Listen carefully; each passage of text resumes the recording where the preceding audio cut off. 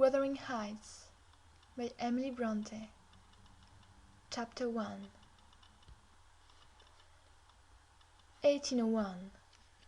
I have just returned from a visit to my landlord, the solitary neighbour that I shall be troubled with. This is certainly a beautiful country. In all England, I do not believe that I could have fixed on a situation so completely removed from the stir of society. A perfect misanthropist's heaven. And Mr. Heathcliff and I are such a suitable pair to divide the desolation between us. A capital fellow! He little imagined how my heart warmed towards him when I beheld his black eyes withdraw so suspiciously under their brows as I rode up, and when his fingers sheltered themselves with jealous resolution still further in his waistcoat, as I announced my name. "Mr. Heathcliff?" I said. A nod was the answer. "Mr. Lockwood, your new tenant, sir. I do myself the honour of calling as soon as possible after my arrival, to express the hope that I have not inconvenienced you by my perseverance in soliciting the occupation of Thrushcross Grange. I heard yesterday you had had some thoughts—" "Thrushcross Grange is my own, sir," he interrupted, wincing. "I should not allow anyone to inconvenience me if I could hinder it. Walk in." The "walk in" was uttered with closed teeth, and expressed sentiment. Go to the deuce! Even the gate over which he leant manifested no sympathizing movement to the words, but I think that circumstance determined me to accept the invitation. I felt interested in a man who seemed more exaggeratedly reserved than myself. When he saw my horse's breast fairly pushing the barrier, he did put out his hand to unchain it, and then suddenly preceded me up the causeway, calling, as we entered the court, "Joseph, take Mr. Locksmith's horse, and bring up some wine."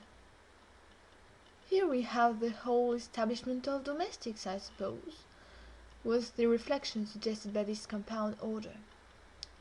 No wonder the grass grows up between the flags, and cattle are the only hedge-cutters. Joseph was an elderly, nay, an old man, very old, perhaps, though hale and sinewy. "The Lord help us!" he soliloquized in an undertone of peevish displeasure, while relieving me of my horse, looking meantime in my face so sourly that I charitably conjectured he must have need of divine aid to digest his dinner, and his pious ejaculation had no reference to my unexpected advent. Wuthering Heights is the name of Mr. Heathcliff's dwelling, wuthering being a significant provincial adjective, descriptive of the atmospheric tumult to which his station is exposed in stormy weather. Pure, bracing ventilation they must have up there at all times, indeed.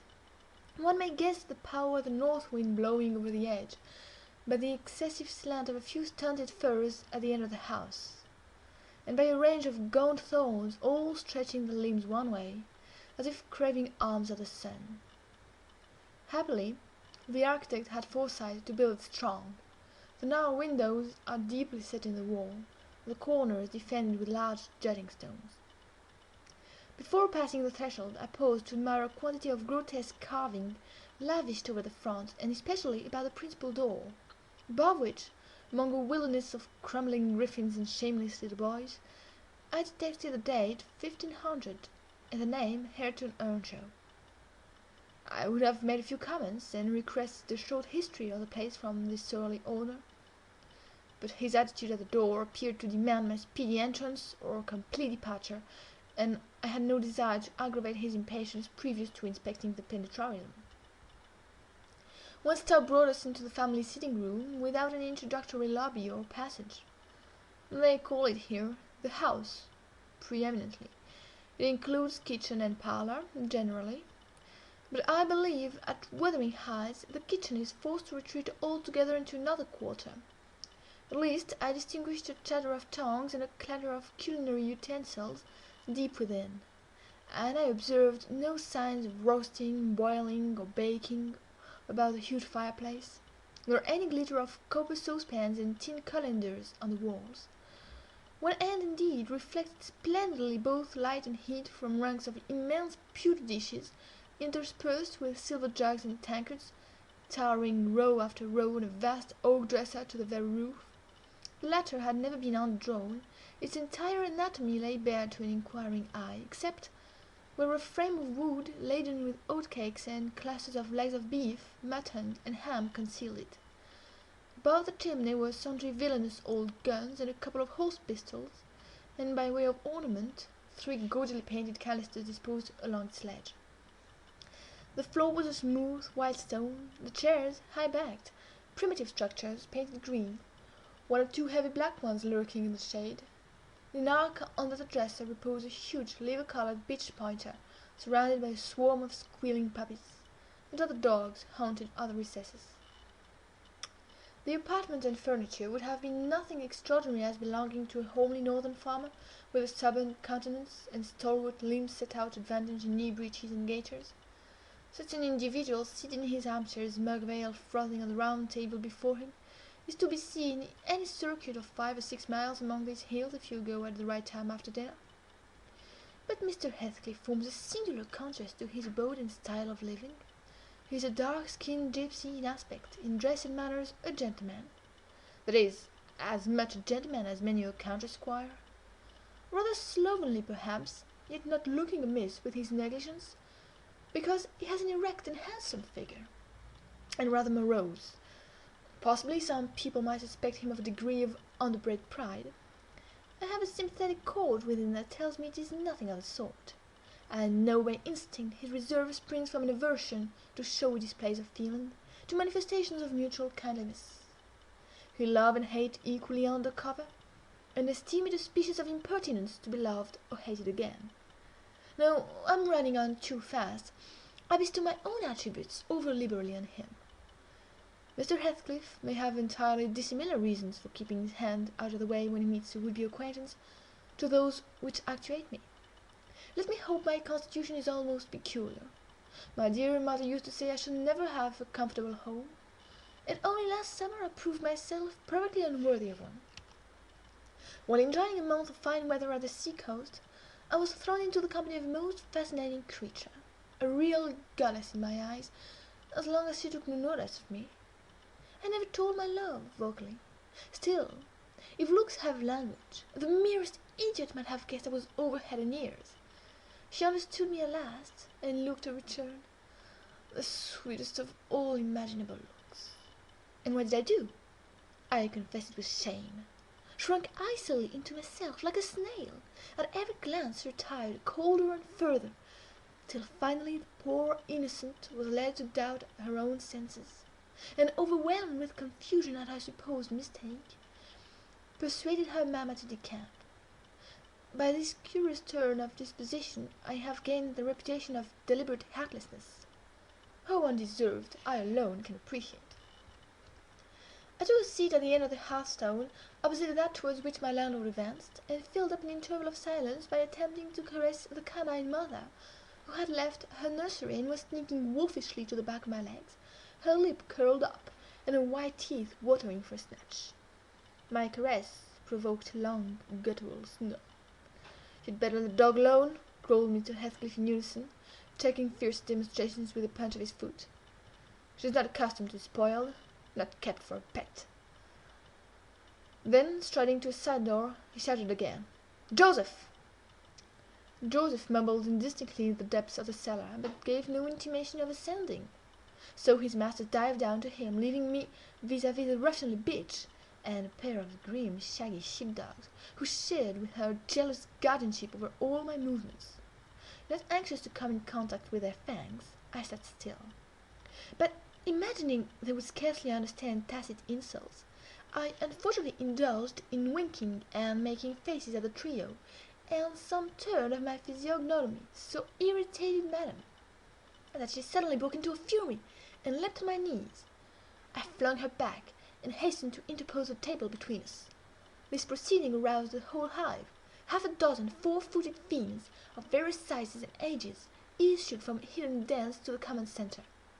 I felt my heels and coat-laps peculiar subjects of assault, and parrying off the larger combatants as effectually as I could with a poker, I was constrained to demand aloud assistance from some of the household in re-establishing peace.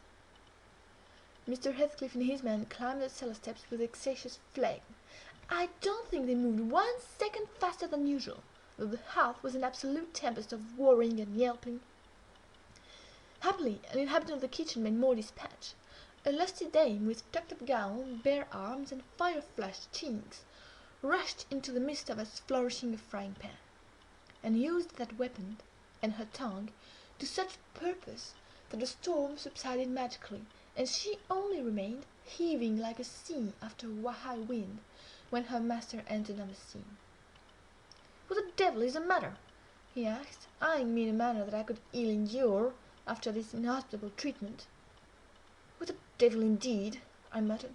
"The herd of possessed swine could have had no worse spirits in them than those animals of yours, sir. You might as well leave a stranger with a brood of tigers." "They won't meddle with persons who touch nothing," he remarked, putting the bottle before me and restoring the displaced table. "The dogs do right to be vigilant. Take a glass of wine?" "No, thank you. That bit now." "If I had been, I would have set my signet on the biter." Heathcliff's countenance relaxed into a grin. "Come, come," he said, "you are flurried, Mr. Lockwood. Here, take a little wine. Guests are so exceedingly rare in this house that I and my dogs, I am willing to own, hardly know how to receive them. Your health, sir?" I bowed and returned the pledge, beginning to perceive that it would be foolish to sit sulking for the misbehaviour of a pack of curs. Besides, I felt loth to yield the fellow further amusement at my expense, since his humour took that turn. He, probably swayed by prudential consideration of the folly of offending a good tenant, relaxed a little in the laconic style of chipping off his pronouns and auxiliary verbs, and introduced what he supposed would be a subject of interest to me, a discourse on the advantages and disadvantages of my present place of retirement.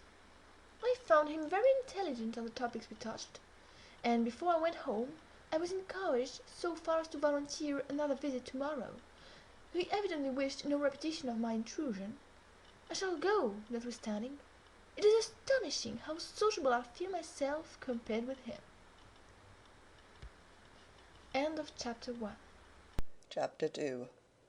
Yesterday afternoon set in misty and cold. I had half a mind to spend it by my study fire, instead of wading through heath and mud to Wuthering Heights. On coming up from dinner, however, nota bene, I dined between 12 and 1 o'clock.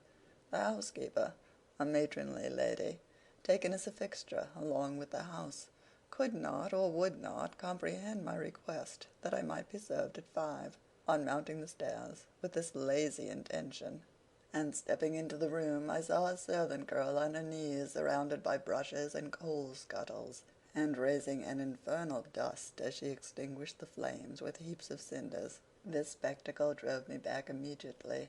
I took my hat, and after a 4 miles walk arrived at Heathcliff's garden gate, just in time to escape the first feathery flakes of a snow shower. On that bleak hilltop the earth was hard with a black frost, and the air made me shiver through every limb. Being unable to remove the chain, I jumped over, and running up the flagged causeway bordered with straggling gooseberry bushes, knocked vainly for admittance, till my knuckles tingled and the dogs howled. "Wretched inmates," I ejaculated mentally, "you deserve perpetual isolation from your species for your churlish inhospitality. At least, I would not keep my doors barred in the daytime. I don't care. I will get in." So resolved, I grasped the latch and shook it vehemently.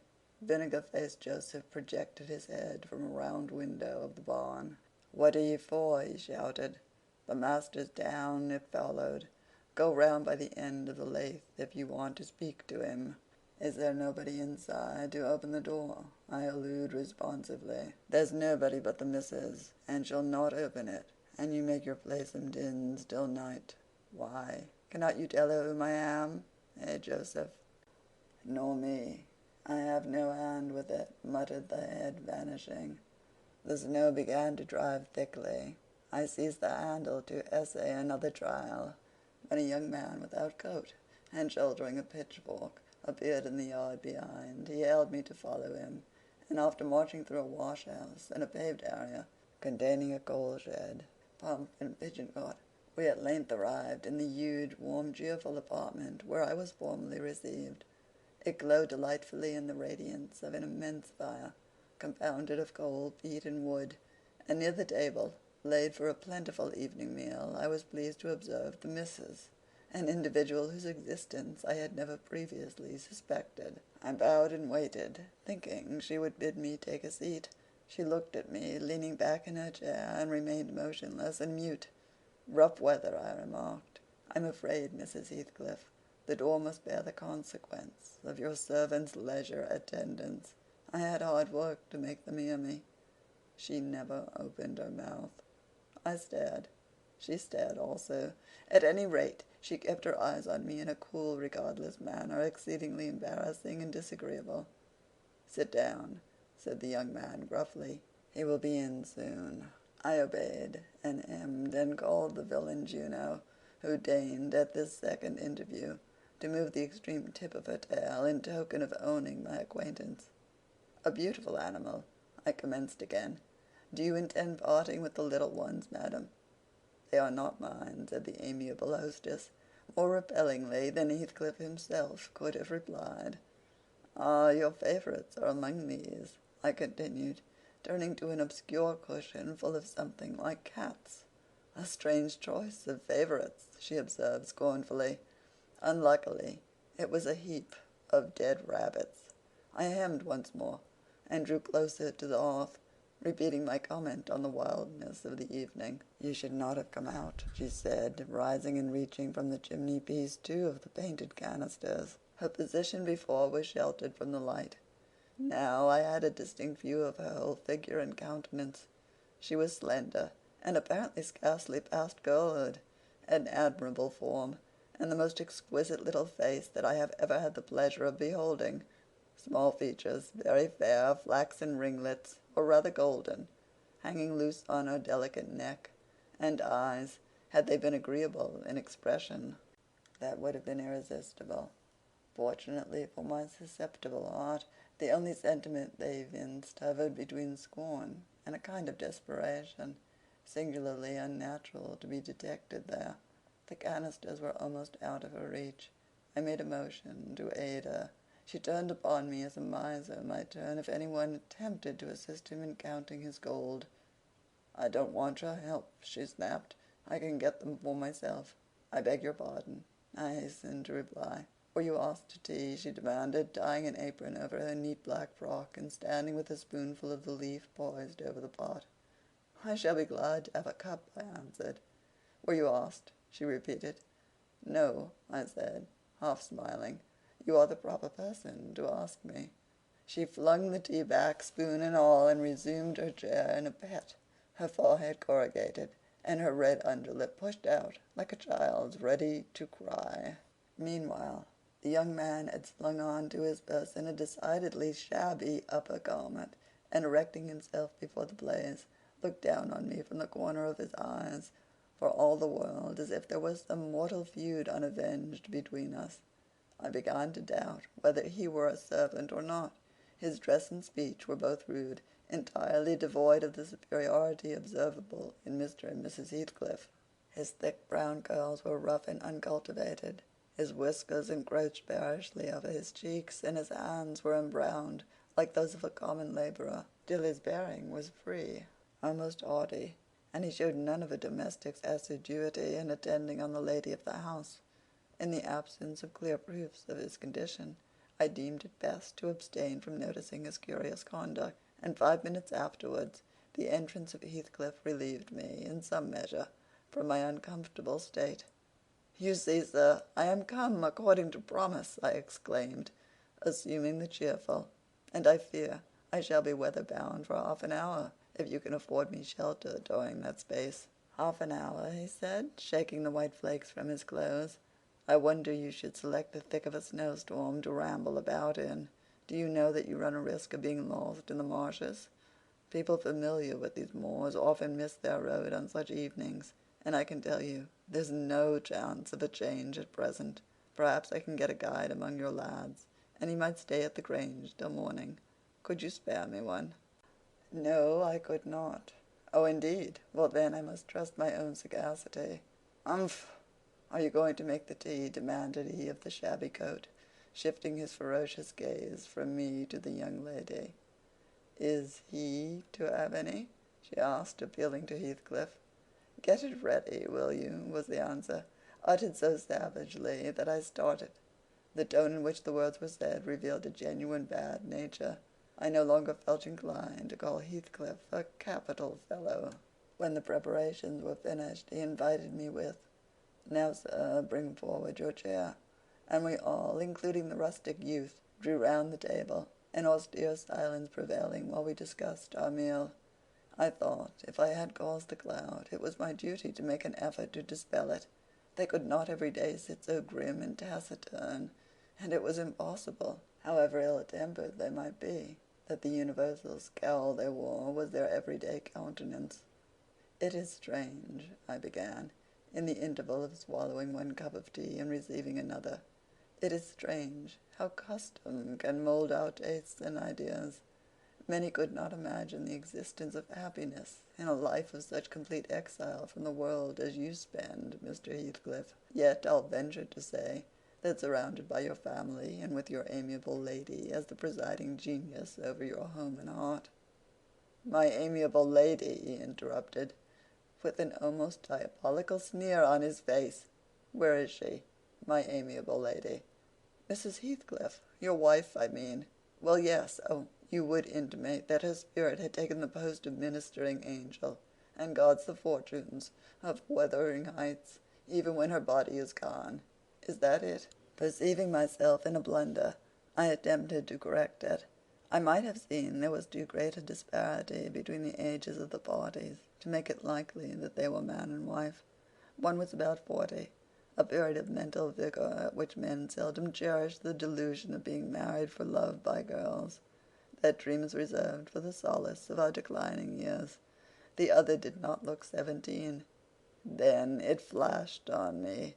The clown at my elbow, who is drinking his tea out of a basin and eating his bread with unwashed hands, may be her husband, Heathcliff Junior, of course.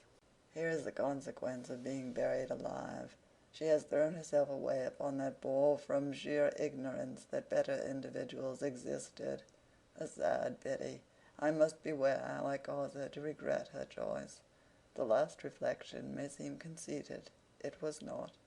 My neighbor struck me as bordering on repulsive. I knew through experience that I was tolerably attractive. "Mrs. Heathcliff is my daughter-in-law," said Heathcliff, corroborating my surmise. He turned as he spoke, a peculiar look in her direction, a look of hatred, unless he has the most perverse set of facial muscles that will not, like those of other people, interpret the language of his soul. "Ah, certainly, I see now. You are the favored possessor of the beneficent fairy," I remarked, turning to my neighbor. This was worse than before. The youth grew crimson and clenched his fist, with every appearance of a meditated assault. But he seemed to recollect himself presently, and smothered the storm in a brutal curse muttered on my behalf, which, however, I took care not to notice. "Unhappy in your conjectures, sir," observed my host. "We neither of us have the privilege of owning your good fairy. Her mate is dead. I said she was my daughter-in-law. Therefore she must have married my son. And this young man is—" "Not my son, assuredly." Heathcliff smiled again, as if it were rather too bold a jest to attribute the paternity of that bear to him.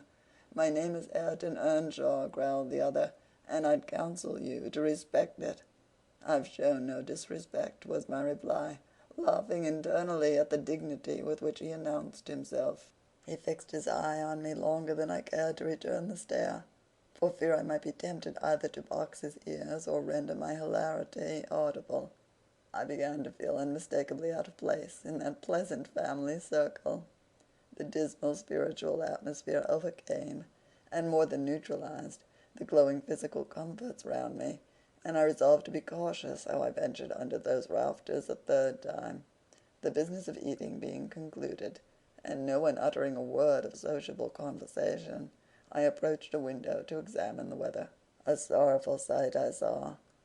Dark night coming down prematurely, and sky and hills mingled in one bitter whirl of wind and suffocating snow. I don't think it possible for me to get home now without a guide, I could not help exclaiming. The roads will be buried already, and if they were bare, I could scarcely distinguish a foot in advance. Hareton, drive those dozen sheep into the barn porch. They'll be covered if left in the fold all night, and put a plank before them, said Heathcliff. How must I do? I continued with rising irritation. There was no reply to my question, and on looking round I saw only Joseph bringing in a pail of porridge for the dogs, and Mrs. Heathcliff leaning over the fire, diverting herself with burning a bundle of matches which had fallen from the chimney-piece as she restored the tea canister to its place.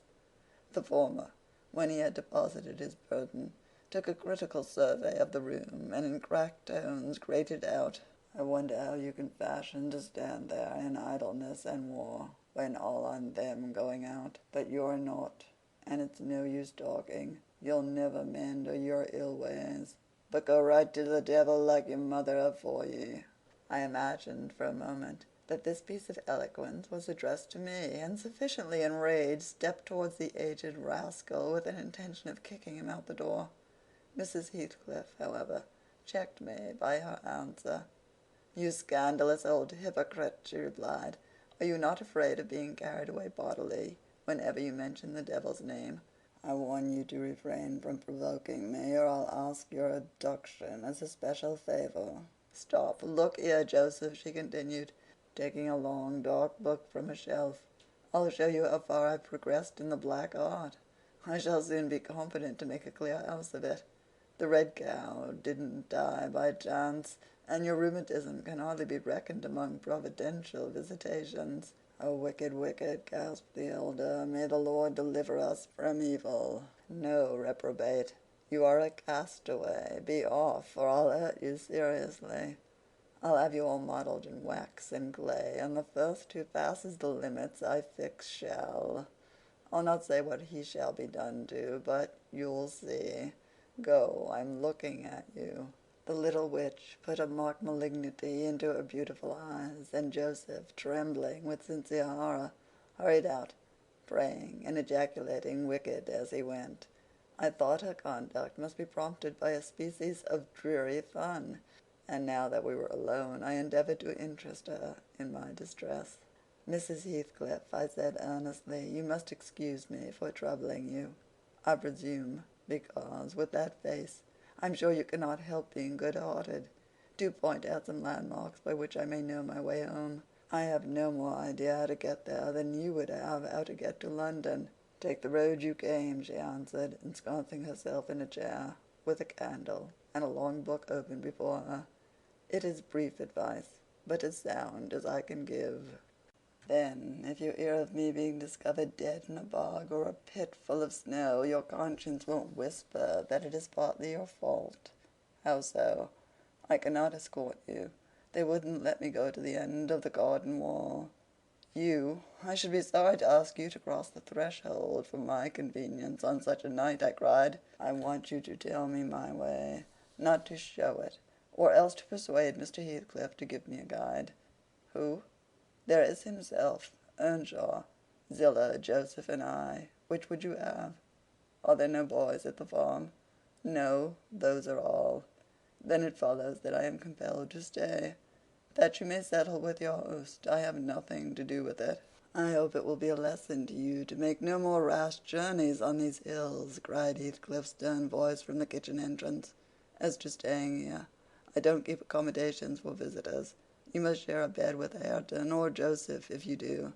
I can sleep on a chair in this room, I replied.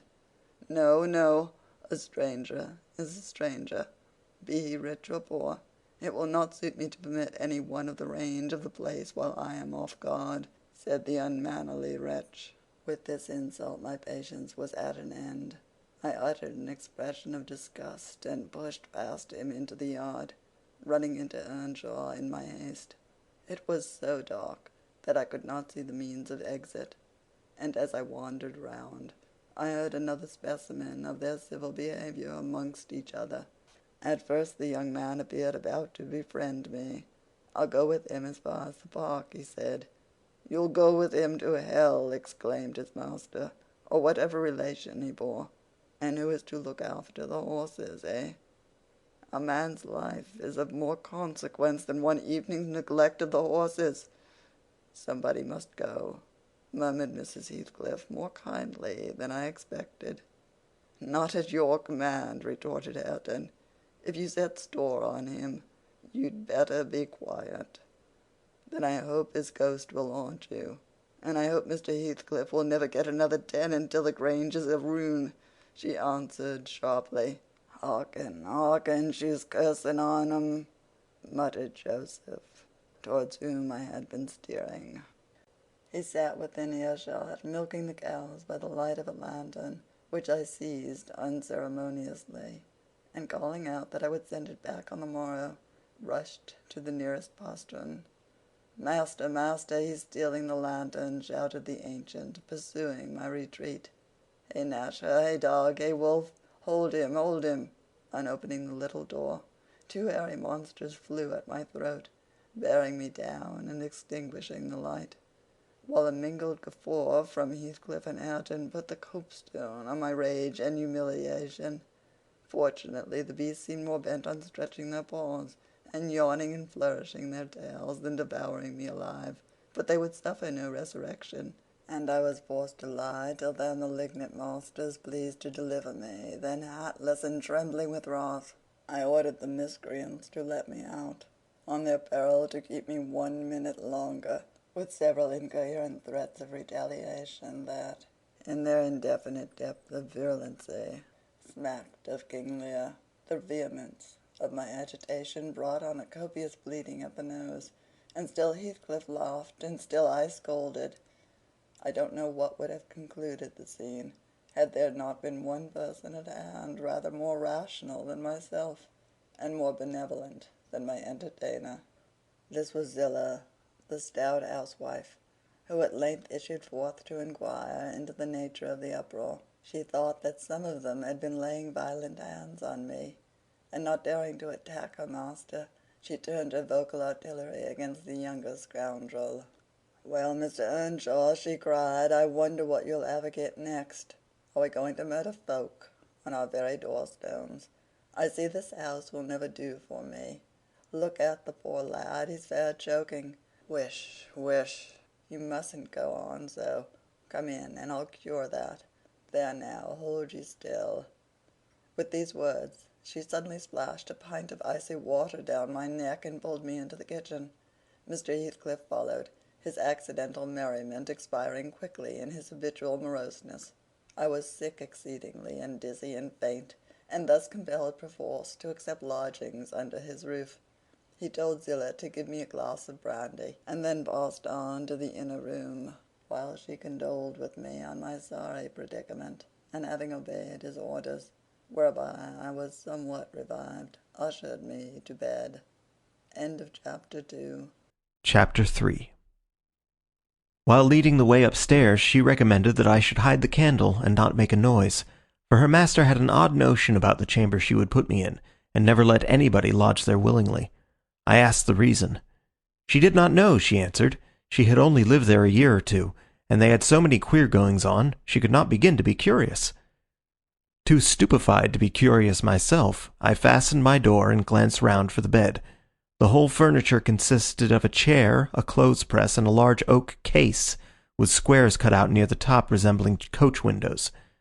Having approached this structure, I looked inside and perceived it to be a singular sort of old-fashioned couch, very conveniently designed to obviate the necessity for every member of the family having a room to himself.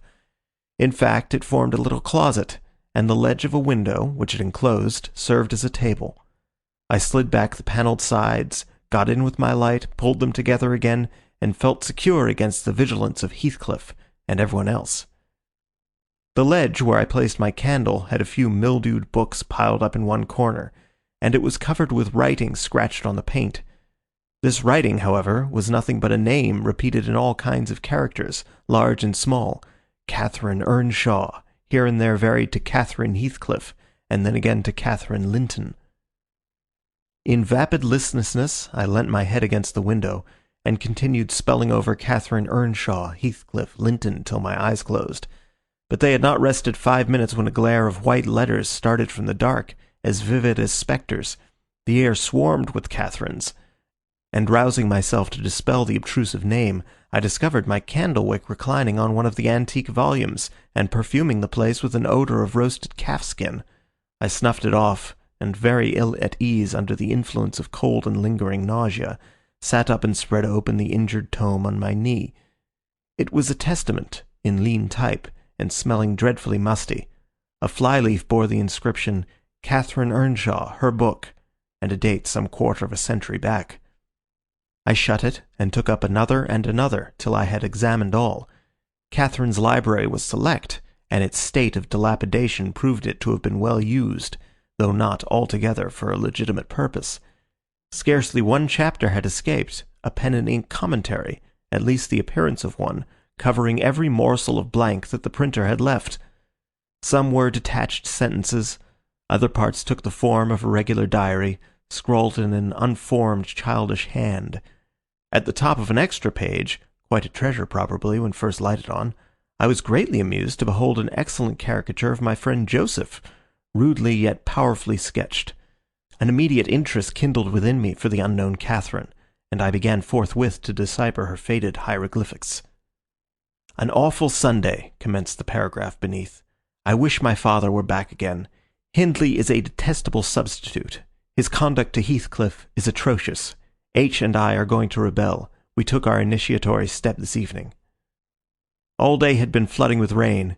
We could not go to church, so Joseph must needs get up a congregation in the garret, and while Hindley and his wife basked downstairs before a comfortable fire, doing anything but reading their Bibles, I'll answer for it, Heathcliff, myself, and the unhappy ploughboy were commanded to take our prayer books and mount. We were ranged in a row on a sack of corn, groaning and shivering, and hoping that Joseph would shiver too, so that he might give us a short homily for his own sake. A vain idea. The service lasted precisely 3 hours, and yet my brother had the face to exclaim, when he saw us descending, "What, done already?" On Sunday evenings we used to be permitted to play, if we did not make much noise.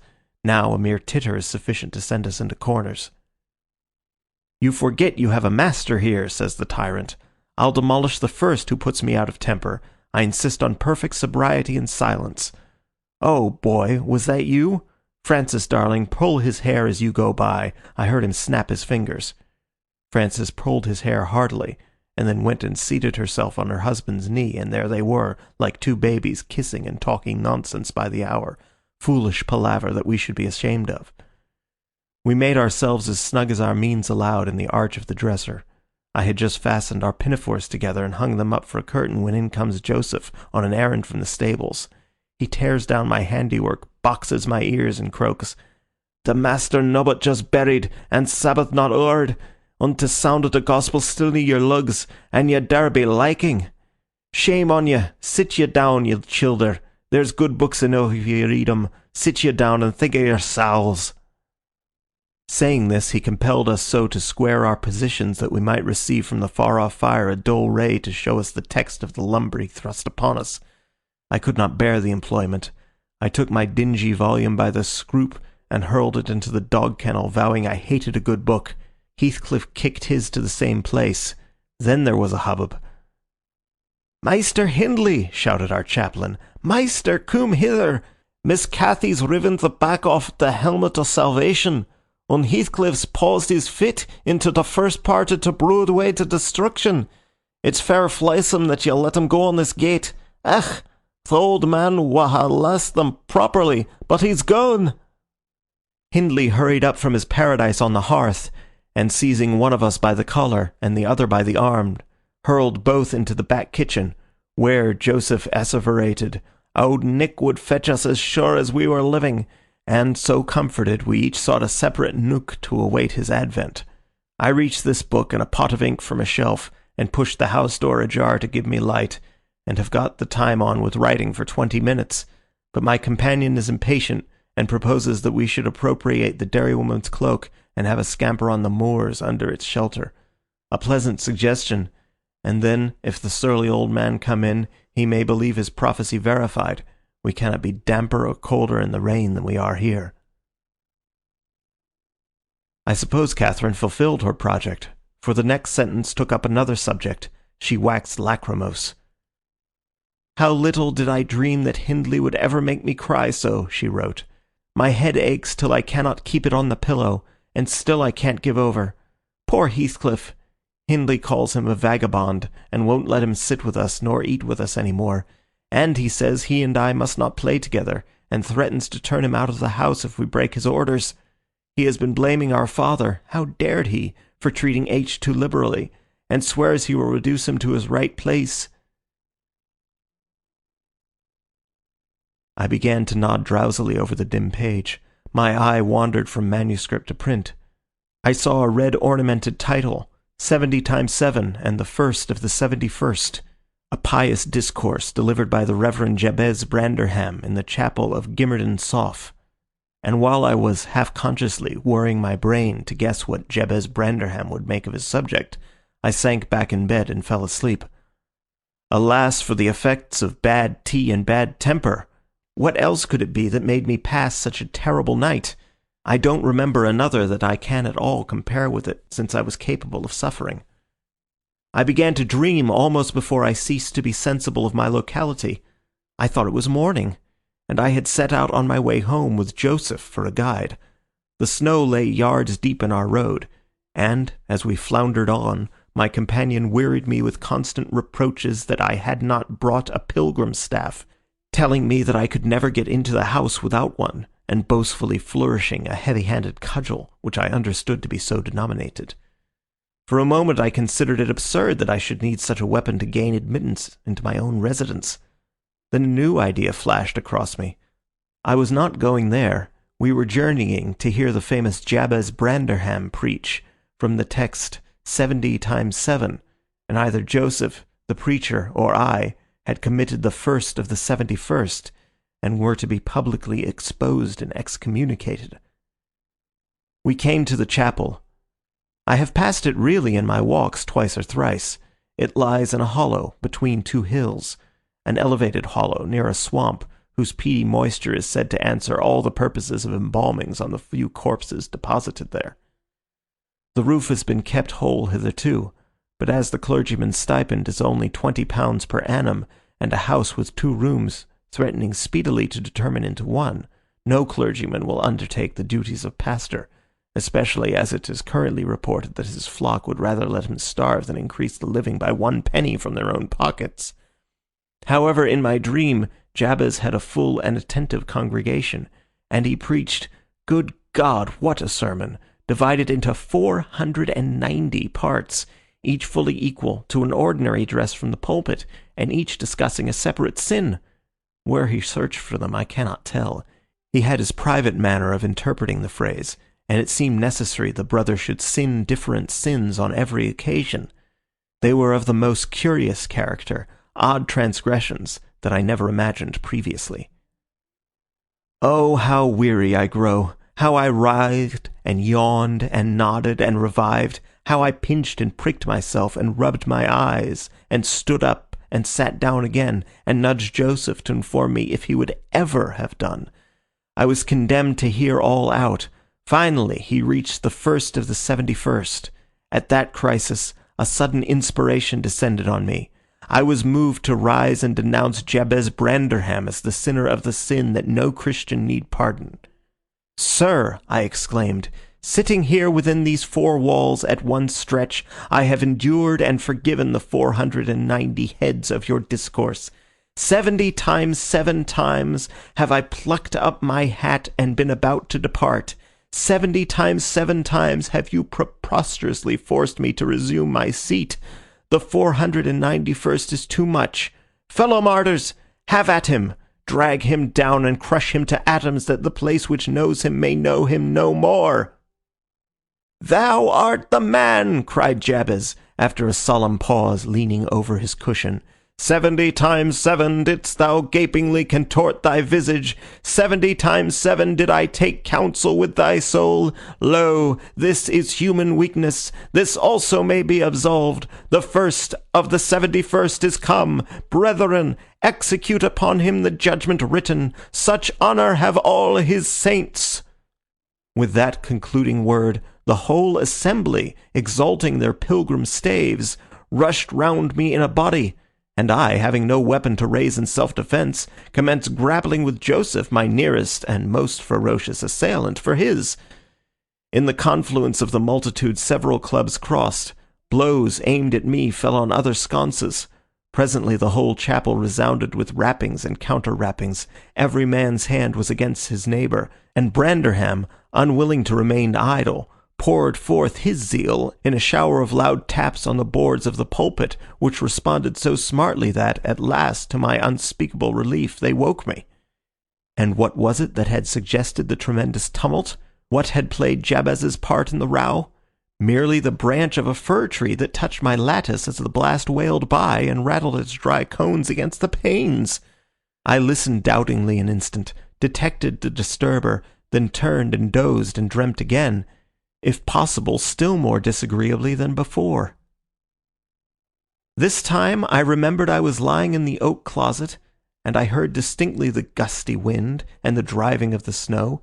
I heard also the fir bough repeat its teasing sound, and described it to the right cause. But it annoyed me so much that I resolved to silence it if possible, and, I thought, I rose and endeavoured to unhasp the casement. The hook was soldered into the staple, a circumstance observed by me when awake, but forgotten. I must stop it nevertheless, I muttered, knocking my knuckles through the glass, and stretching an arm out to seize the importunate branch. Instead of which, my fingers closed on the fingers of a little ice-cold hand. The intense horror of nightmare came over me. I tried to draw back my arm, but the hand clung to it, and a most melancholy voice sobbed, "Let me in! Let me in!" "Who are you?" I asked, struggling meanwhile to disengage myself. "Catherine Linton," it replied shiveringly. Why did I think of Linton? I had read Earnshaw 20 times for Linton. "I'm come home. I'd lost my way on the moor."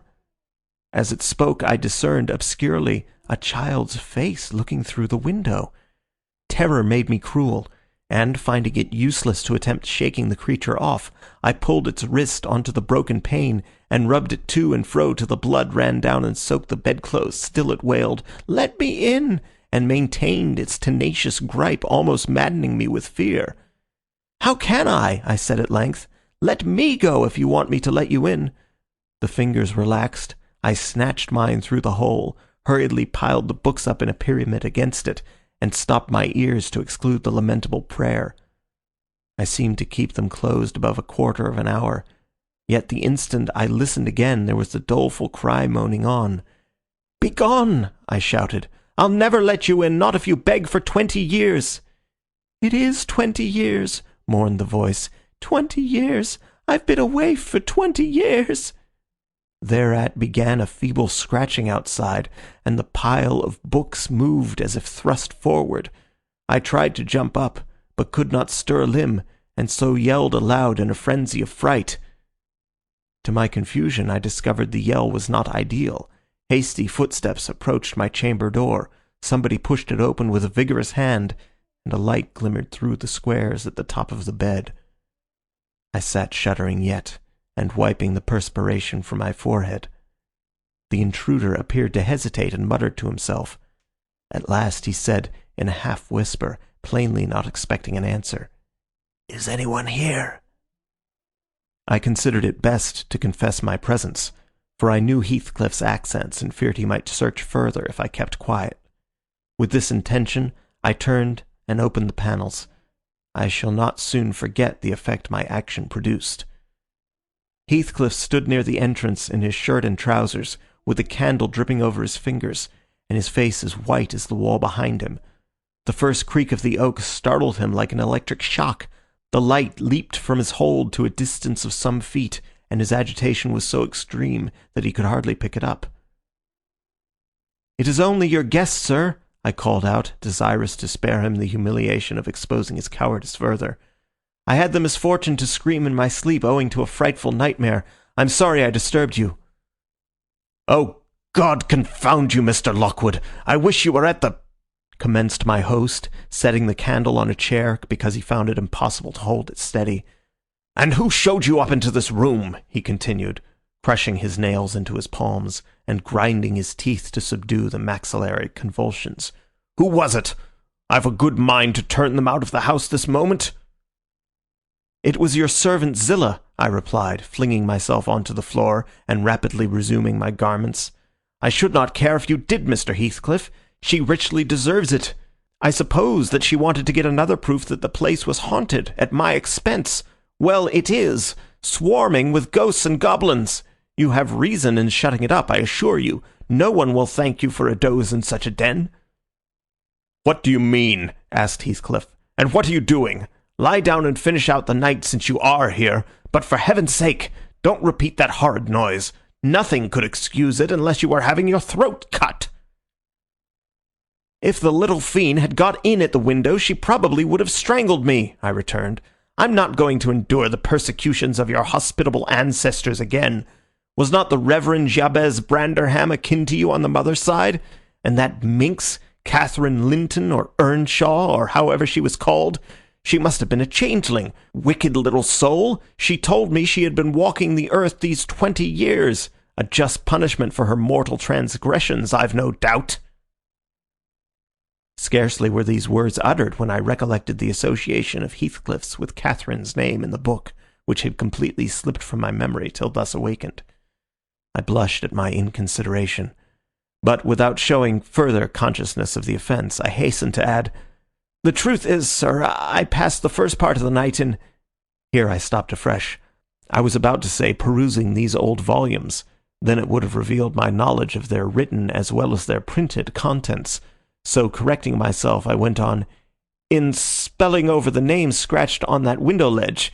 A monotonous occupation calculated to set me asleep, like counting or—" "What can you mean by talking this way to me?" thundered Heathcliff with savage vehemence. How dare you, under my roof? God, he's mad to speak so," and he struck his forehead with rage.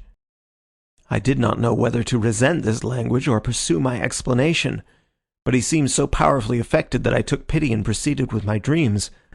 Affirming that I had never heard the appellation of Catherine Linton before, but reading it often over produced an impression which personified itself when I had no longer my imagination under control. Heathcliff gradually fell back into the shelter of the bed as I spoke, finally sitting down almost concealed behind it. I guessed, however, by his irregular and intercepted breathing that he struggled to vanquish an excess of violent emotion. Not liking to show him that I had heard the conflict, I continued my toilette rather noisily, looked at my watch, and soliloquized on the length of the night. Not 3 o'clock yet! I could have taken oath it had been 6. Time stagnates here. We must surely have retired to rest at 8. "Always at 9 in winter and rise at 4, said my host, suppressing a groan, and, as I fancied by the motion of his arm's shadow, dashing a tear from his eyes. "Mr. Lockwood," he added, "you may go into my room. You'll only be in the way coming downstairs so early, and your childish outcry has sent sleep to the devil for me." "And for me, too," I replied. "I'll walk in the yard till daylight, and then I'll be off. And you need not dread a repetition of my intrusion. I'm now quite cured of seeking pleasure in society, be it country or town. A sensible man ought to find sufficient company in himself." "Delightful company," muttered Heathcliff. "Take the candle and go where you please. I shall join you directly. Keep out of the yard, though. The dogs are unchained. And the house, Juno mounts sentinel there, and— Nay, you can only ramble about the steps and passages, but away with you. I'll come in 2 minutes." I obeyed, so far as to quit the chamber, when, ignorant where the narrow lobbies led, I stood still, and was witness involuntarily to a piece of superstition on the part of my landlord which belied, oddly, his apparent sense. He got on to the bed and wrenched open the lattice, bursting, as he pulled at it, into an uncontrollable passion of tears. Come in, he sobbed. Cathy, do come. Oh, do. Once more. Oh, my heart's darling. Hear me this time, Catherine, at last. The spectre showed a spectre's ordinary caprice. It gave no sign of being, but the snow and wind whirled wildly through, even reaching my station and blowing out the light. There was such anguish in the gush of grief that accompanied this raving, that my compassion made me overlook its folly, and I drew off, half angry to have listened at all, and vexed at having related my ridiculous nightmare since it produced that agony, though why was beyond my comprehension. I descended cautiously to the lower regions and landed in the back kitchen, where a gleam of fire, raked compactly together, enabled me to rekindle my candle. Nothing was stirring except a brindled grey cat which crept from the ashes and saluted me with a querulous mew. 2 benches, shaped in sections of a circle, nearly enclosed the hearth. On one of these I stretched myself, and Grimalkin mounted the other. We were both of us nodding ere anyone invaded our retreat, and then it was Joseph, shuffling down a wooden ladder that vanished in the roof, through a trap, the ascent to his garret, I suppose. He cast a sinister look at the little flame which I had enticed to play between the ribs, swept the cat from its elevation, and bestowing himself in the vacancy, commenced the operation of stuffing a 3-inch pipe with tobacco. My presence in his sanctum was evidently esteemed a piece of impudence too shameful for remark. He silently applied the tube to his lips, folded his arms, and puffed away. I let him enjoy the luxury unannoyed, and after sucking out his last wreath and heaving a profound sigh, he got up and departed as solemnly as he came. A more elastic footstep entered next, and now I opened my mouth for a good morning, but closed it again, the salutation unachieved, for Hareton Earnshaw was performing his orazon sotto voce in a series of curses directed against every object he touched, while he rummaged a corner for a spade or shovel to dig through the drifts. He glanced over the back of the bench, dilating his nostrils, and thought as little of exchanging civilities with me as with my companion the cat. I guessed by his preparations that egress was allowed, and leaving my hard couch made a movement to follow him. He noticed this, and thrust at an inner door with the end of his spade, intimating by an inarticulate sound that there was the place where I must go if I changed my locality. It opened into the house, where the females were already astir, Zillah urging flakes of flame up the chimney with a colossal bellows, and Mrs. Heathcliff, kneeling on the hearth, reading a book by the aid of the blaze. She held her hand interposed between the furnace heat and her eyes, and seemed absorbed in her occupation, desisting from it only to chide the servant for covering her with sparks, or to push away a dog now and then that snoozled its nose over-forwardly into her face. I was surprised to see Heathcliff there also.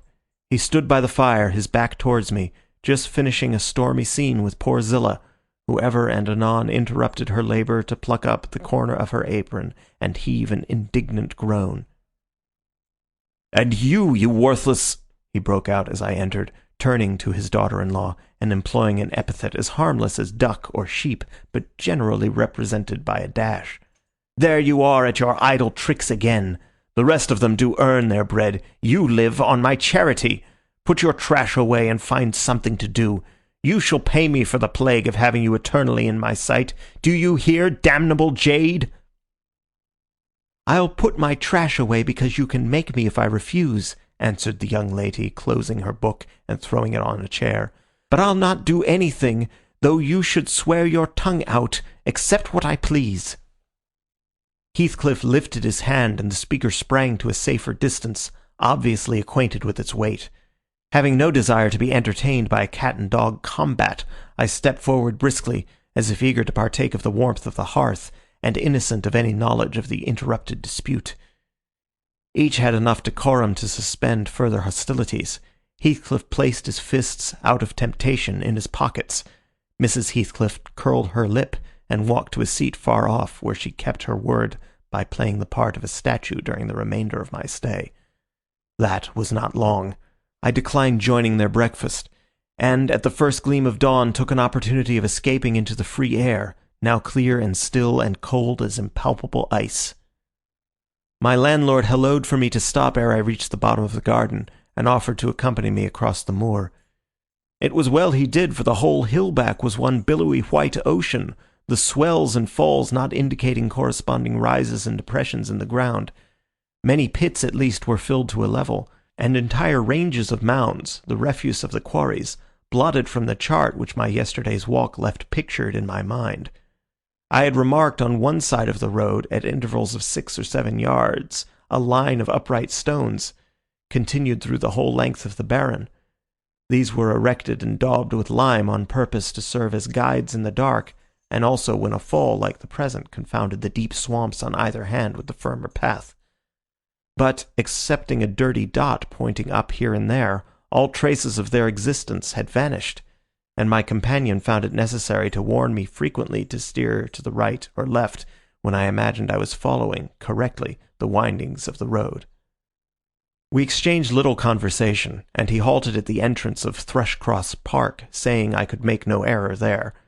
Our adieux were limited to a hasty bow, and then I pushed forward, trusting to my own resources, for the porter's lodge is untenanted as yet.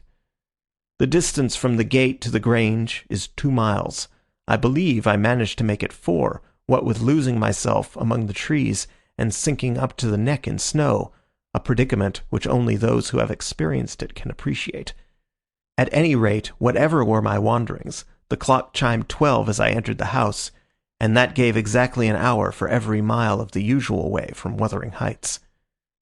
My human fixture and her satellites rushed to welcome me, exclaiming tumultuously they had completely given me up. Everybody conjectured that I perished last night, and they were wondering how they must set about the search for my remains.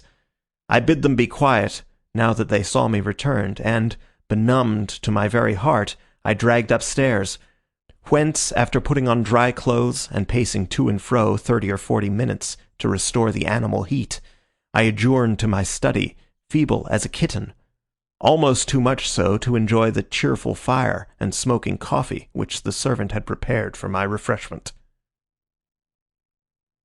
End of Chapter 3. Chapter 4. What vain weathercocks we are!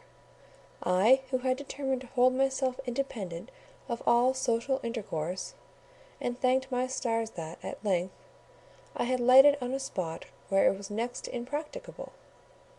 I, weak wretch, after maintaining till dusk a struggle with low spirits and solitude, was finally compelled to strike my colours, and under pretence of gaining information concerning the necessities of my establishment, I desired Mrs. Dean, when she brought in supper, to sit down while I ate it, hoping sincerely she would prove a regular gossip, and either rouse me to animation or lull me to sleep by her talk. "You have lived here a considerable time," I commenced. "Did you not say 16 years?" 18, sir. I came when the mistress was married, to wait on her.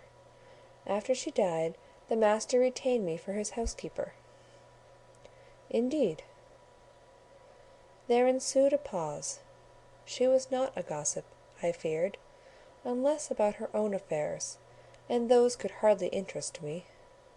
However, having studied for an interval, with a fist on either knee, and a cloud of meditation over her ruddy countenance, she ejaculated, "Ah, times are greatly changed since then."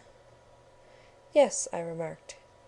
"You've seen a good many alterations, I suppose." "I have, and troubles too," she said. "Oh, I'll turn the talk on my landlord's family," I thought to myself. "A good subject to start, and that pretty girl, widow. I should like to know her history, whether she be a native of the country, or, as is more probable, an exotic that the surly indigenes will not recognise for kin." With this intention I asked Mrs. Dean why Heathcliff let Thrushcross Grange, and preferred living in a situation and residence so much inferior. "Is he not rich enough to keep the estate in good order?" I inquired. "Rich, sir!" she returned. "He has nobody knows what money, and every year it increases. Yes, he's rich enough to live in a finer house than this. but he's very near, close-handed, and if he meant to flit to Thrushcross Grange, as soon as he heard of a good tenant, he could not have borne to miss the chance of getting a few hundreds more. It is strange people should be so greedy, when they are alone in the world. He had a son, it seems? Yes, he had one. He is dead. And that young lady, Mrs. Heathcliff, is his widow? Yes. Where did she come from originally? Why, sir, she is my late master's daughter. Catherine Linton was her maiden name. I nursed her, poor thing. I did not wish Mr. Heathcliff would remove here, and then we might have been together again. What, Catherine Linton? I exclaimed, astonished. But a minute's reflection convinced me it was not my ghostly Catherine. Then I continued, my predecessor's name was Linton? It was. And who was at Earnshaw, Hareton Earnshaw, who lives with Mr. Heathcliff? Are they relations? No, he is the late Mrs. Linton's nephew. The young lady's cousin, then? Yes, and her husband was her cousin also, one on the mother's, the other on the father's side. Heathcliff married Mr. Linton's sister. I see the house at Wuthering Heights has Earnshaw carved over the front door. Are they an old family? Very old, sir, and Hareton is the last of them, as our Miss Cathy is of us, I mean of the Lintons. Have you been to Wuthering Heights? I beg pardon for asking, but I should like to hear how she is. Mrs. Heathcliff? She looked very well, and very handsome, yet, I think, not very happy. Oh dear, I don't wonder. And how did you like the master? A rough fellow, rather, Mrs. Dean. Is not that his character? Rough as a saw-edge, and hard as whinstone. The less you meddle with him, the better. He must have had some ups and downs in life to make him such a churl. Do you know anything of his history? It's a cuckoo's, sir. I know all about it, except where he was born, and who were his parents, and how he got his money at first. And Hareton has been cast out like an unfledged dunnock. The unfortunate lad is the only one in all this parish that does not guess how he has been cheated. Well, Mrs. Dean, it will be a charitable deed to tell me something of my neighbours. I feel I shall not rest if I go to bed, so be good enough to sit and chat an hour.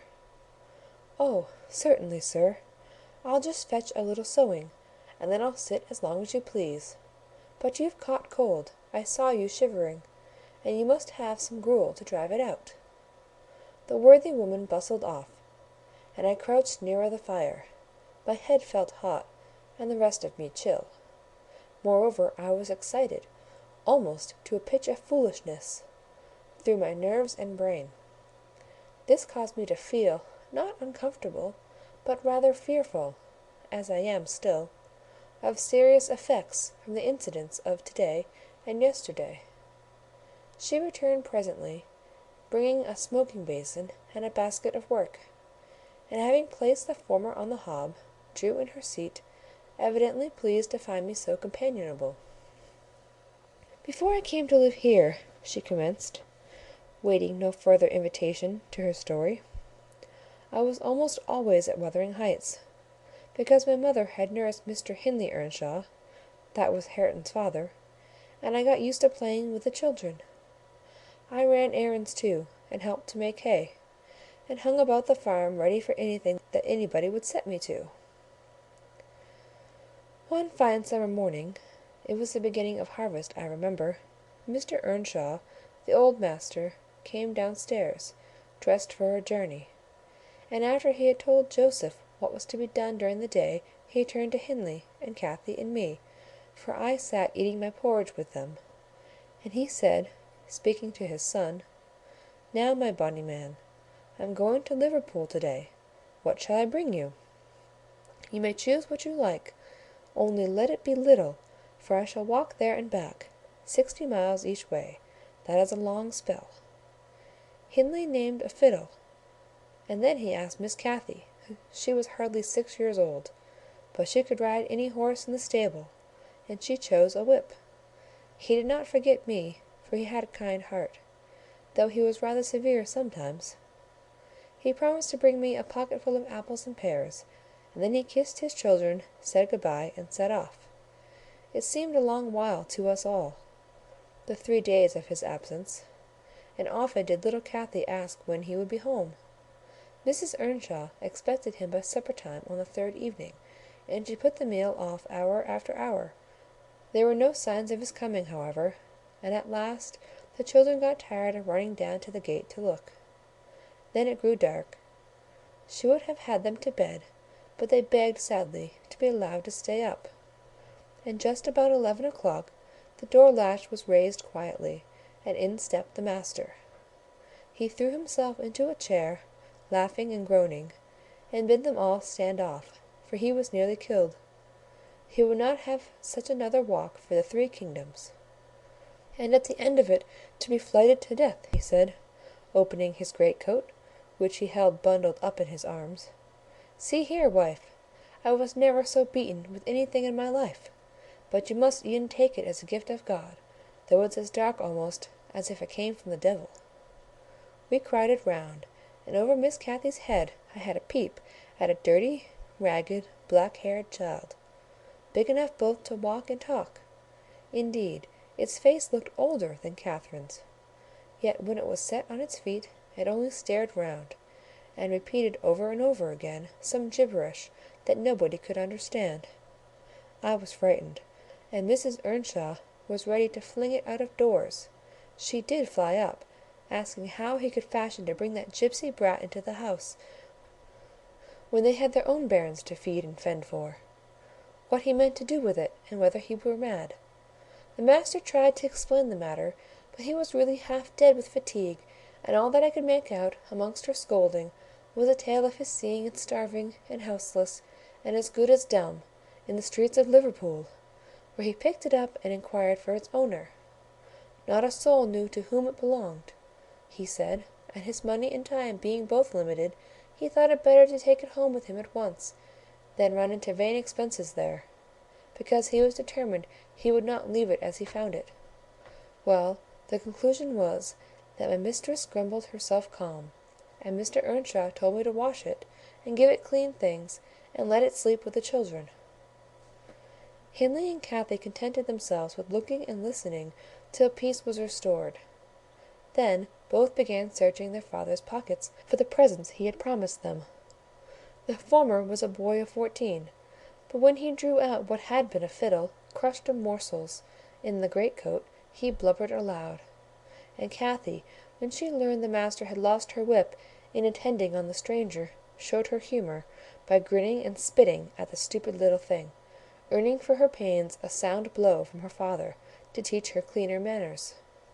They entirely refused to have it in bed with them, or even in their room, and I had no more sense.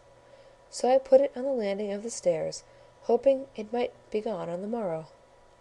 By chance, or else attracted by hearing his voice, it crept to Mr. Earnshaw's door, and there he found it on quitting his chamber. Inquiries were made as to how it got there. I was obliged to confess, and in recompense for my cowardice and inhumanity was sent out of the house. This was Heathcliff's first introduction to the family. On coming back a few days afterwards, for I did not consider my banishment perpetual, I found they had christened him Heathcliff. It was the name of a son who had died in childhood, and it has served him ever since, both for Christian and surname. Miss Cathy and he were now very thick, but Hindley hated him, and to say the truth, I did the same, and we plagued and went on with him shamefully, for I wasn't reasonable enough to feel my injustice, and the mistress never put in a word on his behalf when she saw him wronged. He seemed a sullen, patient child, hardened, perhaps, to ill treatment. He would stand Hindley's blows without winking or shedding a tear, and my pinches moved him only to draw in a breath and open his eyes, as if he had hurt himself by accident, and nobody was to blame. This endurance made old Earnshaw furious, when he discovered his son persecuting the poor fatherless child, as he called him. He took to Heathcliff strangely, believing all he said. For that matter, he said precious little, and generally the truth, and petting him far above Cathy, who was too mischievous and wayward for a favourite. So from the very beginning he bred bad feeling in the house, and at Mrs. Earnshaw's death, which happened in less than 2 years after, the young master had learned to regard his father as an oppressor rather than a friend, and Heathcliff as a usurper of his parents' affection and his privileges, and he grew bitter with brooding over these injuries. I sympathized a while, but when the children fell ill of the measles, and I had to tend them, and take on me the cares of a woman at once, I changed my idea. Heathcliff was dangerously sick, and while he lay at the worst he would have me constantly by his pillow. I suppose he felt I did a good deal for him, and he hadn't wit to guess that I was compelled to do it. However, I will say this, he was the quietest child that ever nurse watched over. The difference between him and the others forced me to be less partial. Cathy and her brother harassed me terribly. He was as uncomplaining as a lamb, though hardness, not gentleness, made him give little trouble. He got through, and the doctor affirmed it was in a great measure owing to me, and praised me for my care. I was vain of his commendations, and softened towards the being by whose means I earned them, and thus Hindley lost his last ally. Still, I couldn't dote on Heathcliff, and I wondered often what my master saw to admire so much in the sullen boy, who never, to my recollection, repaid his indulgence by any sign of gratitude. He was not insolent to his benefactor, he was simply insensible, though knowing perfectly the hold he had on his heart, and conscious he had only to speak, and all the house would be obliged to bend to his wishes. As an instance, I remember Mr. Earnshaw once bought a couple of colts at the parish fair, and gave the lads each one. Heathcliff took the handsomest, but it soon fell lame, and when he discovered it, he said to Hindley, "You must exchange horses with me. I don't like mine, and if you won't, I shall tell your father of the 3 thrashings you've given me this week, and show him my arm, which is black to the shoulder." Hindley put out his tongue, and cuffed him over the ears. "You'd better do it at once," he persisted, escaping to the porch. They were in the stable. "You will have to, and if I speak of these blows, you'll get them again with interest." "Off, dog!" cried Hindley, threatening him with an iron weight used for weighing potatoes and hay. "Throw it," he replied, standing still, "and then I'll tell how you boasted that you would turn me out of doors as soon as he died, and see whether he will not turn you out directly." Hindley threw it, hitting him on the breast, and down he fell, but staggered up immediately, breathless and white, and had I not prevented it, he would have gone just so to the master, and got full revenge by letting his condition plead for him, intimating who had caused it. "Take my colt, gipsy, then," said young Earnshaw, "and I pray that he may break your neck. Take him, and be damned, you beggarly interloper, and wheedle my father out of all he has, only afterwards show him what you are, imp of Satan. And take that, I hope he'll kick out your brains." Heathcliff had gone to loose the beast, and shift it to his own stall. He was passing behind it, when Hindley finished his speech by knocking him under his feet, and without stopping to examine whether his hopes were fulfilled, ran away as fast as he could. I was surprised to witness how coolly the child gathered himself up, and went on with his intention, exchanging saddles and all, and then sitting down on a bundle of hay to overcome the qualm which the violent blow occasioned, before he entered the house. I persuaded him to let me lay the blame of his bruises on the horse. He minded little what tale was told, since he had what he wanted. He complained so seldom, indeed, of such stirs as these, that I really thought him not vindictive. I was deceived completely, as you will hear. Chapter 5. In the course of time, Mr. Earnshaw began to fail. He had been active and healthy, yet his strength left him suddenly, and when he was confined to the chimney corner he grew grievously irritable. A nothing vexed him, and suspected slights of his authority nearly threw him into fits. This was especially to be remarked if any one attempted to impose upon or domineer over his favourite. He was painfully jealous lest a word should be spoken amiss to him, seeming to have got into his head the notion that because he liked Heathcliff all hated and longed to do him an ill turn. It was a disadvantage to the lad, for the kinder among us did not wish to fret the master, so we humoured his partiality, and that humouring was rich nourishment to the child's pride and black tempers. Still it became in a manner necessary twice or thrice. Hindley's manifestation of scorn while his father was near roused the old man to a fury. He seized his stick to strike him, and shook with rage that he could not do it. At last our curate, we had a curate then, who made the living answer by teaching the little Lintons and Earnshaws, and farming his bit of land himself, advised the young man should be sent to college, and Mr. Earnshaw agreed, though with a heavy spirit, for he said Hindley was naught, it would never thrive, as where he wandered. I hoped heartily we should have peace now. It hurt me to think the master should be made uncomfortable by his own good deed. I fancied the discontent of age and disease aroused from his family disagreements, as he would have it that it did. Really, you know, sir, it was in his thinking frame. We might have got on tolerably, notwithstanding, but for two people, Miss Cathy and Joseph the servant, you saw him, I dare say, up yonder. He was in this yet most likely the wearisome self-righteous Pharisee that ever ransacked a Bible to rake the promises to himself, and fling the curses to his neighbours. By his knack of sermonizing and pious discoursing, he contrived to make a great impression on Mr. Earnshaw, and the more feeble the master became, the more influence he gained. He was relentless in worrying him about his soul's concerns, and about ruling his children rigidly. He encouraged him to regard Hindley as a reprobate, and night after night he regularly grumbled out a long string of tales against Heathcliff and Catherine, always minding the flatter Earnshaw's weakness by heaping the heaviest blame on the latter.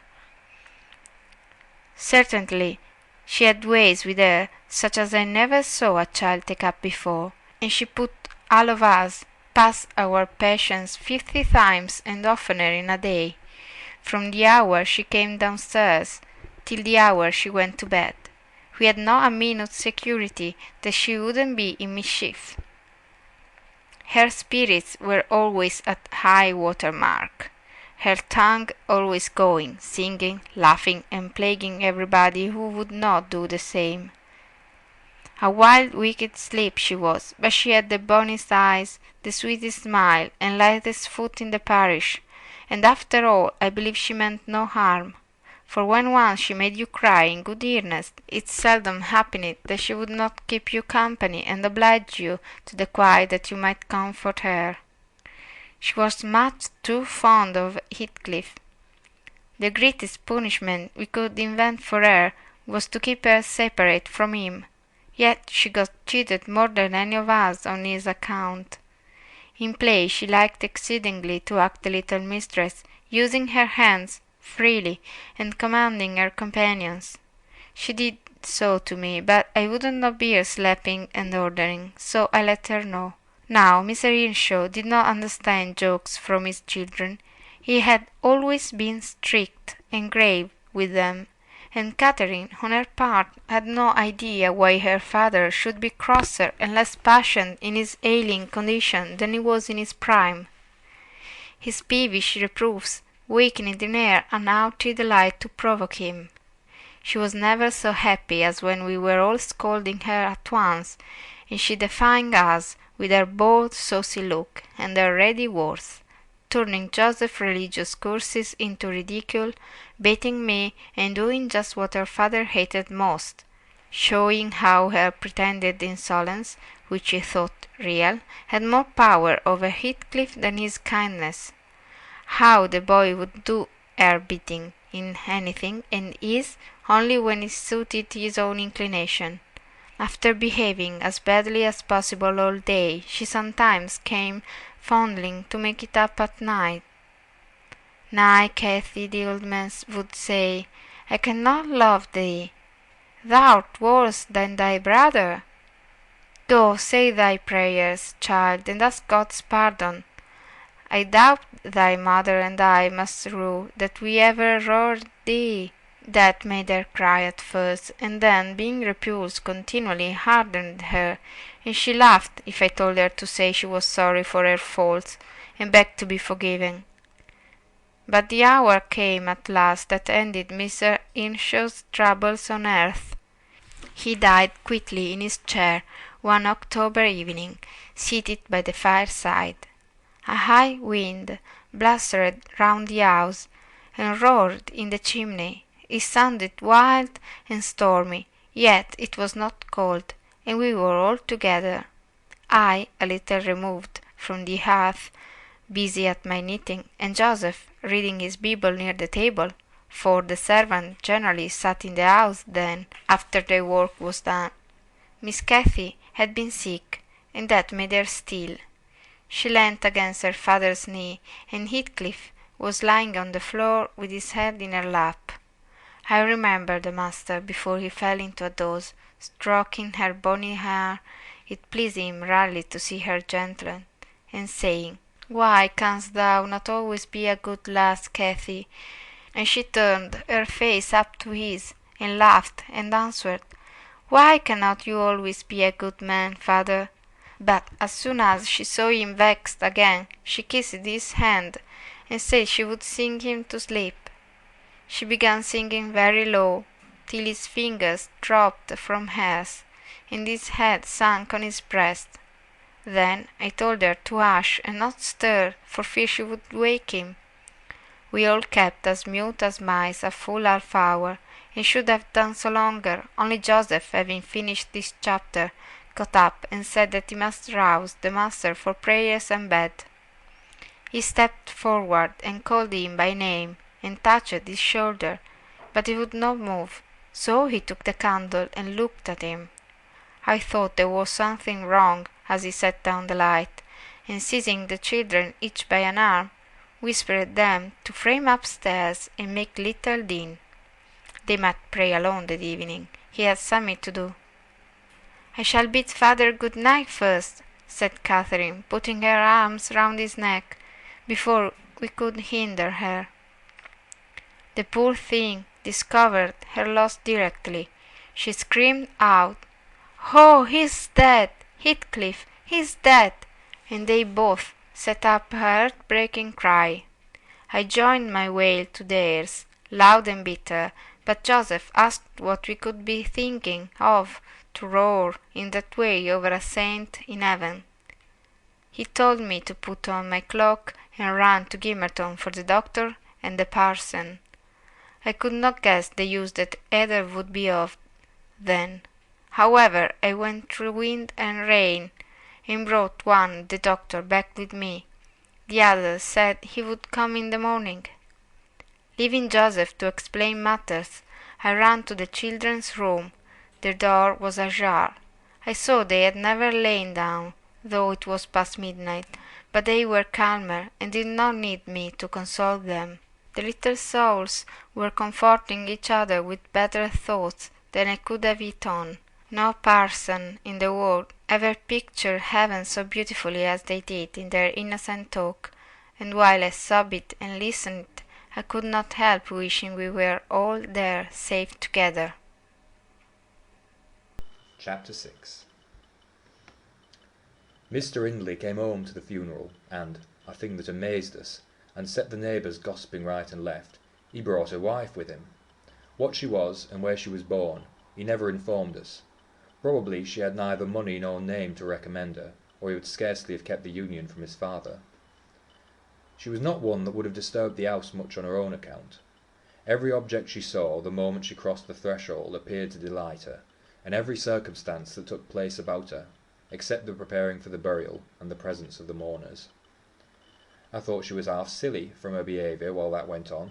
She ran into her chamber and made me come with her, though I should have been dressing the children, and there she sat shivering and clasping her hands, and asking repeatedly, "Are they gone yet?" Then she began describing with hysterical emotion the effect it produced on her to see black, and started, and trembled, and at last fell a-weeping, and when I asked what was the matter, answered she didn't know, but she felt so afraid of dying. I imagined her as little likely to die as myself. She was rather thin, but young and fresh-complexioned, and her eyes sparkled as bright as diamonds. I did remark, to be sure, that mounting the stairs made her breathe very quick, that the least sudden noise set her all in a quiver, and that she coughed troublesomely sometimes, but I knew nothing of what these symptoms portended, and had no impulse to sympathise with her. We don't in general take the foreigners here, Mr. Lockwood, unless they take to us first. Young Earnshaw was altered considerably in the 3 years of his absence. He had grown sparer, and lost his colour, and spoke and dressed quite differently, and on the very day of his return he told Joseph and me we must thenceforth quarter ourselves in the back kitchen, and leave the house for him. Indeed, he would have carpeted and papered a small spare room for a parlour, but his wife expressed such pleasure at the white floor, and huge glowing fireplace, at the pewter dishes and delf case and dog kennel, and the wide space there was to move about in where they usually sat, that he thought it unnecessary to her comfort, and so dropped the intention. She expressed pleasure, too, at finding a sister among her new acquaintance, and she prattled to Catherine, and kissed her, and ran about with her, and gave her quantities of presents at the beginning. Her affection tired very soon, however, and when she grew peevish, Hindley became tyrannical. A few words from her, evincing a dislike to Heathcliff, were enough to rouse in him all his old hatred of the boy. He drove him from their company to the servants, deprived him of the instructions of the curate, and insisted that he should labour out of doors instead, compelling him to do so as hard as any other lad on the farm. Heathcliff bore his degradation pretty well at first, because Cathy taught him what she learnt, and worked or played with him in the fields. They both promised fair to grow up as rude as savages, the young master being entirely negligent how they behaved, and what they did, so they kept clear of him. He would not even have seen after their going to church on Sundays, only Joseph and the curate reprimanded his carelessness when they absented themselves, and reminded him to order Heathcliff a flogging, and Catherine a fast from dinner or supper. But it was one of their chief amusements to run away to the moors in the morning, and remain there all day, and after the punishment grew a mere thing to laugh at. The curate might set as many chapters as he pleased for Catherine to get by heart, and Joseph might thrash Heathcliff till his arm ached. They forgot everything the minute they were together again, at least the minute they had contrived some naughty plan of revenge, and many a time I've cried to myself to watch them growing more reckless daily, and not daring to speak a syllable for fear of losing the small power I still retained over the unfriended creatures. One Sunday evening it chanced that they were banished from the sitting-room for making a noise or a light offence of the kind, and when I went to call them to supper I could discover them nowhere. We searched the house, above and below, and the yard and stables. They were invisible, and at last Hindley in a passion told us to bolt the doors, and swore nobody should let them in that night. The household went to bed, and I too, anxious to lie down, opened my lattice and put my head to hearken, though it rained, determined to admit them in spite of the prohibition should they return. In a while I distinguished steps coming up the road, and the light of a lantern glimmered through the gate. I threw a shawl over my head and ran to prevent them from waking Mr. Earnshaw by knocking. There was Heathcliff by himself. It gave me a start to see him alone. "Where is Miss Catherine?" I cried hurriedly. "No accident, I hope?" "At Thrushcross Grange," he answered, "and I would have been there too, but they had not the manners to ask me to stay." "Well, you will catch it," I said. "You'll never be content till you've sent about your business. What in the world led you to wandering to Thrushcross Grange?" "Let me get off my wet clothes, and I'll tell you all about it, Nelly," he replied. I bid him beware of rousing the master, and while he undressed and I waited to put out the candle, he continued. "Cathy and I escaped from the wash-house to have a ramble at liberty, and getting a glimpse of the Grange lights, We thought we would just go and see whether the Lintons passed their Sunday evenings standing shivering in the corners, while their father and mother sat eating and drinking and singing and laughing, and burning their eyes out before the fire. Do you think they do? Or reading sermons and being catechised by their manservant, and set to learn a column of scripture names if they don't answer properly? Probably not, I responded. They are good children, no doubt, and don't deserve the treatment you receive for your bad conduct. Don't cant, Nelly, he said. Nonsense. We ran from the top of the heights to the park without stopping, Catherine completely beaten in the race because she was barefoot. You'll have to seek for her shoes in the bog tomorrow. We crept through a broken hedge, groped our way up the path, and planted ourselves in a flower pot under the drawing-room window. The light came from thence. They had not put up the shutters, and the curtains were only half closed. Both of us were able to look in by standing on the basement and clinging to the ledge, and we saw, it was beautiful, a splendid place carpeted with crimson, and crimson-covered chairs and tables, and a pure white ceiling bordered by gold, a shower of glass drops hanging in silver chains from the centre, and shimmering with little soft tapers. Old Mr. and Mrs. Linton were not there. Edgar and his sisters had it entirely to themselves. Shouldn't they have been happy? We should have thought ourselves in heaven. And now, guess what your good children were doing. Isabella, I believe she is 11, a year younger than Cathy, lay screaming at the farther end of the room, shrieking as if witches were running red-hot needles into her. Edgar stood on the hearth weeping silently, and in the middle of the table sat a little dog, shaking its paw and yelping, which, from their mutual accusations, we understood they had nearly pulled in two between them. The idiots! That was their pleasure, to quarrel who should hold a heap of warm hair, and each begin to cry because both, after struggling to get it, refused to take it. We laughed outright at the petted things. We did despise them. When would you catch me wishing to have what Catherine wanted? Or find us by ourselves, seeking entertainment and yelling, and sobbing, and rolling on the ground, divided by the whole room? I'd not exchange for 1,000 lives my condition here for Edgar Linton's at Thrushcross Grange, not if I might have the privilege of flinging Joseph off the highest gable, and painting the house front with Hindley's blood. Hush, hush, I interrupted. Still you have not told me, Heathcliff, how Catherine is left behind. I told you we laughed, he answered. The Lintons heard us, and with one accord they shot like arrows to the door. There was silence, and then a cry. "Oh, mamma, mamma! Oh, papa! Oh, mamma, come here! Oh, papa, oh!" They really did howl out something in that way. We made frightful noises to terrify them still more, and then we dropped off the ledge because somebody was drawing the bars, and we felt we had better flee. I had Cathy by the hand, and was urging her on, when all at once she fell down. "Run, Heathcliff, run," she whispered. "They have let the bulldog loose, and he holds me." The devil had seized her ankle, Nelly. I heard his abominable snorting. She did not yell out. No. She would have scorned to do it, if she had been spitted on the horns of a mad cow. I did, though.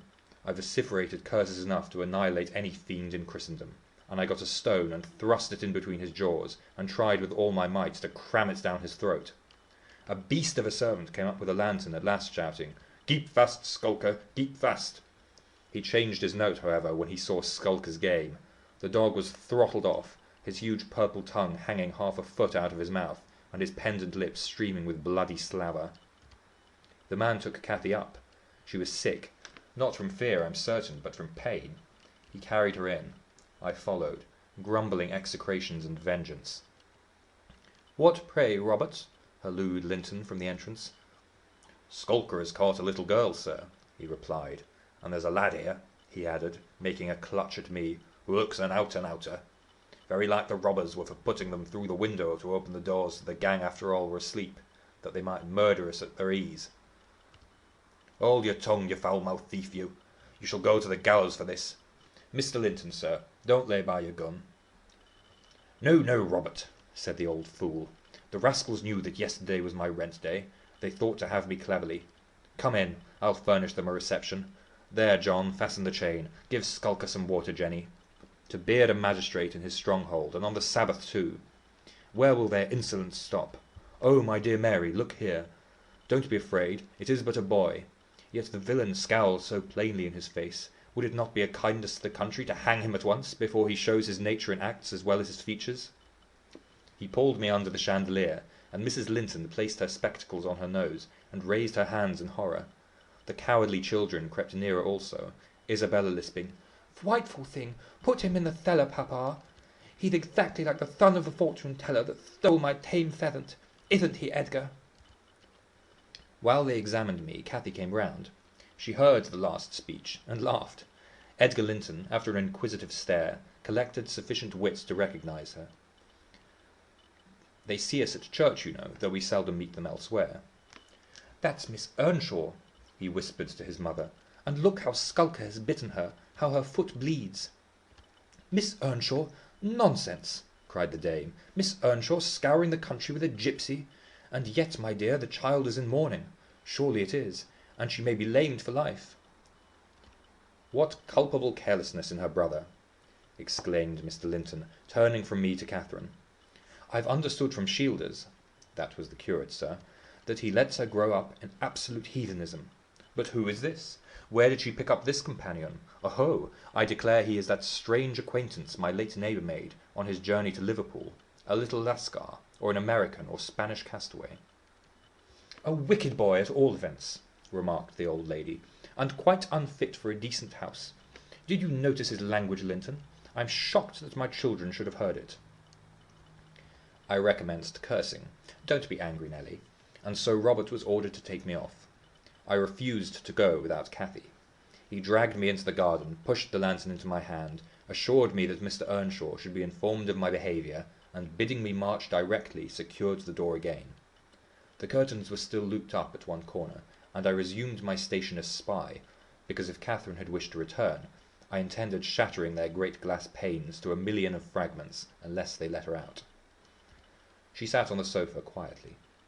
Mrs. Linton took off the grey cloak of the dairymaid, which we had borrowed for our excursion, shaking her head and expostulating with her, I suppose. She was a young lady, and they made a distinction between her treatment and mine. Then the woman servant brought a basin of warm water and washed her feet, and Mr. Linton mixed a tumbler of negus, and Isabella emptied a plateful of cakes into her lap, and Edgar stood gaping at a distance. Afterwards they dried and combed her beautiful hair, and gave her a pair of enormous slippers, and wheeled her to the fire, and I left her, as merry as she could be, dividing her food between the little dog and Skulker, whose nose she pinched as he ate, and kindling a spark of spirit in the vacant blue eyes of the Lintons, a dim reflection from her own enchanting face. I saw they were full of stupid admiration. She is so immeasurably superior to them, to everybody on earth, is she not, Nelly? There will be more come of this business than you reckon on, I answered, covering him up and extinguishing the light. You are incurable, Heathcliff, and Mr. Indley will have to proceed to extremities, see if he won't. My words came truer than I desired. The luckless adventure made Earnshaw furious, and then Mr. Linton, to mend matters, paid as a visit himself on the morrow, and read the young master such a lecture on the road he guided his family, that he was stirred to look about him in earnest. Heathcliff received no flogging, but he was told that the first word he spoke to Miss Catherine should ensure a dismissal, and Mrs. Earnshaw undertook to keep her sister-in-law in due restraint when she returned home, employing art, not force. With force she would have found it impossible. Chapter 7. Cathy stayed at Thrushcross Grange 5 weeks, till Christmas. By that time her ankle was thoroughly cured, and her manners much improved. The mistress visited her often in the interval, and commenced her plan of reform by trying to raise her self-respect with fine clothes and flattery, which she took readily; so that instead of a wild, hatless little savage jumping into the house, and rushing to squeeze us all breathless, there alighted from a handsome black pony a very dignified person, with brown ringlets falling from the cover of a feathered beaver, and a long cloth habit, which she was obliged to hold up with both hands that she might sail in. Hindley lifted her from the horse, exclaiming delightedly, "Why, Cathy, you are quite a beauty! I should scarcely have known you. You look like a lady now. Isabella Linton is not to be compared with her, is she, Francis?" "Isabella has not her natural advantages," replied his wife, "but she must mind, and not grow wild again here. Ellen, help Miss Catherine off with her things. Stay, dear, you will disarrange your curls. Let me untie your hat." I removed the habit, and there shone forth beneath a grand plaid silk frock, white trousers, and burnished shoes. and, while her eyes sparkled joyfully when the dogs came bounding up to welcome her, she dared hardly touch them lest they should fawn upon her splendid garments. She kissed me gently. I was all flour making the Christmas cake, and it would not have done to give me a hug. And then she looked round for Heathcliff. Mr. and Mrs. Earnshaw watched anxiously their meeting, thinking it would enable them to judge, in some measure, what grounds they had for hoping to succeed in separating the two friends. Heathcliff was hard to discover at first. If he were careless and uncared for before Catherine's absence, he had been 10 times more so since. Nobody but I even did him the kindness to call him a dirty boy, and bid him wash himself once a week, and children of his age seldom have a natural pleasure in soap and water. Therefore, not to mention his clothes, which had seen 3 months' service in mire and dust, and his thick uncombed hair, the surface of his face and hands was dismally beclouded. He might well skulk behind the settle, on beholding such a bright, graceful damsel enter the house, instead of a rough-headed counterpart of himself, as he expected. "Is Heathcliff not here?" she demanded, pulling off her gloves, and displaying fingers wonderfully whitened with doing nothing and staying indoors. "Heathcliff, you may come forward," cried Mr. Hindley, enjoying his discomfiture, and gratified to see what a forbidding young blackguard he would be compelled to present himself. "You may come and wish Miss Catherine welcome, like the other servants." Cathy, catching a glimpse of her friend in his concealment, flew to embrace him. She bestowed 7 or 8 kisses on his cheeks within the second, and then stopped, and drawing back burst into a laugh, exclaiming, "Why, how very black and cross you look! And how funny and grim! But that's because I'm used to Edgar and Isabella Linton. Well, Heathcliff, have you forgotten me?" She had some reason to put the question, for shame and pride threw double gloom over his countenance, and kept him immovable. "Shake hands, Heathcliff," said Mr. Earnshaw, condescendingly. "Once in a way, that is permitted." "I shall not," replied the boy, finding his tongue at last. "I shall not stand to be laughed at. I shall not bear it." And he would have broken from the circle, but Miss Cathy seized him again. "I did not mean to laugh at you," she said. "I could not hinder myself. Heathcliff, shake hands at least. What are you sulky for? It was only that you looked odd. If you wash your face and brush your hair, it will be all right, but you are so dirty." She gazed concernedly at the dusky fingers she held in her own, and also at her dress, which she feared had gained no embellishment from its contact with his. "You needn't have touched me," he answered, following her eye and snatching away his hand. "I shall be as dirty as I please, and I like to be dirty, and I will be dirty." With that he dashed head foremost out of the room, amid the merriment of the master and mistress, and to the serious disturbance of Catherine, who could not comprehend how her remarks should have produced such an exhibition of bad temper. After playing lady's maid to the newcomer, and putting my cakes in the oven, and making the house and kitchen cheerful with great fires, befitting Christmas Eve, I prepared to sit down and amuse myself by singing carols, all alone, regardless of Joseph's affirmations that he considered the merry tunes I chose as next door to songs. He had retired to private prayer in his chamber, and Mr. and Mrs. Earnshaw were engaging Missy's attention by sundry gay trifles, brought for her to present to the little Lintons, as an acknowledgment of their kindness. They had invited them to spend the morrow at Wuthering Heights, and the invitation had been accepted on one condition. Mrs. Linton begged that her darlings might be kept carefully apart from that naughty swearing boy. Under these circumstances I remained solitary. I smelt the rich scent of the heating spices, and admired the shining kitchen utensils, the polished clock decked in holly, the silver mugs ranged on a tray ready to be filled with mulled ale for supper, and above all the speckless purity of my particular care, the scoured and well-swept floor. I gave due inward applause to every object, and then I remembered how old Earnshaw used to come in when all was tidied, and call me a cant lass, and slip a shilling into my hand as a Christmas box. And from that I went on to think of his fondness for Heathcliff, and his dread lest he should suffer neglect after death had removed him, and that naturally led me to consider the poor lad's situation now, and from singing I changed my mind to crying. It struck me soon, however, that there would be more sense in endeavouring to repair some of his wrongs, than shedding tears over them. I got up and walked into the court to seek him. He was not far.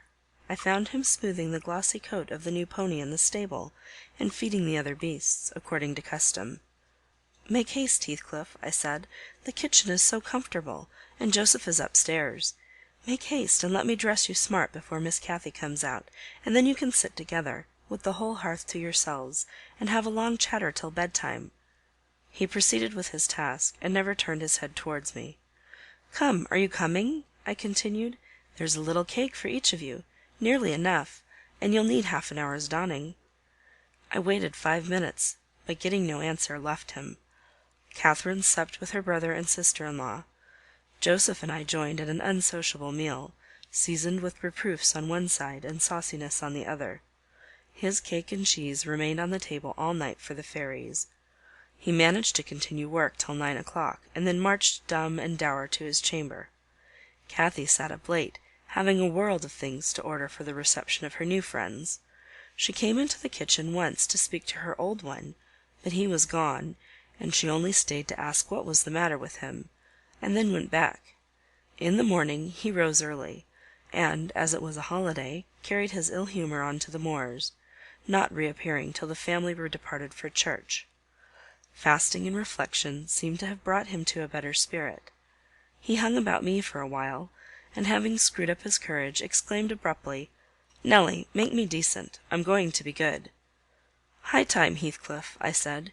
"You have grieved Catherine. She's sorry she ever came home, I dare say. It looks as if you envied her, because she is more thought of than you." The notion of envying Catherine was incomprehensible to him, but the notion of grieving her he understood clearly enough. "Did she say she was grieved?" he inquired, looking very serious. "She cried when I told her you were off again this morning." "Well, I cried last night," he returned, "and I had more reason to cry than she." "Yes, you had the reason of going to bed with a proud heart and an empty stomach," said I. "Proud people breed sad sorrows for themselves. But if you be ashamed of your touchiness, you must ask pardon, mind, when she comes in. You must go up and offer to kiss her, and say—you know best what to say, only do it heartily, and not as if you thought her converted into a stranger by her grand dress. And now, though I have dinner to get ready, I'll steal time to arrange you so that Edgar Linton shall look quite a doll beside you, and that he does. You are younger, and yet I'll be bound you are taller and twice as broad across the shoulders. You could knock him down in a twinkling. Don't you feel that you could?" Heathcliff's face brightened a moment, then it was overcast afresh, and he sighed. "But, Nelly, if I knocked him down 20 times, that wouldn't make him less handsome or me more so. I wish I had light hair and a fair skin, and was dressed and behaved as well, and had a chance of being as rich as he will be." "And cried for mamma at every turn," I added, "and trembled if a country lad heaved his fist against you, and sat at home all day for a shower of rain. Oh, Heathcliff, you are showing a poor spirit. Come to the glass, and I'll let you see what you should wish. Do you mark those 2 lines between your eyes, and those thick brows, that instead of rising arched, sink in the middle, and that couple of black fiends, so deeply buried, who never open their windows boldly, but lurk glinting under them, like the devil's spies? Wish and learn to smooth away the surly wrinkles, to raise your lids frankly, and change the fiends to confident innocent angels, suspecting and doubting nothing, and always seeing friends where they are not sure of foes. Don't get the expression of a vicious cur that appears to know the kicks it gets are its desert, and yet hates all the world as well as the kicker for what it suffers." "In other words, I must wish for Edgar Linton's great blue eyes and even forehead," he replied. "I do, and that won't help me to them." "A good heart will help you to a bonny face, my lad," I continued, "if you are a regular black, and a bad one will turn the bonniest into something worse than ugly. And now that we've done washing and combing and sulking, tell me whether you don't think yourself rather handsome. I'll tell you, I do. You're fit for a prince in disguise. Who knows but your father was Emperor of China, and your mother an Indian queen, each of them able to buy up with 1 week's income Wuthering Heights and Thrushcross Grange together? And you were kidnapped by wicked sailors and brought to England.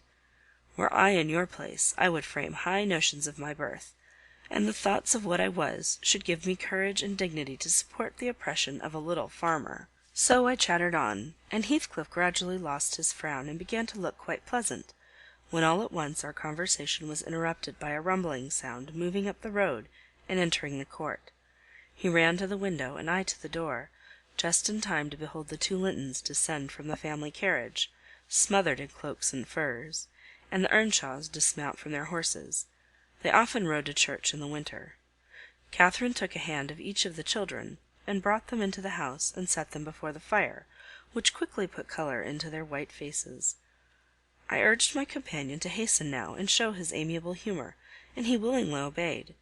But ill luck would have it that, as he opened the door leading from the kitchen on one side, Hindley opened it on the other.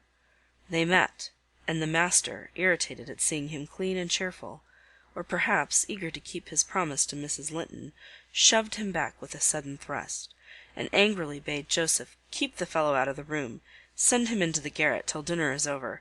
He'll be cramming his fingers in the tarts and stealing the fruit if left alone with them a minute. Nay, sir, I could not avoid answering, he'll touch nothing, not he, and I suppose he must have his share of the dainties as well as we. He shall have his share of my hand if I catch him downstairs till dark, cried Hindley. Begone, you vagabond! What, you are attempting the coxcomb, aren't you? Wait till I get a hold of those elegant locks. See if I don't pull them a bit longer. They are long enough already, observed Master Linton, peeping from the doorway. I wonder they don't make his head ache. It's like a colt's mane over his eyes. He ventured this remark without any intention to insult, but Heathcliff's violent nature was not prepared to endure the appearance of impertinence from one whom he seemed to hate even then as a rival. He seized a tureen of hot apple sauce, the first thing that came under his grip, and dashed it full against the speaker's face and neck, who instantly commenced a lament that brought Isabella and Catherine hurrying to the place. Mr. Earnshaw snatched up the culprit directly, and conveyed him to his chamber, where doubtless he administered a rough remedy to cool the fit of passion, for he appeared red and breathless. I got the dishcloth, and rather spitefully scrubbed Edgar's nose and mouth, affirming it served him right for meddling. His sister began weeping to go home, and Kathy stood by confounded, blushing for all. "You should not have spoken to him," she expostulated with Master Linton. "He was in a bad temper, and now you've spoilt your visit, and he'll be flogged. I hate him to be flogged. I can't eat my dinner. Why did you speak to him, Edgar?" "I didn't," sobbed the youth, escaping from my hands, and finishing the remainder of the purification with his cambric pocket handkerchief. "I promised mamma that I wouldn't say one word to him, and I didn't." "Well, don't cry," replied Catherine contemptuously. "You're not killed. Don't make more mischief. My brother is coming. Be quiet. Hush, Isabella, has anybody hurt you?" "There, there, children, to your seats," cried Hindley, bustling in. "That brute of a lad has warmed me nicely. Next time, Master Edgar, take the law into your own fists. It will give you an appetite." The little party recovered its equanimity at the sight of the fragrant feast. They were hungry after their ride, and easily consoled, since no real harm had befallen them. Mr. Earnshaw carved bountiful platefuls, and the mistress made them merry with lively talk. I waited behind her chair, and was pained to behold Catherine, with dry eyes and an indifferent air, commence cutting up the wing of a goose before her. An unfeeling child, I thought to myself. How lightly she dismisses her old playmate's troubles. I could not have imagined her to be so selfish. She lifted a mouthful to her lips, then she set it down again. Her cheeks flushed, and the tears gushed over them. She slipped her fork to the floor, and hastily dived under the cloth to conceal her emotion. I did not call her unfeeling for long, for I perceived she was in a purgatory throughout the day, and wearying to find an opportunity of getting by herself, or paying a visit to Heathcliff, who had been locked up by the master, as I discovered on endeavouring to introduce him to a private mess of victuals. In the evening we had a dance.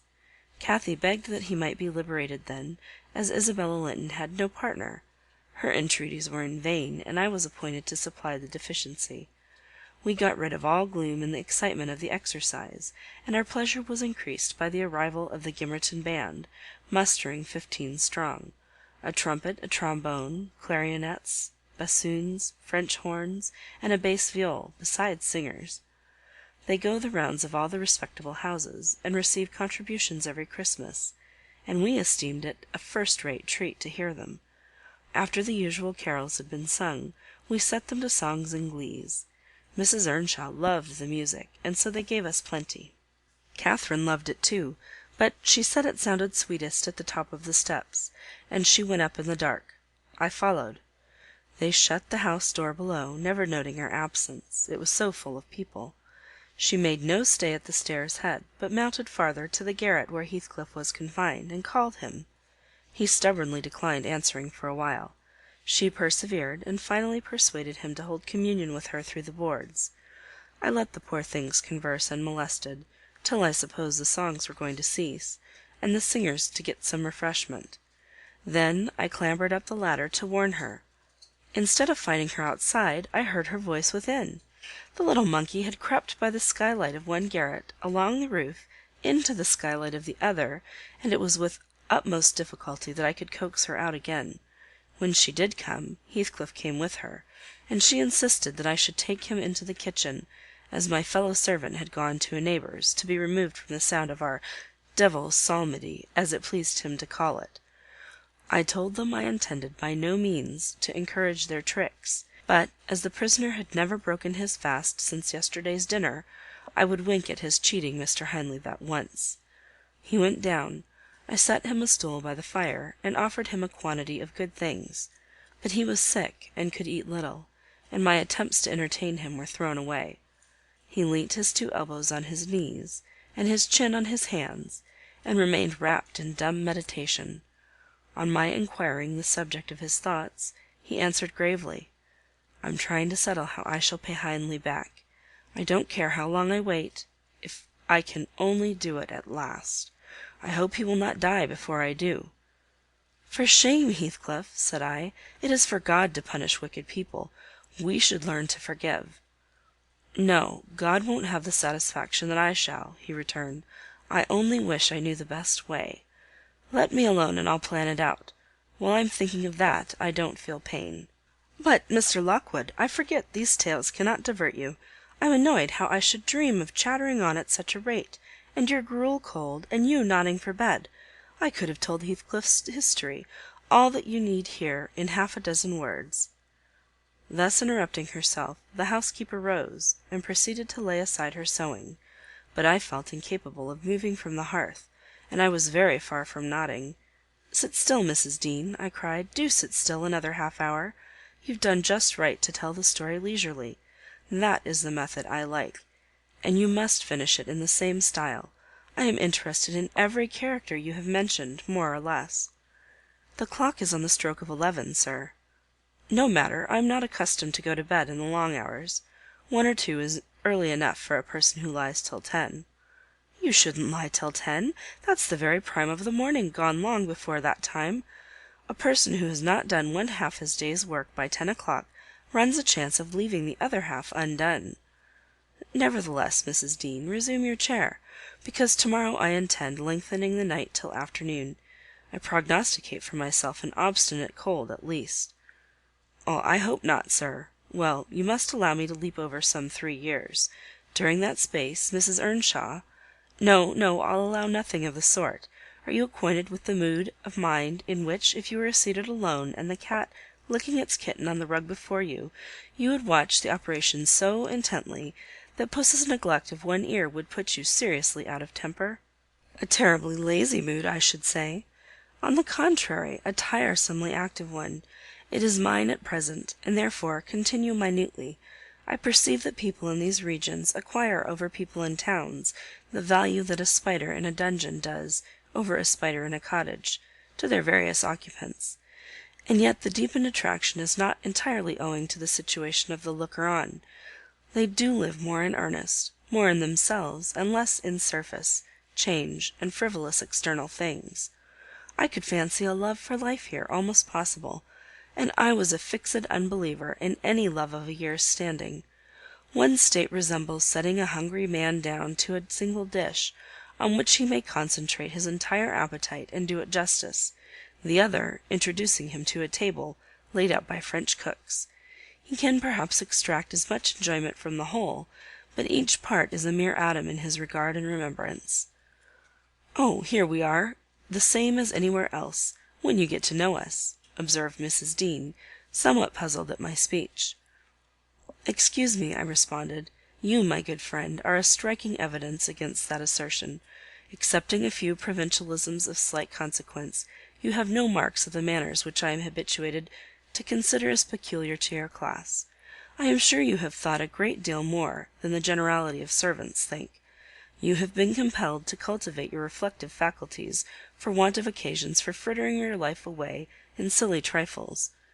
Mrs. Dean laughed. "I certainly esteem myself a steady, reasonable kind of body," she said, "not exactly from living among the hills and seeing one set of faces and one series of actions from year's end to year's end, but I have undergone sharp discipline, which has taught me wisdom. And then I have read more than you would fancy, Mr. Lockwood. You could not open a book in this library that I have not looked into, and got something out of also, unless it be that range of Greek and Latin, and that of French, and those I know one from another. It is as much as you can expect of a poor man's daughter. However, if I am to follow my story in true gossip's fashion, I had better go on, and instead of leaping 3 years, I will be content to pass to the next summer, the summer of 1778. That is nearly 23 years ago. Chapter 8. On the morning of a fine June day, my first bonny little nursling, and the last of the ancient Earnshaw stock, was born. We were busy with the hay in a far-away field, when the girl that usually brought our breakfasts came running an hour too soon across the meadow and up the lane, calling me as she ran. "Oh, such a grand bairn!" she panted out. "The finest lad that ever breathed! But the doctor says Missus must go. He says she's been in a consumption these many months. I heard him tell Mr. Hindley, and now she has nothing to keep her, and she'll be dead before winter. You must come home directly. You're to nurse it, Nelly, to feed it with sugar and milk, and take care of it day and night. I wish I were you, because it will be all yours when there is no missus." "But is she very ill?" I asked, flinging down my rake and tying my bonnet. "I guess she is, yet she looks bravely," replied the girl, "and she talks as if she thought of living to see it grow a man. She's out of her head for joy. It's such a beauty. If I were her, I'm certain I should not die. I should get better at the bare sight of it, in spite of Kenneth.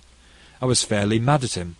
Dame Archer brought the cherub down to master in the house, and his face just began to light up, when the old croaker steps forward, and says he, 'Earnshaw, it's a blessing your wife has been spared to leave you this son.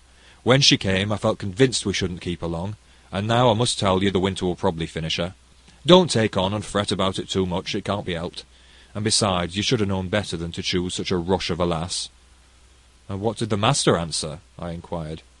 "I think he swore, but I didn't mind him. I was straining to see the bairn." And she began to describe it rapturously. I, as zealous as herself, hurried eagerly home to admire on my part, though I was very sad for Hindley's sake. He had room in his heart only for 2 idols, his wife and himself. He doted on both and adored one, and I couldn't conceive how he would bear the loss.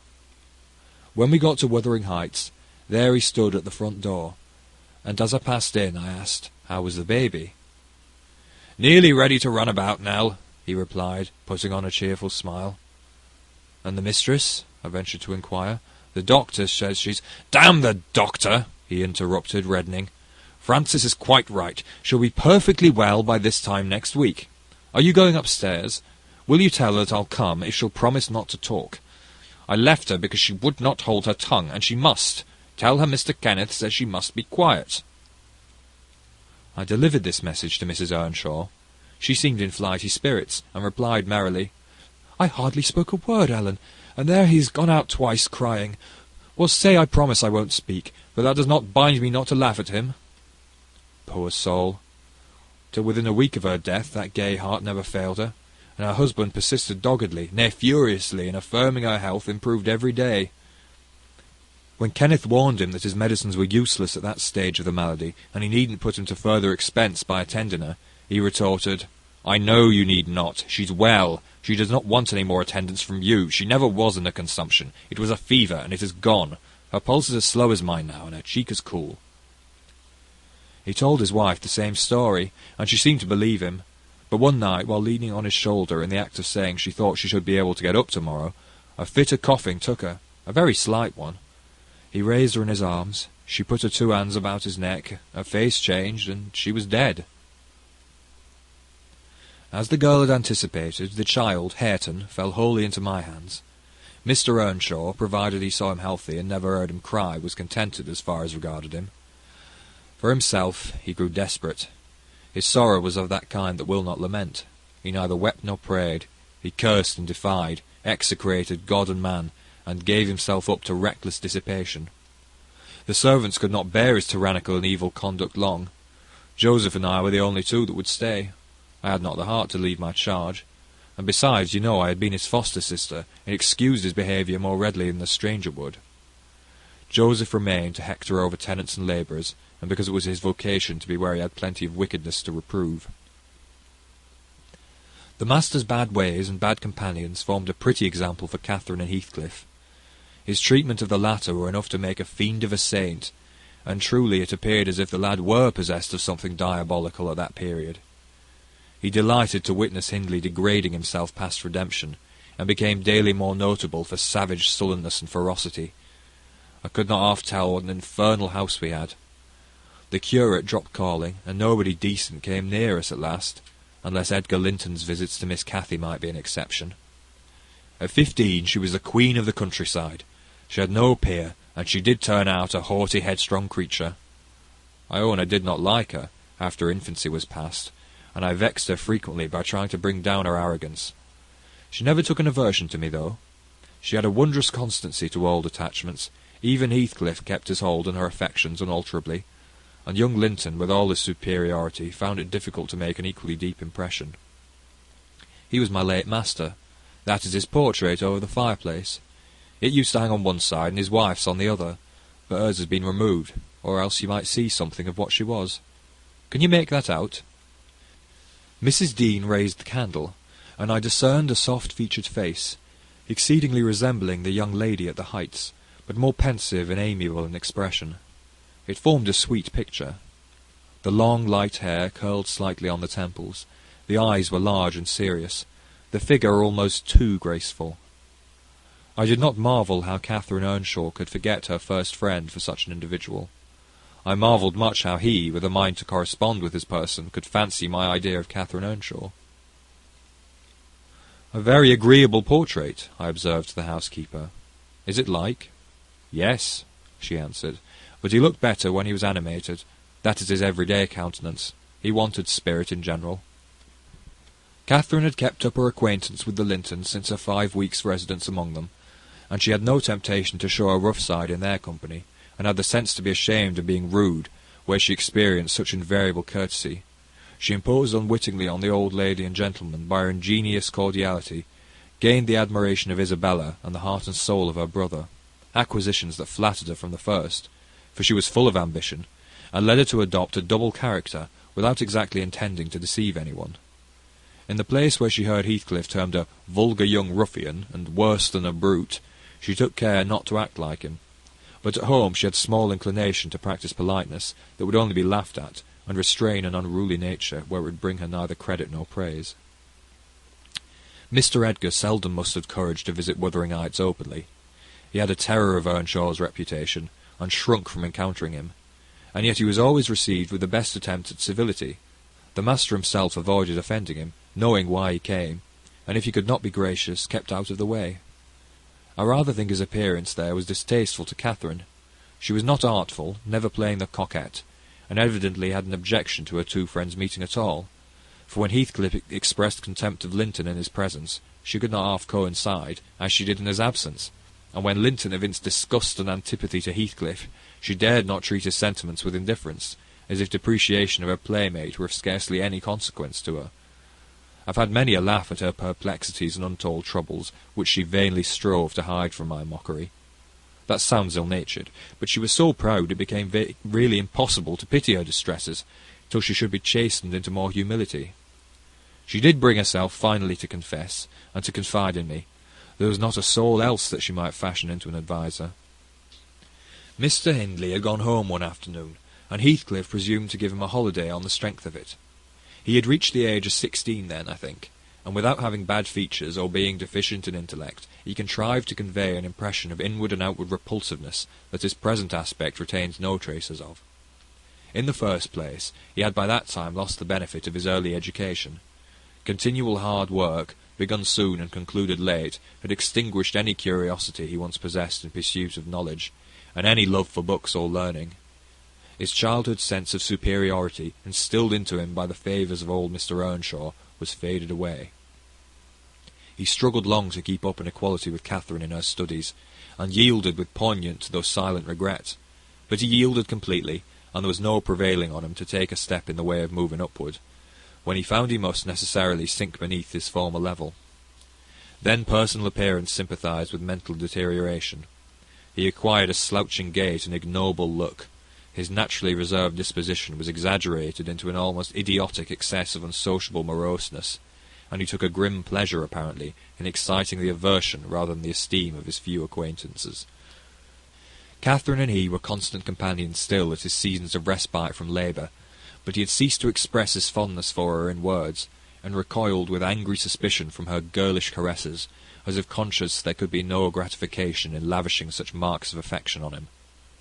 On the before-named occasion, he came into the house to announce his intention of doing nothing, while I was assisting Miss Cathy to arrange her dress. She would not reckon on his taking it into his head to be idle, and imagining she would have the whole place to herself, she managed by some means to inform Mr. Edgar of her brother's absence, and was then preparing to receive him. "Cathy, are you busy this afternoon?" asked Heathcliff. "Are you going anywhere?" "No, it is raining," she answered. "Why have you that silk frock on, then?" he said. "Nobody coming here, I hope?" "Not that I know of," stammered Miss. "But you should be in the field now, Heathcliff. It is now past dinner-time. I thought you were gone." "Hindley does not often free us from his accursed presence," observed the boy. "I'll not work any more to-day. I'll stay with you." "Oh, but Joseph will tell," she suggested. "You'd better go." "Joseph is loading lime on the further side of Penistone Crags. It will take him till dark, and he'll never know." So saying, he lounged to the fire and sat down. Catherine reflected an instant, with knitted brows. She found it needful to smooth the way for an intrusion. "Isabella and Edgar Linton talked of calling this afternoon," she said, at the conclusion of a minute's silence. "As it rains, I hardly expect them, but they may come, and if they do, you run the risk of being scolded for no good." "Order Ellen to say you are engaged, Cathy," he persisted. "Don't turn me out to those pitiful, silly friends of yours. I'm on the point sometimes of complaining that they... but I'll not." "That they what?" cried Catherine, gazing at him with a troubled countenance. "Oh, Nelly," she added petulantly, jerking her head away from my hands, "you've combed my hair quite out of curl. That's enough. Leave me alone. What are you on the point of complaining about, Heathcliff?" "Nothing. Only look at the almanac on the wall." He pointed to a framed sheet hanging near the window, and continued. "The crosses are for the evenings you have spent with the Lintons, the dots for those spent with me. Do you see, I've marked every day." "Yes, very foolish, as if I took notice," replied Catherine in a peevish tone. "And where is the sense of that?" "To show that I do take notice," said Heathcliff. "And should I always be sitting with you?" she demanded, growing more irritated. "What good do I get? What do you talk about? You might be dumb or a baby for anything you say to amuse me, or for anything you do either." "You never told me before that I talked too little, or that you disliked my company, Cathy," exclaimed Heathcliff, in much agitation. "It's no company at all, when people know nothing and say nothing," she muttered. Her companion rose up, but he hadn't time to express his feelings further, for a horse's feet were heard on the flags, and having knocked gently, young Linton entered, his face brilliant with delight at the unexpected summons she had received. Doubtless Catherine marked the difference between her friends, as one came in and the other went out. The contrast resembled what you see in exchanging a bleak, hilly, coal country for a beautiful, fertile valley, and his voice and greeting were as opposite as his aspect. He had a sweet, low manner of speaking, and pronounced his words as you do. That's less gruff than we talk here, and softer. "I'm not come too soon, am I?" he said, casting a look at me. I had begun to wipe the plate and tidy some drawers at the far end of the dresser. "No," answered Catherine. "What are you doing there, Nelly?" "My work, miss," I replied. Mr. Hindley had given me directions to make a third party in any private visits Linton chose to pay. She stepped behind me and whispered crossly, "Take yourself and your dusters off when company are in the house, for servants don't commence scouring and cleaning in the room where they are." "It's a good opportunity now that master is away," I answered aloud. "He hates me to be fidgeting over these things in his presence. I'm sure Mr. Edgar will excuse me." "I hate you to be fidgeting in my presence," exclaimed the young lady imperiously, not allowing her guest time to speak. She had failed to recover her equanimity since the little dispute with Heathcliff. "I'm sorry for it, Miss Catherine," was my response, and I proceeded assiduously with my occupation. She, supposing Edgar could not see her, snatched the cloth from my hand and pinched me with a prolonged wrench very spitefully on the arm. I've said I did not love her, and rather relished mortifying her vanity now and then. Besides, she hurt me extremely, so I started up from my knees and screamed out, "Oh, miss, that's a nasty trick! You have no right to nip me, and I'm not going to bear it." "I didn't touch you, you lying creature!" cried she, her fingers tingling to repeat the act, and her ears red with rage. She never had power to conceal her passion. It always set her whole complexion in a blaze. "What's that, then?" I retorted, showing a decided purple witness to refute her. She stamped her foot, wavered a moment, and then, irresistibly impelled by the naughty spirit within her, slapped me on the cheek, a stinging blow that filled both eyes with water. "Catherine, love, Catherine!" interposed Linton, greatly shocked at the double fault of falsehood and violence which his idol had committed. "Leave the room, Ellen!" she repeated, trembling all over. Little Hareton, who followed me everywhere, was sitting near me on the floor. At seeing my tears, commenced crying himself, and sobbed out complaints against wicked Aunt Cathy, which drew her fury onto his unlucky head. She seized his shoulders and shook him till the poor child waxed livid, and Edgar thoughtlessly laid hold of her hands to deliver him. In an instant one was wrung free, and the astonished young man felt it apply to his own ear in a way that could not be mistaken for jest. He drew back in consternation. I lifted Hareton up in my arms, and walked off to the kitchen with him, leaving the door of communications open, for I was curious to watch how they would settle their disagreement. The insulted visitor moved to the spot where he had laid his hat, pale and with a quivering lip. "That's right," I said to myself. "Take warning and be gone. It's a kindness to let you have a glimpse of our genuine disposition." "Where are you going?" demanded Catherine, advancing to the door. He swerved aside and attempted to pass. "You must not go!" she exclaimed energetically. "I must and shall," he replied in a subdued voice. "No," she persisted, grasping the handle. "Not yet, Edgar Linton. Sit down. You shall not leave me in that temper. I should be miserable all night, and I won't be miserable for you." "Can I stay after you have struck me?" asked Linton. Catherine was mute. "You've made me afraid and ashamed of you," he continued. "I'll not come here again." Her eyes began to glisten and her lids to twinkle. "And you told such a deliberate untruth," he said. "I didn't!" she cried, recovering her speech. "I did nothing deliberately. Well, go if you please. Get away. And now I'll cry myself sick." She dropped down on her knees by a chair, and set to weeping in serious earnest. Edgar persevered in his resolution as far as the court. There he lingered. I resolved to encourage him. "Mrs. Dreadfully wayward, sir," I called out. "As bad as any Marge child. You'd better be riding home, or else she will be sick only to grieve us." The soft thing looked askance through the window. He possessed the power to depart as much as a cat possesses the power to leave a mouse half killed or a bird half eaten. As I thought, there will be no saving him. He's doomed and flies to his fate. And so it was. He turned abruptly, hastened into the house again, shut the door behind him, and when I went in a while after to inform them that Earnshaw had come home rabid drunk, ready to pull the whole place about our ears, his ordinary frame of mind in that condition, I saw the quarrel had merely effected a closer intimacy, had broken the outworks of youthful timidity, and enabled them to forsake the disguise of friendship, and confess themselves lovers. Intelligence of Mr. Hindley's arrival drove Linton speedily to his horse, and Catherine to her chamber. I went to hide little Hareton, and to take the shot out of the master's fowling-piece, which he was fond of playing with in his insane excitement, to the hazard of the lives of any who provoked, or even attracted his notice too much, and I had hit upon the plan of removing it, that he might do less mischief if he did go the length of firing the gun. Chapter 9. He entered, vociferating oaths dreadful to hear, and caught me in the act of stowing his son away in the kitchen cupboard. Ayrton was impressed with an awesome terror of encountering either his wild beast's fondness or his madman's rage, for in one he ran a chance of being squeezed and kissed to death, and in the other of being flung into the fire or dashed against the wall, and the poor thing remained perfectly quiet wherever I chose to put him. "There! I've found it out at last!" cried Hindley, pulling me back by the skin of my neck like a dog.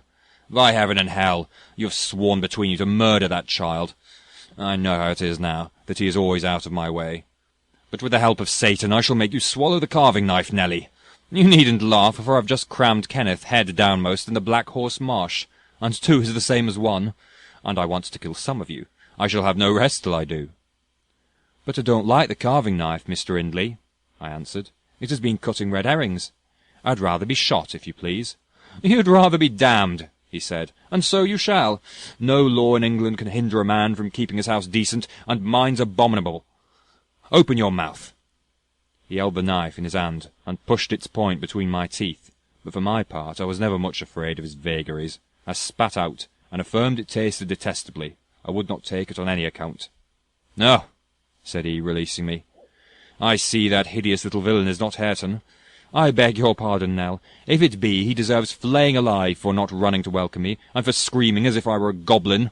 Unnatural cub, come hither. I'll teach thee to impose on a good-hearted, deluded father. Now, don't you think the lad would be handsomer cropped? It makes a dog fiercer, and I love something fierce. Get me a scissors, something fierce and trim.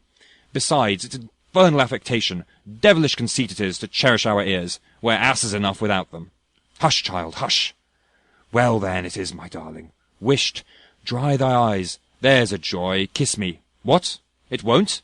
Kiss me, Hareton. Damn thee, kiss me.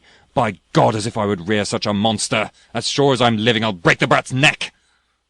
Poor Ayrton was squalling and kicking in his father's arms with all his might, and redoubled his yells when he carried him upstairs and lifted him over the banister.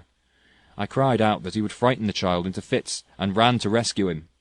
As I reached them, Hindley leant forward on the rails to listen to a noise below, almost forgetting what he had in his hands. "Who is that?" he asked, hearing someone approaching the stairs' foot.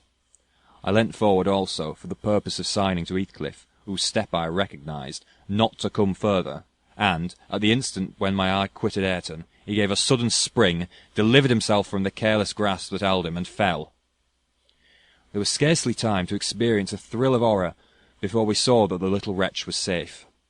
Heathcliff arrived underneath just at the critical moment. By a natural impulse he arrested his descent, and setting him on his feet, looked up to discover the author of the accident. A miser who has parted with a lucky lottery ticket for 5 shillings, and finds next day he has lost in the bargain £5,000, could not show a blanker countenance than he did on beholding the figure of Mr. Earnshaw above. It expressed, plainer than words could do, the intensest anguish at having made himself the instrument of thwarting his own revenge. Had it been dark, I dare say he would have tried to remedy the mistake by smashing Ayrton's skull on the steps. But we witnessed his salvation, and I was presently below with my precious charge pressed to my heart. Hindley descended more leisurely, sobered and abashed. "It is your fault, Ellen," he said. "You should have kept him out of sight. You should have taken him from me. Is he injured anywhere?" "Injured?" I cried angrily. "If he is not killed, he'll be an idiot. Oh, I wonder his mother does not rise from her grave to see how you use him. You're worse than an heathen, treating your own flesh and blood in that manner." He attempted to touch the child, who, on finding himself with me, sobbed off his terror directly. At first finger his father laid on him, however, he shrieked again louder than before, and struggled as if he would go into convulsions. "You shall not meddle with him," I continued. "He hates you. They all hate you. That's the truth. A happy family you should have, and a pretty state you come to." "I shall come to a prettier yet, Nelly," laughed the misguided man, recovering his hardness. "At present convey yourself and him away. And hark you, Heathcliff, clear you two quite from my reach and hearing. I wouldn't murder you tonight, unless perhaps I set the house on fire, but that's as my fancy goes." While saying this, he took a pint bottle of brandy from the dresser, and poured some into a tumbler. "Nay, don't," I entreated. "Mr. Hindley, do take warning. Have mercy on this unfortunate boy, if you care nothing for yourself." "Anyone will do better for him than I shall," he answered. Have mercy on your own soul, I said, endeavouring to snatch the glass from his hand. Not I. On the contrary, I shall have great pleasure in sending it to perdition to punish its maker, exclaimed the blasphemer. Here's to its hearty damnation. He drank the spirits and impatiently bade us go, terminating his command with a sequel of horrid imprecations too bad to repeat or remember. It's a pity he cannot kill himself with drink, observed Heathcliff, muttering an echo of curses back when the door was shut. He's doing his very utmost, but his constitution defies him. Mr. Kenneth says he would wager his mare that he'll outlive any man on this side Gimmerton, and go to the grave a hoary sinner, unless some happy chance out of the common course befall him. I went into the kitchen, and sat down to lull my little lamb to sleep. Heathcliff, as I thought, walked through to the barn. It turned out afterwards that he only got as far as the other side the settle, when he flung himself on a bench by the wall, removed from the fire, and remained silent. I was rocking Ayrton on my knee, and humming a song that began, It was far in the night, and the bairnies grat, the mither beneath the mools heard that, when Miss Cathy, who had listened to the hubbub from her room, put her head in and whispered, Are you alone, Nelly? Yes, miss, I replied. She entered and approached the hearth. I, supposing she was going to say something, looked up. The expression of her face seemed disturbed and anxious. Her lips were half asunder, as if she meant to speak, and she drew a breath, but it escaped in a sigh instead of a sentence. I resumed my song, not having forgotten her recent behaviour. Where's Heathcliff? She said, interrupting me. About his work in the stable, was my answer. He did not contradict me. Perhaps he had fallen into a doze. There followed another long pause, during which I perceived a drop or two trickle from Catherine's cheek to the flags. Is she sorry for her shameful conduct? I asked myself. That will be a novelty. But she may come to the point, as she will. I shan't help her. No, she felt small trouble regarding any subject, save her own concerns. Oh dear, she cried at last, I'm very unhappy. A pity, observed I. You're hard to please, so many friends and so few cares, and can't make yourself content. Nelly, will you keep a secret for me? She pursued, kneeling down by me, and lifting her winsome eyes to my face, with that sort of look which turns off bad temper, even when one has all the right in the world to indulge it. Is it worth keeping? I inquired, less sulkily. Yes, and it worries me, and I must let it out. I want to know what I should do. To-day Edgar Linton has asked me to marry him, and I've given him an answer. Now, before I tell you whether it was consent or denial, you tell me which it ought to have been. Really, Miss Catherine, how can I know? I replied.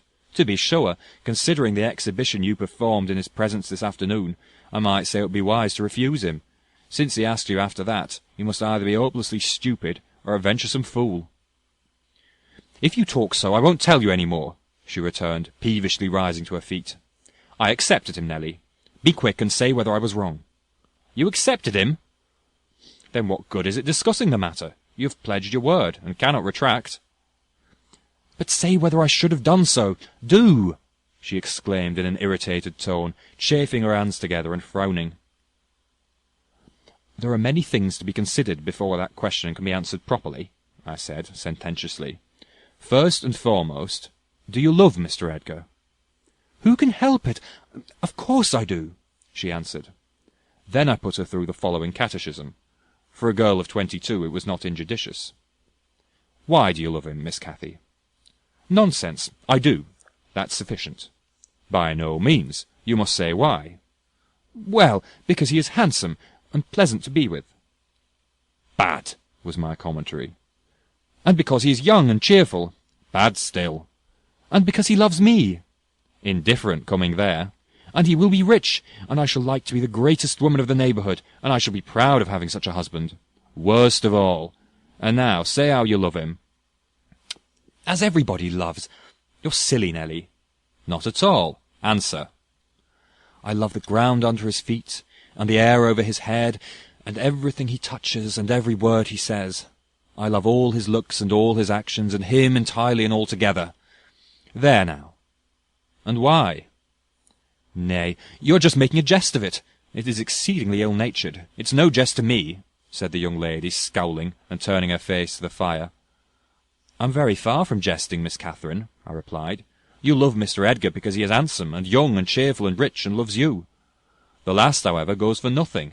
You would love him without that, probably, and with it you wouldn't, unless he possessed the four former attractions. No, to be sure not. I should only pity him, hate him, perhaps, if he were ugly and a clown. But there are several other handsome, rich young men in the world, handsomer possibly, and richer than he is.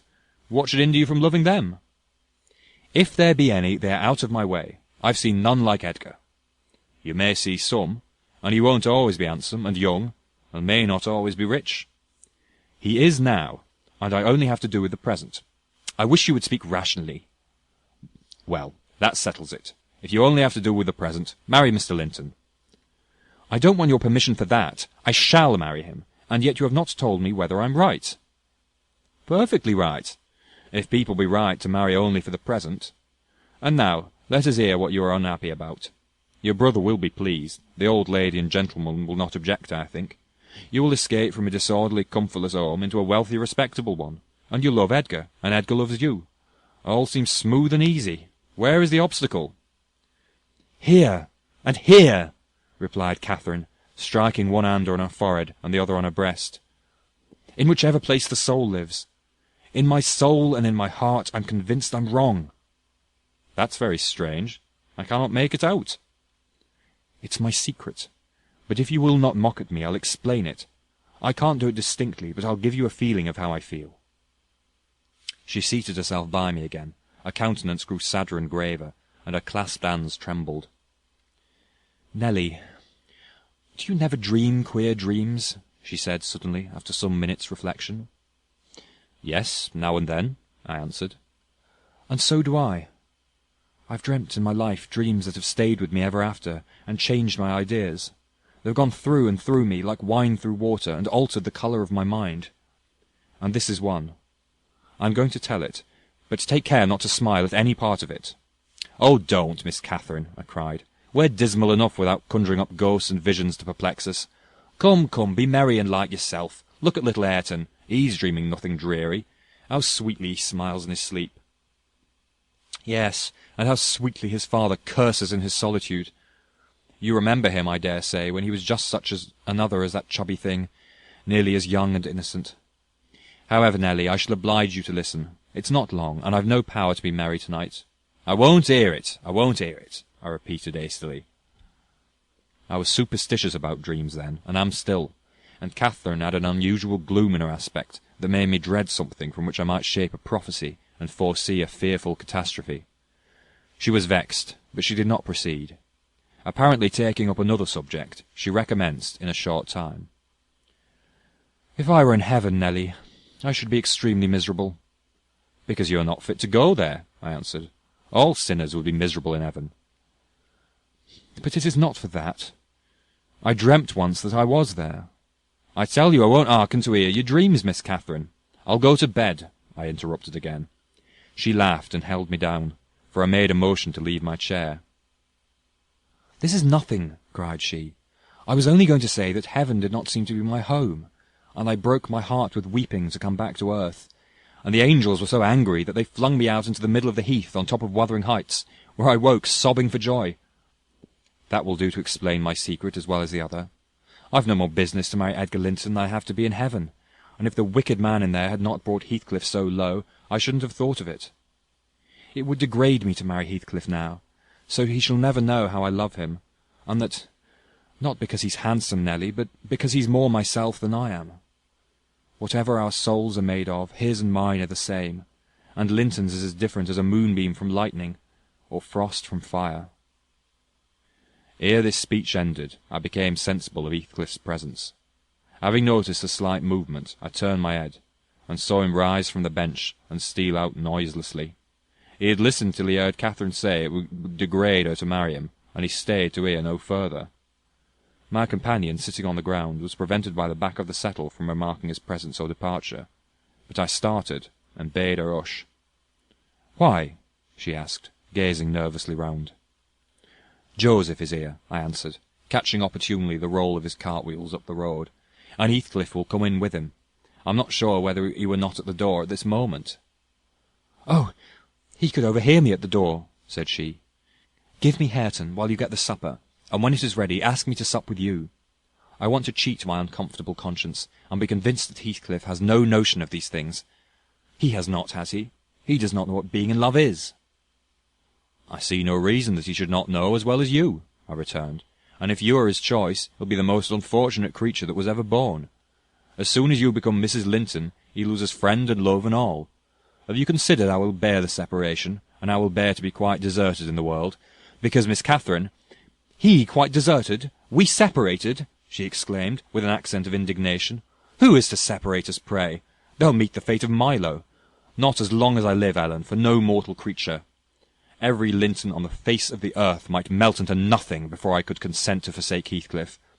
Oh, that's not what I intend, that's not what I mean. I shouldn't be Mrs. Linton were such a price demanded. He'll be as much to me as he has been all his lifetime.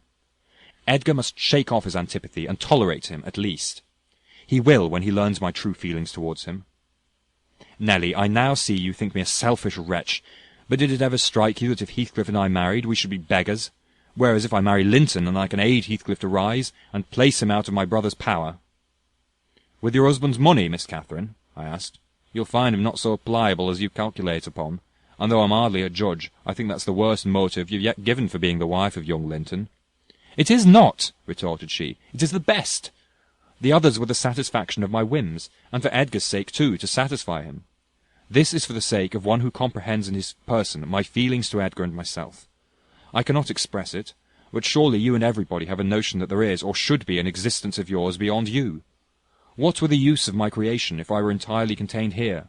My great miseries in this world have been Heathcliff's miseries, and I watched and felt each from the beginning. My great thought in living is himself. If all else perished and he remained, I should still continue to be, and if all else remained, and if he were annihilated, the universe would turn to a mighty stranger. I should not seem a part of it.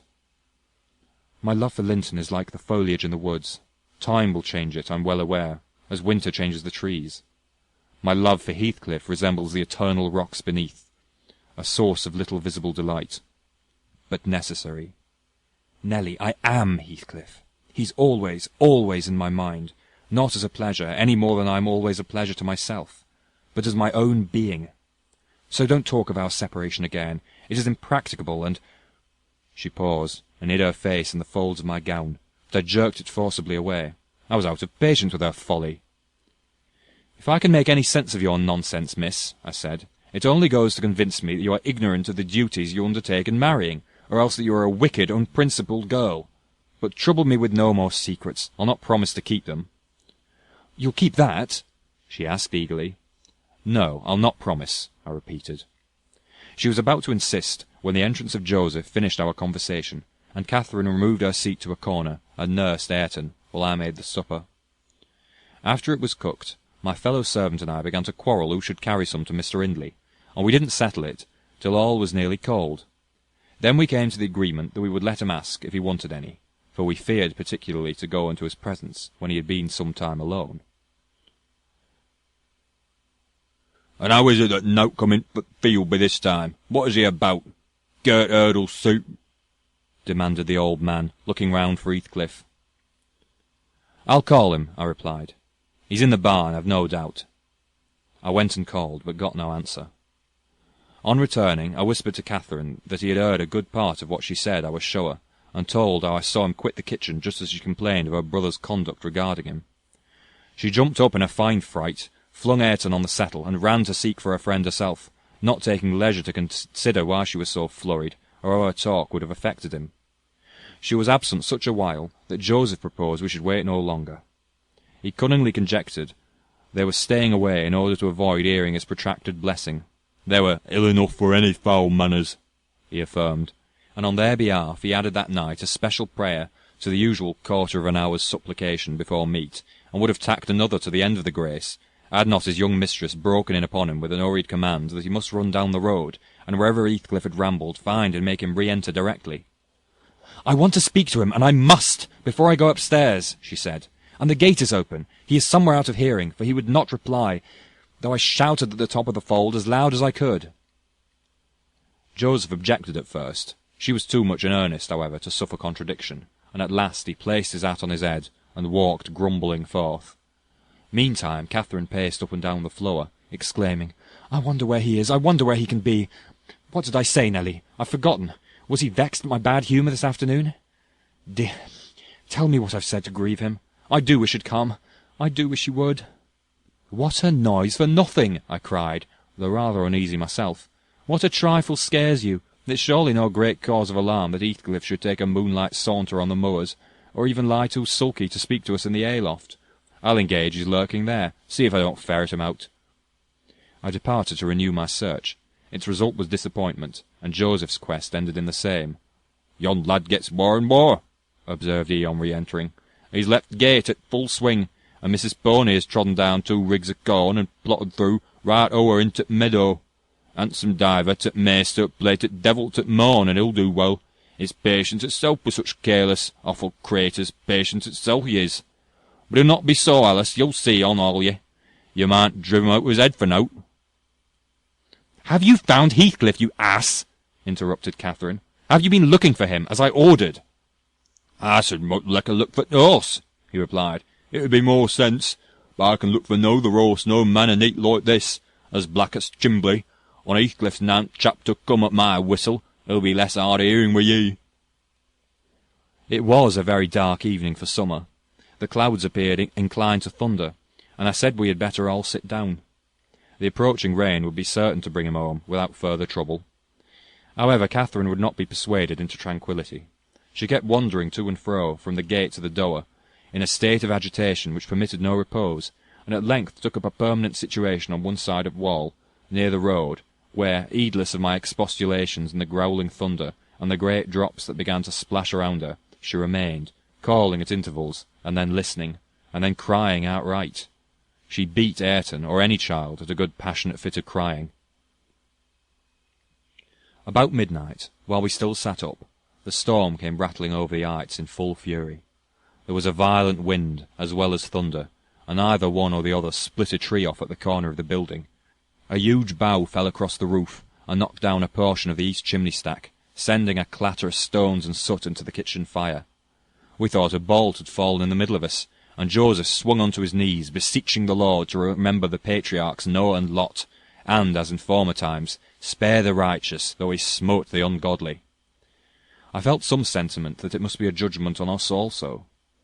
The Jonah, in my mind, was Mr. Earnshaw, and I shook the handle of his den, that I might ascertain if he were yet living.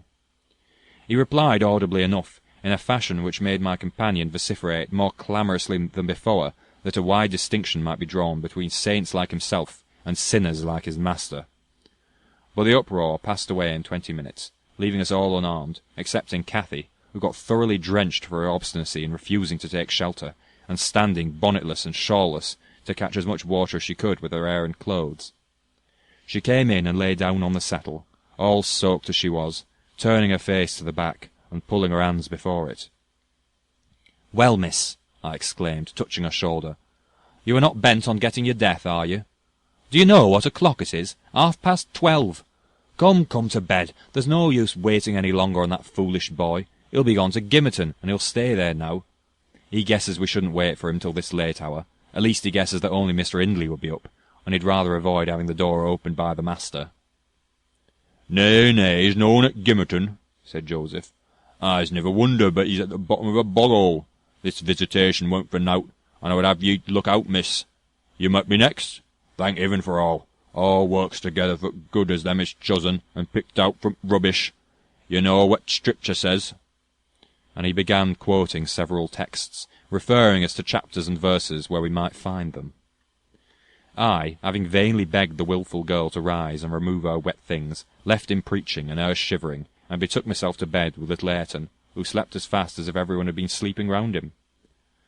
I heard Joseph read on a while afterwards, then I distinguished his slow step on the ladder, and then I dropped asleep. Coming down somewhat later than usual, I saw, by the sunbeams piercing the chinks of the shutters, Miss Catherine still seated by the fireplace. The house door was ajar too. Light entered from its unclosed windows. Heathcliff had come out, and stood on the kitchen hearth, haggard and drowsy. "What ails you, Cathy?" he was saying when I entered. "You look as dismal as a drowned whelp. Why are you so damp and pale, child?" "I've been wet," she answered reluctantly, "and I'm cold, that's all." "Oh, she is naughty," I cried, perceiving the master to be tolerably sober. "She got steeped in the shower of yesterday evening, and there she has sat the night through, and I couldn't prevail on her to stir." Mr. Earnshaw stared at us in surprise. "The night through?" he repeated. "What kept her up? Not fear of the thunder, surely? That was over hours since." Neither of us wished to mention Heathcliff's absence, as long as we could conceal it, so I replied I didn't know how she took it into her head to sit up, and she said nothing. The morning was fresh and cool, so I threw back the lattice, and presently the room filled with sweet scents from the garden. But Catherine called peevishly to me, "Ellen, shut the window. I'm starving," and her teeth chattered as she shrank closer to the almost extinguished embers. "She's ill," said Hindley, taking her wrist. "I suppose that's the reason she would not go to bed. Damn it! I don't want to be troubled with more sickness here. What took you into the rain?" "Running after lads as usual," croaked Joseph, catching an opportunity from our hesitation to thrust in his evil tongue. "If I were you, master, I'd just slant boards in faces on all of them, gentle and simple. Never a day you're off but yon cat o' Linton comes sneaking hither. And Miss Nelly, she's a fine lass. She wits watching for you in kitchen, as you're at one door, he's out t'other, and then my grand lady goes a-courting of her side. It's bonny behaviour lurking among fields after 12 at night, where that fail-fled handsome devil of a gipsy Heathcliff. They think I'm blind, but I'm nowt that sort. I seed young Linton both coming and going, and I seed you," directing his discourse to me. "You good-for-nowt, slatternly witch! Nip up and bolt house t' minute your master's horse fit clatter up road." "Silence, eavesdropper!" cried Catherine. "None of your insolence before me. Edgar Linton came yesterday by chance, Hindley, and it was I who told him to be off, because I knew you would not like to have met him as you were." "You lie, Cathy, no doubt," answered her brother, "and you are a confounded simpleton. But never mind Linton at present. Tell me, were you not with Heathcliff last night? Speak the truth now. You need not be afraid of harming him. Though I hate him as much as ever, he did me a good turn a short time since. That will make my conscience tender of breaking his neck. To prevent it, I shall send him about his business this very morning, and after he's gone, I'd advise you all to look sharp. I shall only have the more humour for you." "I never saw Heathcliff last night," answered Catherine, beginning to sob bitterly, "and if you do turn him out of doors, I'll go with him. But perhaps you'll never have an opportunity. Perhaps he's gone." Here she burst into uncontrollable grief, and the remainder of her words were inarticulate. Hindley lavished on her a torrent of scornful abuse, and bade her get to her room immediately, or she shouldn't cry for nothing. I obliged her to obey, and I shall never forget what a scene she acted when we reached her chamber. It terrified me. I thought she was going mad, and I begged Joseph to run for the doctor. It proved the commencement of delirium. Mr. Kenneth, as soon as he saw her, pronounced her dangerously ill. She had a fever. He bled her, and he told me to let her live on whey and water gruel, and take care she did not throw herself downstairs or out of the window, and then he left, for he had enough to do in the parish, where 2 or 3 miles was the ordinary distance between cottage and cottage. Though I cannot say I made a gentle nurse, and Joseph and the master were no better, and though our patient was as wearisome and headstrong as a patient could be, she weathered it through.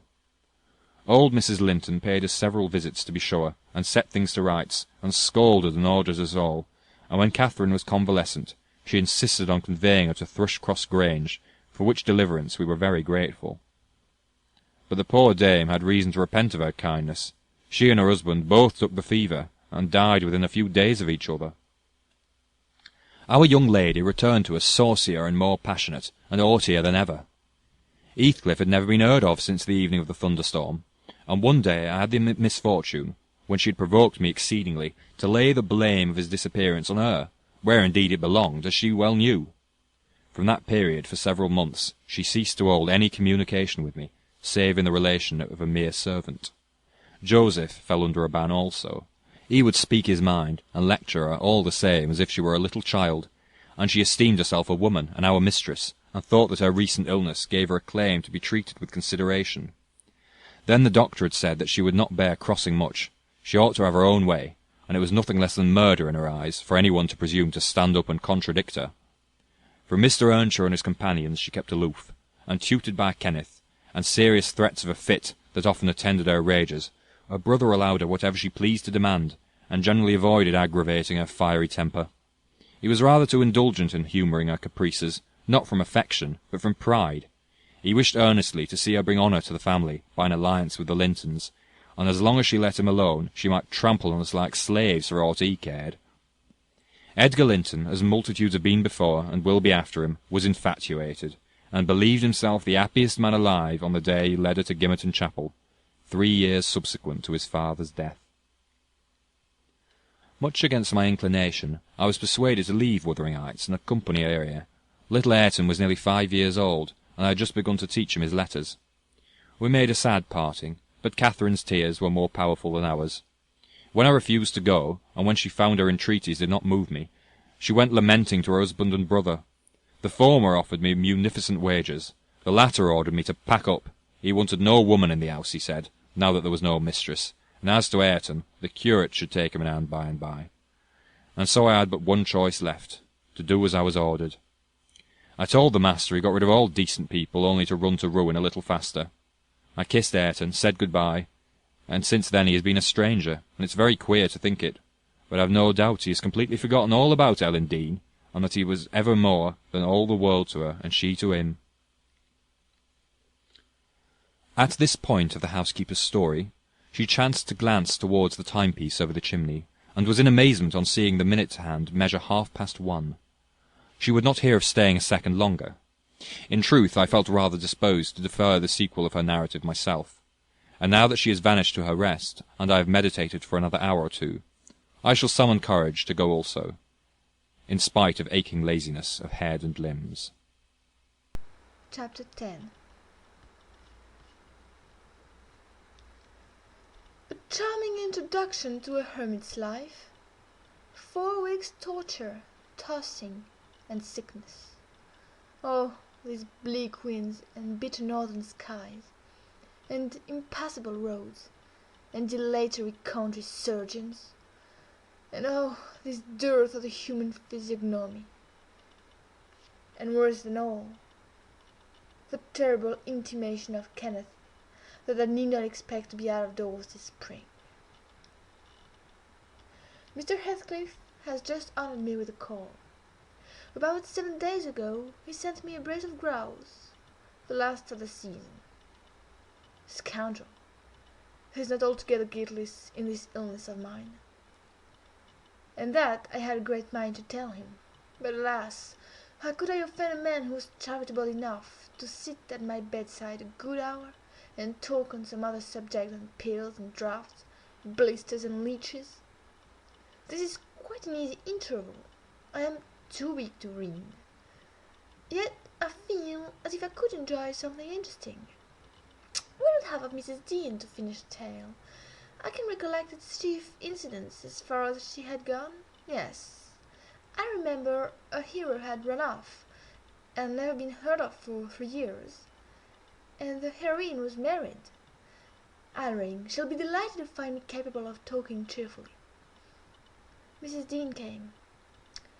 "It wants 20 minutes, sir, to taking the medicine," she commenced. "Away, away with it," I replied. "I desire to have... The doctor says you must drop the powders." "With all my heart. Don't interrupt me. Come and take a seat here. Keep your fingers from that bit of phalanx of vials. Draw your knitting out of your pocket. That will do. Now continue the history of Mr. Heathcliff from where you left off to the present day. Did he finish his education on the continent and come back a gentleman? Or did he get a sizable place at college, or escape to America and earn honours by drawing blood from his foster country, or make a fortune more promptly on the English highways? He may have done literally in all these vocations, Mr. Lockwood, but I couldn't give my word for any. I stated before that I didn't know how he gained his money, neither am I aware of the means he took to raise his mind from the savage ignorance into which it was sunk. But with your leave, I'll proceed in my own fashion, if you think it will amuse and not weary you. Are you feeling better this morning?" "Much." "That's good news." I got Miss Catherine and myself to Thrushcross Grange, and to my agreeable disappointment she behaved infinitely better than I dared to expect.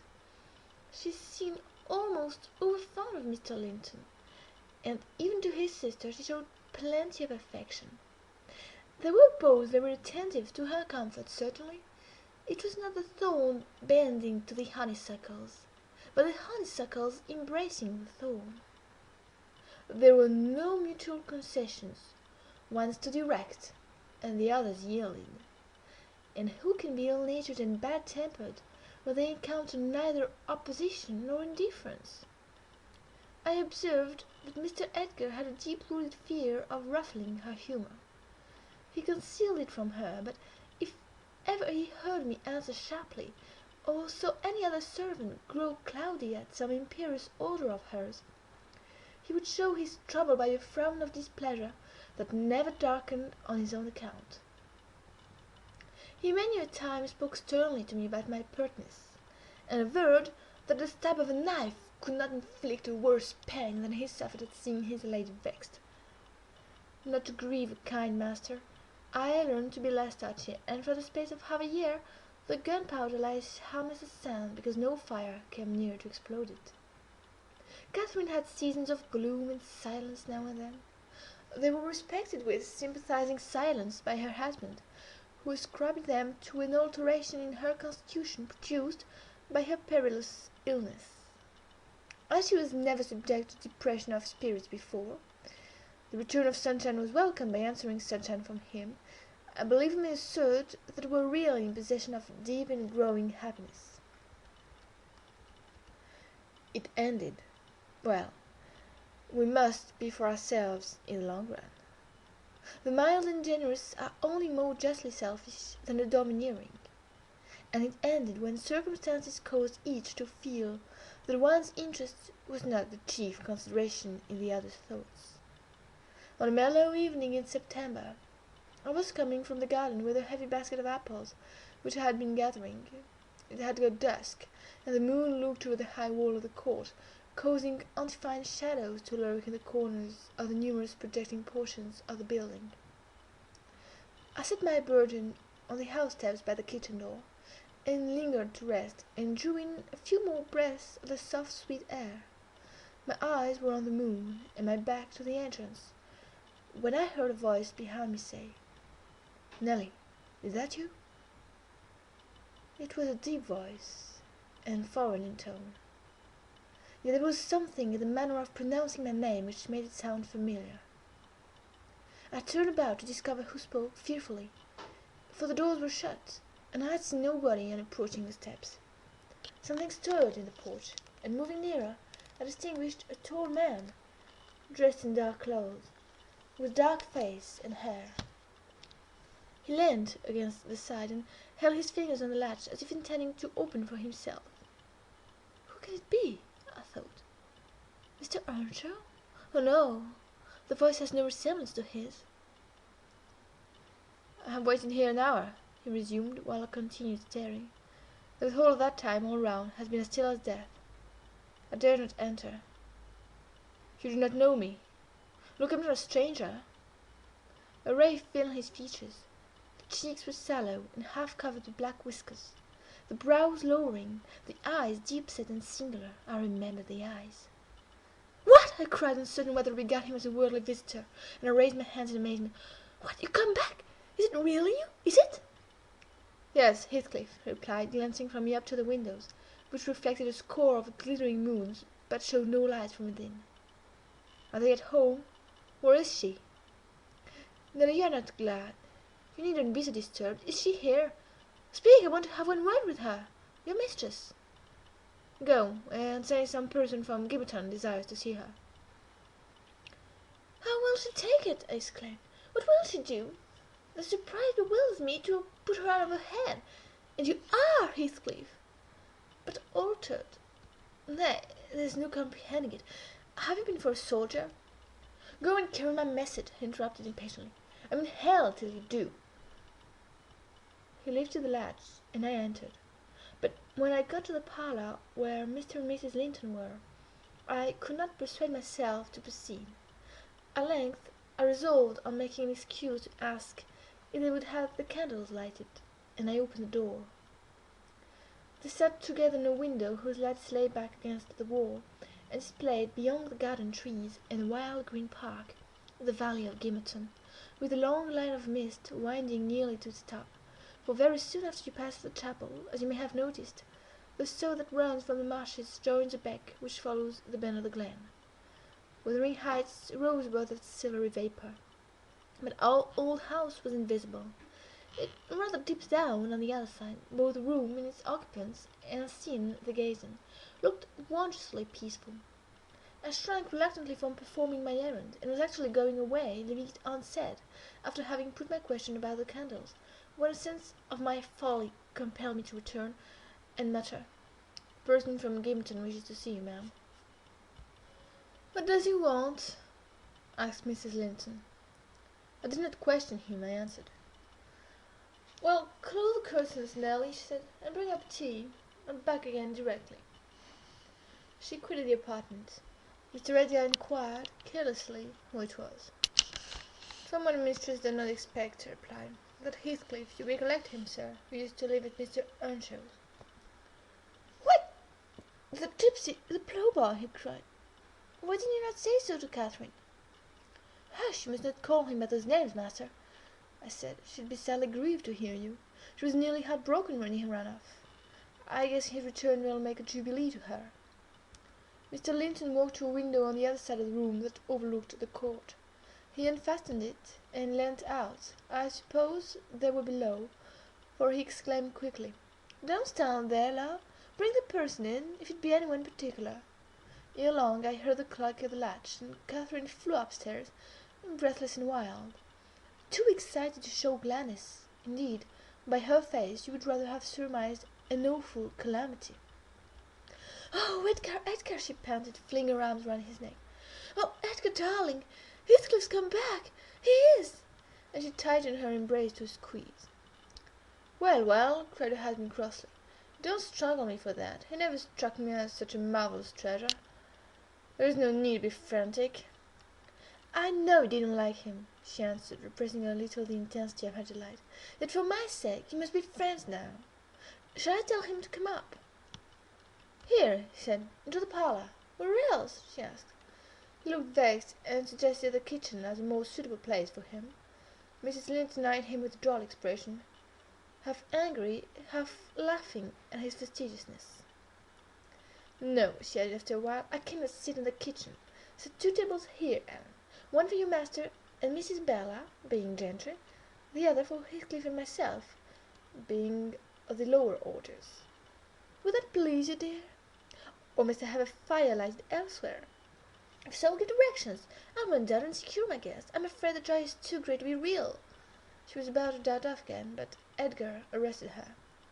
"You bid him step up," he said, addressing me, "and, Catherine, try to be glad without being absurd. The whole household did not witness the sight of your welcoming a runaway servant as a brother." I descended and found Heathcliff waiting under the porch, evidently anticipating an invitation to enter. He followed my guidance without waste of words, and I ushered him into the presence of the master and mistress, whose flushed cheeks betrayed signs of warm talking. But the ladies glowed with another feeling when her friend appeared at the door. She sprang forward, took both his hands, and led him to Linton. Then she seized Linton's reluctant fingers and crushed them into his. Now fully revealed by the fire and candlelight, I was amazed, more than ever, to behold the transformation of Heathcliff.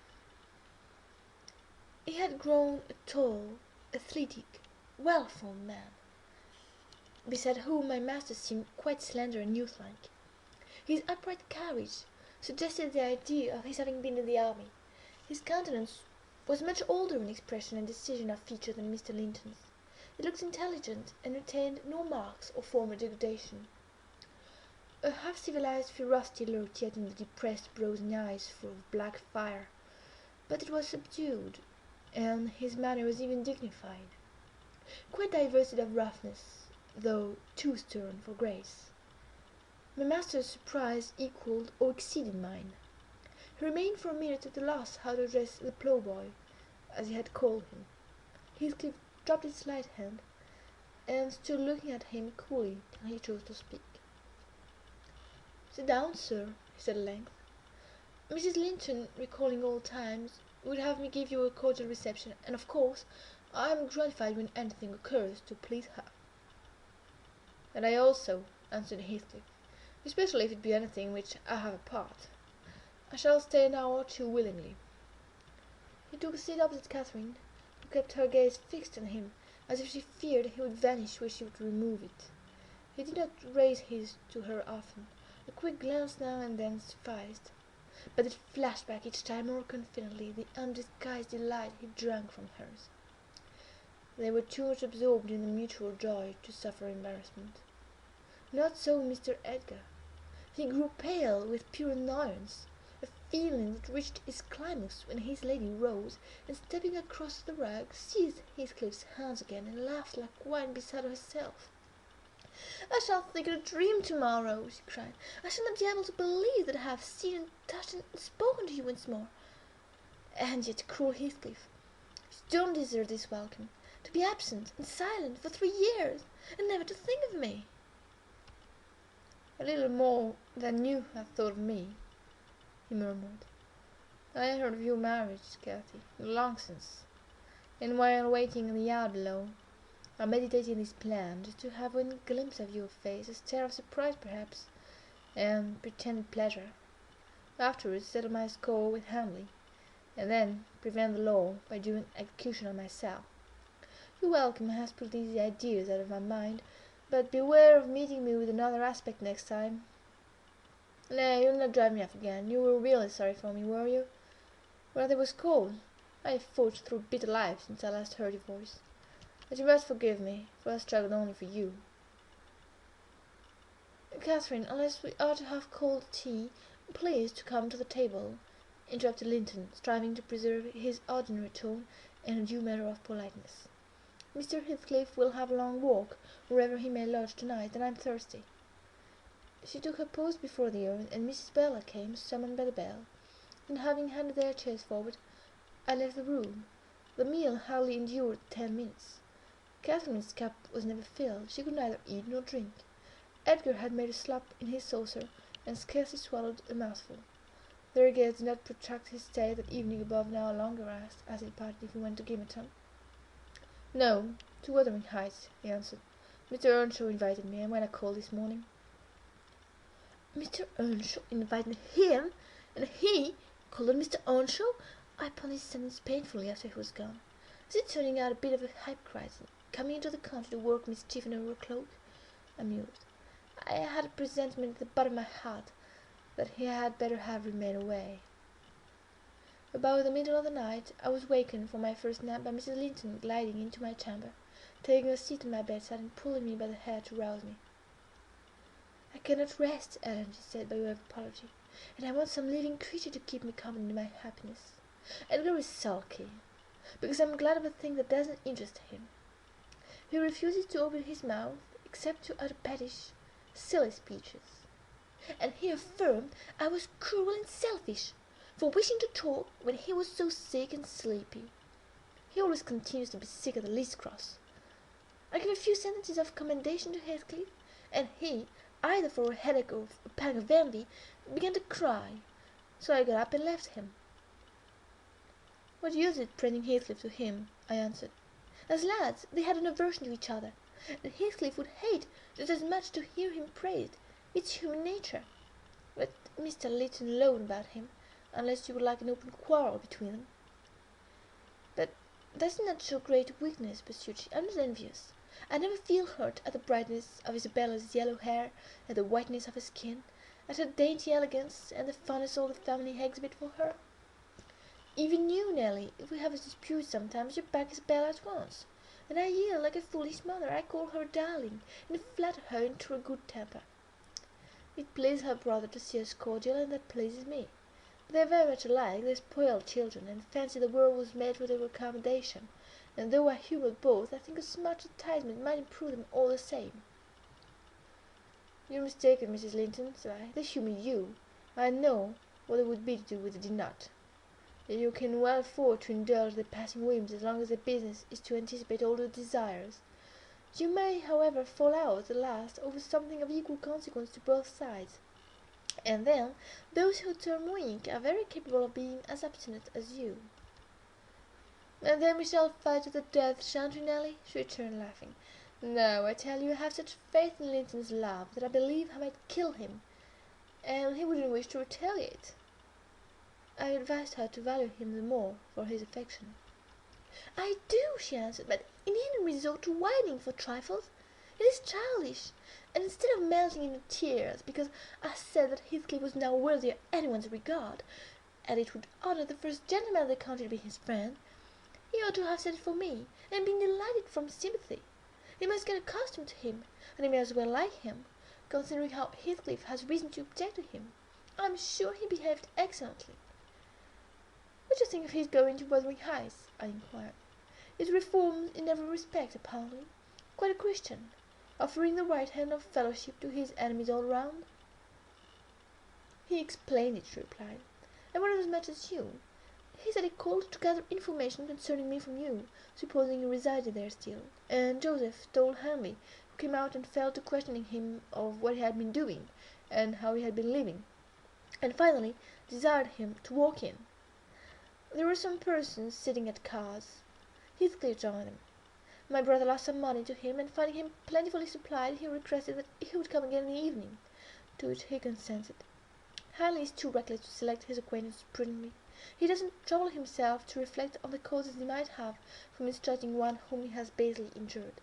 But Heathcliff affirms his principal reason for resuming a connection with his ancient persecutor is a wish to install himself in quarters at walking distance from the Grange, and an attachment to the house where we live together, and likewise a hope that I shall have more opportunities of seeing him here than I could have if he settled in Gimmerton.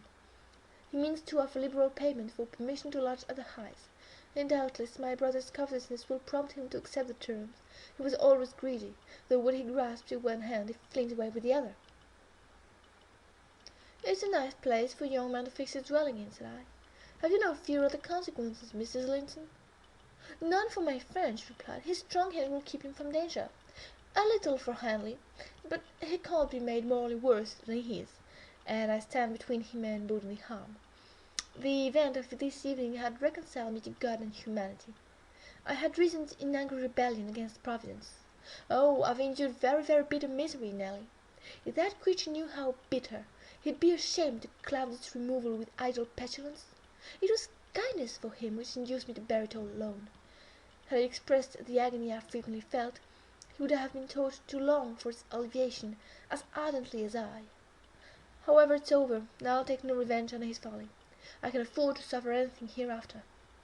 Should the meanest thing alive slap me on the cheek, I'd not only turn the other, but I'd ask pardon for provoking it, and as a proof, I'll go make my peace with Edgar instantly. Good night, I'm an angel." In this self-complacent conviction she departed, and the success of her fulfilled resolution was obvious on the morrow. Mr. Linton had not only abjured his peevishness, though his spirits seemed still subdued by Catherine's exuberance of vivacity, but he ventured no objection to her taking Isabella with her to Wuthering Heights in the afternoon, and she rewarded him with such a summer of sweetness and affection in return as made the house a paradise for several days, both master and servants profiting from the perpetual sunshine. Mr. Heathcliff, I should say in future, used the liberty of visiting our Thrushcross Grange cautiously at first. He seemed estimating how far its owner would bear his intrusion. Catherine also deemed it judicious to moderate her expressions of pleasure in receiving him, and he gradually established his right to be expected. He retained a great deal of the reserve for which his boyhood was remarkable, and that served to repress all startling demonstrations of feeling. My master's uneasiness experienced a lull, and further circumstances diverted it into another channel for a space. His new source of trouble sprang from the not anticipated misfortune of Isabella Linton evincing a sudden and irresistible attraction towards the tolerated guest. She was at that time a charming young lady of 18, infantile in manners, though possessed of keen wit, keen feeling, and a keen temper too, if irritated.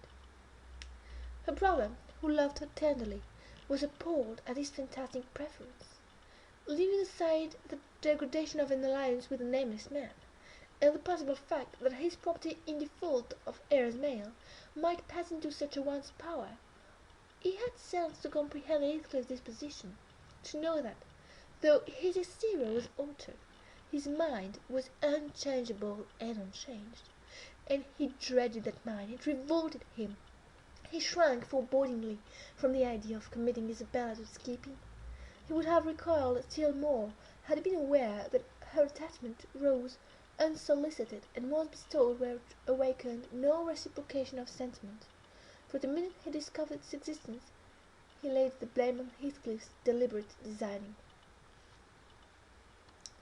We had all remarked during some time that Miss Linton fretted and pined over something.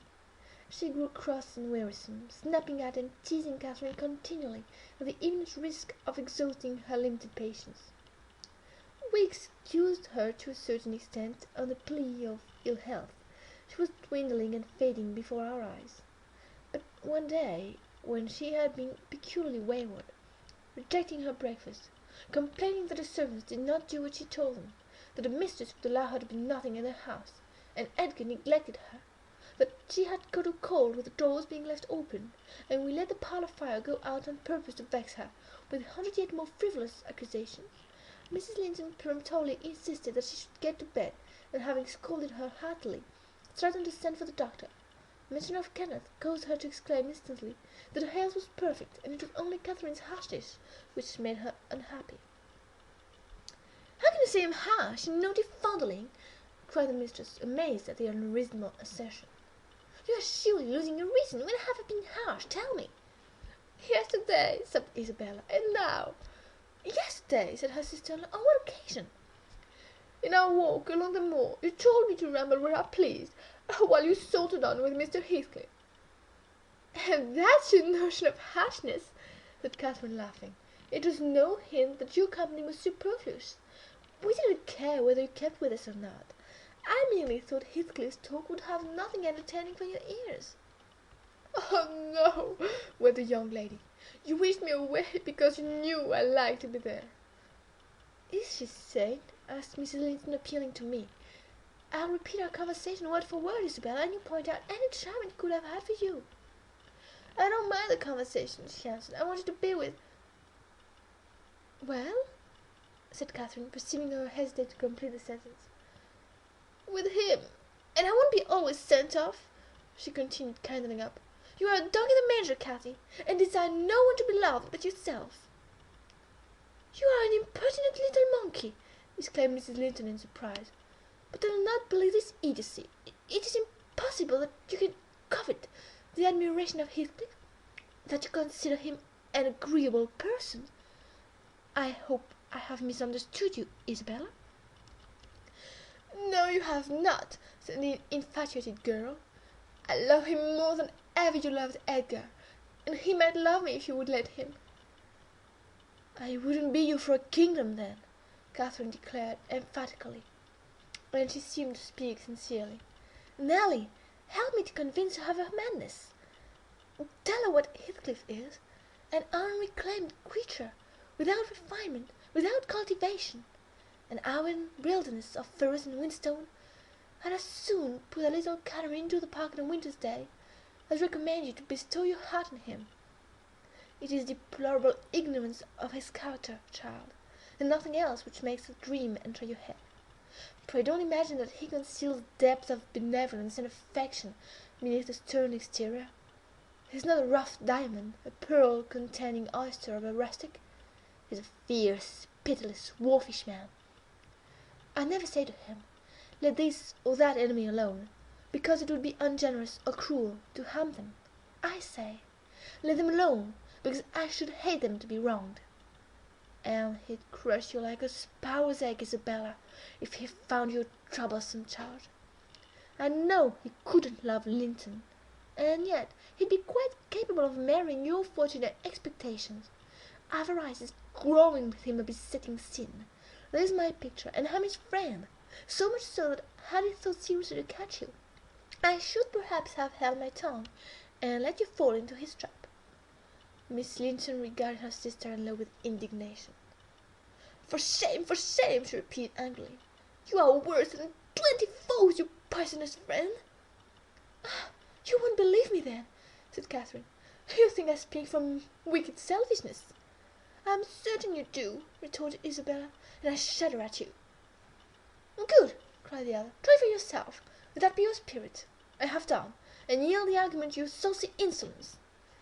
And I must suffer for her egotism, she sobbed, as Mrs. Linton left the room. Oh, Lisa gales to me. She has blighted my single consolation. But she uttered falsehoods, didn't she? Mr. Heathcliff is not a fiend. He has an honourable soul and a true one. Oh, how could he remember her? Banish him from your thoughts, miss, I said. He's a bird of bad omen, no mate for you. Mrs. Linton spoke strongly, and yet I can't contradict her. She is better acquainted with his heart than I, or anyone besides, and she never would represent him as worse than he is. Honest people don't hide their deeds. How has he been living? How has he got rich? Why is he staying at Wuthering Heights, the house of a man whom he abhors? They say Mr. Earnshaw is worse and worse since he came. They sit all night together continually, and Henry has been borrowing money on his land, and does nothing but play and drink. I heard only a week ago, it was Joseph who told me. I met him at Giverton. Nelly, he said, with how Croner's quest, at her folks. One of them's most getting his finger cut off with holding t'other fro sitting his cell like a cove. That's Maester, that's so up going to drown sizes.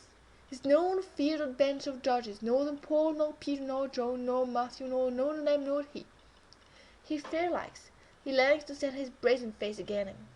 And young bonny lad Heathcliff, mind, he's a rare un. He can girl laugh as well as nobody and raise devil's jest. Doesn't even say nought of his fine living among us when he goes to Grange. This is twelve, up and down, dyes, brandy, close shutters, on candlelight legs at noon, then fool gangs binding and raving to his chamber, making decent folks dig their fingers in the lives for very shame.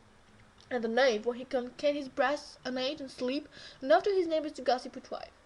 I calls, he tells them Catherine how her father's gold runs into his pocket, and her father's son galloped down Broad Road, when he flees forward to open pikes.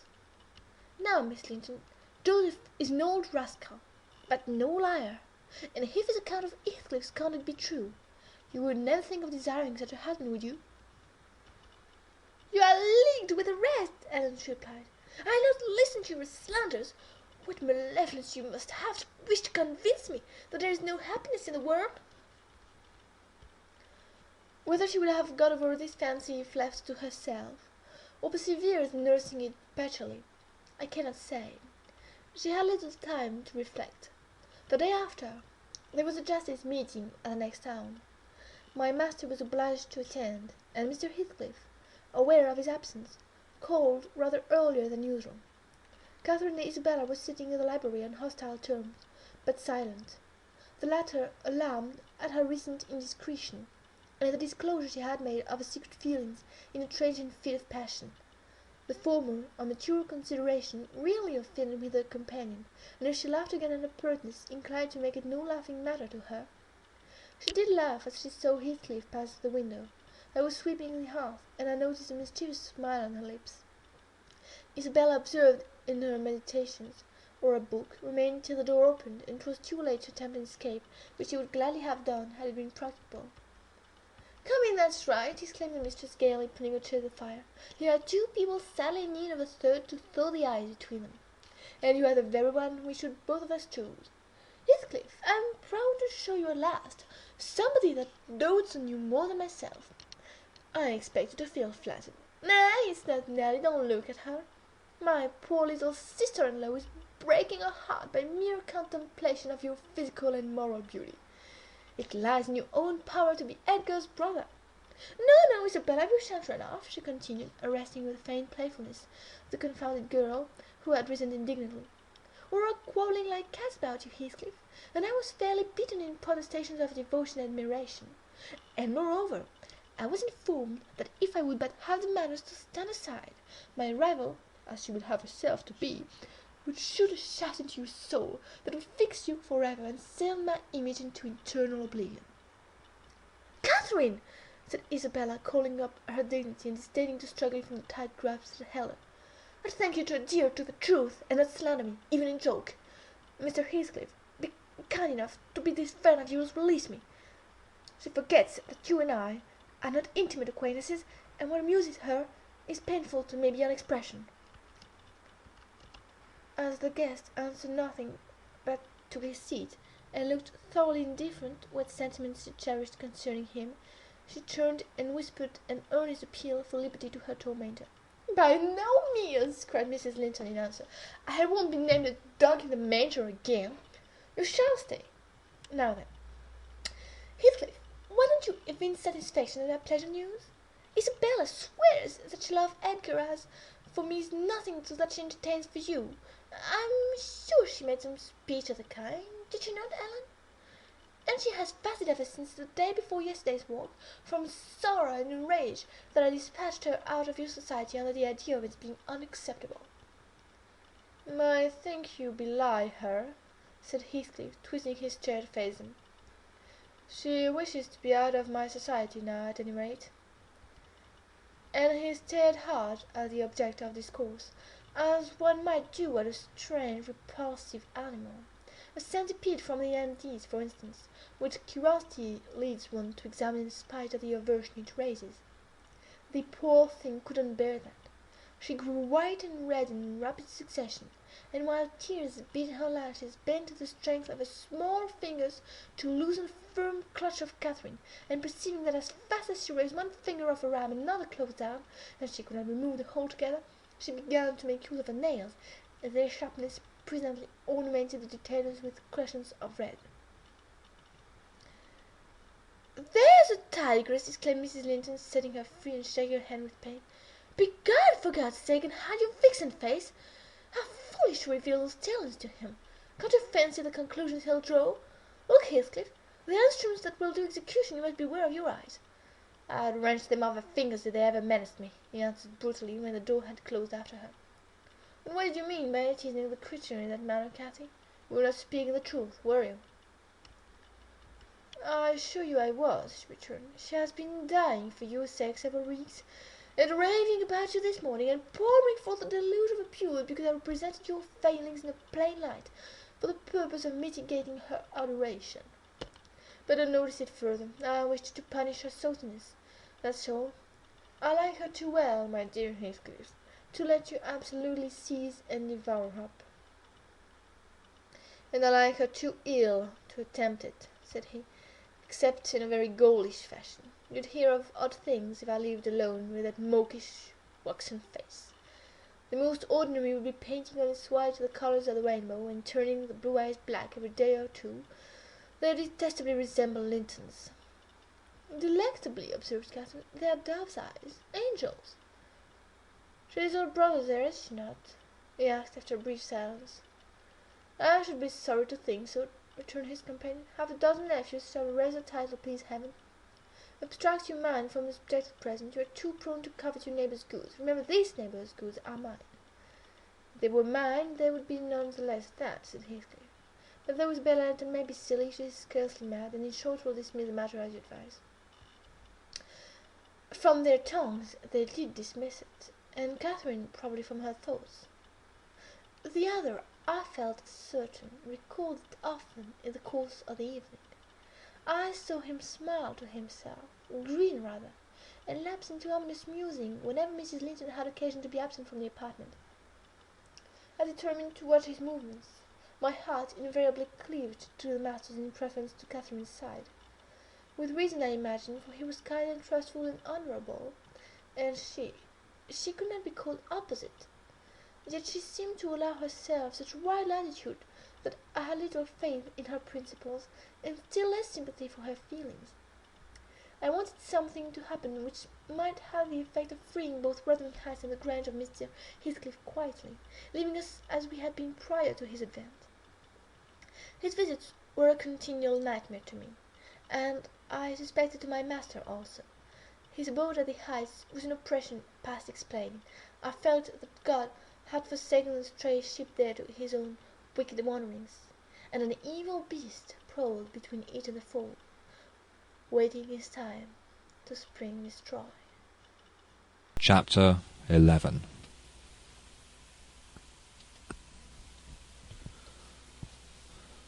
Sometimes, while meditating on these things in solitude, I've got up in a sudden terror and put on me bonnet to see how all was at the farm. I've persuaded me conscience that it was a duty to warn him how people talked regarding his ways, and then I've recollected his confirmed bad habits, and hopeless of benefiting him, have flinched from re-entering the dismal house, doubting if I could bear to be taken at my word. One time I passed the old gate, going out of my way, on a journey to Gimmerton. It was about the period that my narrative has reached, a bright frosty afternoon, the ground bare, and the road hard and dry. I came to a stone where the highway branches off onto the moor at your left hand, a rough sand pillar with the letters WH cut on its north side, on the east G, and on the southwest TG. It serves as a guidepost to the Grange, the Heights, and village. The sun shone yellow on its grey head, reminding me of summer, and I cannot say why, but all at once a gush of child sensations flowed into my heart. Hindley and I held it a favourite spot 20 years before. I gazed long at the weather-worn block, and stooped down, perceived a hole near the bottom still full of snail shells and pebbles, where we were fond of storing there with more perishable things, and as fresh as reality it appeared that I beheld my early playmate seated on the withered turf, his dark square head bent forward, and his little hand scooping out the earth with a piece of slate.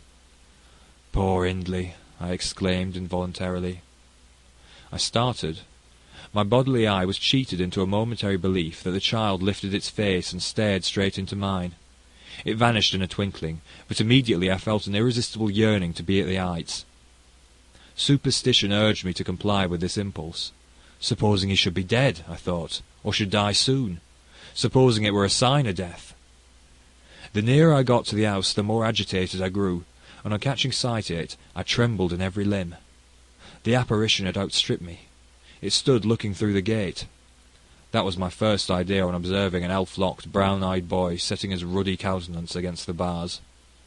Further reflection suggested this must be Ayrton, my Ayrton, not altered greatly since I left him 10 months since. "God bless thee, darling," I cried, forgetting instantaneously my foolish fears. "Ayrton, it's Nelly. Nelly, thy nurse." He retreated out of arm's length, and picked up a large flint. "I'm come to see thy father, Ayrton," I added, guessing from the action that Nelly, if she lived in his memory at all, was not recognised as one with me. He raised his missile to hurl it. I commenced a soothing speech, but could not stay his hand.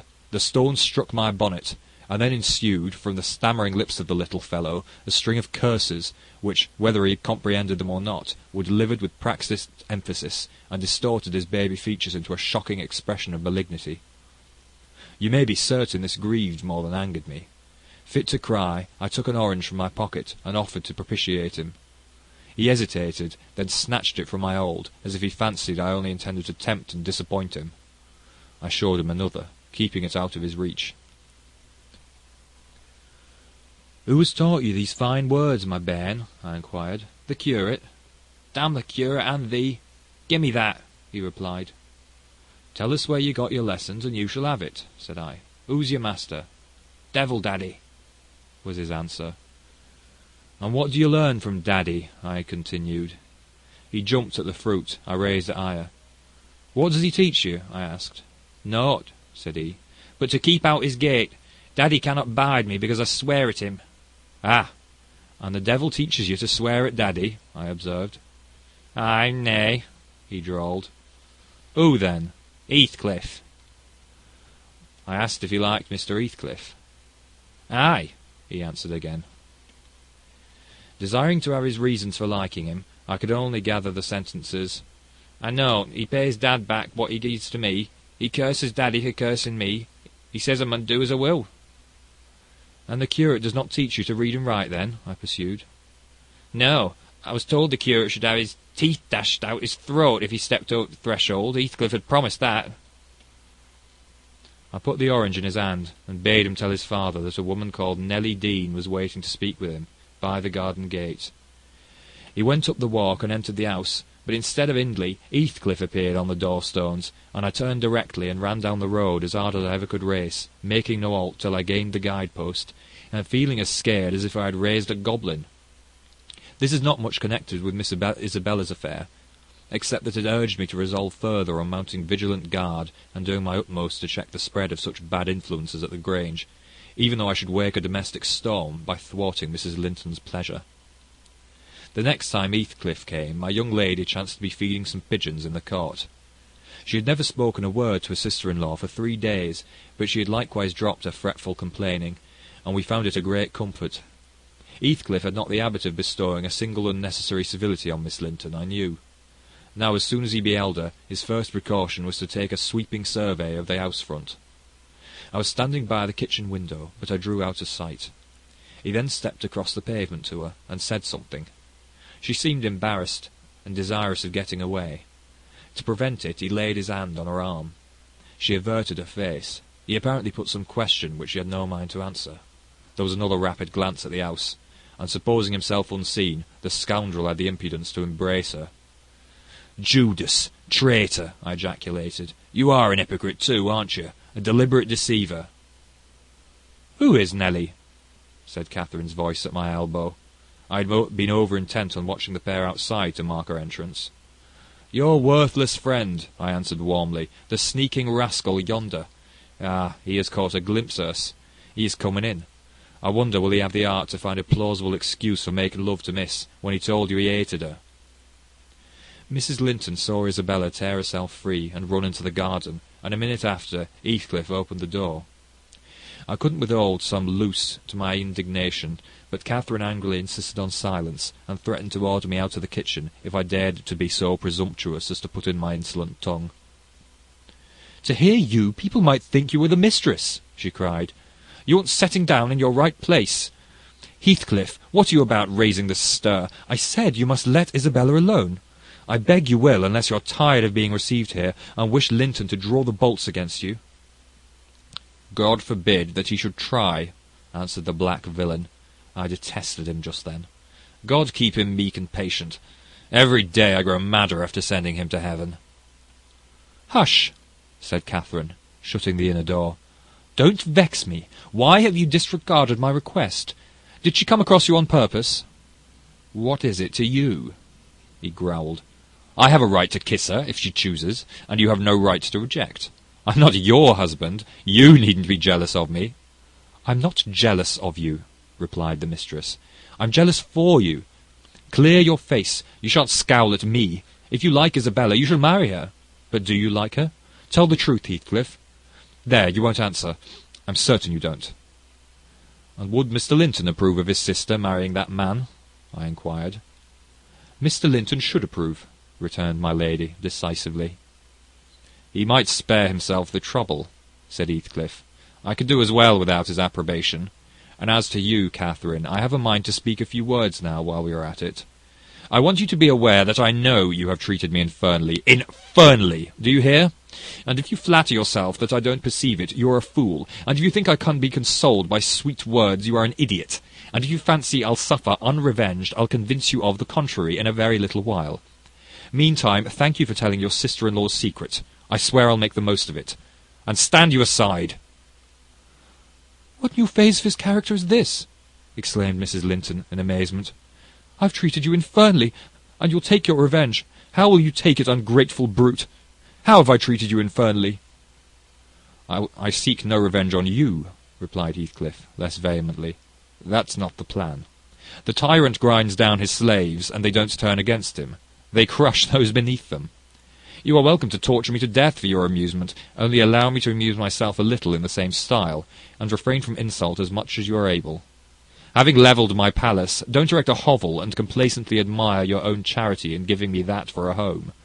If I imagined you really wished me to marry Isabel, I'd cut my throat." "Oh, the evil is that I am not jealous, is it?" cried Catherine. "Well, I won't repeat my offer of a wife. It is as bad as offering Satan a lost soul. Your bliss lies, like his, in inflicting misery. You prove it. Edgar is restored from the ill temper he gave way to at your coming. I begin to be secure and tranquil, and you, restless to know us at peace, appear resolved on exciting a quarrel. Quarrel with Edgar if you please, Heathcliff, and deceive his sister. You'll hit on exactly the most efficient method of revenging yourself on me." The conversation ceased. Mrs. Linton sat down by the fire, flushed and gloomy. The spirit which served her was growing intractable. She could neither lay nor control it. She stood on the hearth with folded arms, brooding on his evil thoughts, and in this position I left them to seek the master, who was wondering what kept Catherine below so long. "Ellen," said he, when I entered, "have you seen your mistress?" "Yes, she's in the kitchen, sir," I answered.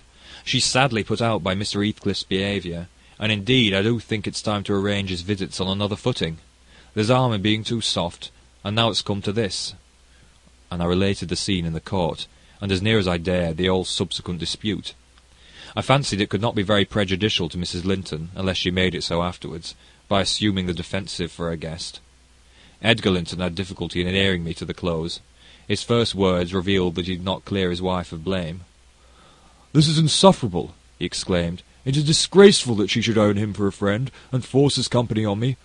Call me 2 men out of the hall, Ellen. Catherine shall linger no longer to argue with the low ruffian. I have humoured her enough." He descended, and bidding the servants wait in the passage, went, followed by me, to the kitchen. Its occupants had recommenced their angry discussion. Mrs. Linton, at least, was scolding with renewed vigour. Heathcliff had moved to the window, and hung his head, somewhat cowed by a violent ranting apparently. He saw the master first, and made an hasty motion that she should be silent, which she obeyed abruptly on discovering the reason of his intimation. "How is this?" said Linton, addressing her. "What notion of propriety must you have to remain here, after the language which has been held to you by that blackguard? I suppose, because it is his ordinary talk, you think nothing of it. You are habituated to his baseness, and perhaps imagine I can get used to it too." "Have you been listening at the door, Edgar?" asked the mistress, in a tone particularly calculated to provoke her husband, implying both carelessness and contempt of his irritation. Heathcliff, who had raised his eyes at the former speech, gave a sneering laugh at the latter, on purpose, it seemed, to draw Mr. Linton's attention to him. He succeeded, but Edgar did not mean to entertain him with any eye-flights of passion. "I have been so far forbearing with you, sir," he said quietly.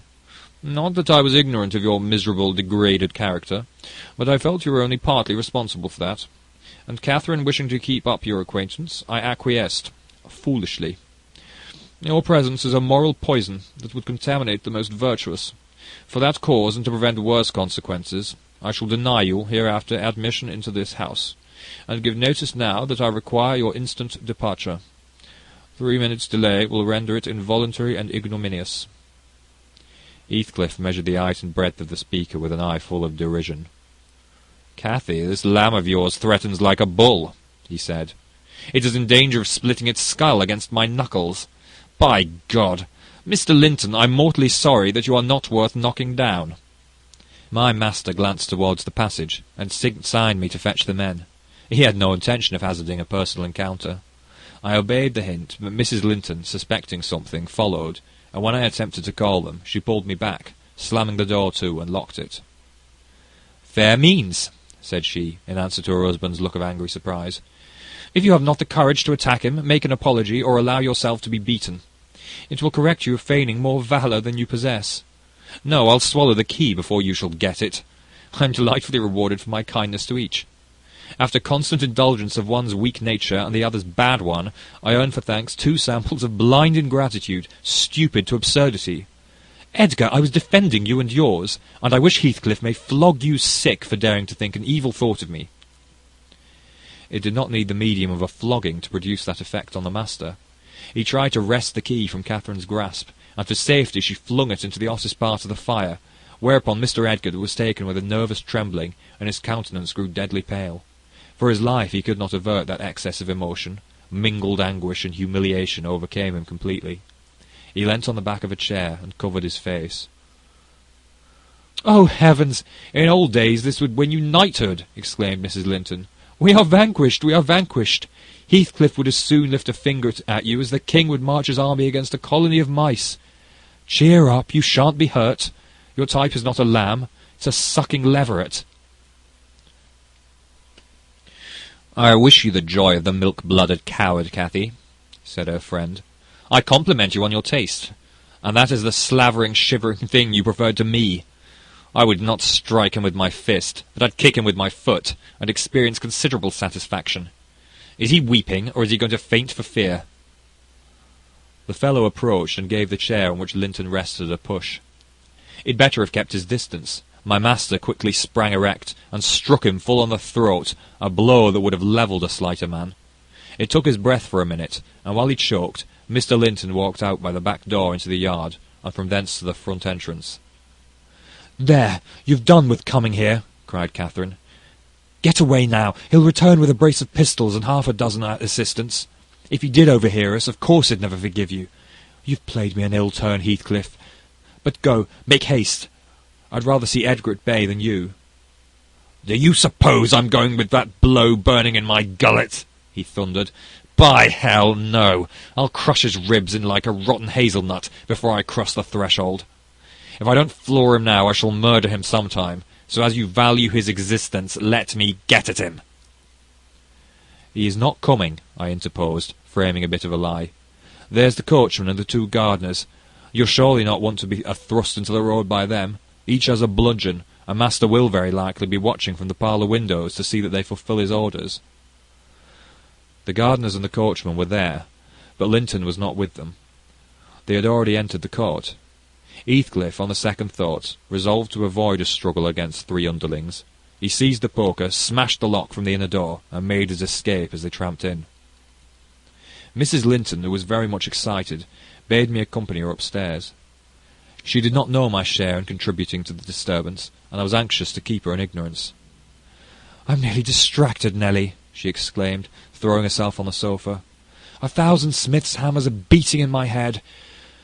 Tell Isabella to shun me. This uproar is owing to her, and should she or anyone else aggravate my anger at present, I shall get wild. And Nelly, say to Edgar, if you see him again tonight, that I'm in danger of being seriously ill. I wish it may prove true. He has startled and distressed me shockingly. I want to frighten him. Besides, he might come and bring a string of abuse or complainings. I'm certain I should recriminate, and God knows where we should end. Will you do so, my good Nelly? You are aware that I am no way blamable in this matter. What possessed him to turn listener? Heathcliff's talk was outrageous after you left us, but I could soon have diverted him from Isabella, and the rest meant nothing. Now all is dashed wrong by the fool's craving to hear evil of self, that haunts some people like a demon. Had Edgar never gathered our conversation, he would never have been the worse for it. Really, when he opened on me in that unreasonable tone of displeasure after I had scolded Heathcliff till I was hoarse for him, I did not care hardly what they did to each other, especially as I felt that, however the scene closed, we should all be driven asunder for nobody knows how long. Well, if I cannot keep Heathcliff for my friend, if Edgar will be mean and jealous, I'll try to break their hearts by breaking my own. That will be a prompt way of finishing all, when I am pushed to extremity. But it's a deed to be reserved for a forlorn hope. I'd not take Linton by surprise with it. To this point he has been discreet in dreading to provoke me. You must represent the peril of quitting that policy, and remind him of my passionate temper, verging when kindled on frenzy. I wish you could dismiss that apathy out of that countenance, and look rather more anxious about me. The stolidity with which I received these instructions was, no doubt, rather exasperating, for they were delivered in perfect sincerity, but I believed a person who could plan the turning of her fits of passion to account beforehand might, by exerting her will, manage to control herself tolerably, even while under their influence.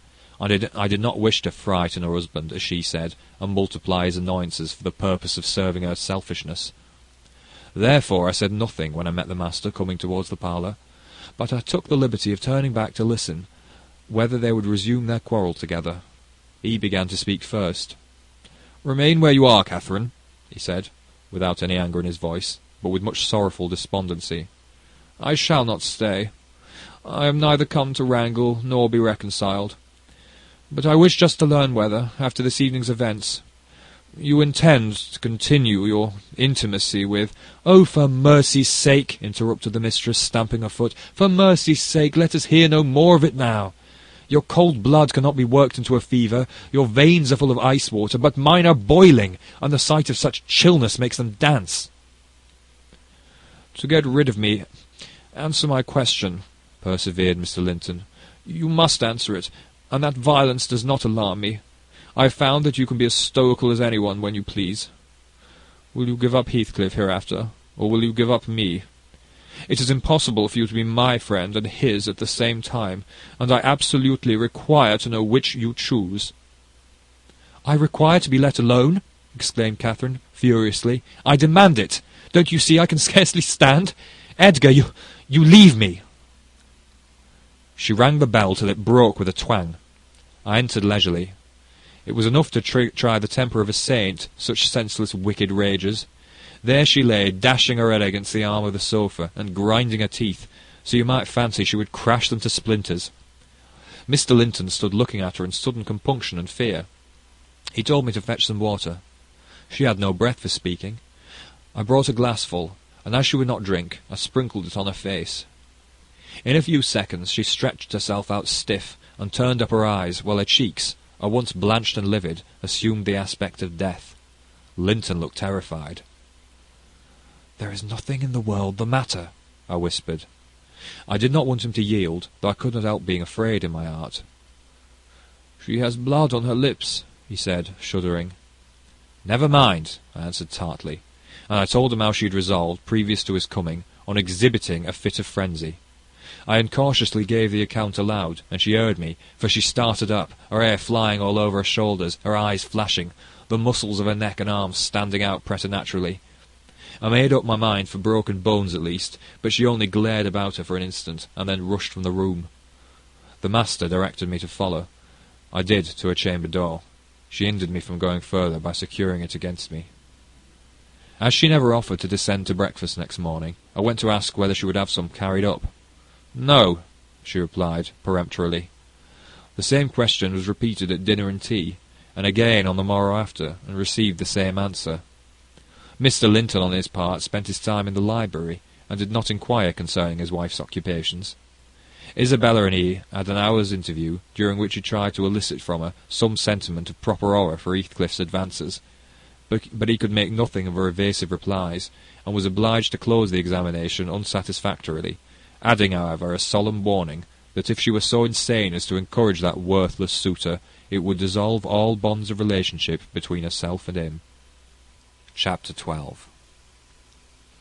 While Miss Linton moped about the park and garden, always silent and almost always in tears, and her brother shut himself up among books that he never opened, wearying her guest, with a continual vague expectation that Catherine, repenting her conduct, would come of her own accord to ask pardon and seek a reconciliation, and she fasted pertinaciously, under the idea probably that at every meal Edgar was ready to choke for her absence, and pride alone held him from coming to cast himself at her feet.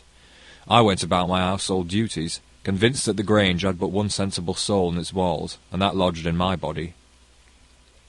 I wasted no condolences on Miss, nor any expostulations on my mistress, nor did I pay much attention to the sighs of my master, who yearned to hear his lady's name, since he might not hear her voice.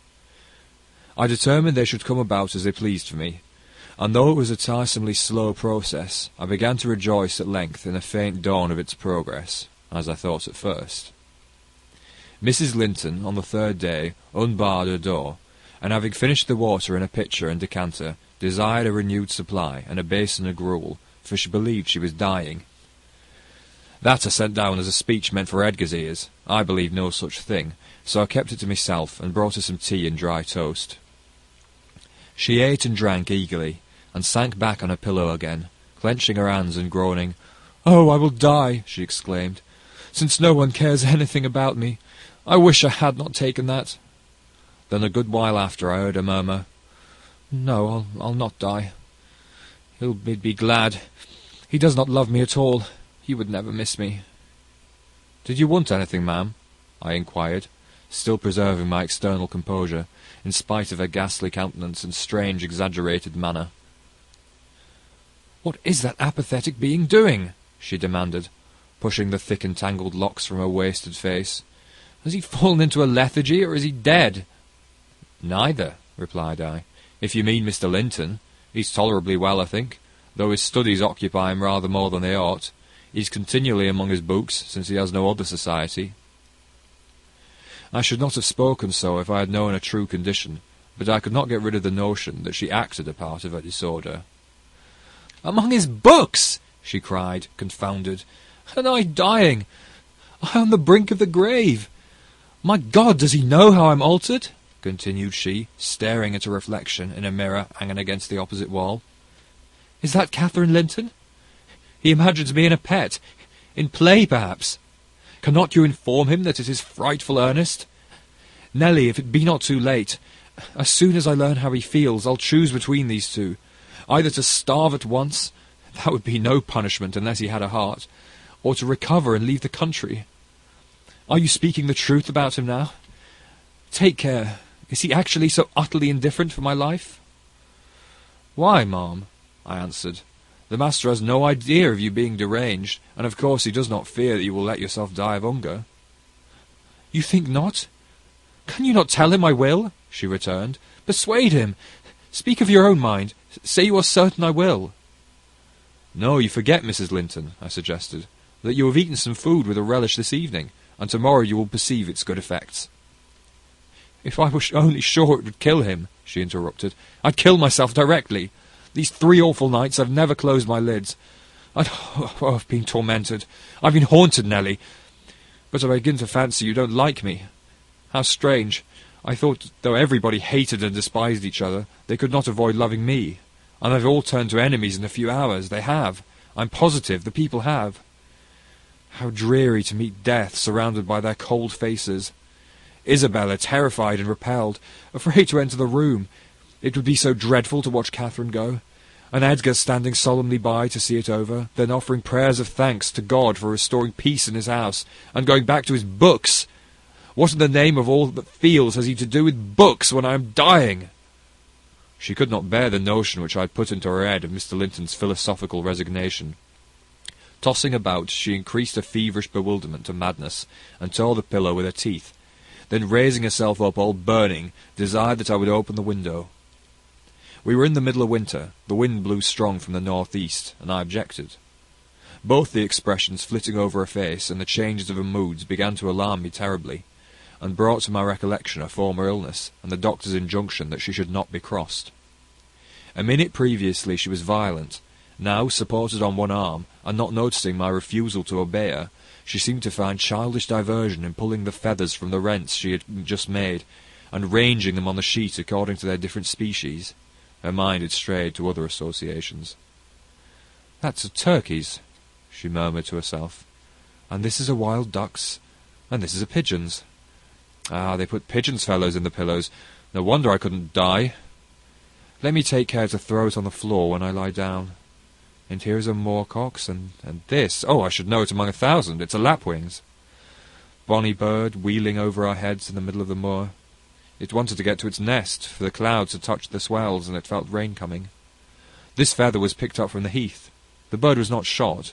We'd saw its nest in the winter, full of little skeletons. Heathcliff set a trap over it, and the old ones dared not come. I made him promise he'd never shoot a lapwing after that, and he didn't. Yes, here are more. Did he shoot my lapwings, Nelly? Are they red, any of them? Let me look. Give over with that baby work, I interrupted, dragging the pillow away, and turning the awls towards the mattress, for she was removing its contents by handfuls. Lie down and shut your eyes, you're wandering. There's a mess. The down is flying about like snow. I went here and there, collecting it. I see in you, Nelly, she continued dreamily, an aged woman. You have grey hair and bent shoulders. This bed is the fairy cave under Penistone Crags, and you are gathering elf bolts to hurt our heifers, pretending, while I am near, that they are only locks of wool. That's what you'll come to 50 years hence. I know you are not so now. I'm not wondering. You're mistaken, or else I should believe you really were that withered hag, and I should think I was under Penistone Crags, and I'm conscious it's night, and there are 2 candles on the table, making the black press shine like jet. The black press? Where is that? I asked. You're talking in your sleep. It's against the wall, as it always is, she replied. It does appear odd. I see a face in it. There's no press in the room, and never was, said I, resuming my seat, and looping up the curtain that I might watch her. Don't you see that face? She inquired, gazing earnestly at the mirror. And say what I could, I was incapable of making her comprehend it to be her own, so I rose and covered it with a shawl. It's behind there still, she pursued anxiously, and it's stirred. Who is it? I hope it will not come out when you are gone. "Oh, Nelly, the room is haunted. I'm afraid of being alone." I took her hand in mine, and bid her be composed, for a succession of shudders convulsed her frame, and she would keep straining her gaze towards the glass. "There's nobody here," I insisted. "It was yourself, Mrs. Linton. You knew it a while since." "Myself?" she gasped. "And the clock is striking 12. It's true, then. That's dreadful." Her fingers clutched the clothes and gathered them over her eyes. I attempted to steal to the door with an intention of calling her husband, but I was summoned back by a piercing shriek. The shawl had dropped from the frame. "Why, what is the matter?" cried I. "Who is coward now? Wake up! That is the glass, the mirror, Mrs. Linton, and you see yourself in it, and there I am too by your side." Trembling and bewildered, she held me fast, but the horror gradually passed from her countenance. Its paleness gave place to a glow of shame. "Oh dear, I thought I was at home," she sighed. "I thought I was lying in my chamber at Wuthering Heights. Because I'm weak, my brain got confused, and I screamed unconsciously. Don't say anything, but stay with me. I dread sleeping. My dreams appall me now." "A sound sleep will do you good, ma'am," I answered, "and I hope this suffering will prevent you trying starving again." "Oh, if I were but in my own bed in the old house," she went on bitterly, wringing her hands, "and that wind sounding in the firs by the lattice. Do let me feel it. It comes straight down the moor. Do let me have one breath." To pacify her, I held the casement ajar a few seconds. A cold blast rushed through. I closed it and returned to my post. She lay still now, her face bathed in tears. Exhaustion of body had entirely subdued her spirit. Our fiery Catherine was no better than a wailing child. "How long is it since I shut myself in here?" she asked, suddenly reviving. "It was Monday evening," I replied, "and this is Thursday night, or rather Friday morning at present." "What, of the same week?" she exclaimed. "Only that brief time?" "Long enough to live on nothing but cold water and ill temper," observed I. "Well, it seems a weary number of hours," she muttered doubtfully. "It must be more. I remember being in the parlour after they had quarrelled, and Edgar being cruelly provoking, and me running into this room desperate. As soon as ever I had barred the door, utter blackness overwhelmed me, and I fell on the floor. I couldn't explain to Edgar how certain I felt of having a fit, or going raging mad, if he persisted in teasing me. I had no command of tongue or brain, and he did not guess my agony, perhaps. It barely left me sense to try to escape from him and his voice. Before I recovered sufficiently to see and hear, it began to be dawn, and, Nelly, I'll tell you what I thought, and what has kept recurring and recurring till I feared for my reason. I thought as I lay there, with my head against that table-leg, and my eyes dimly discerning the grey square of the window, that I was enclosed in the oak-panelled bed at home, and my heart ached with some great grief which, just waking, I could not recollect. I pondered and worried myself to discover what it could be, and, most strangely, the whole last 7 years of my life grew a blank. I did not recall that they had been at all. I was a child, my father was just buried, and my misery arose from the separation that Hindley had ordered between me and Heathcliff. I was laid alone for the first time, and rousing from a dismal doze after a night of weeping, I lifted my hands to push the panels aside. It struck the table-top. I swept it along the carpet, and then memory burst in my late anguish was swallowed in a paroxysm of despair. I cannot say why I felt so wildly wretched. It must have been temporary derangement, for there is scarcely cause. But supposing at 12 years old I had been wrenched from the heights, and every early association, and all in all as Heathcliff was at that time, and been converted at a stroke into Mrs. Linton, the lady of Thrushcross Grange, and the wife of a stranger, an exile, and outcast, thenceforth, from what had been my world. You may fancy a glimpse of the abyss where I grovelled. Shake your head as you will, Nelly, you have helped to unsettle me. You should have spoken to Edgar, indeed you should, and compelled him to leave me quiet. Oh, I'm burning. I wish I were out of doors. I wish I were a girl again, half savage and hardy and free, and laughing at injuries, not maddening under them. Why am I so changed? Why does my blood rush into a hell of tumult at a few words? I'm sure I should be myself were I once among the heather on those hills. Open the window again. Wide. Fasten it open. Quick, why don't you move? Because I won't give you your death of cold, I answered. You won't give me a chance of life, you mean? she said sullenly. "However, I'm not helpless yet. I'll open it myself." And sliding from the bed before I could hinder her, she crossed the room, walking very uncertainly, threw it back, and bent out, careless of the frosty air that cut about her shoulders as keen as a knife. I entreated and finally attempted to force her to retire, but I soon found her delirious strength much surpassed mine. She was delirious, I became convinced by her subsequent actions and ravings. There was no moon, and everything beneath lay in misty darkness.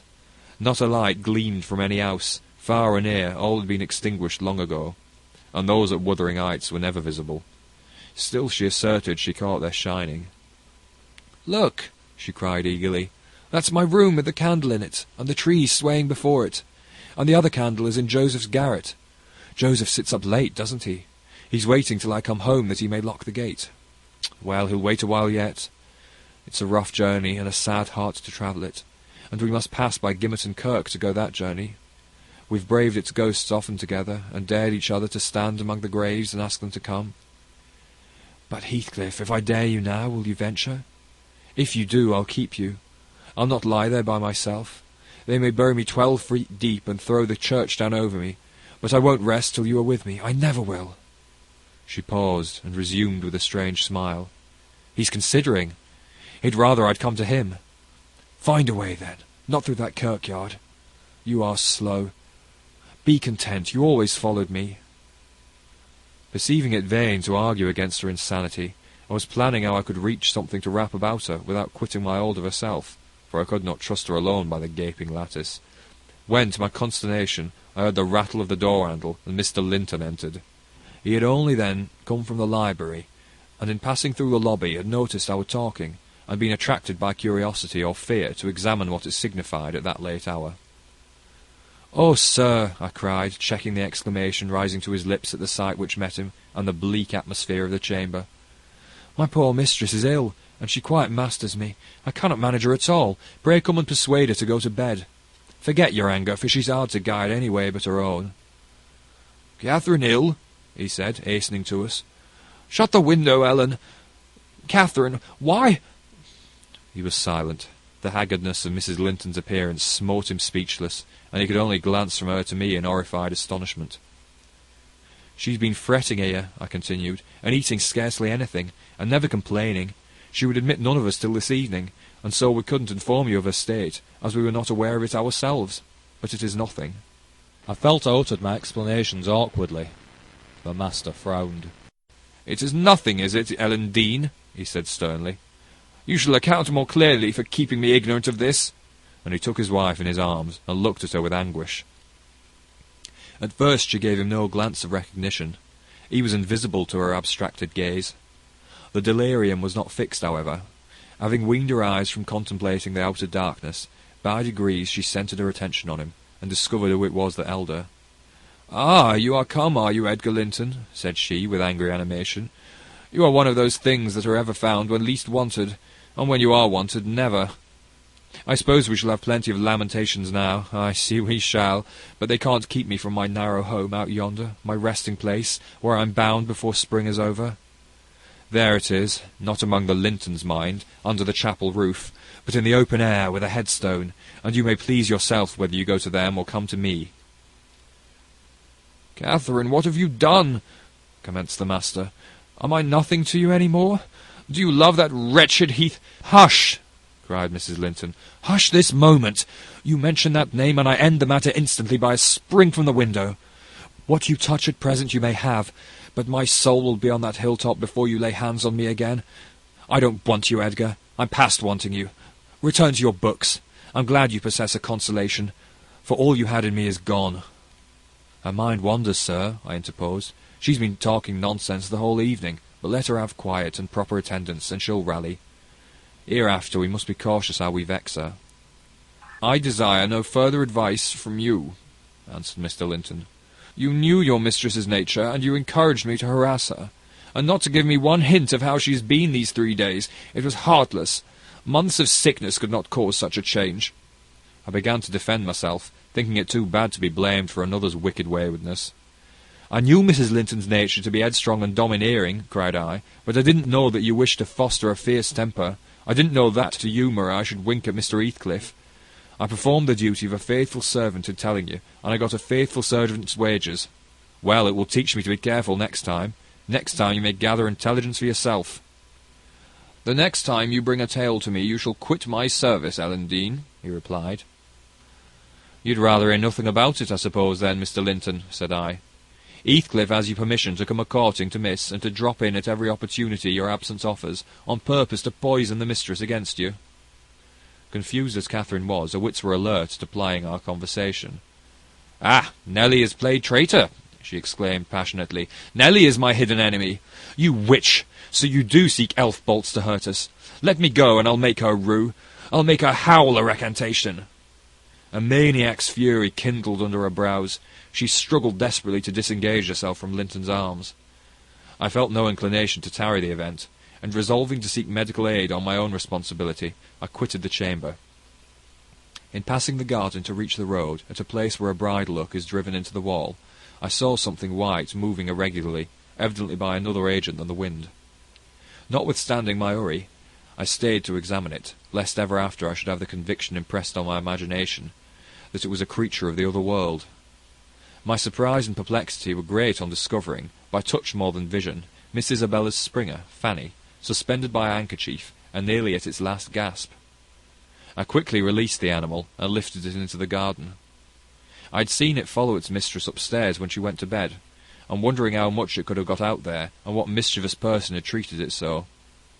While untying the knot round the hook, it seemed to me that I repeatedly caught the beat of horses' feet galloping at a distance, but there was such a number of things to occupy my reflections that I hardly gave the circumstance a thought, though it was a strange sound in that place at 2 o'clock in the morning. Mr. Kenneth was fortunately just issuing from his house to see a patient in the village as I came up the street, and my account of Catherine Linton's malady induced him to accompany me back immediately. He was a plain, rough man, and he made no scruple to speak his doubts of her surviving this second attack, unless she were more submissive to his directions than she had shown herself before. "Nelly Dean," said he, "I can't help fancying there's an extra cause for this. What has there been to do at the Grange? We've had odd reports up there. A stout, hearty lass like Catherine does not fall ill for a trifle, and that sort of people should not either. It's hard work bringing them through fevers and such things. How did it begin?" "The master will inform you," I answered, "but you are acquainted with the Earnshaw's violent dispositions, and Mrs. Linton caps them all. I may say this, it commenced in a quarrel. She was struck during a tempest of passion with a kind of fit. That's her account, at least, for she flew off in the height of it and locked herself up. Afterwards she refused to eat, and now she alternately raves and remains in a half-dream, knowing those about her, but having her mind filled with all sorts of strange ideas and delusions." "Mr. Linton will be sorry," observed Kenneth interrogatively. "Sorry? He'll break his heart should anything happen," I replied. "Don't alarm him any more than necessary."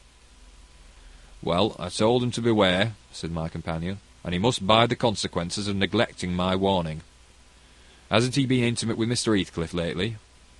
"Heathcliff frequently visits at the Grange," answered I, "the more on the strength of the mistress having known him when a boy than because the master likes his company.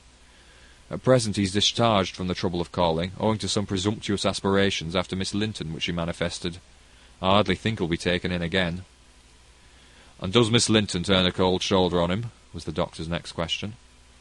"I am not in her confidence," returned I, reluctant to continue the subject. "No, she's a sly one," he remarked, shaking his head. "She keeps her own counsel, but she's a real little fool. I have it from good authority that last night, and a pretty night it was, she and Heathcliff were walking in the plantation at the back of your house above 2 hours, and he pressed her not to go in again, but just mount his horse and away with him. My informant said she could only put him off by pledging her word of honour to be prepared on their first meeting after that. When it was to be he didn't hear. But you urge Mr. Linton to look sharp." This news filled me with fresh fears. I outstripped Kenneth, and ran most of the way back. The little dog was yelping in the garden yet. I spared a minute to open the gate for it, but instead of going to the house door, it coursed up and down, snuffling the grass, and would have escaped to the road had I not seized it and conveyed it in with me. On ascending to Isabella's room, my suspicions were confirmed. It was empty. Had I been a few hours sooner, Mrs. Linton's illness might have arrested her rash step.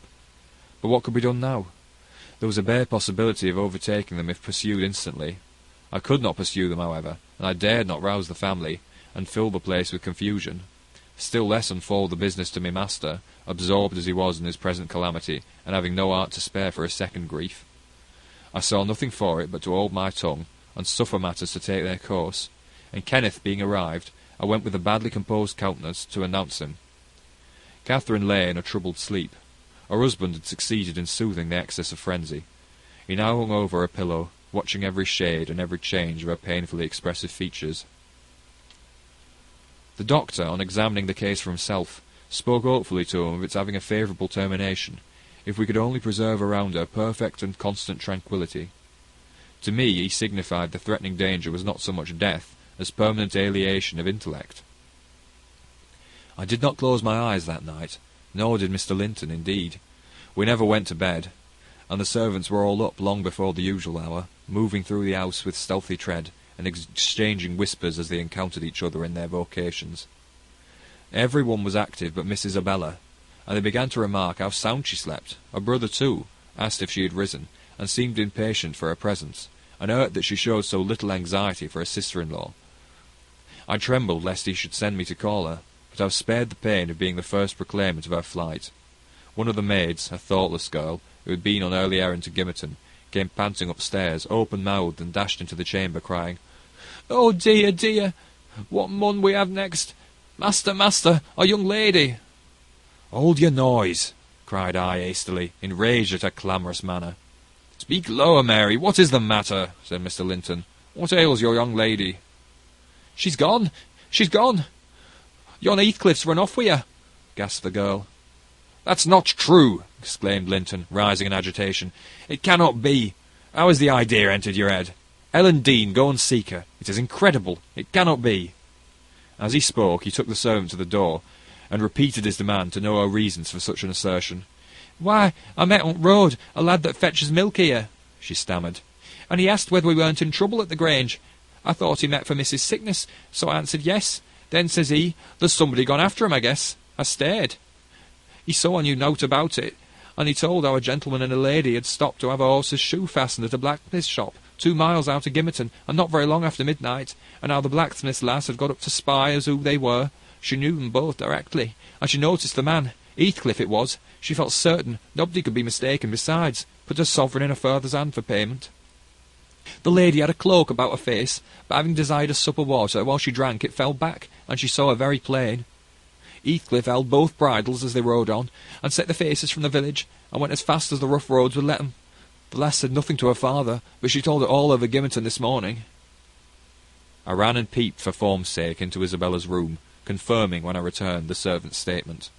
Mr. Linton had resumed his seat by the bed. On my re-entrance he raised his eyes, read the meaning of my blank aspect, and dropped them without giving an order or uttering a word. "Are we to try any measures for overtaking and bringing her back?" I inquired. "How should we do?" "She went of her own accord," answered the master. "She had a right to go if she pleased. Trouble me no more about her. Hereafter she is only my sister in name, not because I disown her, but because she has disowned me." And that was all he said on the subject. He did not make single inquiry further, or mention her in any way, except directing me to send what property she had in the house to her fresh home, wherever it was, when I knew it. Chapter 13. For 2 months the fugitives remained absent. In those 2 months Mrs. Linton encountered and conquered the worst shock of what was denominated a brain fever. No mother could have nursed an only child more devotedly than Edgar tended her. Day and night he was watching, and patiently enduring all the annoyances that irritable nerves and a shaken reason could inflict. And though Kenneth remarked that what he saved from the grave would only recompense his care by forming the source of constant future anxiety, in fact that his health and strength were being sacrificed to preserve a mere ruin of humanity, he knew no limits in gratitude and joy when Catherine's life was declared out of danger, and an hour after hour he would sit beside her, tracing the gradual return to bodily health, and flattering his too sanguine hopes with the illusion that her mind would settle back to its right balance also, and she would soon be entirely her former self. The first time she left her chamber was at the commencement of the following March. Mr. Linton had put on her pillow in the morning a handful of golden crocuses. Her eye, long stranger to any gleam of pleasure, caught them in waking, and shone delighted as she gathered them eagerly together. "These are the earliest flowers at the Heights," she exclaimed. "They remind me of soft thaw winds and warm sunshine, and nearly melted snow. Edgar, is there not a south wind, and is not the snow almost gone?" "The snow is quite gone down here, darling," replied her husband, "and I only see 2 white spots on the whole range of moors. The sky is blue, and the larks are singing, and the becks and brooks are brimful. Catherine, last spring at this time I was longing to have you under this roof. Now I wish you were a mile or 2 up those hills. The air blows so sweetly. I feel that it would cure you." "I shall never be there but once more," said the invalid. "And then you'll leave me, and I shall remain forever. Next spring you'll long to have me under this roof, and you'll look back and think you were happy today." Linton lavished on her the kindest caresses, and tried to cheer her by the fondest words, but vaguely regarding the flowers, she let her tears collect on her lashes and stream down her cheeks unheeding. We knew she was really better, and therefore decided that long confinement to a single place produced much of this despondency, and it might be partially removed by a change of scene. The master told me to light a fire in the many weeks deserted parlour, and to set an easy chair to the sunshine by the window, and then he brought her down, and she sat a long while enjoying the genial heat, and as we expected, revived by the objects round her, which, though familiar, were free from the dreary associations investing her hated sick-chamber. By evening she seemed greatly exhausted, yet no arguments could persuade her to return to that apartment, and I had to arrange the parlour sofa for her bed till another room could be prepared. To obviate the fatigue of mounting and descending the stairs, we fitted up this, where you lie at present, on the same floor with the parlour, and she was soon strong enough to move from one to the other, leaning on Edgar's arm. Ah, I thought to myself, she might recover, so waited on as she was. And there was double cause to desire it, for on her existence depended that of another. We cherished the hope that in a little while Mr. Linton's heart would be gladdened, and his land secured from a stranger's gripe by birth of an heir. I should mention that Isabella sent to her brother, some 6 weeks from her departure, a short note announcing her marriage with Heathcliff. It appeared dry and cold, but at the bottom was dotted in with pencil an obscure apology, and an entreaty for kind remembrance and reconciliation if her proceeding had offended him, asserting that she could not help it then, and being done she had no power to repeal it. Linton did not reply to this, I believe, and in a fortnight more I got a long letter, which I considered odd coming from the pen of a bride just out of the honeymoon. I'll read it, for I keep it yet. Any relic of the dead is precious, if they were valued living. "Dear Ellen," it begins, "I came last night to Wuthering Heights, and heard for the first time that Catherine has been, and is yet very ill. I must not write to her, I suppose, and my brother is either too angry or too distressed to answer what I sent him. Still, I must write to somebody, and the only choice left me is you. Inform Edgar that I'd give the world to see his face again, that my heart returned to Thrushcross Grange in 24 hours after I left it, and is there at this moment, full of warm feelings for him and Catherine. I can't follow it through." These words are underlined. "They need not expect me, and they may draw what conclusions they please, taking care, however, to lay nothing at the door of my weak will nor deficient affection. The remainder of the letter is for yourself alone. I want to ask you 2 questions. The first is, how did you contrive to preserve the common sympathies of human nature when you resided here? I cannot recognize any sentiment which those around share with me. The second question I have great interest in. It is this. Is Mr. Heathcliff a man? If so, is he mad? And if not, is he a devil? I shan't tell my reasons for making this inquiry, but I beseech you to explain, if you can, what I have married. That is, when you call to see me, and you must call, Ellen, very soon. Don't write, but come, and bring me something from Edgar. Now, you shall hear how I have been received in my new home, as I am led to imagine the Heights will be. It is to amuse myself that I dwell on such subjects as the lack of external comforts. They never occupy my thoughts except at the moment when I miss them. I should laugh and dance for joy if I found their absence was the total of my miseries, and the rest was an unnatural dream. The sun set behind the Grange as we turned on to the moors. By that I judged it to be 6 o'clock, and my companion halted half an hour to inspect the park and the gardens, and probably the place itself, as well as he could, So it was dark when we dismounted in the paved yard of the farmhouse, and your old fellow-servant Joseph issued out to receive us by the light of a dip-candle. He did it with a courtesy that resounded to his credit. His first act was to elevate his torch to a level of my face, squint malignantly, project his underlip, and turn away. Then he took the 2 horses and led them into the stables, reappearing for the purpose of locking the outer gate, as if we lived in an ancient castle. Heathcliff stayed to speak with him, and I entered the kitchen, a dingy, untidy hole. I dare say you would not know it, it is so changed since it was in your charge. By the fire stood a ruffianly child, strong in limb, dirty in garb, with a look of Catherine in his eyes and about his mouth. This is Edgar's legal nephew, I reflected.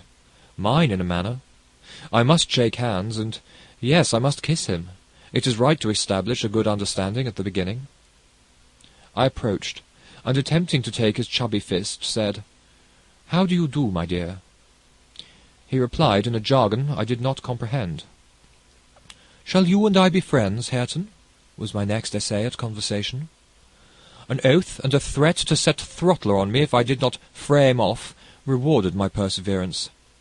"Eh, Throttler, lad!" whispered the little wretch, rousing a half-bred bulldog from its lair in a corner. "Now wilt thou be ganging?" he asked, authoritatively.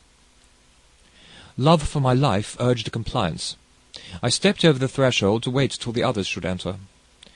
Mr. Heathcliff was nowhere visible, and Joseph, whom I followed to the stables and requested to accompany me in, after staring and muttering to himself, screwed up his nose and replied, "Mim, mim, mim, you niver a Christian body or out like it, mincing and munching.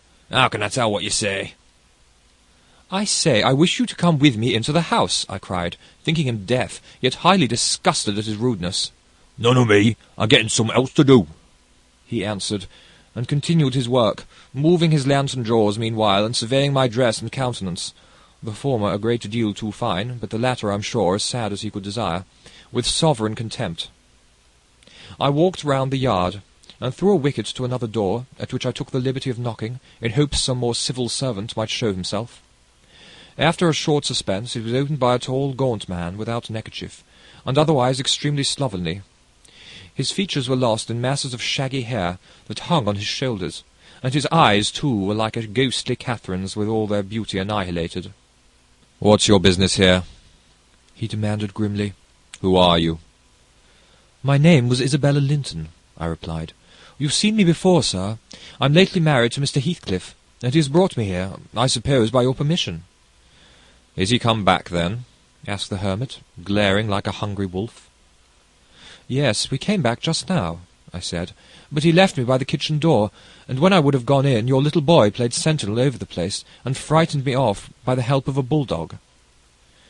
"It's well the hellish villain has kept his word," growled my future host, searching the darkness beyond me in expectation of discovering Heathcliff, and then he indulged in a soliloquy of execrations and threats of what he would have done had the fiend deceived him. I repented having tried this second entrance, and was almost inclined to slip away before he finished cursing, but ere I could execute that intention he ordered me in, and shut and refastened the door.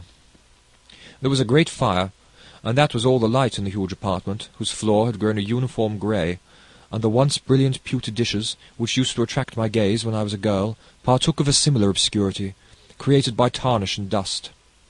I inquired whether I might call the maid, and be conducted to a bedroom. Mr. Earnshaw vouchsafed no answer.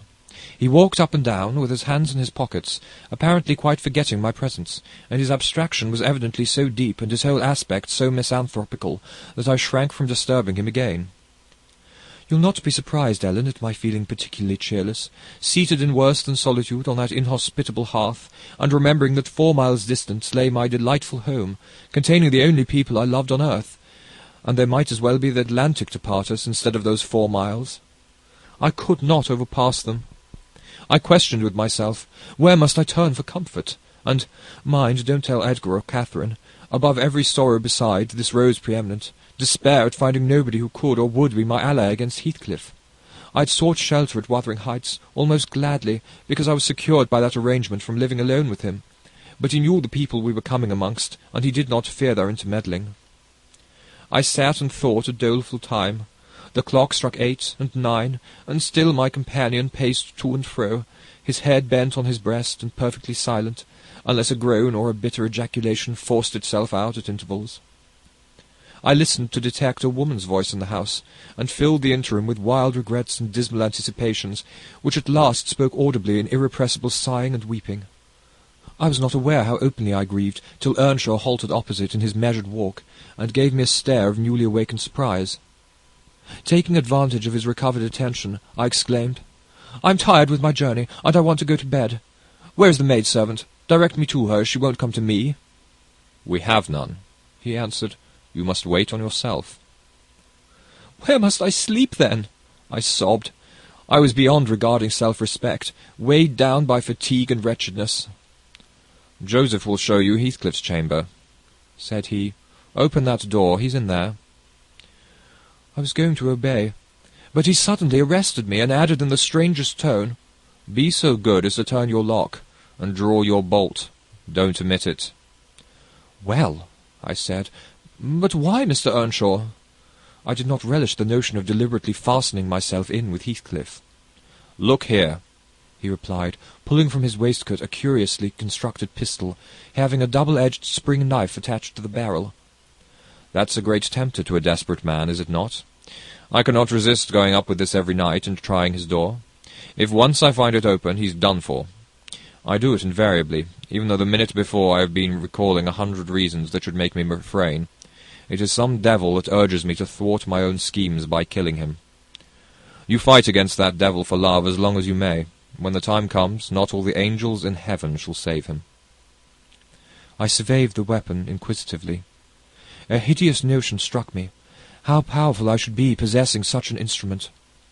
I took it from his hand, and touched the blade. He looked astonished at the expression my face assumed during a brief second. It was not horror, it was covetousness. He snatched the pistol back jealously, shut the knife, and returned it to its concealment. "I don't care if you tell him," said he. "Put him on his guard and watch for him. You know the terms we are on." "I see. His danger does not shock you." "What has Heathcliff done to you?" I asked. "In what has he wronged you to warrant this appalling hatred? Wouldn't it be wiser to bid him quit this house?" "No," thundered Earnshaw. "Should he offer to leave me, he's a dead man. Persuade him to attempt it, and you are a murderess. Am I to lose all, without a chance of retrieval? Is Hareton to be a beggar? Oh, damnation, I will have it back, and I'll have his gold too, and then his blood, and hell shall have his soul. It will be 10 times blacker with that guest than ever it was before." "You have acquainted me, Ellen, with your old master's habits. He is clearly on the verge of madness. He was so last night, at least. I shuddered to be near him, and thought on the servant's ill-bred moroseness as comparatively agreeable. He now recommenced his moody walk, and I raised the latch, and escaped into the kitchen. Joseph was bending over the fire, peering into a large pan that swung above it, and a wooden bowl of oatmeal stood on the settle close by. The contents of the pan began to boil, and turning to plunge his hand into the bowl, I conjectured that this preparation was probably for our supper, and being hungry I resolved it should be eatable. So crying out sharply, "I'll make the porridge," I removed the vessel out of his reach, and proceeded to take off my hat and riding habit. "Mr. Earnshaw," I continued, "directs me to wait on myself. I will. I'm not going to act the lady among you, for fear I should starve." "Good Lord," he muttered, sitting down and stroking his ribbed stockings from the knee to the ankle. "If there's to be fresh orderings, just when I was getting used to me two masters, if none of her mistress set her on me head, it's like time to be flitting. I never did think to see it day that I would have to leave the old place, but I doubt it's nigh hand." This lamentation drew no notice from me. I went briskly to work, sighing to remember a period when it would have been all merry fun, but compelled speedily to drive off the remembrance. It racked me to recall past happiness, and the greater peril there was of conjuring up its apparition. The quicker the thimble ran round, and the faster the handfuls of meat fell into the water. Joseph beheld my style of cookery with growing indignation. "There," he ejaculated. "Hareton, they won't suck porridge tonight. There'll be nowt but lumps as big as my knee. There again, I'd fling in bowl and all if I were you. There, pails, gulp off, and then we'll ye have done with it. Bang bang, it's a mercy to both of them isn't deaved out. It was rather a rough mess, I own, when poured into the basins. 4 had been provided, and a gallon pitcher of new milk was brought from the dairy, which Hareton seized and commenced drinking and spilling from the expansive lip. I expostulated, and desired that he should have his in a mug, affirming that I could not taste the liquid treated so dirtily. The old cynic chose to be vastly offended at this nicety, assuring me repeatedly that the barn was every bit as good as I, and every bit as wholesome, and wondering how I could fashion to be so conceited. Meanwhile the instant ruffian continued sucking, and glowered up at me defyingly as he slavered into the jug. "I shall have my supper in another room," I said. "Have you no place you call a parlour?" Parlour? he echoed sneeringly. Parlour? Nay, we've no parlours. If you do not like our company, there's masters. If you do not like master, there's us. "Then I shall go upstairs," I answered. "Show me a chamber." I put my basin on a tray, and went myself to fetch some more milk. With great grumblings, the fellow rose, and preceded me in my ascent. We mounted to the garrets. He opened a door, now and then, to look into the apartments we passed. "Here's a room," he said at last, flinging back a cranky board on hinges. "It's well enough to ate of you porridging. There's a pack of corn in t' corner, there meekly clean. If you're feared of muckying your grand silk clothes, spread your handkerchief on top with it." The "ram" was a kind of lumber-hole smelling strong of molten grain, various sacks of which were articles piled around, leaving a wide bare space in the middle. "Why, man," I exclaimed, facing him angrily, "this is not a place to sleep in. I wish to see my bedroom." "Bedroom?" he repeated, in a tone of mockery. "You've seen all bedrooms there is. Yon's mine." He pointed into the second garret, only differing from the first in being more naked about the walls, and having a large, low, curtainless bed, with an indigo-coloured quilt at one end. "What do I want with yours?" I retorted. "I suppose Mr. Heathcliff does not lodge at the top of the house, does he?" "Oh, it's Master Heathcliff she's wanting," cried he, as if making a new discovery. "Could you had said so, honest, and then I would have told you about all this work, but that's just one you cannot see. He allus keeps it locked, and nobody ever melts on it but himself." "You've a nice house, Joseph," I could not refrain from observing, "and pleasant inmates, and I think the concentrated essence of all the madness in the world took up its abode in my brain the day I linked my fate with theirs. However, that is not to the present purpose. There are other rooms. For heaven's sake be quick, and let me settle somewhere." He made no reply to this adjuration, only plodding doggedly down the wooden steps, and halting before an apartment, from which that halt and the superior quality of its furniture I conjectured to be the best one. There was a carpet, a good one, but the pattern was obliterated by dust. A fireplace hung with cut paper dropping to pieces, a handsome oak bedstead with ample crimson curtains of rather expensive material and modern make, but they had evidently experienced rough usage. The valances hung in festoons, wrenched from their rings, and the iron rod supporting them was bent in an arc on one side, causing the drapery to trail upon the floor. The chairs were also damaged, many of them severely, and deep indentations deformed the panels of the walls. I was endeavouring to gather resolution for entering and taking possession, when my fool of a guide announced, "This here is master's." My supper by this time was cold, my appetite gone, and my patience exhausted. I insisted on being provided instantly with a place of refuge and means of repose. "Where the devil?" began the religious elder. "The Lord bless us! The Lord forgive us! Where in the hell would you gang? You married wearisome note. You seen all but Hareton's bit of chamber. There's not another hole to lig down in this here house." I was so vexed I flung my tray and its contents on the ground, and then seated myself at the stairs head, hid my face in my hands, and cried. "Hey, hey!" exclaimed Joseph. "Well done, Miss Cathy, well done, Miss Cathy. Howsever, t' master shall just turn low them broken pots, and then was here summat. Was here how it's to be. Good for naught, maddling. You deserve pining for this to Christmas, flinging precious gifts of God under foot of your flaysome rages. But I'm mistaken if you show your spirit long. Will Heathcliff bide such bonny ways, think you? I know but wish he may catch you, that plisky. I know but wish he may." And so he went on scolding to his den beneath, taking the candle with him, and I remained in the dark. The period of reflection succeeding this silly action compelled me to admit the necessity of smothering my pride and choking my wrath, and bestirring myself to remove its effects. An unexpected aid presently appeared in the shape of Throttler, whom I now recognized as a son of your old skulker. It had spent its whelphood at the Grange, and was given by my father to Mr. Hindley. I fancy it knew me.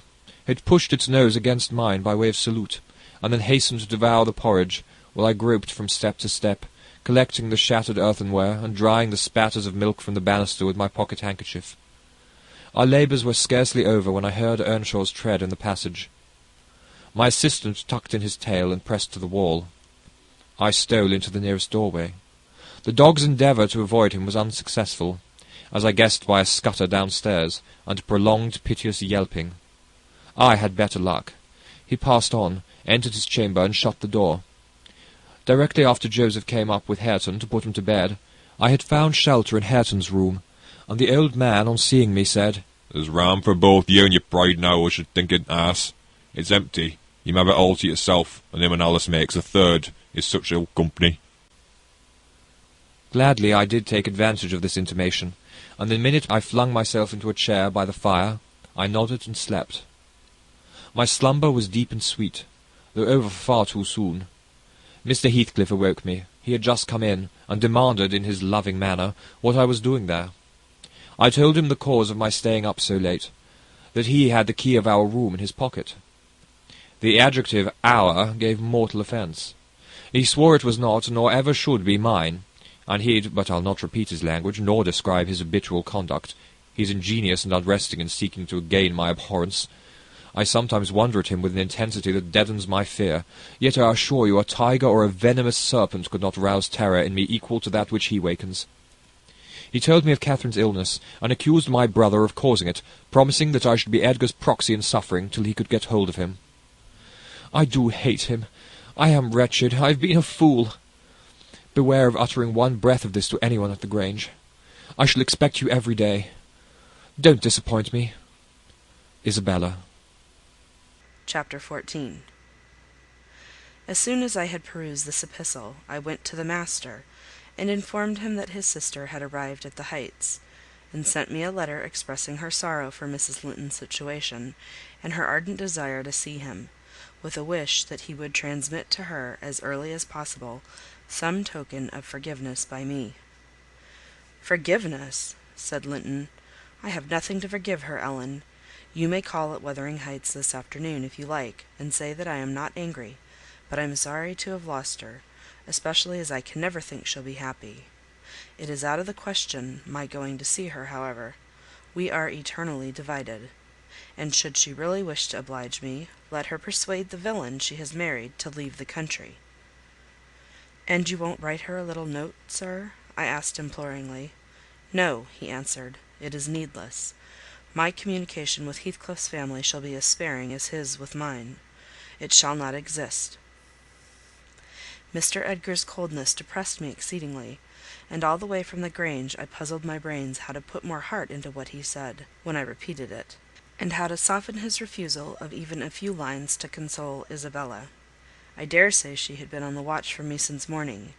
I saw her looking through the lattice as I came up the garden causeway, and I nodded to her, but she drew back as if afraid of being observed. I entered without knocking. There never was such a dreary, dismal scene as the former cheerful house presented. I must confess that if I had been in the young lady's place, I would at least have swept the hearth and wiped the tables with a duster, but she already partook of the pervading spirit of neglect which encompassed her. Her pretty face was wan and listless, her hair uncurled, some locks hanging lankly down, and some carelessly twisted round her head. Probably she had not touched her dress since yester-evening. Hindley was not there. Mr. Heathcliff sat at a table, turning over some papers in his pocket-book, but he rose when I appeared, asked me how I did, quite friendly, and offered me a chair. He was the only thing there that seemed decent, and I thought he never looked better. So much had circumstances altered their positions, that he would certainly have struck a stranger as a born and bred gentleman, and his wife as a thorough little slattern. She came forward eagerly to greet me, and held out one hand to take the expected letter. I shook my head. She wouldn't understand the hint, but followed me to a sideboard, where I went to lay my bonnet, and importuned me in a whisper to give her directly what I had brought. Heathcliff guessed the meaning of her manoeuvres, and said, "If you have got anything for Isabella, as no doubt you have, Nelly, give it to her. You needn't make a secret of it. We have no secrets between us." "Oh, I have nothing," I replied, thinking it best to speak the truth at once. "My master bid me tell his sister that she must not expect either a letter or a visit from him at present. He sends his love, ma'am, and he wishes for your happiness, and his pardon for the grief you have occasioned. But he thinks that after this time, his household and the household here should drop intercommunication, as nothing could come of keeping it up." Mrs. Heathcliff's lips quivered slightly, and she returned to her seat in the window. Her husband took his stand on the hearthstone near me, and began to put questions concerning Catherine. I told him as much as I thought proper of her illness, and he extorted from me, by cross-examination, most of the facts connected with its origin. I blamed her, as she deserved, for bringing it all on herself, and ended by hoping that he would follow Mr. Linton's example, and avoid future interference with his family, for good or evil. "Mrs. Linton is now just recovering," I said. "She'll never be like she was, but her life is spared. And if you really have a regard for her, you'll shun crossing her way again. Nay, you'll move out of this country entirely, and that you may not regret it, I'll inform you Catherine Linton is as different now from your old friend Catherine Earnshaw, as that young lady is different from me.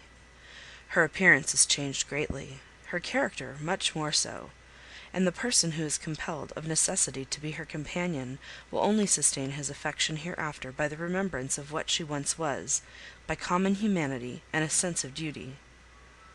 "That is quite possible," remarked Heathcliff, forcing himself to seem calm. "Quite possible that your master should have nothing but common humanity and a sense of duty to fall back upon. But do you imagine that I shall leave Catherine to his duty and humanity?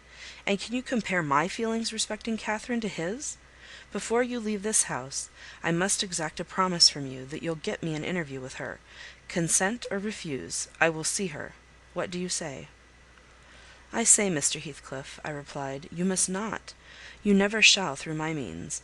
Another encounter between you and the master would kill her altogether." "With your aid that may be avoided," he continued, "and should there be danger of such an event, should he be the cause of adding a single trouble more to her existence, why, I think I shall be justified in going to extremes. I wish you had sincerity enough to tell me whether Catherine would suffer greatly from his loss. The fear that she would restrains me. And there you see the distinction between our feelings. Had he been in my place, and I in his, though I hated him with a hatred that turned my life to gall, I never would have raised a hand against him. You may look incredulous, if you please. I never would have banished him from her society as long as she desired his. The moment her regard ceased, I would have torn his heart out and drunk his blood. But till then, if you don't believe me, you don't know me. Till then, I would have died by inches before I touched a single hair of his head." "And yet," I interrupted, "you have no scruples in completely ruining all hopes of her perfect restoration, by thrusting yourself into her remembrance now, when she has nearly forgotten you, and involving her in a new tumult of discord and distress." "You suppose she has nearly forgotten me?" he said. "Oh, Nelly, you know she has not. You know as well as I do, that for every thought she spends on Linton, she spends 1,000 on me. At a most miserable period of my life, I had a notion of the kind. It haunted me in my return to the neighbourhood last summer, but only her own assurance could make me admit the horrible idea again. And then Linton would be nothing, nor Hindley, nor all the dreams that ever I dreamt. 2 words would comprehend my future, death and hell. Existence, after losing her, would be hell. Yet I was a fool to fancy for a moment that she valued Edgar Linton's attachment more than mine. If he loved with all the powers of his puny being, he couldn't love as much in 80 years as I could in a day. And Catherine has a heart as deep as I have. The sea could be as readily contained in that horse trough as her whole affection be monopolized by him. Tush! He is scarcely a degree dearer to her than her dog or her horse. It is not in him to be loved like me. How can she love in him what he has not?" "Catherine and Edgar are as fond of each other as any 2 people can be," cried Isabella with sudden vivacity. "No one has a right to talk in that manner, and I won't hear my brother depreciated in silence." "Your brother is wondrous fond of you too, isn't he?" observed Heathcliff scornfully. "He turns you adrift on the world with surprising alacrity." "He is not aware of what I suffer," she replied. "I didn't tell him that." "You have been telling him something, then. You have written, have you?" "To say that I was married, I did write. You saw the note." "And nothing since?" "No." "My young lady is looking sadly the worse for her change of condition," I remarked. "Somebody's love comes short in her case, obviously. Whose I may guess, but perhaps I shouldn't say." "I should guess it was her own," said Heathcliff. "She degenerates into a mere slut. She is tired of trying to please me uncommonly early. You'd hardly credit it, but the very morrow of our wedding she was weeping to go home.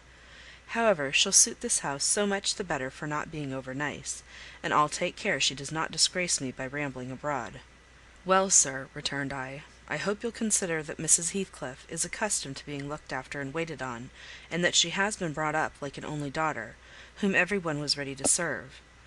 You must let her have a maid to keep things tidy about her, and you must treat her kindly. Whatever be your notion of Mr. Edgar, you cannot doubt that she has a capacity for strong attachments, or she wouldn't have abandoned the elegancies and comforts and friends of her former home, to fix contentedly in such a wilderness as this with you." "She abandoned them under a delusion," he answered, picturing in me a hero of romance, and expecting unlimited indulgences from my chivalrous devotion. I can hardly regard her in the light of a rational creature, so obstinately has she persisted in forming a fabulous notion of my character, and acting on the false impression she cherished. But at last I think she begins to know me. I don't perceive the silly smiles and grimaces that provoked me at first, and the senseless incapability of discerning that I was in earnest when I gave her my opinion of her infatuation in herself. It was a marvellous effort of perspicacity to discover that I did not love her. I believed at one time no lessons could teach her that. And yet it is poorly learnt, for this morning she announced, as a piece of appalling intelligence, that I had actually succeeded in making her hate me. A positive labour of Hercules, I assure you. If it be achieved, I have cause to return thanks. Can I trust your assertion, Isabella? Are you sure you hate me? If I let you alone for half a day, won't you come sighing and wheedling to me again? I dare say she would rather I had seemed all tenderness before you. It wounds her vanity to have the truth exposed, but I don't care who knows that the passion was wholly on one side, and I never told her a lie about it. She cannot accuse me of showing one bit of deceitful softness. The first thing she saw me do, on coming out of the Grange, was to hang up her little dog, and when she pleaded for it, the first words I uttered were a wish that I had the hanging of every being belonging to her except one. Possibly she took that exception for herself, but no brutality disgusted her. I suppose she has an innate admiration of it, if only her precious person were secure from injury. Now, was it not the depth of absurdity, of genuine idiocy, for that pitiful, slavish, mean-minded Brock to dream that I could love her? Tell your master, Nelly, that I never in all my life met with such an abject thing as she is. She even disgraces the name of Linton, and I've sometimes relented, from pure lack of invention, in my experiments on what she could endure, and still creep shamefully cringing back. But tell him also to set his fraternal and magisterial heart at ease, that I keep strictly within the limits of the law. I have avoided, up to this period, giving her the slightest right to claim a separation, and, what's more, she'd thank nobody for dividing us.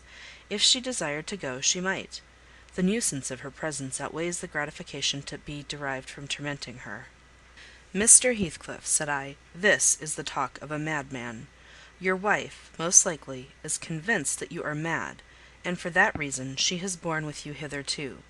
But now that you say she may go, she'll doubtless avail herself of the permission. You are not so bewitched, ma'am, are you, as to remain with him of your own accord?" "Take care, Ellen," answered Isabella, her eyes sparkling irefully. There was no misdoubting by their expression the full success of her partner's endeavours to make himself detested.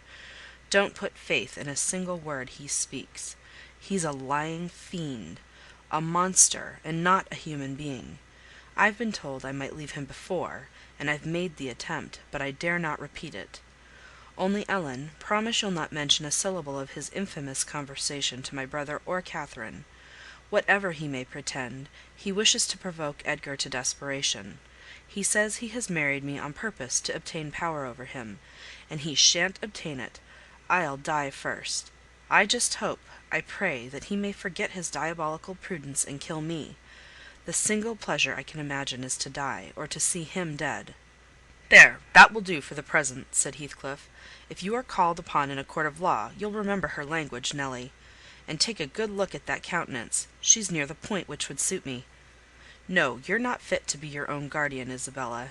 Now, and I, being your legal protector, must retain you in my custody, however distasteful the obligation may be. Go upstairs. I have something to say to Ellen Dean in private. That's not the way. Upstairs, I tell you. Why, this is the road upstairs, child." He seized and thrust her from the room, and returned muttering, "I have no pity. I have no pity. The more the worms writhe, the more I yearn to crush out their entrails. It is a moral teething, and I grind with greater energy in proportion to the increase of pain." "Do you understand what the word pity means?" I said, hastening to resume my bonnet. "Did you ever feel a touch of it in your life?" "Put that down," he interrupted, perceiving my intention to depart. "You are not going yet. Come here now, Nelly. I must either persuade or compel you to aid me in fulfilling my determination to see Catherine, and that without delay. I swear that I meditate no harm. I don't desire to cause any disturbance, or to exasperate or insult Mr. Linton. I only wish to hear from herself how she is, and why she has been ill, and to ask if anything that I could do would be of use to her. Last night I was in the Grange garden 6 hours, and I'll return there to-night, and every night I'll haunt the place, and every day till I find an opportunity of entering. If Edgar Linton meets me, I shall not hesitate to knock him down, and give him enough to ensure his quiescence while I stay. If his servants oppose me, I shall threaten them off with these pistols. But wouldn't it be better to prevent my coming in contact with them or their master? And you could do it so easily. I'd warn you when I came, and then you might let me in unobserved, as soon as she was alone, and watch till I departed, your conscience quite calm. You would be hindering mischief." I protested against playing that treacherous part in my employer's house. And besides, I urged the cruelty and selfishness of his destroying Mrs. Linton's tranquillity for his satisfaction. "The commonest occurrence startles her painfully," I said. "She's all nerves, and she couldn't bear the surprise, I'm positive. Don't persist, sir, or else I shall be obliged to inform my master of your designs, and he'll take measures to secure his house and its inmates from any such unwarrantable intrusions." "In that case, I'll take measures to secure you, woman," exclaimed Heathcliff. "You shall not leave Wuthering Heights till to-morrow morning. It is a foolish story to assert that Catherine could not bear to see me, and as to surprising her, I don't desire it. You must prepare her. Ask her if I may come. You say she never mentions my name, and that I am never mentioned to her. To whom should she mention me if I am a forbidden topic in the house? She thinks you are all spies for her husband. Oh, I've no doubt she's in hell among you. I guess by her silence, as much as anything, what she feels. You say she is often restless and anxious looking. Is that a proof of tranquillity? You talk of her mind being unsettled. How the devil could it be otherwise in her frightful isolation? And that insipid paltry creature attending her from duty and humanity, from pity and charity! He might as well plant an oak in a flower pot and expect it to thrive, as imagine he can restore her to vigour in the soil of his shallow cares. Let us settle it at once. Will you stay here, and am I to fight my way to Catherine over Linton and his footman, or will you be my friend, as you have been hitherto, and do what I request? Decide, because there is no reason for my lingering another minute, if you persist in your stubborn ill nature." Well, Mr. Lockwood, I argued and complained, and flatly refused him 50 times, but in the long run he forced me to an agreement. I engaged to carry a letter from him to my mistress, and should she consent, I promised to let him have intelligence of Linton's next absence from home, when he might come, and get in as he was able. I wouldn't be there, and my fellow servants should be equally out of the way. Was it right or wrong? I fear it was wrong, though expedient. I thought I prevented another explosion by my compliance, and I thought, too, it might create a favourable crisis in Catherine's mental illness. And then I remembered Mr. Edgar's stern rebuke of my carrying tales, and I tried to smooth away all disquietude on the subject, by affirming, with frequent iteration, that betrayal of trust, if it merited so harsh an appellation, should be the last. Notwithstanding, my journey homeward was sadder than my journey thither, and many misgivings I had, ere I could prevail on myself to put the missive into Mrs. Linton's hand. But here is Kenneth. I'll go down and tell him how much better you are. My history is dree, as we say, and will serve to while away another morning. Dree and dreary, I reflected as the good woman descended to receive the doctor, and not exactly of the kind which I should have chosen to amuse me. But never mind, I'll extract wholesome medicines for Mrs. Dean's bitter herbs, and firstly, let me beware of the fascination that lurks in Catherine Heathcliff's brilliant eyes. I should be in a curious taking if I surrendered my heart to that young person, and the daughter turned out a second edition of the mother. Chapter 15. Another week over, and I am so many days nearer health and spring. I have now heard all my neighbours' history at different sittings, as the housekeeper could spare time from more important occupations. I'll continue it in her own words, only a little condensed. She is, on the whole, a very fair narrator, and I don't think I could improve her style. In the evening, she said, the evening of my visit to the Heights, I knew, as well as if I saw him, that Mr. Heathcliff was about the place, and I shunned going out because I still carried his letter in my pocket, and I didn't want to be threatened or teased any more. I had made up my mind not to give it till my master went somewhere, as I could not guess how its receipt would affect Catherine. The consequence was that it did not reach her before the lapse of 3 days. The 4th was a Sunday, and I brought it to her room after the family were gone to church. There was a manservant left to keep the house with me, and we generally made a practice of locking the doors during the hours of the service. But on that occasion the weather was so warm and pleasant that I set them wide open, and, to fulfil my engagement as I knew who would be coming, I told my companion that the mistress wished very much for some oranges, and he must run over to the village and get a few, to be paid for on the morrow. He departed, and I went upstairs. Mrs. Linton sat in a loose white dress, with a light shawl over her shoulders in the recess of the open window, as usual. Her thick, long hair had been partly removed at the beginning of her illness, and now she wore it simply combed in its natural tresses over her temples and neck.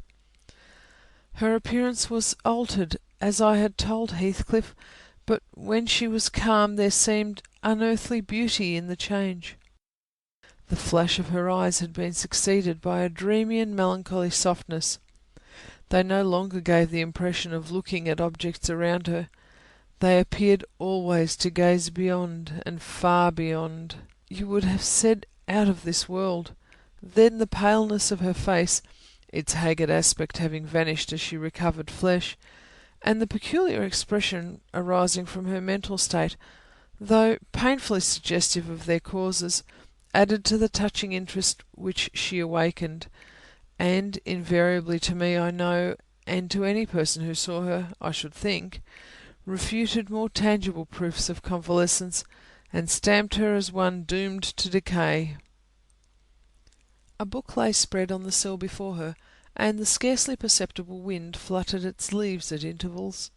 I believe Linton had laid it there, for she never endeavoured to divert herself with reading, or occupation of any kind, and he would spend many an hour in trying to entice her attention to some subject which had formerly been her amusement. She was conscious of his aim, and in her better moods endured his efforts placidly, only showing their uselessness by now and then suppressing a wearied sigh, and checking him at last with the saddest of smiles and kisses. At other times she would turn petulantly away and hide her face in her hands, or even push him off angrily, and then he took care to let her alone, for he was certain of doing no good. Gimmerton Chapel bells were still ringing, and the full mellow flow of the beck in the valley came soothingly on the ear. It was a sweet substitute for the yet absent murmur of the summer foliage, which drowned that music about the grange when the trees were in leaf. At Wuthering Heights it always sounded on quiet days following a great thaw, or a season of steady rain. And of Wuthering Heights Catherine was thinking as she listened. That is, if she thought or listened at all. But she had the vague, distant look I mentioned before, which expressed no recognition of material things either by ear or eye. "There's a letter to you, Mrs. Linton," I said, gently inserting it in one hand that rested on her knee. "You must read it immediately, because it wants an answer. Shall I break the seal?" "Yes," she answered, without altering the direction of her eyes. I opened it. It was very short. "Now," I continued, "read it." She drew away her hand and let it fall. I replaced it in her lap and stood waiting till it should please her to glance down, but that movement was so long delayed that at last I resumed. "Must I read it, ma'am? It is from Mr. Heathcliff." There was a start, and a troubled gleam of recollection, and a struggle to arrange her ideas. She lifted the letter and seemed to peruse it, and when she came to the signature she sighed. And yet I found she had not gathered its import, for upon my desiring to hear her reply, she merely pointed to the name and gazed at me with mournful and questioning eagerness. "Well, he wishes to see you," said I, guessing her need of an interpreter. "He's in the garden by this time, and impatient to know what answer I shall bring." As I spoke, I observed a large dog lying on the sunny grass beneath raise its ears as if about to bark, and then smoothing them back announce by a wag of the tail that someone approached whom it did not consider a stranger. Mrs. Linton bent forward and listened breathlessly. The minute after, a step traversed the hall. The open house was too tempting for Heathcliff to resist walking in. Most likely he supposed that I was inclined to shirk my promise, and so resolved to trust to his own audacity. With straining eagerness, Catherine gazed towards the entrance of her chamber. He did not hit the right room directly. She motioned me to admit him, but he found it ere I could reach the door, and in a stride or two was at her side, and had her grasped in his arms. He neither spoke nor loosed his hold for some 5 minutes, during which period he bestowed more kisses than he ever gave in his life before, I dare say, but then my mistress had kissed him first, and I plainly saw that he could hardly bear, for downright agony, to look into her face. The same conviction had stricken him as me, from the instant he beheld her, that there was no prospect of ultimate recovery there. She was fated, sure to die. "Oh, Cathy! Oh, my life! How can I bear it?" was the first sentence he uttered, in a tone that did not seek to disguise his despair. And now he stared at her so earnestly that I thought the very intensity of his gaze would bring tears into his eyes, but they burned with anguish, they did not melt. "What now?" said Catherine, leaning back and returning his look with suddenly clouded brow. Her humour was a mere vein for constantly varying caprices. "You and Edgar have broken my heart, Heathcliff, and you both come to bewail the deed to me, as if you were the people to be pitied. I shall not pity you. Not I. You have killed me, and thriven on it, I think. How strong you are! How many years do you mean to live after I am gone?" Heathcliff had knelt on one knee to embrace her. He attempted to rise, but she seized his hair and kept him down. "I wish I could hold you," she continued bitterly, "till we were both dead. I shouldn't care what you suffered. I care nothing for your sufferings. Why shouldn't you suffer? I do. Will you forget me? Will you be happy when I am in the earth? Will you say 20 years hence, 'That's the grave of Catherine Earnshaw. I loved her long ago, and was wretched to lose her, but it is past. I've loved many others since. My children are dearer to me than she was, and at death I shall not rejoice that I are going to her. I shall be sorry that I must leave them. Will you say so, Heathcliff?" "Don't torture me till I'm as mad as yourself," cried he, wrenching his head free and grinding his teeth. The two, to a cool spectator, made a strange and fearful picture. Well might Catherine deem that heaven would be the land of exile to her, unless with her mortal body she cast away her mortal character also. Her present countenance had a wild vindictiveness in its white cheek, and a bloodless lip and scintillating eye, and she retained in her closed fingers a portion of the locks she had been grasping. As to her companion, while raising himself with one hand, he had taken her arm with the other, and so inadequate was his stock of gentleness to the requirements of her condition, that on letting go I saw 4 distinct impressions left blue in the colourless skin. "Are you possessed with the devil?" he pursued savagely, "to talk in that manner to me when you are dying? Do you reflect that all those words will be branded in my memory, and eating deeper eternally after you have left me? You know you lie to say I have killed you, and, Catherine, you know that I could as soon forget you as my existence. It is not sufficient for your infernal selfishness that while you are at peace I shall writhe in the torments of hell." "I shall not be at peace," moaned Catherine, recalled to a sense of physical weakness by the violent, unequal throbbing of her heart, which beat visibly and audibly under this excessive agitation. She said nothing further till the paroxysm was over, and then she continued more kindly. "I'm not wishing you greater torment than I have, Heathcliff. I only wish us never to be parted, and should a word of mine distress you hereafter, I think I feel the same distress underground, and for my own sake forgive me. Come here and kneel down again. You never harmed me in your life. Nay, if you nurse anger, that will be worse to remember than my harsh words. Won't you come here again? Do." Heathcliff went to the back of her chair and leaned over, but not so far as to let her see his face, which was livid with emotion. She bent around to look at him. He would not permit it. Turning abruptly, he walked to the fireplace, where he stood, silent, with his back towards us. Mrs. Linton's glance followed him suspiciously. Every moment woke a new sentiment in her. After a pause and a prolonged gaze, she resumed, addressing me in accents of indignant disappointment. "Oh, you see, Nelly, he would not relent a moment to keep me out of the grave. That is how I'm loved. Well, never mind. That is not my Heathcliff. I shall love mine yet, and take him with me. He's in my soul. And," added she musingly, "the thing that irks me most is this shattered prison after all.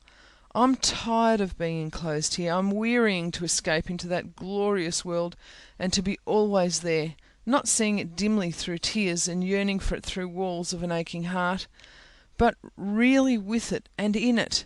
Nelly, you think you are better and more fortunate than I, in full health and strength. You are sorry for me. Very soon that will be altered. I shall be sorry for you. I shall be incomparably beyond and above you all. I wonder he won't be near me," she went on to herself. "I thought he wished it. Heathcliff, dear, you should not be sullen now. Do come to me, Heathcliff." In her eagerness, she rose and supported herself on the arm of the chair. At that earnest appeal, he turned to her, looking absolutely desperate. His eyes, wide and wet, at last flashed fiercely on her. His breast heaved convulsively.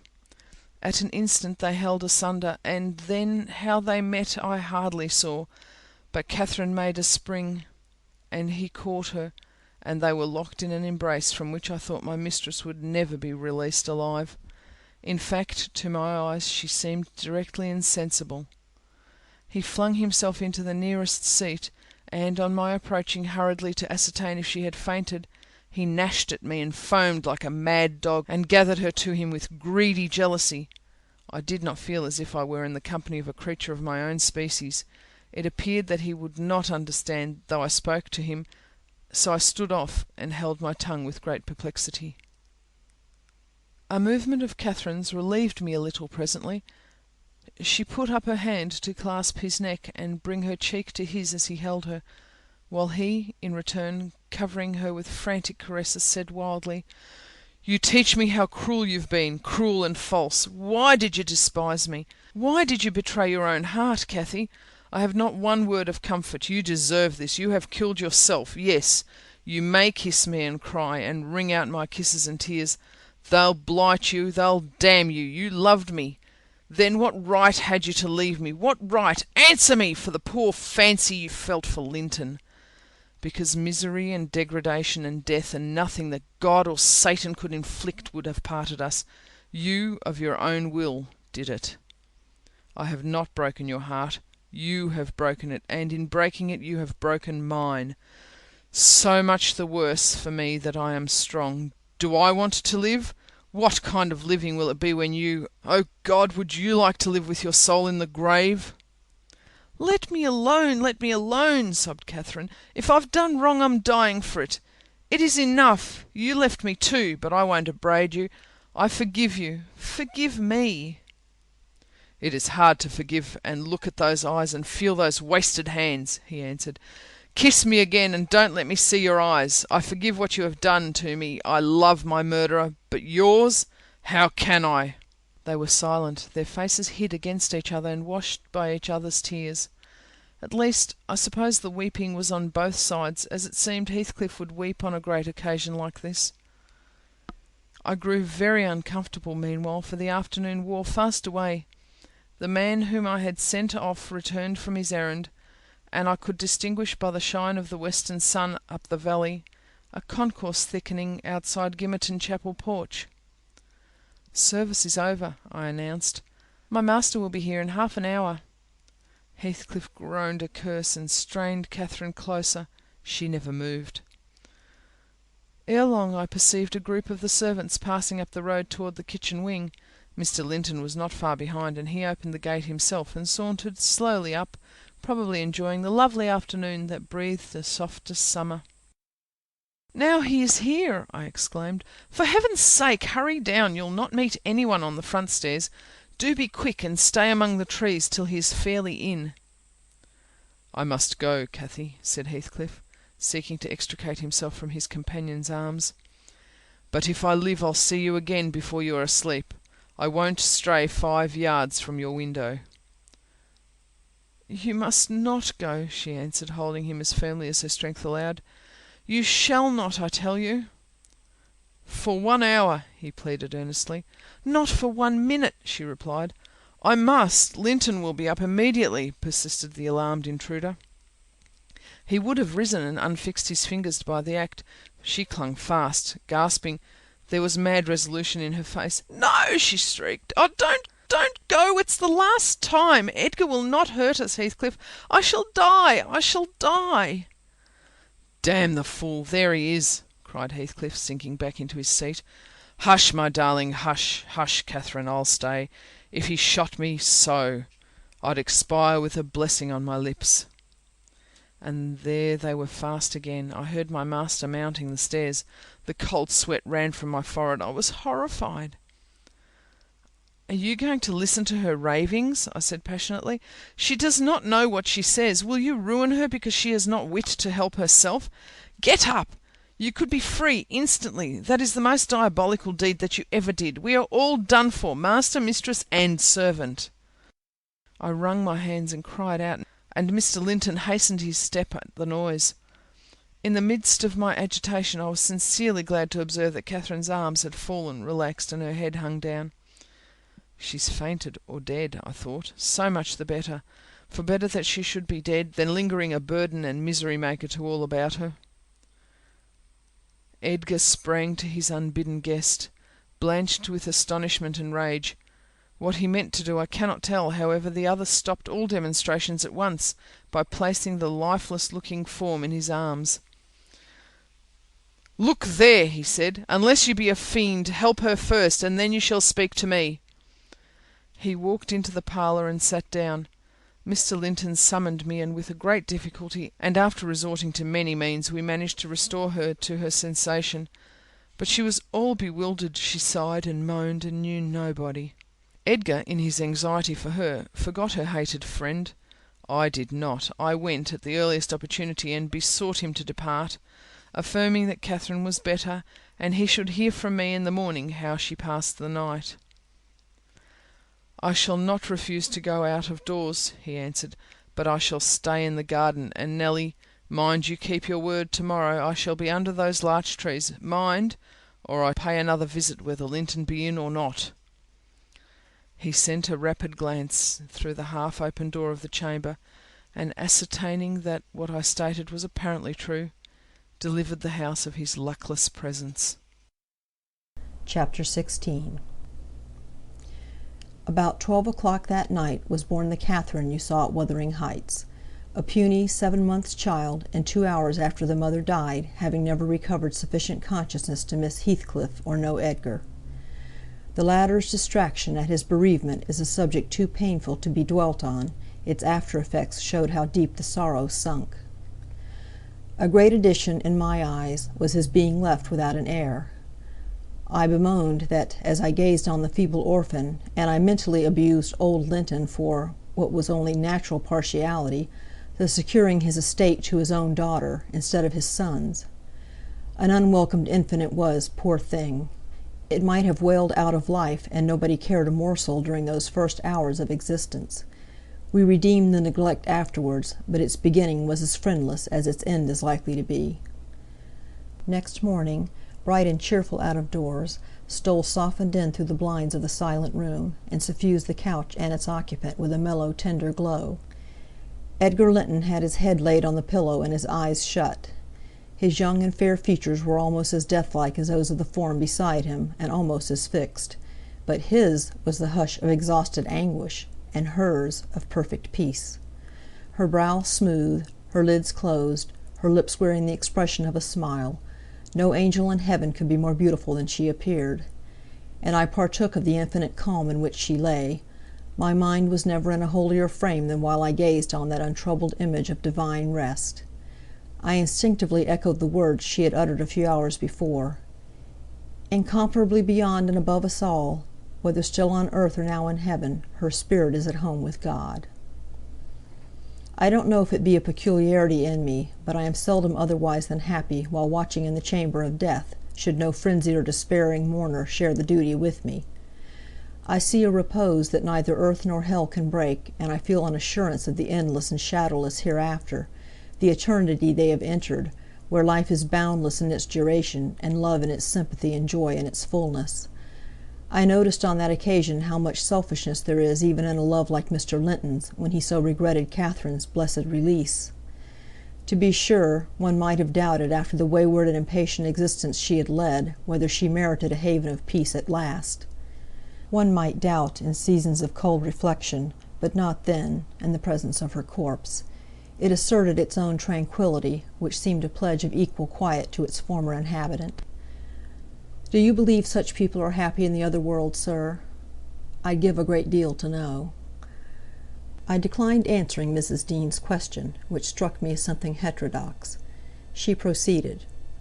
Retracing the course of Catherine Linton, I fear we have no right to think she is, but will leave her with her Maker. The master looked asleep, and I ventured soon after sunrise to quit the room and steal out to the pure refreshing air. The servants thought me gone to shake off the drowsiness of my protracted watch. In reality my chief motive was seeing Mr. Heathcliff. If he had remained among the larches all night he would have heard nothing of the stir at the Grange, unless perhaps he might catch the gallop of the messenger going to Gimmerton. If he had come nearer, he would probably be aware, from the lights flitting to and fro, and the opening and shutting of the outer doors, that all was not right within. I wished, yet feared to find him. I felt the terrible news must be told, and I longed to get it over, but how to do it I did not know. He was there, at least a few yards further in the park, leant against an old ash tree, his hat off and his hair soaked with the dew that had gathered on the budded branches and fell pattering round him. He had been standing a long time in that position, for I saw a pair of ouzels passing and repassing scarcely 3 feet from him, busy in building their nest and regarding his proximity no more than that of a piece of timber. They flew off at my approach, and he raised his eyes and spoke. "She's dead," he said. "I've not waited for you to learn that. Put your handkerchief away. Don't snivel before me. Damn you all, she wants none of your tears." I was weeping as much for him as her. We do sometimes pity creatures that have none of the feeling either for themselves or others. When I first looked into his face, I perceived that he had got intelligence of the catastrophe, and a foolish notion struck me that his heart was quelled and he prayed, because his lips moved and his gaze was bent on the ground. "Yes, she's dead," I answered, checking my sobs and drying my cheeks. "Gone to heaven, I hope, where we may every one join her if we take due warning and leave our evil ways to follow good."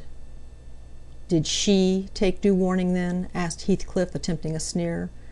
"Did she die like a saint? Come, give me a true history of the event. How did—" He endeavoured to pronounce the name, but could not manage it, and compressing his mouth, he held a silent combat with his inward agony, defying meanwhile my sympathy with an unflinching ferocious stare. "How did she die?" he resumed, at last. feigned notwithstanding his hardihood to have a support behind him, for after the struggle he trembled in spite of himself to his very finger-ends. Poor wretch, I thought, you have a heart and nerves the same as your brother men. Why should you be anxious to conceal them? Your pride cannot blind God. You tempt him to wring them, till he forces a cry of humiliation. Quietly as a lamb, I answered aloud. She drew a sigh and stretched herself, like a child reviving and sinking again to sleep, and 5 minutes after I felt one little pulse at her heart, and nothing more. "And did she ever mention me?" he asked, hesitating, as if he dreaded the answer to his question would introduce details that he could not bear to hear. "Her senses never returned. She recognized nobody from the time you left her," I said. "She lies with a sweet smile on her face, and her latest ideas wandered back to pleasant early days. Her life closed in a gentle dream. May she wake as kindly in the other world." "May she wake in torment!" he cried, with frightful vehemence, stamping his foot and groaning in a sudden paroxysm of ungovernable passion. "Why, she's a liar to the end! Where is she? Not there! Not in heaven! Not perished! Where? Oh, you said you cared nothing for my sufferings, and I pray one prayer, I repeat it till my tongue stiffens. Catherine Earnshaw, may you not rest as long as I am living. You said I killed you. Haunt me, then. The murdered do haunt their murderers, I believe. I know that ghosts have wandered on earth. Be with me always. Take any form. Drive me mad. Only do not leave me in this abyss where I cannot find you. O God, it is unutterable. I cannot live without my life. I cannot live without my soul." He dashed his head against the knotted trunk, and lifting up his eyes, howled, not like a man, but like a savage beast being goaded to death with knives and spears. I observed several splashes of blood about the bark of the tree, and his hand and forehead were both stained. Probably the scene I witnessed was a repetition of others acted during the night. It hardly moved my compassion, it appalled me. Still I felt reluctant to quit him so. But the moment he recollected himself enough to notice me watching, he thundered a command for me to go, and I obeyed. He was beyond my skill to quiet or console. Mrs. Linton's funeral was appointed to take place on the Friday following her decease. Until then her coffin remained uncovered and strewn with flowers and scented leaves in the great drawing-room. Linton spent his days and nights there, a sleepless guardian; and, a circumstance concealed from all but me, Heathcliff spent his nights, at least outside, equally a stranger to repose. I held no communication with him; still I was conscious of his design to enter, if he could, and on the Tuesday, a little after dark, when my master, from sheer fatigue, had been compelled to retire a couple of hours, I went and opened one of the windows, moved by his perseverance to give him a chance of bestowing on the faded image of his idol one final adieu. He did not omit to avail himself of the opportunity, cautiously and briefly; too cautiously to betray his presence by the slightest noise. Indeed, I shouldn't have discovered that he had been there, except for the disarrangement of the drapery about the corpse's face, and for observing on the floor a curl of light hair, fastened with a silver thread, which on examination I ascertained to have been taken from a locket hung round Catherine's neck. Heathcliff had opened the trinket and cast out its contents, replacing them by a black lock of his own. I twisted the two and enclosed them together. Mr. Earnshaw was, of course, invited to attend the remains of his sister to the grave. He sent no excuse, but he never came; so that, besides her husband, the mourners were wholly composed of tenants and servants. Isabella was not asked. The place of Catherine's interment, to the surprise of the villagers, was neither in the chapel under the carved monument of the Lintons, nor yet by the tombs of her own relations outside. It was dug on a green slope in a corner of the kirkyard, where the wall is so low that heath and bilberry plants have climbed over it from the moor, and peat mould almost buries it. Her husband lies in the same spot now, and they have each a simple headstone above, and a plain grey block at their feet, to mark the graves. Chapter 17. That Friday made the last of our fine days for a month. In the evening the weather broke. The wind shifted from south to northeast and brought rain first, and then sleet and snow. On the morrow one could hardly imagine that there had been 3 weeks of summer. The primroses and crocuses were hidden under wintry drifts. The larks were silent, the young leaves of the early trees smitten and blackened. And dreary and chill and dismal that morrow did creep over. My master kept his room. I took possession of the lonely parlour, converting it into a nursery. And there I was, sitting with the moaning doll of a child laid on my knee, rocking it to and fro, and watching meanwhile the still driving flakes build up the uncurtained window, when the door opened, and some person entered out of breath and laughing. My anger was greater than my astonishment for a minute. I supposed it one of the maids, and I cried, "Have done! How dare you show your giddiness here? What would Mr. Lytton say if he heard you?" "Excuse me," answered a familiar voice, "but I know Edgar is in bed, and I cannot stop myself." With that the speaker came toward the fire, panting and holding her hand to her side. "I've run the whole way from Wuthering Heights," she continued after a pause, "except where I've flown. I couldn't count the number of falls I've had. Oh, I'm aching all over. But don't be alarmed. There shall be an explanation as soon as I can give it. Only just have the goodness to step out and order the carriage to take me on to Gimmerton, and tell a servant to seek up a few clothes in my wardrobe." The intruder was Mrs. Heathcliff. She certainly seemed in no laughing predicament. Her hair streamed on her shoulders, dripping with snow and water. She was dressed in the girlish dress she commonly wore, befitting her age more than her position, a low frock with short sleeves and nothing on either head or neck. The frock was of light silk and clung to her with wet, and her feet were protected merely by thin slippers. Add to this a deep cut under one ear, which only the cold prevented from bleeding profusely, a white face scratched and bruised, and a frame hardly able to support itself through fatigue, and you may fancy my first fright was not much allayed when I had had leisure to examine her. "My dear young lady," I exclaimed, "I'll stir nowhere and hear nothing till you've removed every article of your clothes and put on dry things, and certainly you shall not go to Gimmerton tonight, so it's needless to order the carriage." "Certainly I shall," she said, "walking or riding. Yet have no objection to dress myself decently. And, see how it flows down my neck now. The fire does make it smart." She insisted on my fulfilling her directions before she would let me touch her, and not till after the coachman had been instructed to get ready and a maid set to pack up some necessary attire did I obtain her consent for binding the wound and helping to change her garments. "Now, Ellen," she said when my task was finished and she was seated in an easy chair on the hearth with a cup of tea before her, "you sit down opposite me and put poor Catherine's baby away. I don't like to see it. Now, you mustn't think I care little for Catherine because I behaved so foolishly on entering. I've cried too, bitterly. Yes, more than anyone else has reason to cry.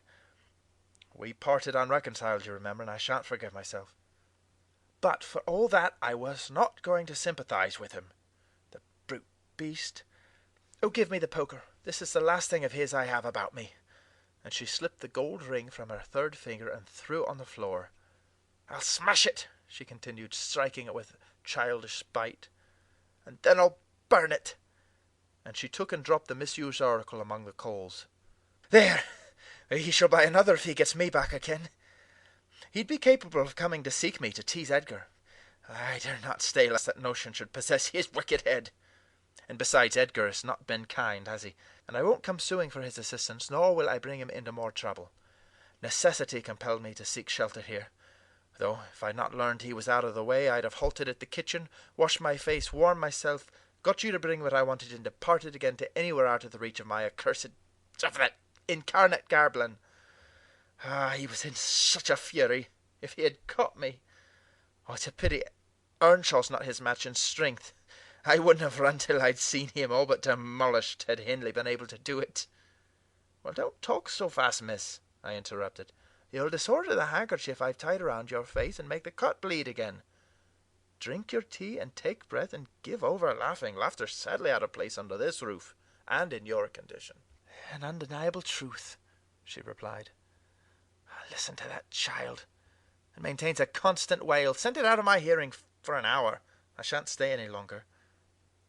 I rang the bell and committed it to a servant's care, and then I inquired what had urged her to escape from Wuthering Heights in such an unlikely plight, and where she meant to go, as she refused remaining with us.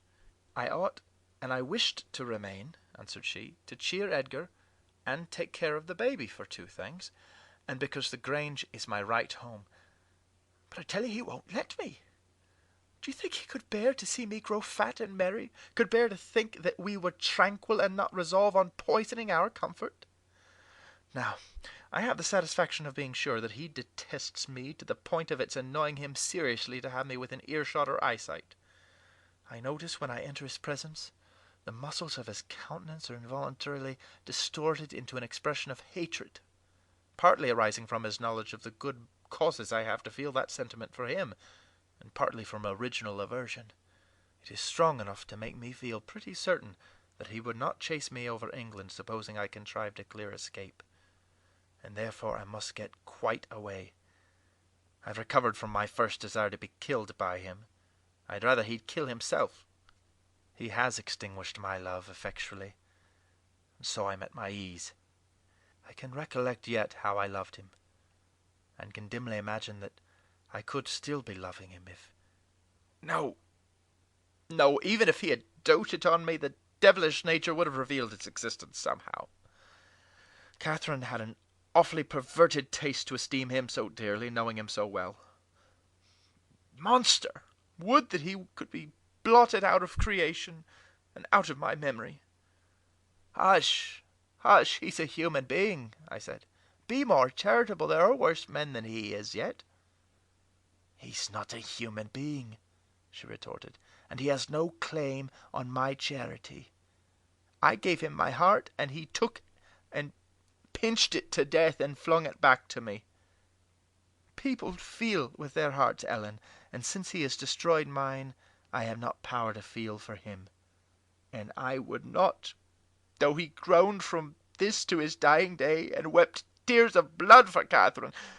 No, indeed I wouldn't. And here Isabella began to cry, but immediately dashing the water from her lashes, she recommenced. You asked what has driven me to flight at last. I was compelled to attempt it because I had succeeded in rousing his rage a pitch above his malignity. Pulling out the nerves with red-hot pincers requires more coolness than knocking on the head. He was worked up to forget the fiendish prudence he had boasted of, and proceeded to murderous violence. I experienced pleasure in being able to exasperate him. The sense of pleasure woke my instinct of self-preservation, so I fairly broke free. And if ever I come into his hands again, he is welcome to a signal revenge. Yesterday, Mr. Earnshaw should have been at the funeral. He kept himself sober for the purpose, tolerably sober, not going to bed mad at 6 o'clock and getting up drunk at 12. Consequently, he rose in suicidal low spirits, as fit for the church as for a dance, and instead he sat down by the fire and swallowed gin or brandy by the tumblerfuls. Heathcliff, I shudder to name him, has been a stranger in the house from last Sunday till today. Whether the angels have fed him or his kin beneath, I cannot tell, but he has not eaten a meal with us for nearly a week. He had just come home at dawn, and gone upstairs to his chamber, looking himself in, as if anybody dreamt of coveting his company. There he was continued, praying like a Methodist, only the deity he implored is senseless dust and ashes, and God, when addressed, was curiously confounded with his own black father.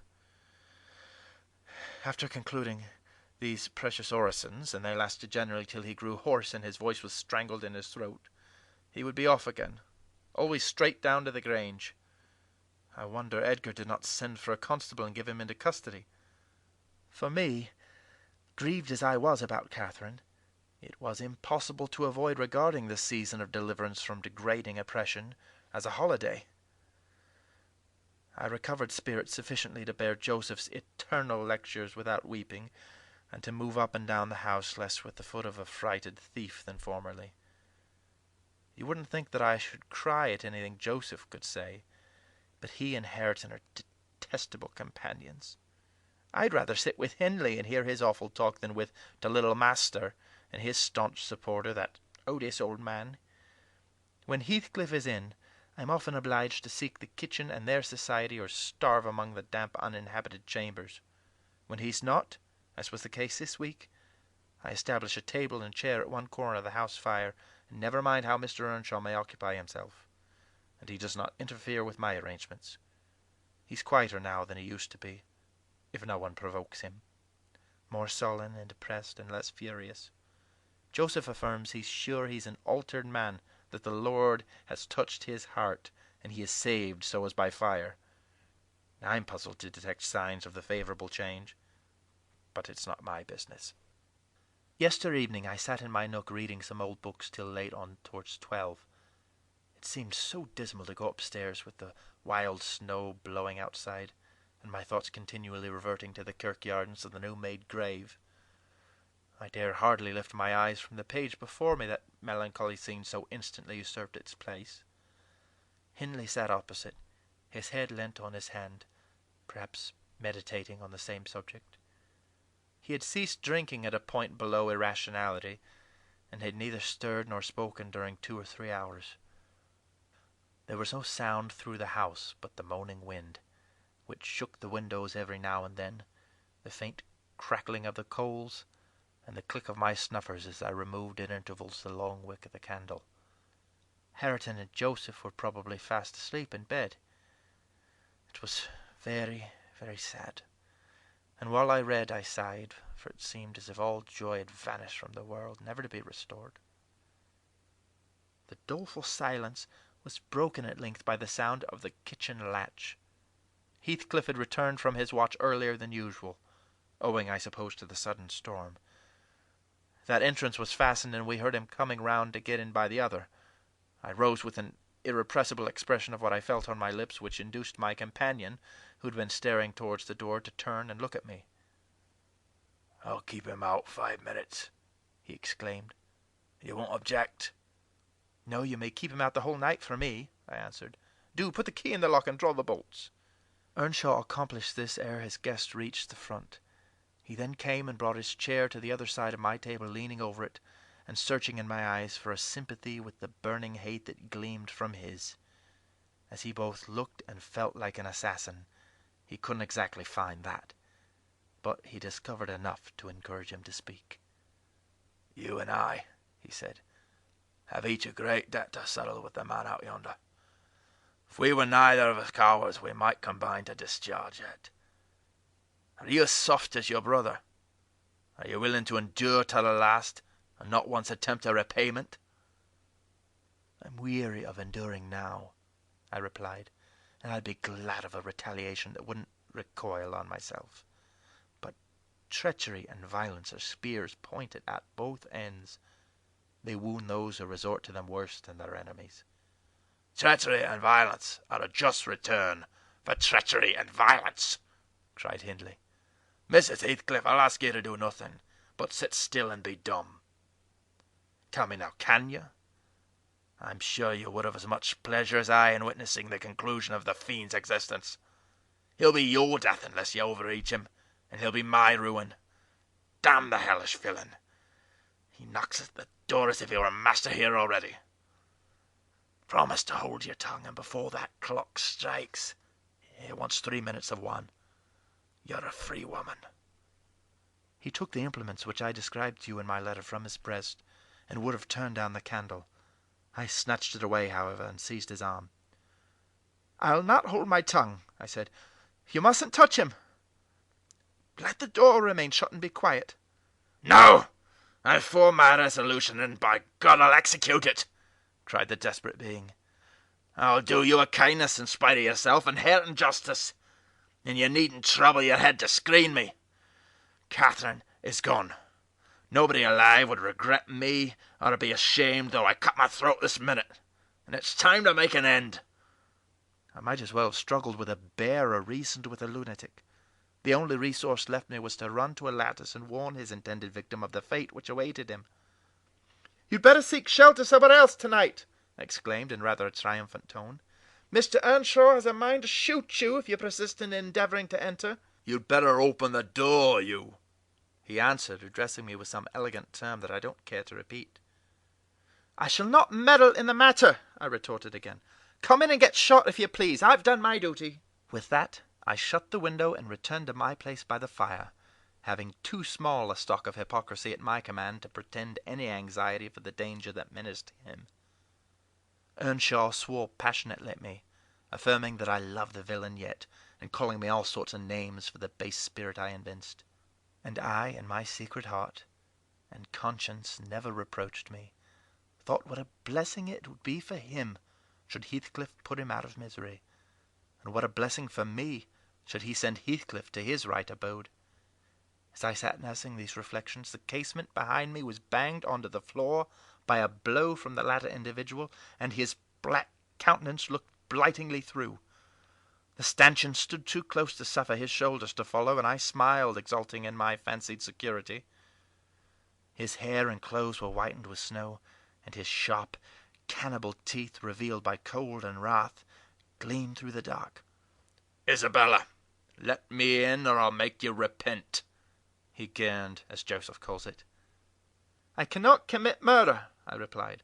"Mr. Hindley stands sentinel with a knife and loaded pistol." "Let me in by the kitchen door," he said. "Hindley will be there before me," I answered, "and that's a poor love of yours that cannot bear a shower of snow. We were left at peace in our beds as long as the summer moon shone, but the moment a blast of winter returns, you must run for shelter. Heathcliff, if I were you, I'd go stretch myself over her grave and die like a faithful dog. The world is surely not worth living in now, is it? You had distinctly impressed on me the idea that Catherine was the whole joy of your life. I can't imagine how you think of surviving her loss." "He's here, is he?" exclaimed my companion, rushing to the gap. "If I can get my arm out, I can hit him." "I'm afraid, Ellen, you'll set me down as really wicked, but you don't know all, so don't judge. I wouldn't have aided or abetted an attempt on even his life for anything. Wish that he were dead I must, and therefore I was fearfully disappointed and unnerved by terror for the consequence of my taunting speech, when he flung himself on Earnshaw's weapon and wrenched it from his grasp. The charge exploded, and the knife, in springing back, closed into its owner's wrist. Heathcliff pulled it away by main force, slitting up the flesh as it passed on, and thrust it dripping into his pocket. He then took a stone, struck down the division between two windows, and sprang in. His adversary had fallen senseless with excessive pain and the flow of blood that gushed from an artery or a large vein, and the ruffian kicked and trampled on him, and dashed his head repeatedly against the flags, holding me with one hand meantime to prevent me summoning Joseph.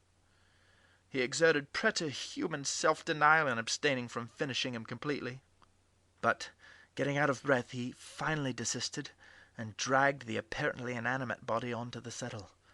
There he tore off the sleeve of Earnshaw's coat, and bound up the wound with brutal roughness, spitting and cursing during the operation as energetically as he'd kicked before. Being at liberty, I lost no time in seeking the old servant, who, having gathered by degrees the purport of my hasty tale, hurried below, gasping as he descended the steps, two at once. "What's there to do now? What is there to do now?" "There's this to do," thundered Heathcliff, "that your master's mad, and should he last another month, I'll have him to an asylum. And how the devil did you come to fasten me out, you toothless hound? Don't stand muttering and mumbling there. Come, I'm not going to nurse him. Wash that stuff away, and mind the sparks of your candle. It's more than half brandy." "I'll saw you about murdering on him," exclaimed Joseph, lifting his hands and eyes in horror. "If ever I see the sight like that, may the Lord—" Heathcliff gave him a push on to his knees in the middle of the blood, and flung a towel to him. But instead of proceeding to dry it up, he joined his hands and began a prayer, which excited my laughter from its odd phraseology. I was in the condition of mind to be shocked at nothing. In fact, I was as reckless as some malefactors show themselves at the foot of the gallows. "Oh, I forgot you," said the tyrant. "You shall do that. Down with you. And you conspire with him against me, do you, viper? There, that's work fit for you." He shook me till my teeth rattled, and pitched me beside Joseph, who steadily concluded his supplications, and then rose, vowing he would set off for the Grange directly. Mr. Linton was a magistrate, and though he had 50 wives dead, he should inquire into this. He was so obstinate in his resolution that Heathcliff deemed it expedient to compel from my lips a recapitulation of what had taken place, standing over me, heaving with malevolence as I reluctantly delivered the account and answer to his questions. It required a great deal of labour to satisfy the old man that Heathcliff was not the aggressor, especially with my hardly wrung replies.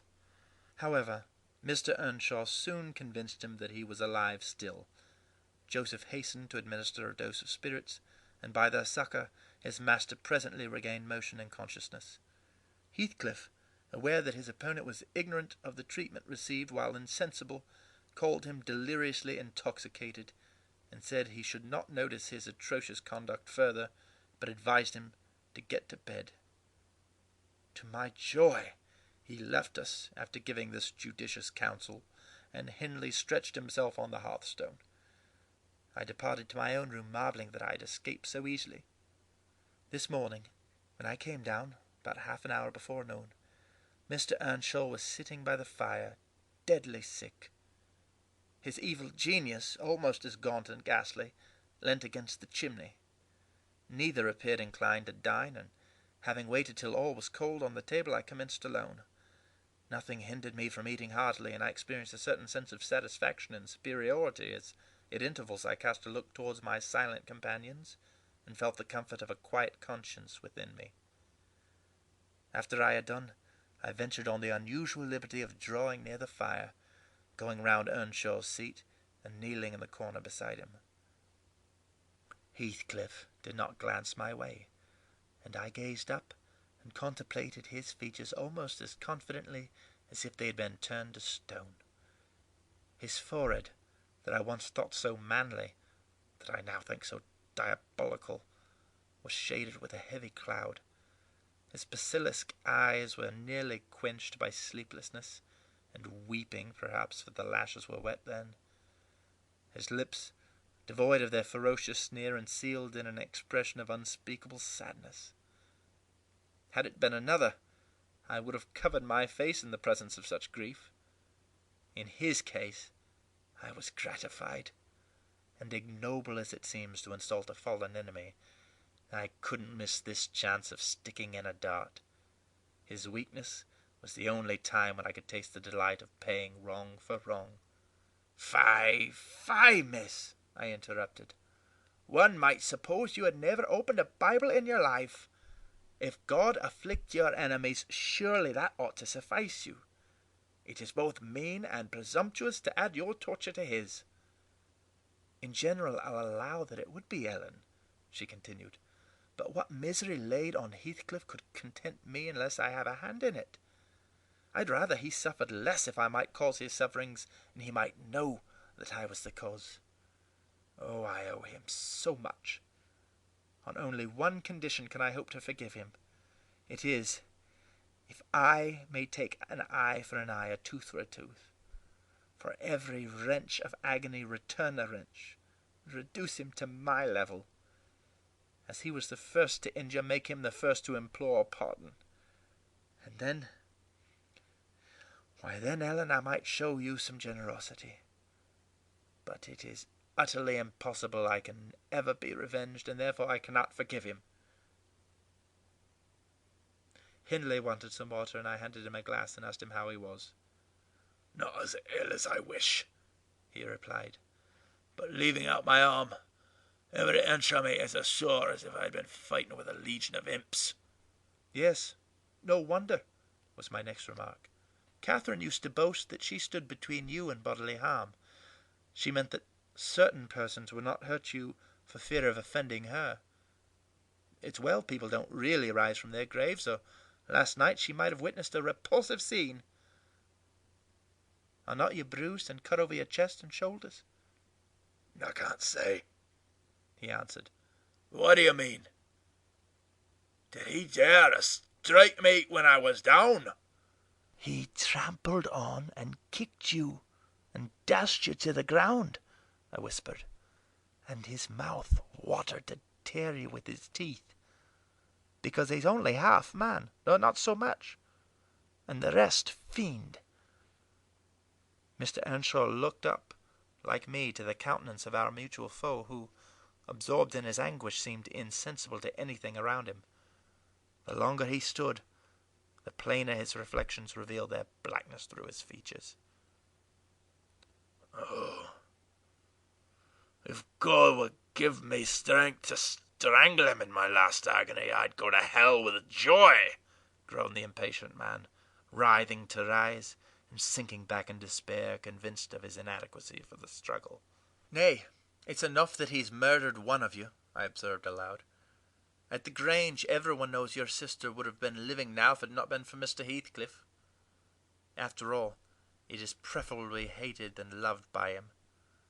When I recollect how happy we were, how happy Catherine was before he came, I'm fit to curse the day." Most likely Heathcliff noticed more the truth of what was said than the spirit of the person who said it. His attention was roused, I saw, for his eyes rained down tears among the ashes, and he drew his breath in suffocating sighs. I stared full at him, and laughed scornfully. The clouded windows of hell flashed a moment towards me. The fiend, which usually looked out, however, was so dimmed and drowned that I did not fear to hazard another sound of derision. "Get up and be gone out of my sight," said the mourner. I guessed he uttered those words at least, though his voice was hardly intelligible. "I beg your pardon," I replied, "but I loved Catherine too, and her brother requires attendance, which for her sake I shall supply. Now that she's dead, I see her in Hindley. Hindley has exactly her eyes, if you had not tried to gouge them out and made them black and red. And her—" "Get up, wretched idiot, before I stamp you to death!" he cried, making a movement that caused me to make one also. "But then," I continued, holding myself ready to flee, "if poor Catherine had trusted you, and assumed the ridiculous, contemptible, degrading title of Mrs. Heathcliff, she would soon have presented a similar picture. She wouldn't have borne your abominable behaviour quietly. Her detestation and disgust must have found voice." The back of the settle and Earnshaw's person interposed between me and him. So instead of endeavouring to reach me, he snatched a dinner knife from the table and flung it at my head. It struck beneath my ear and stopped the sentence I was uttering, but pulling it out, I sprang to the door and delivered another, which I hope went a little deeper than his missile. The last glimpse I caught of him was a furious rush on his part, checked by the embrace of my host, and both fell locked together on the hearth. In my flight through the kitchen, I bid Joseph speed to his master.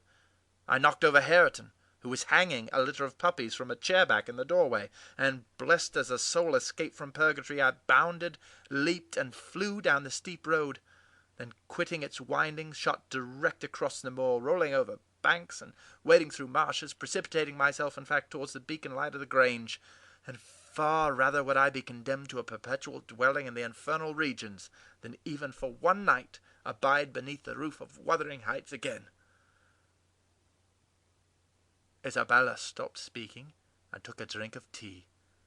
Then she rose, and bidding me put on her bonnet and a great shawl I had brought, and turning a deaf ear to my entreaties for her to remain another hour, she stepped on to a chair, kissed Edgar's and Catherine's portraits, bestowed a similar salute on me, and descended to the carriage, accompanied by Fanny, who yelped wild with joy at recovering her mistress. She was driven away, never to revisit this neighbourhood. But a regular correspondence was established between her and my master when things were more settled. I believe her new abode was in the south, near London. There she had a son born a few months subsequent to her escape.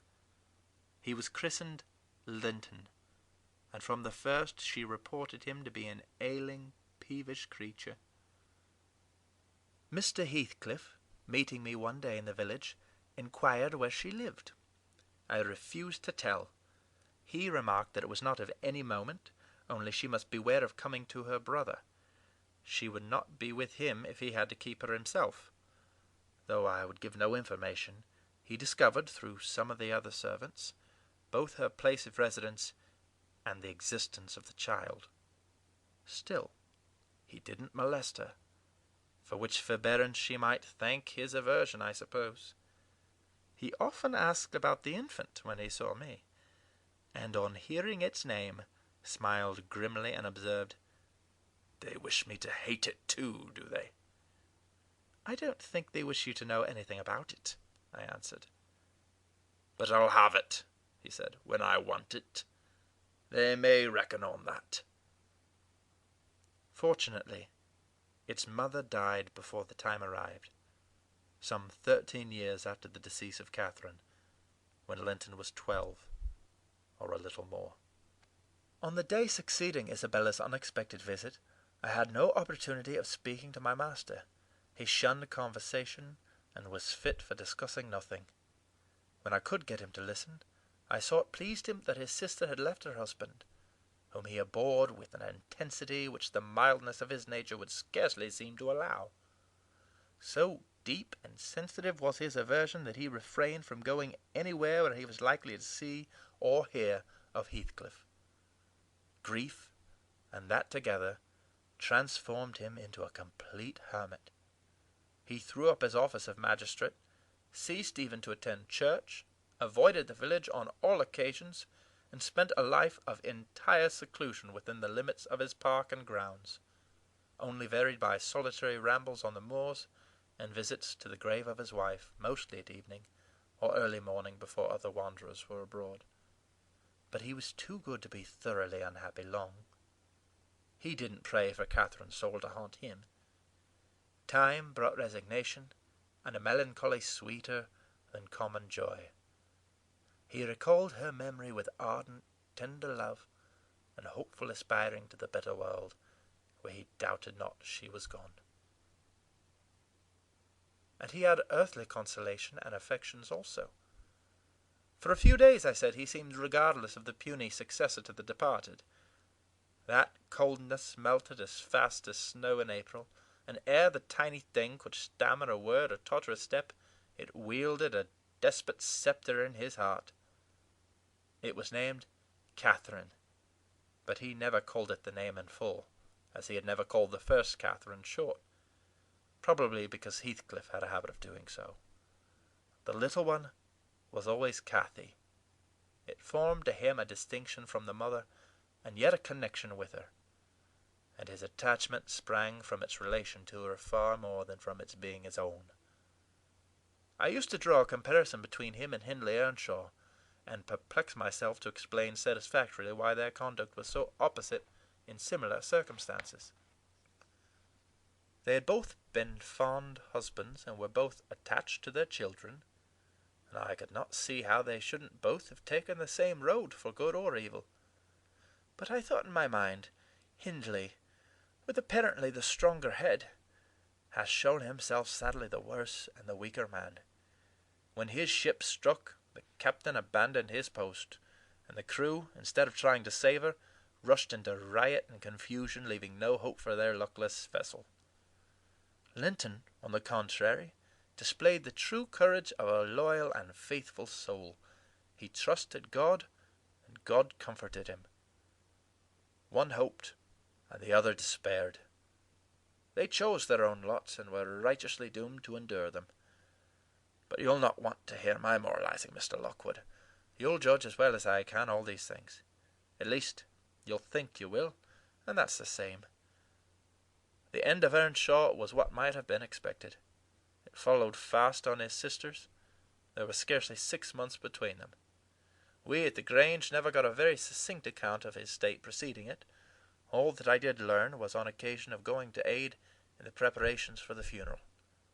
Mr. Kenneth came to announce the event to my master. "Well, Nelly," said he, riding into the yard one morning, too early not to alarm me with an instant presentiment of bad news, "it's yours and my turn to go into mourning at present. Who's given us the slip now, do you think?" "Who?" I asked in a flurry. "Why, guess," he returned, dismounting and slinging his bridle on a hook by the door, "and nip up the corner of your apron.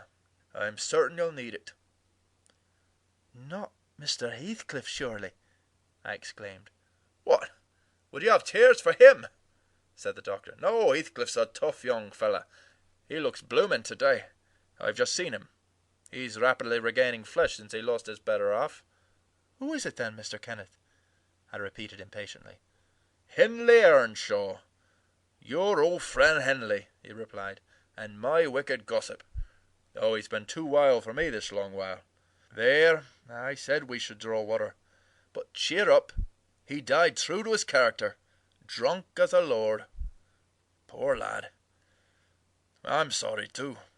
One can't help missing an old companion.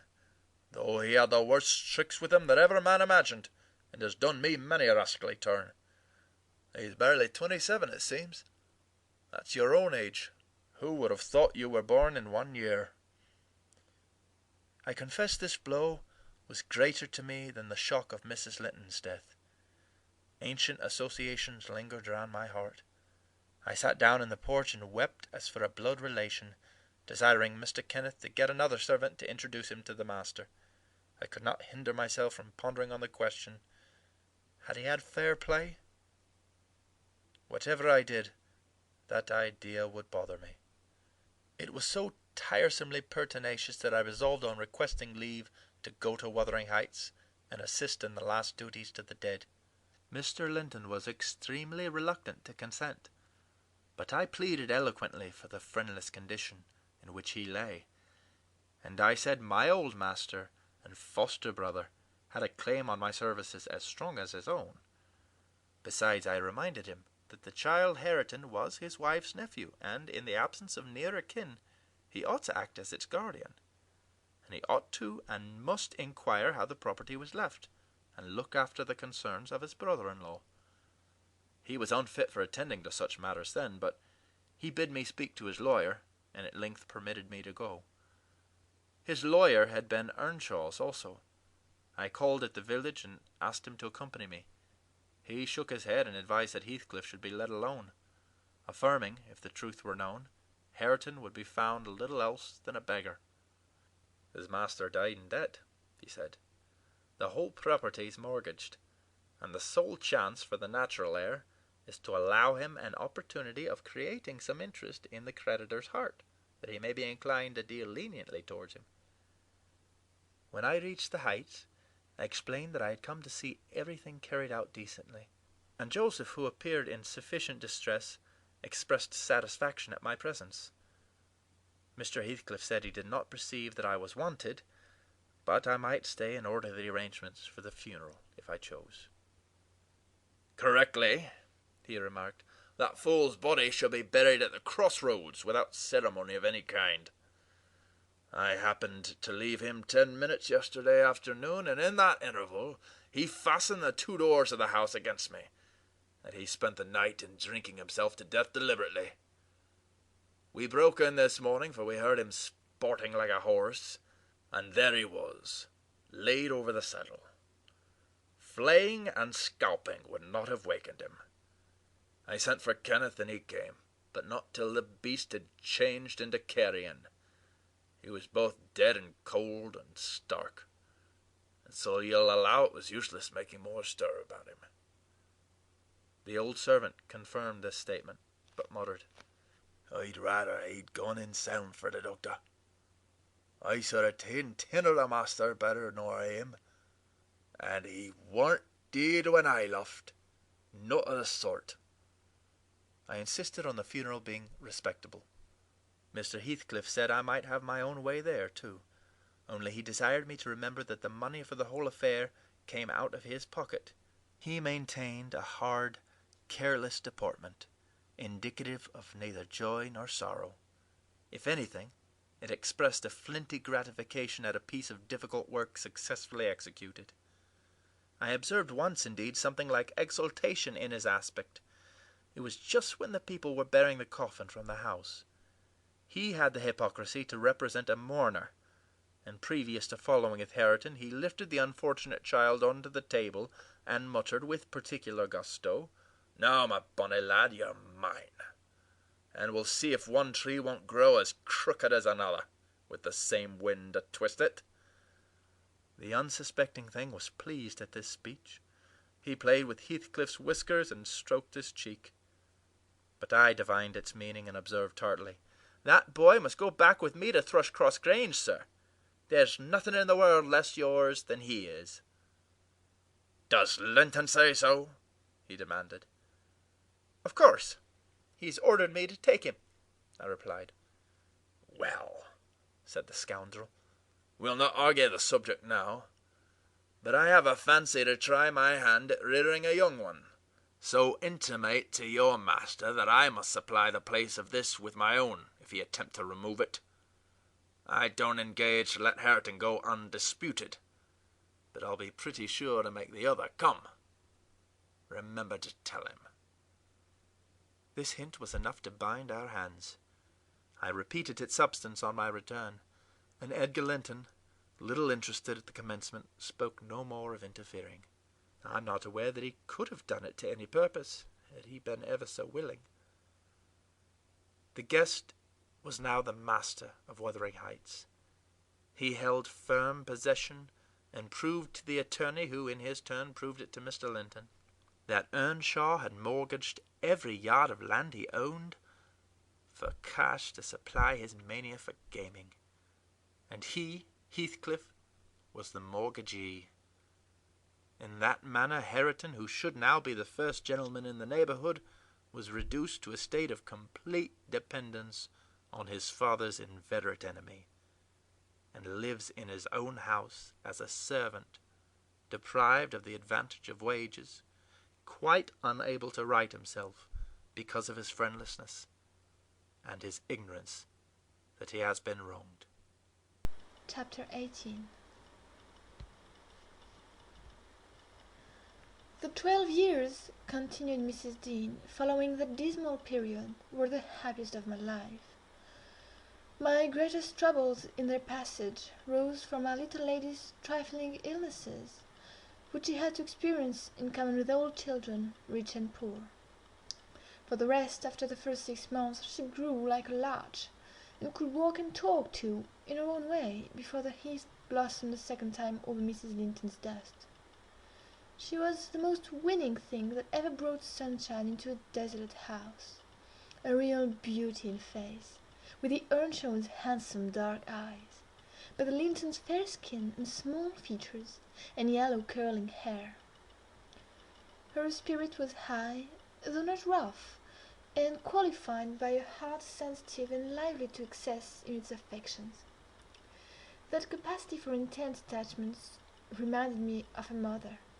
Still, she did not resemble her, for she could be soft and mild as a dove, and she had a gentle voice and pensive expression. Her anger was never furious, her love never fierce. It was deep and tender. However, it must be acknowledged, she had faults to foil her gift. A propensity to be saucy was one, and a perverse will that indulged children invariably acquire, whether they be good-tempered or cross. If a servant chanced to vex her, it was always, "I shall tell papa," and if he reproved her, even by a look, you would have thought it a heart-breaking business. I don't believe he ever did speak a harsh word to her. He took her education entirely on himself, and made it an amusement. Fortunately, curiosity and a quick intellect made her an apt scholar. She learned rapidly and eagerly, and did honour to his teaching. Till she reached the age of 13, she had not once been beyond the range of the park by herself. Mr. Linton would take her with him a mile or so outside on rare occasions, but he trusted her to no one else. Gimmerton was an unsubstantial name in her ears, the chapel the only building she had approached or entered except her own home. Wuthering Heights and Mr. Heathcliff did not exist for her. She was a perfect recluse, and apparently perfectly contented. Sometimes, indeed, while surveying the country from her nursery window, she would observe, "Ellen, how long will it be before I can walk to the top of those hills? I wonder what lies on the other side. Is it the sea?" "No, Miss Cathy," I would answer, "it is hills again, just like these." "And what are those golden rocks like when you stand under them?" she once asked. The abrupt descent of Penistone crags particularly attracted her notice, especially when the setting sun shone on it at the topmost heights, and the whole extent of landscape besides lay in shadow. I explained that they were bare masses of stone, with hardly enough earth in their clefts to nourish a stunted tree. "And why are they bright so long after it is evening here?" she pursued. "Because they are a great deal higher up than we are," replied I. "You could not climb them, they are too high and steep. In winter the frost is always there before it comes to us, and deep into summer I have found snow under that black hollow at the northeast side." "Oh, you have been on them!" she cried gleefully. "Then I can go too when I'm a woman. Has Papa been, Ellen?" "Papa would tell you, miss," answered hastily, "that they are not worth the trouble of visiting. The moors where you ramble with him are much nicer, and Thrushcross Park is the finest place in the world." "But I know the park and I don't know those," she murmured to herself, "and I should delight to look round me from the broad at Tallest Point. My little pony Minnie shall take me some time." One of the maids mentioning the fairy cave quite turned her head with a desire to fulfil this project. She teased Mr. Linton about it, and he promised she should have the journey when she got older. But Miss Catherine measured her age by months, and now I am old enough to go to Benison Crags, with a constant question in her mouth. The road thither wound close by Wuthering Heights. Edgar had not the heart to pass it, so she received as constantly the answer, "Not yet, love, not yet." I said Mrs. Heathcliff lived above a dozen years after quitting her husband. Her family were of a delicate constitution. She and Edgar both lacked the ruddy health that you will generally meet in these parts. What her last illness was, I am not certain. I conjecture they died of the same thing, a kind of fever, slow at its commencement, but incurable, and rapidly consuming life towards the close. She wrote to inform her brother of the probable conclusion of a 4 months' indisposition under which she had suffered, and entreating him to come to her if possible, for she had much to settle, and she wished to bid him adieu, and deliver Linton safely into his hands. Her hope was that Linton might be left with him, as he had been with her. His father, she would fain convince herself, had no desire to assume the burden of his maintenance or education. My master hesitated not a moment in complying with her request, reluctant as he was to leave home at ordinary calls. He flew to answer this, commanding Catherine to my peculiar vigilance in his absence, with reiterated orders that she must not wander out of the park, even under my escort. He did not calculate on her going unaccompanied. He was away 3 weeks. The first day or two, my charge sat in a corner of the library, too sad for either reading or playing. In that quiet state she caused me little trouble, but it was succeeded by an interval of impatient, fretful weariness, and being too busy, and too old then, to run up and down amusing her, I hit on a method by which she might entertain herself. I used to send her on her travels round the grounds, now on foot, now on a pony, indulging her with a patient audience of all her real and imaginary adventures when she returned.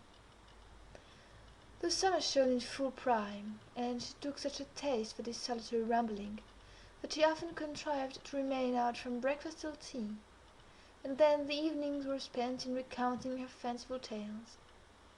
I did not fear her breaking bounds, because the gates were generally locked, and I thought she would scarcely venture forth alone if they had stood wide open. Unluckily my confidence proved misplaced.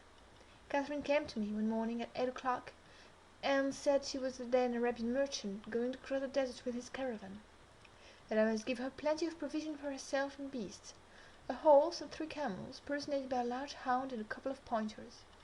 I got together good store of dainties, and slung them in a basket on one side of the saddle, and she sprang up as gay as a fairy, sheltered by her wide-brimmed hat and gauze veil from the July sun, and trotted off with a merry laugh, mocking my cautious counsel to avoid galloping, and come back early.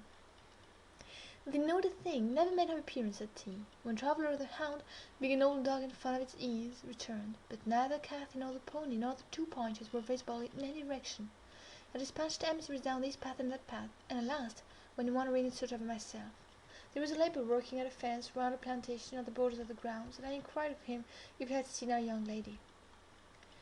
"I saw her at morn," he replied. "She would have me to cut a razor switch, and then she left her galloway over the hedge yonder, where it's slowest, and galloped out of sight." You may guess how I felt at hearing this news. It struck me directly she must have started for Penistone Crags. "What will become of her?" I ejaculated, pushing through a gap which the man was repairing, and making straight to the high road. I walked, as if for a rager, mile after mile, till a turn brought me in view of the heights. But no Catherine could I detect far or near.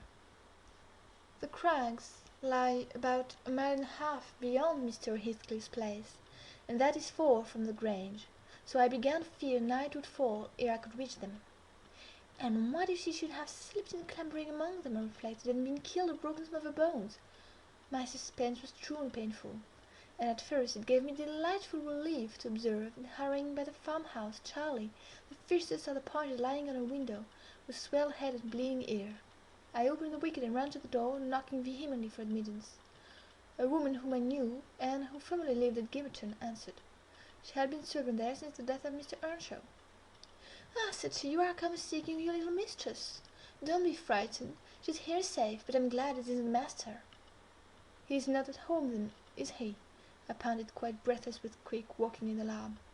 "No," she replied. "Both he and Joseph are off, and I think they won't return this hour or more. Step in and rest you a bit."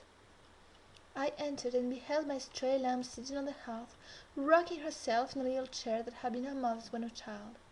Her hat was hung against the wall, and she seemed perfectly at home, laughing and chattering, in the best spirits imaginable, to Hareton, now a great strong lad of 18, who stared at her with considerable curiosity and astonishment, comprehending precisely of the fluent succession of remarks and questions which her tongue never ceased pouring forth.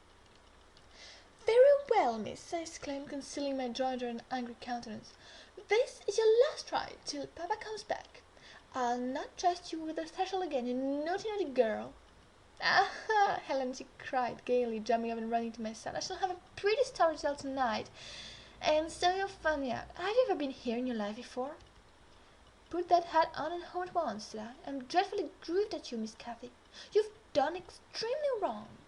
It's no use pouting and crying. That won't repay the trouble I've had scouring the country after you. To think how Mr. Linton charged me to keep you in, and you stealing off so, it shows you're a cunning little fox, and nobody will put faith in you any more." "What have I done?" sobbed she, instantly checked. "Papa charged me nothing. He'll not scold me, Ellen. He's never cross like you." "Come, come," I repeated. "I'll tie the riband. Now, let us have no petulance. Oh, for shame! You're 13 years old and such a baby." This exclamation was caused by her pushing the hat from her head and retreating to the chimney out of my reach. "Nay," said the servant, "don't be hard on the bonny lass, Mrs. Dean. We may not stop. She'd fain have ridden forward. I feared you should be uneasy. Hareton offered to go with her, and I thought he should. It's a wild road over the hills." Hareton, during the discussion, stood with his hands in his pockets, too awkward to speak, though he looked as if he didn't relish my intrusion. "How long am I to wait?" I continued, regarding the woman's interference. "It will be dark in 10 minutes. Where's the pony, Miss Cathy? And where's Phoenix? I shall leave you, unless you be quick, so please yourself." "The pony is in the yard," she replied, "and Phoenix is shadowing there. He's bidden, and so is Charlie. I was going to tell you all about it, but you are in a bad temper and don't deserve to hear." I picked up her hat and approached to reinstate it, but perceiving that the people of the house took her part, she commenced capering round the room, and on my giving chase, ran like a mouse over another and behind the furniture, rendering it ridiculous for me to pursue. Hareton and the woman laughed, and she joined them, and waxed more impertinent still, till I cried in great irritation, "Well, Miss Cathy, if you were aware whose house this is, you'd be glad enough to get out." "It's your father's, isn't it?" said she, turning to Hareton. "Nay," he replied, looking down and blushing bashfully. He could not stand a steady gaze from her eyes, though they were just his own. "Whose then? Your master's?" she asked. He coloured deeper, with a different feeling, muttered an oath, and turned away. "Who is his master?" continued the tiresome girl, appealing to me. "He talked about our house and our folk. I thought he had been the owner's son, and he never said miss. He should have done, shouldn't he, if he's a servant?" Hareton grew black as a thundercloud at this childish speech. I suddenly shook my question, and at last succeeded in equipping her for departure. "Now get my horse," she said, addressing her new kinsman as she would one of the stable boys at a crunch, "and you may come with me. I want to see where the goblin hunter rises in the marsh, and to hear about the fairies, as you call them. But make haste. What's the matter? Get my horse, I say." "I'll see thee down before I be thy servant," growled the lad. "You'll see me what?" asked Catherine in surprise. "Down, thou saucy witch," he replied. "There, Miss Cathy, you see I have got into pretty company," I interposed. "Nice words to be used to a young lady. Pray don't begin to dispute with him. Come, let us seek for me ourselves, and be gone." "But, Ellen," cried she, staring fixed in astonishment, "how dare you speak so to me? He wasn't to be made to do as I asked him. You wicked creature, I shall tell papa what you said. Now then." He did not appear to feel these threats, so the tears sprung into her eyes with indignation. You bring the pony," she exclaimed, turning to the woman, "and let my dog free this moment." "Softly, miss," answered she addressed. "You lose nothing by being civil. Though Mr. Hareton there be not the master's son, he's your cousin, and I was never hired to serve you." "He my cousin!" cried Cathy with a scornful laugh. "Yes, indeed," responded her approver. "Oh, Ellen, don't let them such things," pursued Red Crabble. "Papa is gone to fetch my cousin from London. My cousin is a gentleman's son. That my—" She stopped and wept outright, upset at the bare notion of relationship with such a clown. "Hush, hush," I whispered. "People can have many cousins and of all sorts, Miss Cathy, without being any the worse for it. Only they needn't keep their company. They be disagreeable and bad." Is that my cousin, Ellen?" she went on, gathering fresh grief from reflection, and flinging herself into my arms for a refuge from the idea. I was much vexed at her and the servant for their mutual revelations, having no doubt of Linton's approaching arrival, communicated by the former, being reported to Mr. Heathcliff, and feeling as confident that Catherine's first thought on her father's return would be to seek an explanation of the latter's assertion concerning her rude-bred kindred. Hareton, recovering from his disgust at being taken for a servant, still moved by her distress, and having fetched the pony round to the door, he took to propitiate her a fine crook-legged terrier whelp from the kennel, and putting it into her hand, bid her whist for an immense note. Pausing in her lamentations, she surveyed him with a glance of awe and horror, then burst forth anew. I could scarcely refrain from smiling at his antipathy to the poor fellow, who was a well-made, athletic youth, good-looking in features, and stout and healthy, but attired in garments befitting his daily occupations of working on the farm and lounging among the moors after rabbits and game. Still, I thought I could detect in his physiognomy a mind owning better qualities than his father ever possessed. Good things lost amid a wilderness of weeds, to be sure, whose rankness far overtopped the neglected growth, and yet, notwithstanding evidence of a wealthy soil, that might yield luxuriant crops under other unfavourable circumstances. Mr. Heathcliff, I believe, had not treated him physically ill, thanks to his fearless nature, which offered no temptation to that curse of oppression. He had none of the timid susceptibility that would have given zest to ill treatment, in Heathcliff's judgment. He appeared to have bent his malevolence on making him a brute. He was never taught to read or write, never rebuked for any bad habit which did not annoy his keeper, never led a single step towards virtue, or guided by a single precept against vice. And, from what I heard, Joseph contributed much to his deterioration, by a narrow-minded partiality which prompted him to flatter and pet him as a boy, because he was at the head of the old family, and as he had been in the habit of accusing Catherine Earnshaw and Heathcliff, when children, of putting the master past his patience, and compelling him to seek solace in drink by what he termed their awful ways, so at present he laid the whole burden of Hareton's faults on the shoulders of the usurper of his papa. If the lad swore, he wouldn't correct him, nor however culpably he behaved. It gave Joseph satisfaction, apparently, to watch him go the worst length. He allowed that the lad was rude, that his soul was abandoned to perdition, but then he reflected that Heathcliff must answer for it. Hareton's blood would be required at his hands, and there lay immense consolation in that thought. Joseph had instilled into him a pride of name, and of his lineage. He would, had he dared, have fostered hate between him and the present owner of the heights, but his dread of that owner mounted to superstition, and he confined his feelings regarding him to mutter innuendos and private comminations. Now I don't pretend to be intimately acquainted with the mode of living customary in those days at Wuthering Heights. I only speak from hearsay, for I saw little. The village of the firm Mr. Heathcliff was near, and a cruel hard landlord to his tenants. But the house inside had regained its ancient aspect of comfort and of female management, and the scenes of riot common in his time were not now enacted within its walls. The master was too gloomy to seek companionship with any people, good or bad, and he is yet. This, however, is not making progress with my story. Miss Cathy rejected the peace offering of the terrier, and demanded her own dogs, Charlie and Phoenix. They came limping and hanging their heads, and we set out for home, sadly out of sorts, every one of us. I couldn't wring from my little lady how she had spent the day, except that, as I supposed, the goal of her pilgrimage was Penistone Crags, and she arrived without adventure to the gate of the farmhouse, when Hareton happened to issue forth, attended by some canine followers who attacked her train. They had a smart battle before their owners could separate them. That formed the introduction. Catherine told Hareton who she was and where she was going, and asked him to show her the way, finally beguiling him to accompany her. He opened the mysteries of the fairy cave and 20 other queer places, but being in disgrace was not favoured with the description of the interesting objects he saw. I could gather, however, that her guide had been a favourite till she hurt his feelings by addressing him as a servant, and Heathcliff's housekeeper heard hers by calling him her cousin, though the language he had held to her rankled in her heart. She who was always love and darling and queen and angel with everybody at the Grange, to be insulted so shockingly by a stranger! I did not comprehend it, and Hardworker had to obtain a promise that she would not lay the grievance before her father. I explained how he objected to the whole household at the Heights, and how sorry he would be to find she had been there. But I insisted most on the fact that if she revealed my negligence of his orders, he would perhaps be so angry that I should have to leave, and Cathy couldn't bear that prospect. She pledged her word, and kept it for my sake. After all, she was a sweet little girl. Chapter 19. A letter, edged with black, announced the day of my master's return.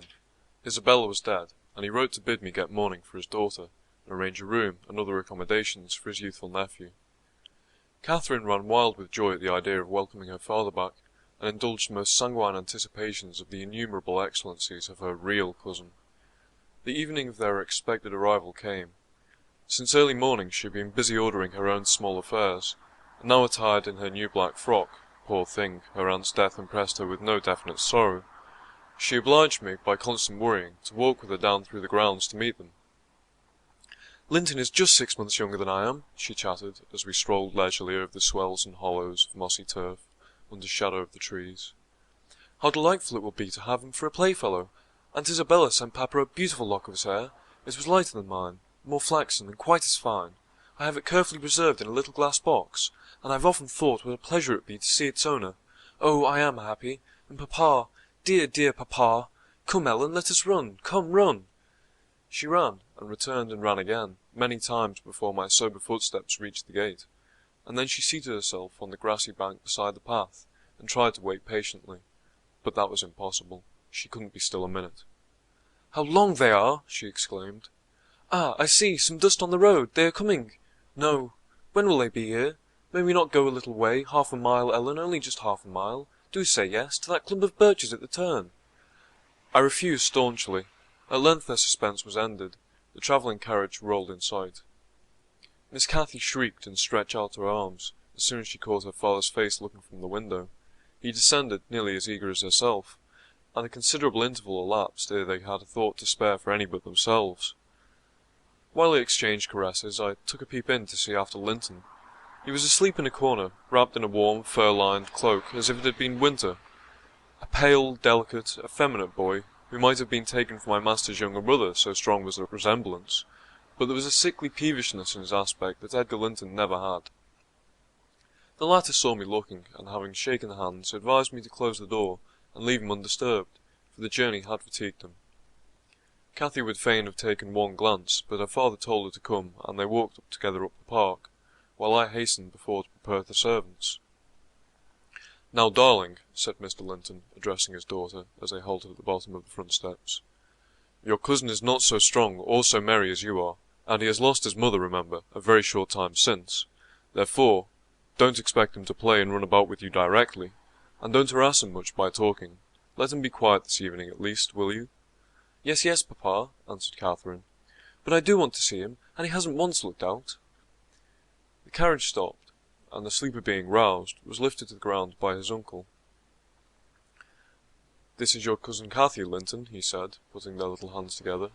"She's fond of you already, and mind you don't grieve her by crying tonight. Try to be cheerful now. The travelling is at an end, and you have nothing to do but rest and amuse yourself as you please." "Let me go to bed, then," answered the boy, shrinking from Catherine's salute, and he put his fingers to remove incipient tears.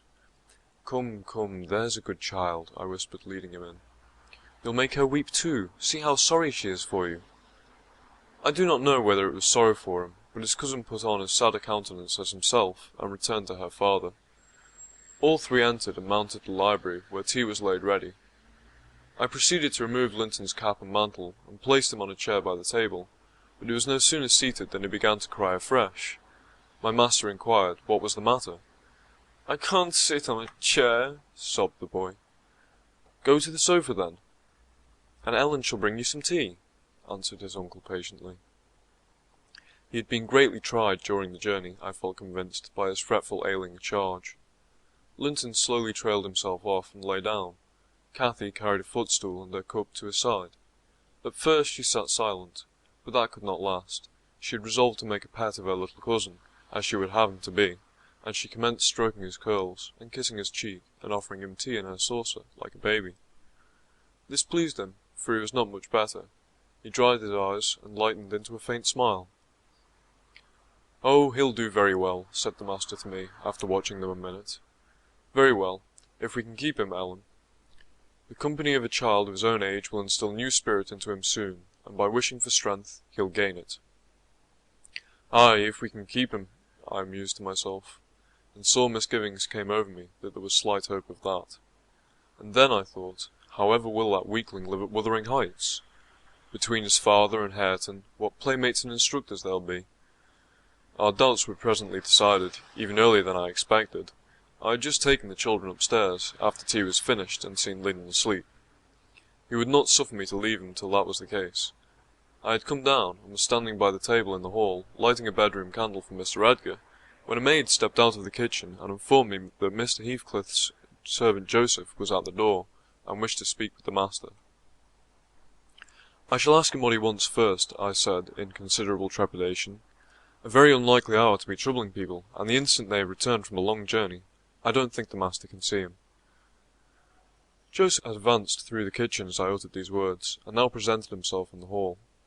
He was donned in his Sunday garments, with most sanctimonious and sourest face, and holding his hat in one hand and his stick in the other, he proceeded to clean his shoes on the mat. "Good evening, Joseph," I said, coldly. "What business brings you here tonight?" "It's Master Linton I want to speak to," he answered, waving me disdainfully aside. "Mr. Linton is going to bed. Unless you have something particular to say, I'm sure he won't hear it now," I continued. "You had better sit down in there, and entrust your message to me." "Which is his room?" pursued the fellow, surveying the range of closed doors. I perceived he was bent on refusing my mediation, so very reluctantly I went up to the library, and announced the unseasonable visitor, advising that he should be dismissed till next day. Mr. Linton had no time to empower me to do so, for Joseph mounted close at my heels, and pushing into the apartment, planted himself at the far side of the table, with his two fists clapped on the head of his stick, and began in an elevated tone, as if anticipating opposition. "Heathcliff has sent me for his lad, and I mun't go back about him." Edgar Linton was silent a minute. An expression of exceeding sorrow overcast his features.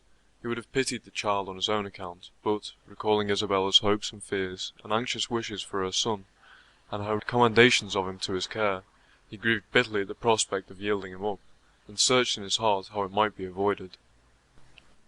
No plan offered itself. The very exhibition of any desire to keep him would have rendered the claimant more peremptory. There was nothing left but to resign him. However, he was not going to rouse him from his sleep.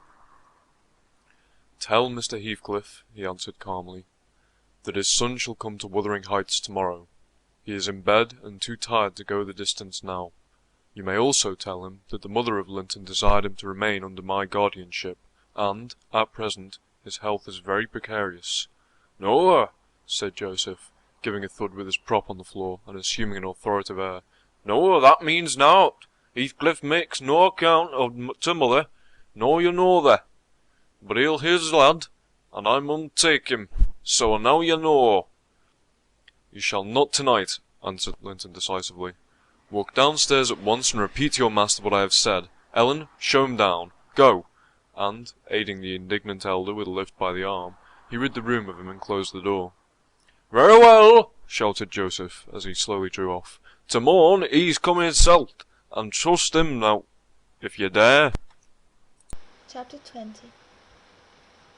To obviate the danger of this threat being fulfilled, Mr. Linton commissioned me to take the boy home early, on Catherine's pony. "And," said he, "as we shall now have no influence over his destiny, good or bad, we must say nothing of where he is gone to my daughter. She cannot associate with him hereafter, and it is better for her to remain in ignorance of his proximity, lest she should be restless and anxious to visit the Heights. Merely tell her his father sent for him suddenly, and he has been obliged to leave us."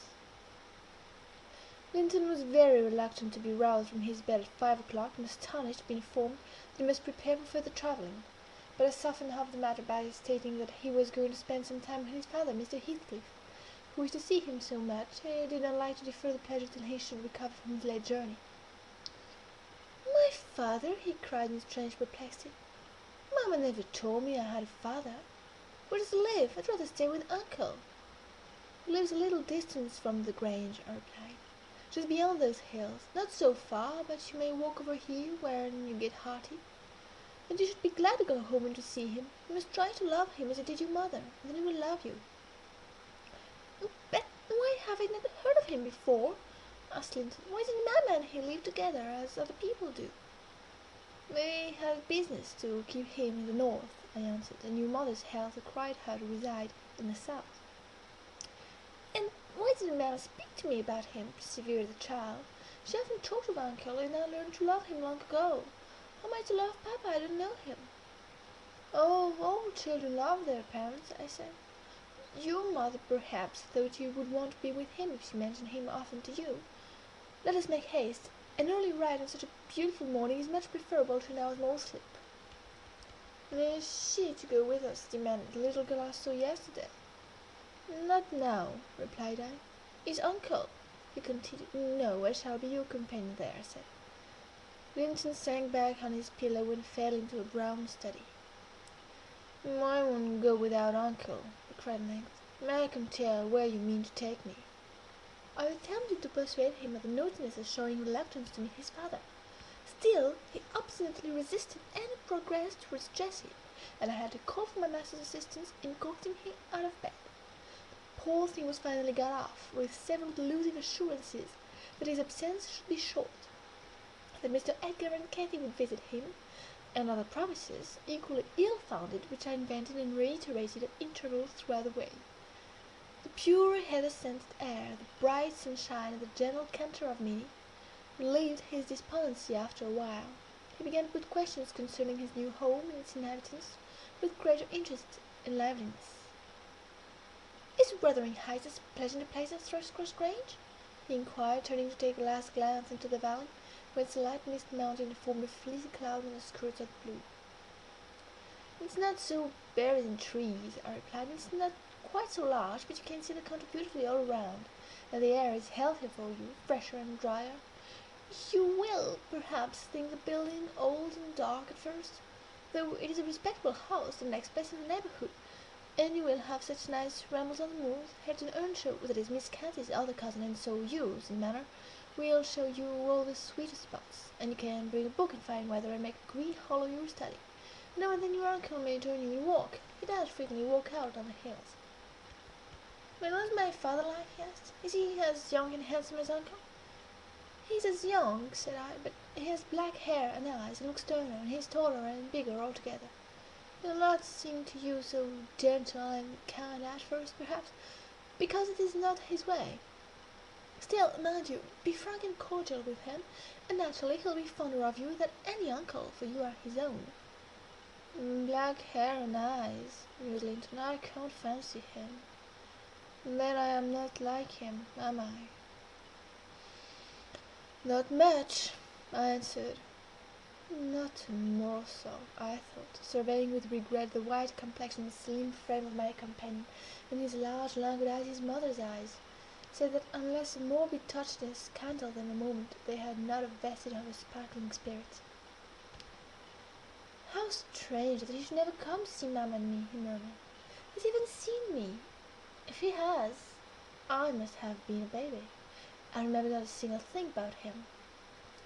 Why, Master Linton, said I, 300 miles is a great distance, and 10 years seem very different lengths to a grown-up person, compared with what they do to you. It is probable Mr. Heathcliff proposed going from summer to summer, but never found a convenient opportunity, and now it is too late, and troubled him with questions on the subject, to disturb him for no good. The boy was fully occupied with his own cogitations for the remainder of the ride, till we halted before the farmhouse garden gate. I watched to catch his impressions in his countenance. He surveyed the carved front and low broad lattices, the straggling gooseberry bushes and crooked firs, with solemn intentness, and then shook his head. His private feelings entirely disapproved of the exterior of his new abode. But he had sense to postpone complaining, and there might be compensation within. Before he dismounted, I went and opened the door. was 6:30, and the family had just finished breakfast. The servant was clearing and wiping down at the table. Joseph stood by his master's chair, telling some tale concerning a lame horse, and Hareton was preparing for the hayfield. "Hello, Nelly," said Mr. Heathcliff when he saw me. "I feared I should have to come down and fetch my property myself. You've brought it, have you? Let's see what you can make of it." He got up and strode to the door. Hareton and Joseph followed in gaping curiosity. Poor Linton ran a frightened eye over the faces of the three. "Surely," said Joseph after a grave inspection, "he's swapped wi' Maister, and yon his lass." Heathcliff, having stared his son into an ague of confusion, uttered a scornful laugh. "Gad, what a beauty! What a lovely, charming thing!" he exclaimed. "Haven't they reared in a snail and sour milk, Nelly? Oh, damn a soul, but that's worse than I expected. The devil knows I was not sanguine. I bid the trembling and bewildered child get down and enter. He did not wholly comprehend the meaning of his father's speech, or whether it portended for him. Indeed, he was not yet certain that the grim, sneering stranger was his father. But he clung to me with a growing trepidation, and on Mr. Heathcliff taking a seat and bidding him come hither, he hid his face on my shoulder and wept. "Tut, tut," said Heathcliff, stretching out a hand and dragging him roughly between his knees, and then holding up his head bearded chin. "Another nonsense. You're not going to hurt thee, Linton, isn't that thy name? Thou art thy mother's child entirely. Where is my share in thee, puling chicken?" He took off the boy's cap and pushed back his thick flaxen curls, felt his slender arms and his small fingers, during which examination Linton ceased crying and looked in his great blue eyes to inspect the inspector. "Do you know me?" asked Heathcliff, having satisfied himself that the limbs were all equally frail and feeble. "No," said Linton, with a gaze of vacant fear. "You've heard of me, I dare say?" "No," he replied again. "No! What a shame of your mother never to awaken your filial regard for me. You are my son, then I'll tell you. That your mother was a wicked slut, to leave you in ignorance of the sort of father you possessed. Now don't wince and colour up, though it is something to see you have not white blood. Be a good lad, and I'll do for you. Now if you be tired, you may sit down and not get home yet. I guess you'll report what you hear and see to the cipher at the Grange.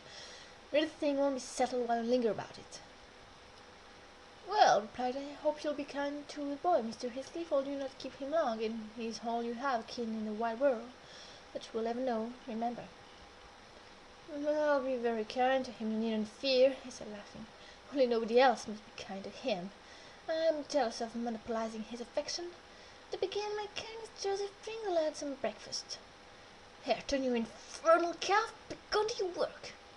Yes, Nell," he added when they had departed, "my son is prospective owner of your place, and I should not wish him to die till I was certain of being his successor. Besides, he's mine, and I want the triumph of seeing my descendant fairly lord of their estates, my child hiring their children to till their father's lands for wages. That is the sole consideration which can make me endure the whelp. I despise him for himself, and hate him for the memories he derives. That consideration is sufficient. He is as safe with me, and shall be tended as carefully as you must tend his own. I have a room upstairs furnished for him in a handsome style. I have got a tutor also to come 3 times a week, from 20 miles distance, to teach him what he pleases to learn. I have ordered Hareton to obey him, and in fact I have arranged everything with a view to preserving the superior and the gentleman in him above his associates. I do regret, however, that he so little deserves the trouble. If I wished any blessing in the world, just to find him a worthy object of pride, and I am bitterly disappointed with the way-faced whining wretch." When he was speaking, Joseph returned bearing a basin of milk porridge and placed it before Linton, who stirred round the whole mess with a look of aversion, but affirmed he could not eat it. I saw the old man's servant share largely in his master's scorn of the child, though he was compelled to retain the sentiment in his heart because Heathcliff plainly meant his underlings to hold him in honour. "Cannot eat it," repeated he, peering in Linton's face and subduing his voice to whisper for fear of being overheard. "But Master Hareton never ate nought else when he were a little one, and what were good enough for him's good enough for ye, as far as I think." "I shan't eat it," answered Linton snappishly. "Take it away." Joseph snatched up the food indignantly and rolled his eyes. "Is there aught else thick room?" he asked, thrusting the tray under Heathcliff's nose. "What should ail them?" he said. Well, said Joseph, young dainty chap says he can't eat 'em. But I guess he's right. His mother were just so. We were almost too mucky to soak corn for making our bread. Don't mention his mother to me, said the master angrily. Get him something we can eat, that's all. What is his usual food, Nelly? I suggested boiled milk or tea, and the housekeeper received instructions to prepare some. Come, I reflect, his father's selfishness may contribute to his comfort. He perceives his delicate constitution and the necessity of treating him tolerably. I'll console Mr. Eddy by acquainting him with the turn Heathcliff's humour has taken. Having no excuse for lingering longer, I slipped out, while Linton was engaged in timidly rebuffing the advances of a friendly sheepdog. But he was too much on the alert to be cheated. As I closed the door, I heard a cry in a frantic repetition of the words, "Don't leave me! I must stay here! I must stay here!" But the latch was raised and fell. They did not suffer him to come forth. I mounted Minnie and urged her to retract. And so my brief guardianship ended. Chapter 21. We had sad work with little Cathy that day.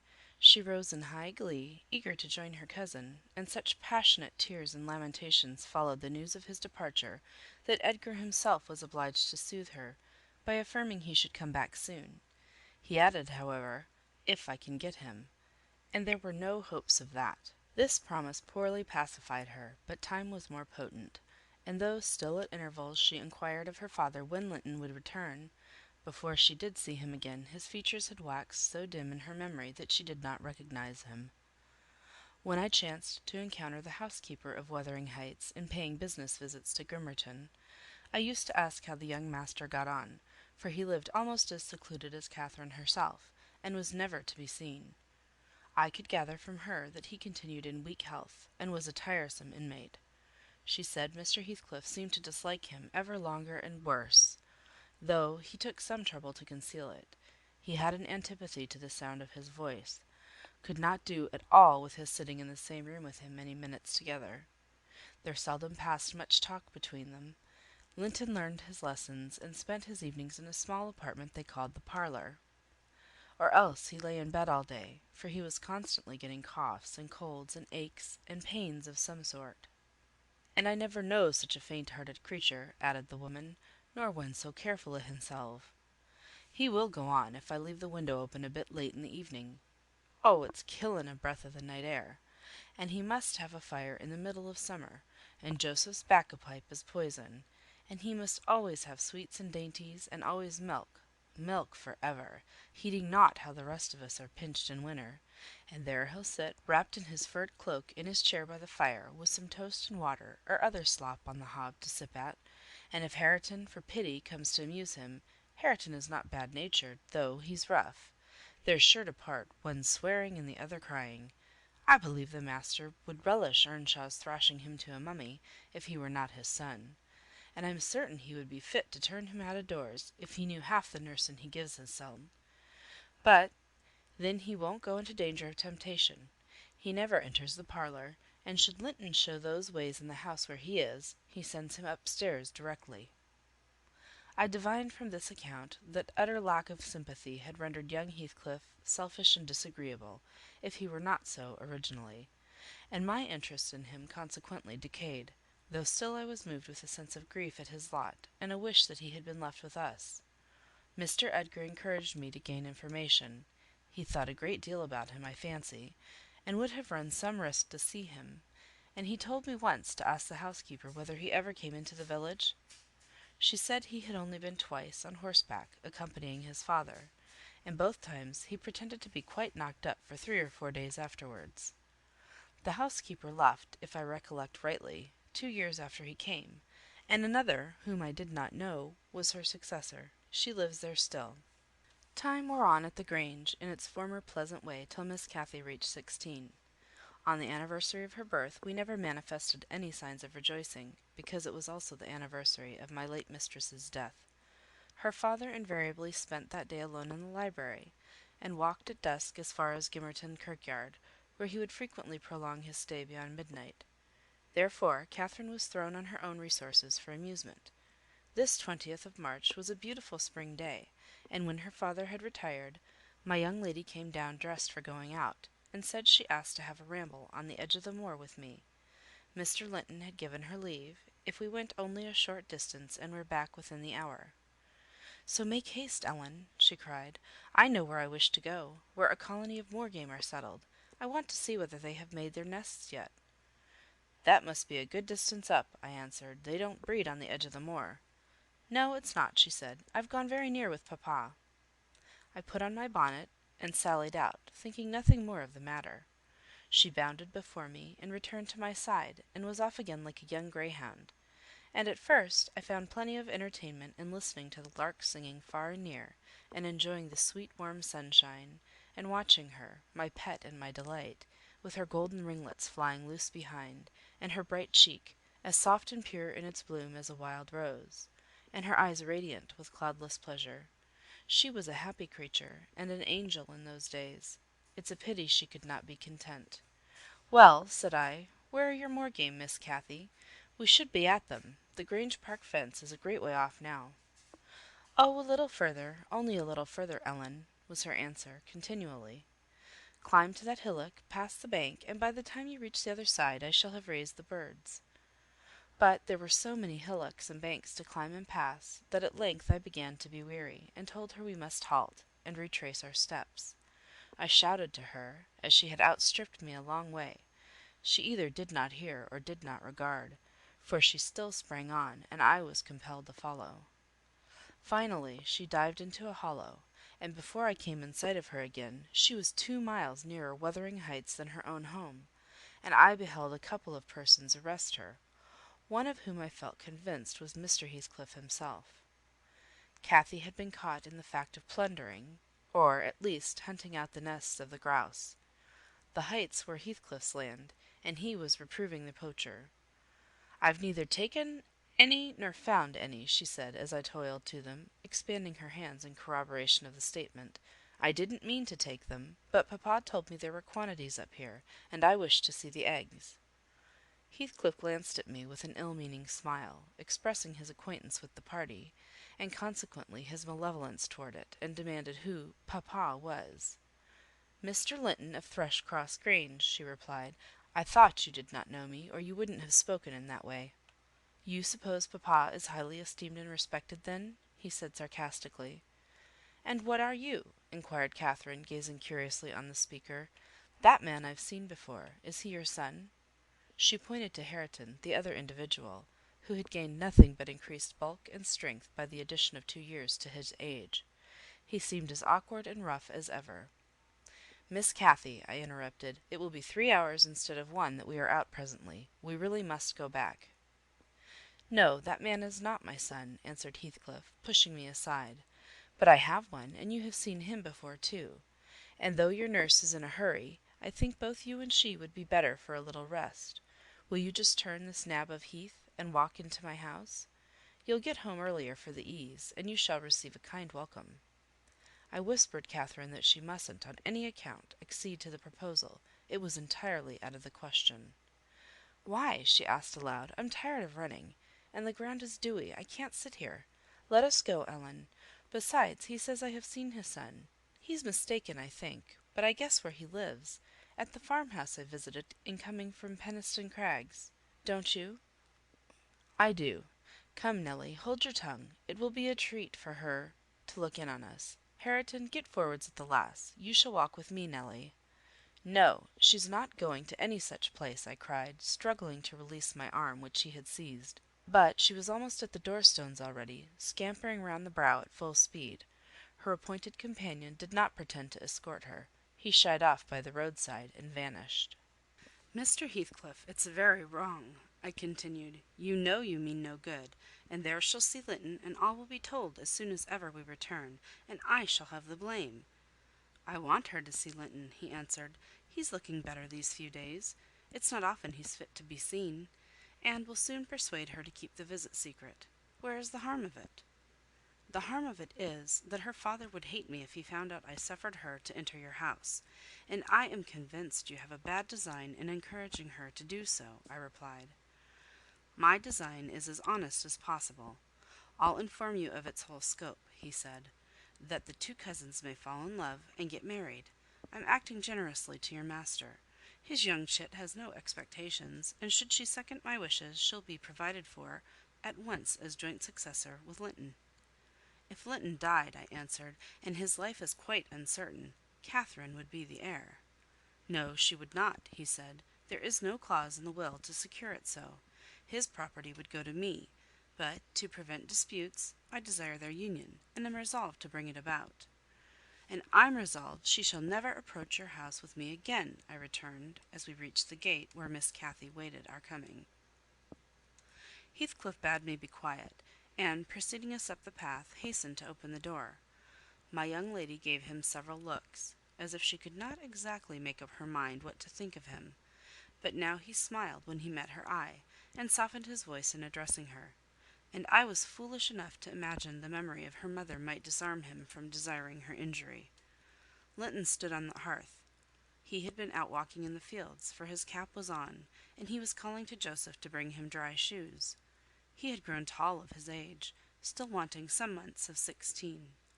His features were pretty yet, and his eye and complexion brighter than I remembered them, though with merely temporary lustre borrowed from the salubrious air and genial sun. "Now who is that?" asked Mr. Heathcliff, turning to Cathy. "Can you tell?" "Your son?" she said, having doubtfully surveyed first one and then the other. "Yes, yes," answered he. "But is this the only time you have beheld him? Think. Ah, you have a short memory. Linton, don't you recall your cousin that you used to tease us so with wishing to see?" "What, Linton?" cried Cathy, kindling into joyful surprise at the name. "Is that little Linton? He's taller than I am. Are you Linton?" The youth stepped forward and acknowledged himself. She kissed him fervently, and they gazed with wonder at the change time had brought in the appearance of each. Catherine had reached her full height. Her figure was both plump and slender, elastic as steel, and her whole aspect sparkling with health and spirits. Linton's looks and movements were very languid, and his form extremely slight; but there was a grace in his manner that mitigated these defects, and rendered him not unpleasing. After exchanging numerous marks of fondness with him, his cousin went to Mr. Heathcliff, who lingered by the door, dividing his attention between the objects inside and those that lay without, pretending, that is, to observe the latter, and really noting the former alone. "And you are my uncle, then?" she cried, reaching up to salute him. "I thought I liked you, though you were cross at first. Why don't you visit at the Grange with Linton? To live all these years such close neighbours, and never see us, is odd. What have you done so for?" "I visited it once or twice too often before you were born," he answered. "There, damn it, if you have any kisses to spare, give them to Linton. They are thrown away on me." "Naughty Ellen!" exclaimed Catherine, flying to attack me next with her lavish caresses. "Wicked Ellen, to try to hinder me from entering! But I'll take this walk every morning in the future. May I, uncle, and sometimes bring papa? Won't you be glad to see us?" "Of course," replied the uncle, with a hardly suppressed grimace, resulting from his deep aversion to both the proposed visitors. "But stay," he continued, turning towards the young lady. "Now I think of it, I'd better tell you. Mr. Linton has a prejudice against me.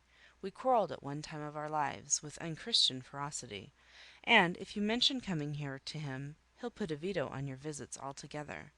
Therefore you must not mention it, unless you be careless of seeing your cousin hereafter. You may come if you will, but you must not mention it." "Why did you quarrel?" asked Catherine, considerably crestfallen. "He thought me too poor to wed his sister," answered Heathcliff, "and was grieved that I got her. His pride was hurt, and he'll never forgive it." "That's wrong," said the young lady. "Some time I'll tell him so. But Linton and I have no share in your quarrel. I'll not come here then. He shall come to the Grange." "It will be too far for me," murmured her cousin. "To walk 4 miles would kill me. No, come here, Miss Catherine, now and then, not every morning, but once or twice a week." The father launched towards his son a glance of bitter contempt. "I am afraid, Nelly, I shall lose my labour," he muttered to me. "Miss Catherine, as the ninny calls her, will discover his value, and send him to the devil. Now, if it had been Hareton! Do you know that 20 times a day I covet Hareton with all his degradation? I'd have loved the lad had he been some one else, but I think he's safe from her love. I'll pit him against that paltry creature, unless it bestir itself briskly. We calculate it will scarcely last till it is 18. Oh, confound the vapid thing! He's absorbed in drying his feet, and never looks at her. Linton! "Yes, father," answered the boy. "Have you nothing to show your cousin anywhere about?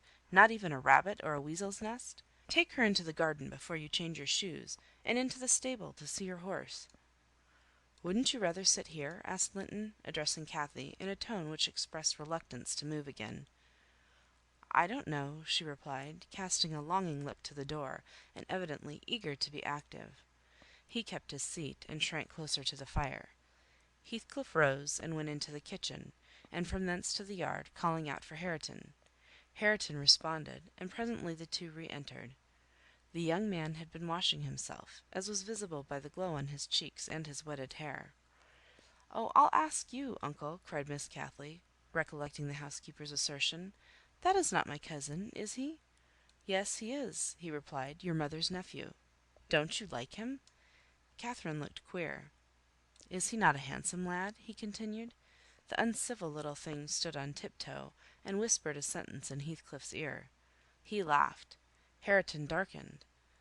I perceived he was very sensitive to suspected slights, and had obviously a dim notion of his inferiority; but his master or guardian chased the frown by exclaiming, "You'll be favourite among us, Hareton. She says you are a what was it? Well, something very flattering. Here, you go with her round the farm, and behave like a gentleman, mind. Don't use any bad words, and don't stare when the young lady is not looking at you, and be ready to hide your face when she is. And, when you speak, say your words slowly, and keep your hands out of your pockets. Be off, and entertain her as nicely as you can." He watched the couple walking past the window. Earnshaw had his countenance completely averted from his companion. He seemed studying the familiar landscape with a stranger's and an artist's interest. Catherine took a sly look at him, expressing small admiration. She then turned her attention to seeking out objects of amusement for herself, and tripped merrily on, lilting a tune to supply the lack of conversation. "I've tied his tongue," observed Heathcliff. "He'll not venture a single syllable all the time. Nelly, you recollect me at his age. Nay, some years younger. Did I ever look so stupid, so gaumless, as Joseph calls it?" "Worse," I replied, because more sullen with it.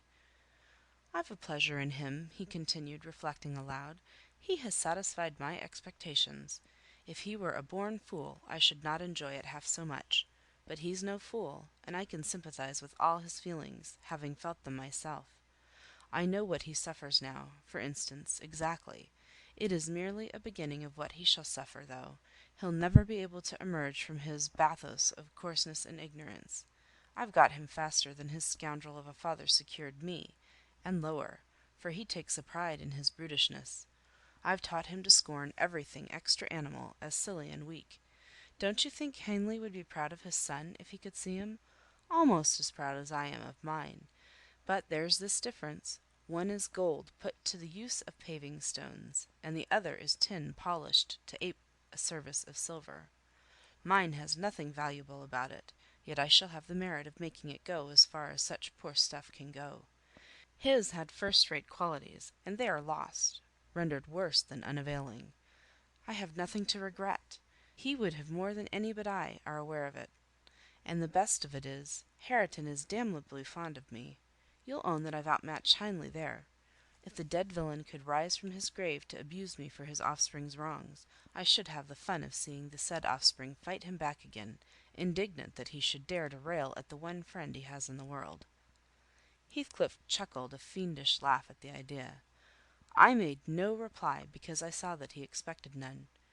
Meantime our young companion, who sat too removed from us to hear what was said, began to evince symptoms of uneasiness, probably repenting that he had denied himself the treat of Catherine's society, for fear of a little fatigue. His father remarked the restless glances wandering to the window, and the hand irresolutely extended towards his cap.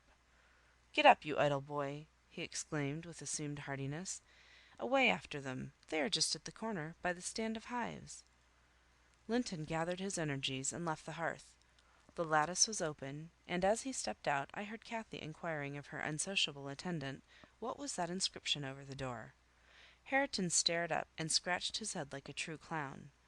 "It's some damnable writing," he answered. "I cannot read it." "Can't read it?" cried Catherine. "I can read it. It's English. But I want to know why it's there." Linton giggled, the first appearance of mirth he had exhibited. "He does not know his letters," he said to his cousin. "Could you believe in the existence of such a colossal dunce?" "Is he all as he should be?" asked Miss Cathy seriously. "Or is he simple? Not right? I've questioned him twice now, and each time he looks so stupid I think he does not understand me. I can hardly understand him, I'm sure." Linton repeated his laugh, and glanced at Hareton tauntingly, who certainly did not seem quite clear of comprehension at that moment. "There is nothing the matter but laziness, is there, Earnshaw?" he said. "My cousin fancies you are an idiot. There you experience the consequences scorning book larning, as you would say. Have you noticed, Catherine, his frightful Yorkshire pronunciation?" "Why, where the devil is the use on't?" growled Hareton, more ready in answering his daily companion. He was about to enlarge further, but the two youngsters broke into a noisy fit of merriment, my giddy miss being delighted to discover that she might turn his strange talk to a matter of amusement. "Where is the use of the devil in that sentence?" tittered Linton. "Papa told you not to say any bad words, and you can't open your mouth without one. Do try to behave like a gentleman. Now do." "If thou weren't more a lass than a lad, I'd fell thee this minute, I would, pitiful lath of a creature," retorted the angry boor, retreating, while his face burnt with mingled rage and mortification, for he was conscious of being insulted, and embarrassed how to resent it.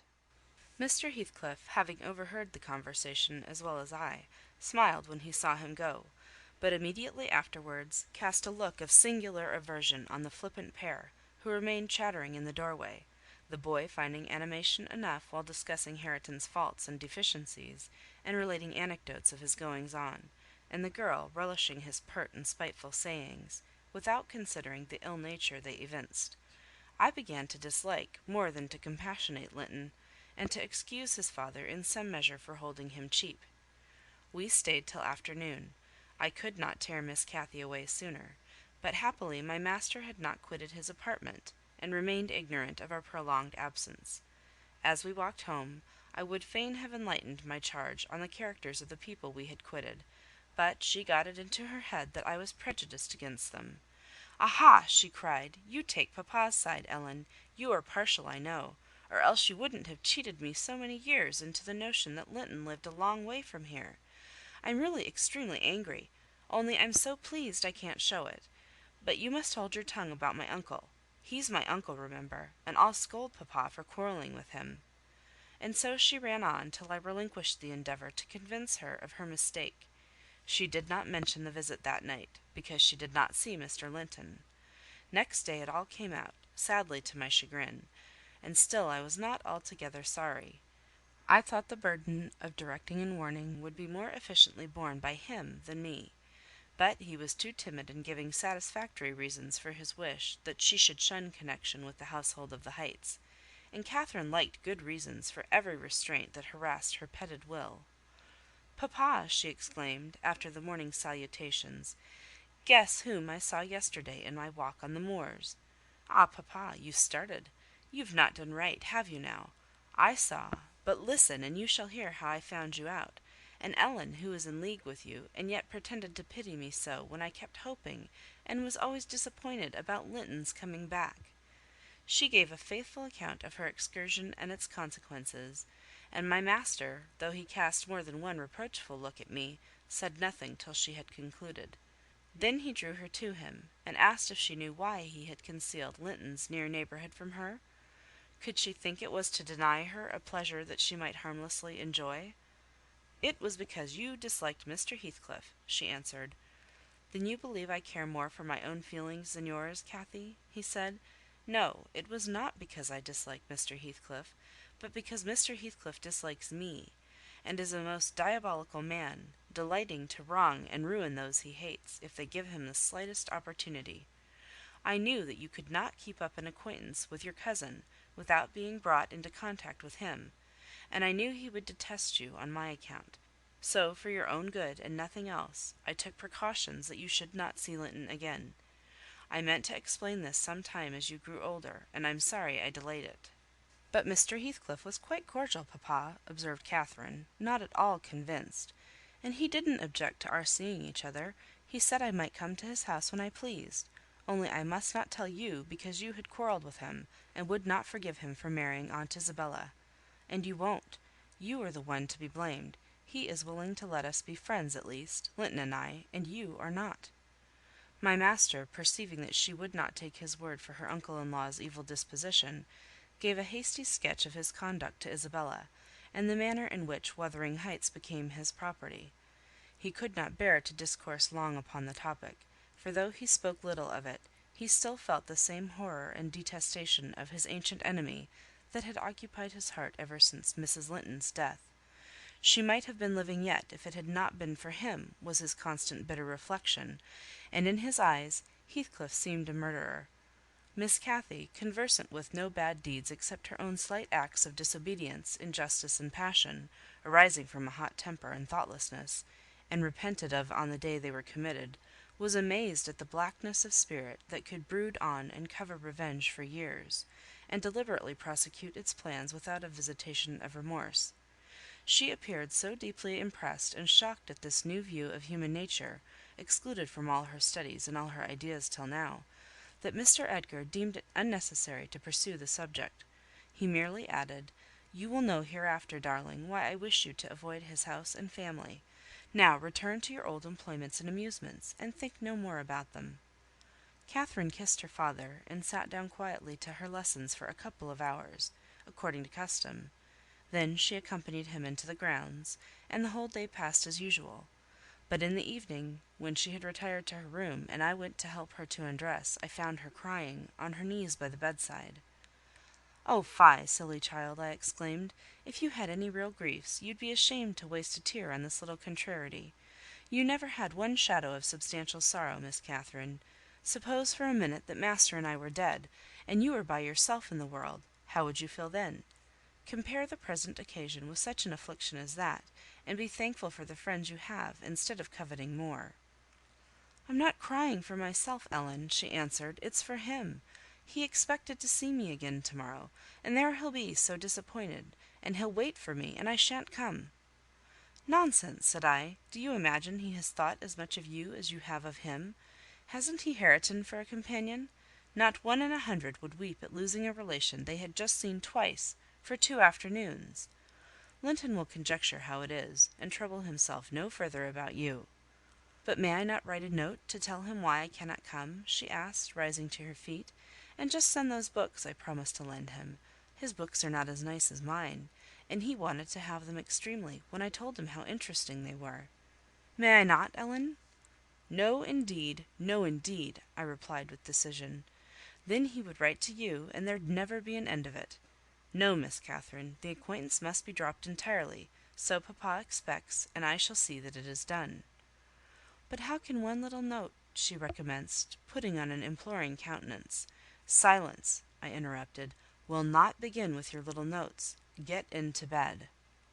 She threw me a very naughty look, so naughty that I would not kiss her good night at first. I covered her up and shut her door, in great displeasure; but, repenting halfway, I returned softly, and lo! there was Miss standing at the table with a bit of blank paper before her and a pencil in her hand, which she guiltily slipped out of sight on my entrance. "You'll get nobody to take that, Catherine," I said, "if you write it, and at present I shall put out your candle." I set the extinguisher on the flame, receiving as I did so a slap on my hand and a petulant "cross thing." I then quitted her again, and she drew the bolt in one of her worst, most peevish humours. The letter was finished and forwarded to its destination by a milk fetcher who came from the village, but that I didn't learn till some time afterwards. Weeks passed on, and Cathy recovered her temper, though she grew wondrous fond of stealing off to corners by herself, and often, if I came near her suddenly while reading, she would start and bend over the book, evidently desirous to hide it, and I detected edges of loose paper sticking out beyond the leaves. She also got a trick of coming down early in the morning and lingering about the kitchen, as if she were expecting the arrival of something; and she had a small drawer in a cabinet in the library, which she would trifle over for hours, and whose key she took special care to remove when she left it. One day, as she inspected this drawer, I observed that the playthings and trinkets which recently formed its contents were transmuted into bits of folded paper. My curiosity and suspicions were roused. I determined to take a peep at her mysterious treasures; so at night, as soon as she and my master were safe upstairs, I searched, and readily found among my house keys one that would fit the lock. Having opened, I emptied the whole contents into my apron, and took them with me to examine at leisure in my own chamber. Though I could not but suspect, I was still surprised to discover that they were a mass of correspondence, daily almost it must have been, from Linton Heathcliff, answers to documents forwarded by her. The earlier dated were embarrassed and short. Gradually, however, they expanded into copious love letters, foolish, as the age of the writer rendered natural, yet with touches here and there which I thought were borrowed from a more experienced source. Some of them struck me as singularly odd compounds of ardour and flatness, commencing in strong feeling, and concluding in the affected, wordy style that a schoolboy might use to a fancied, incorporeal sweetheart. Whether they satisfied Kathy, I don't know, but they appeared very worthless trash to me. After turning over as many as I thought proper, I tied them in a handkerchief and set them aside, relocking the vacant drawer. Following her habit, my young lady descended early, and visited the kitchen. I watched her go to the door on the arrival of a certain little boy, and while the dairymaid filled his can, she tucked something into his jacket pocket, and plucked something out. I went round by the garden, and laid wait for the messenger, who fought valorously to defend his trust, and we spilt the milk between us. But I succeeded in abstracting the epistle, and, threatening serious consequences if he did not look sharp home, I remained under the wall, and perused Miss Cathy's affectionate composition. It was more simple and eloquent than her cousin's, very pretty and very silly. I shook my head, and went meditating into the house. The day being wet, she could not divert herself with rambling about the park, so, at the conclusion of her morning studies, she resorted to the solace of the drawer. Her father sat reading at the table, and I, on purpose, had sought a bit of work in some unripped fringes of the window curtain, keeping my eye steadily fixed on her proceedings. Never did any bird flying back to a plundered nest, which it had left brimful of chirping young ones, express more complete despair, in its anguished cries and flutterings, than she by her single "Oh!" and the change that transfigured her late happy countenance. Mr. Linton looked up. "What is the matter, love? Have you hurt yourself?" he said. His tone and look assured her he had not been the discoverer of the hoard. "No, papa," she gasped. "Ellen, Ellen, come upstairs. I'm sick." I obeyed her summons, and accompanied her out. "Oh, Ellen, you have got them?" she commenced immediately, dropping on her knees, when we were enclosed alone. "Oh, give them to me, and I'll never, never do so again. Don't tell papa. You have not told papa, Ellen? Say you have not. I've been exceedingly naughty, but I won't do it any more." With a grave severity in my manner, I bade her stand up. "So," I exclaimed, "Miss Catherine, you are tolerably far on, it seems. You may well be ashamed of them. A fine bundle of trash you study in your leisure hours, to be sure. Why, it's good enough to be printed. And what do you suppose the master will think when I display it before him? I haven't shown it yet, but you needn't imagine I shall keep your ridiculous secrets. For shame! And you must have led the way in writing such absurdities. He would not have thought of beginning, I'm certain." I didn't," sobbed Kathy, fit to break her heart. "I didn't once think of loving him till—" "Loving!" cried I, as scornfully as I could utter the word. "Loving! Did anybody ever hear the like? I might just as well talk of loving the miller who comes once a year to buy our corn. Pretty loving, indeed! And both times together you have seen Linton hardly 4 hours in your life. Now here is the babyish trash. I'm going with it to the library, and we'll see what your father says to such loving." She sprang at her precious epistles, but I held them above my head, and then she poured out further frantic entreaties that I would burn them, do anything rather than show them. And being really fully as much inclined to laugh as scold, for I esteemed it all girlish vanity, I at length relented in a measure, and asked, "If I consent to burn them, will you promise faithfully neither to send nor receive a letter again, nor a book, for I perceive you have sent him books, nor locks of hair, nor rings, nor playthings?" "We don't send playthings," cried Catherine, her pride overcoming her shame. "Nor anything at all, then, my lady?" I said. "Unless you will, here I go." "I promise, Ellen," she cried, catching my dress. "Oh, put them in the fire, do, do!" But when I proceeded to open a place with the poker, the sacrifice was too painful to be borne. She earnestly supplicated that I would spare her 1 or 2. 1 or 2, Ellen, to keep for Linton's sake. I unknotted the handkerchief, and commenced dropping them in from an angle, and the flame curled up the chimney. I will have one, you cruel wretch," she screamed, darting her hand into the fire, and drawing forth some half-consumed fragments at the expense of her fingers. "Very well, and I will have some to exhibit to papa," I answered, shaking back the rest into the bundle, and turning anew to the door. She emptied her blackened pieces into the flames, and motioned me to finish the immolation. It was done. I stirred up the ashes and interred them under a shovelful of coals, and she mutely, and with a sense of intense injury, retired to her private apartment. I descended to tell my master that the young lady's qualm of sickness was almost gone, but I judged it best for her to lie down a while. She wouldn't dine, but she reappeared at tea, pale and red about the eyes, and marvellously subdued in outward aspect. Next morning I answered the letter by a slip of paper inscribed, "Master Heathcliff is requested to send no more notes to Miss Linton, as she will not receive them." And henceforth the little boy came with vacant pocket. Chapter 22. Summer drew to an end, and early autumn. It was past Michaelmas, but the harvest was late that year, and a few of our fields were still uncleared. Mr. Linton and his daughter would frequently walk out among the reapers. At the carrying of the last sheaves they stayed till dusk, and the evening happening to be chill and damp, my master caught a bad cold that settled obstinately on his lungs and confined him indoors throughout the whole of the winter, nearly without intermission. Poor Cathy, frightened from her little romance, had been considerably sadder and duller since its abandonment, and her father insisted on her reading less and taking more exercise. She had his companionship no longer. I esteemed it a duty to supply its lack as much as possible with mine, an inefficient substitute, for I could only spare 2 or 3 hours from my numerous diurnal occupations to follow her footsteps, and then my society was obviously less desirable than his.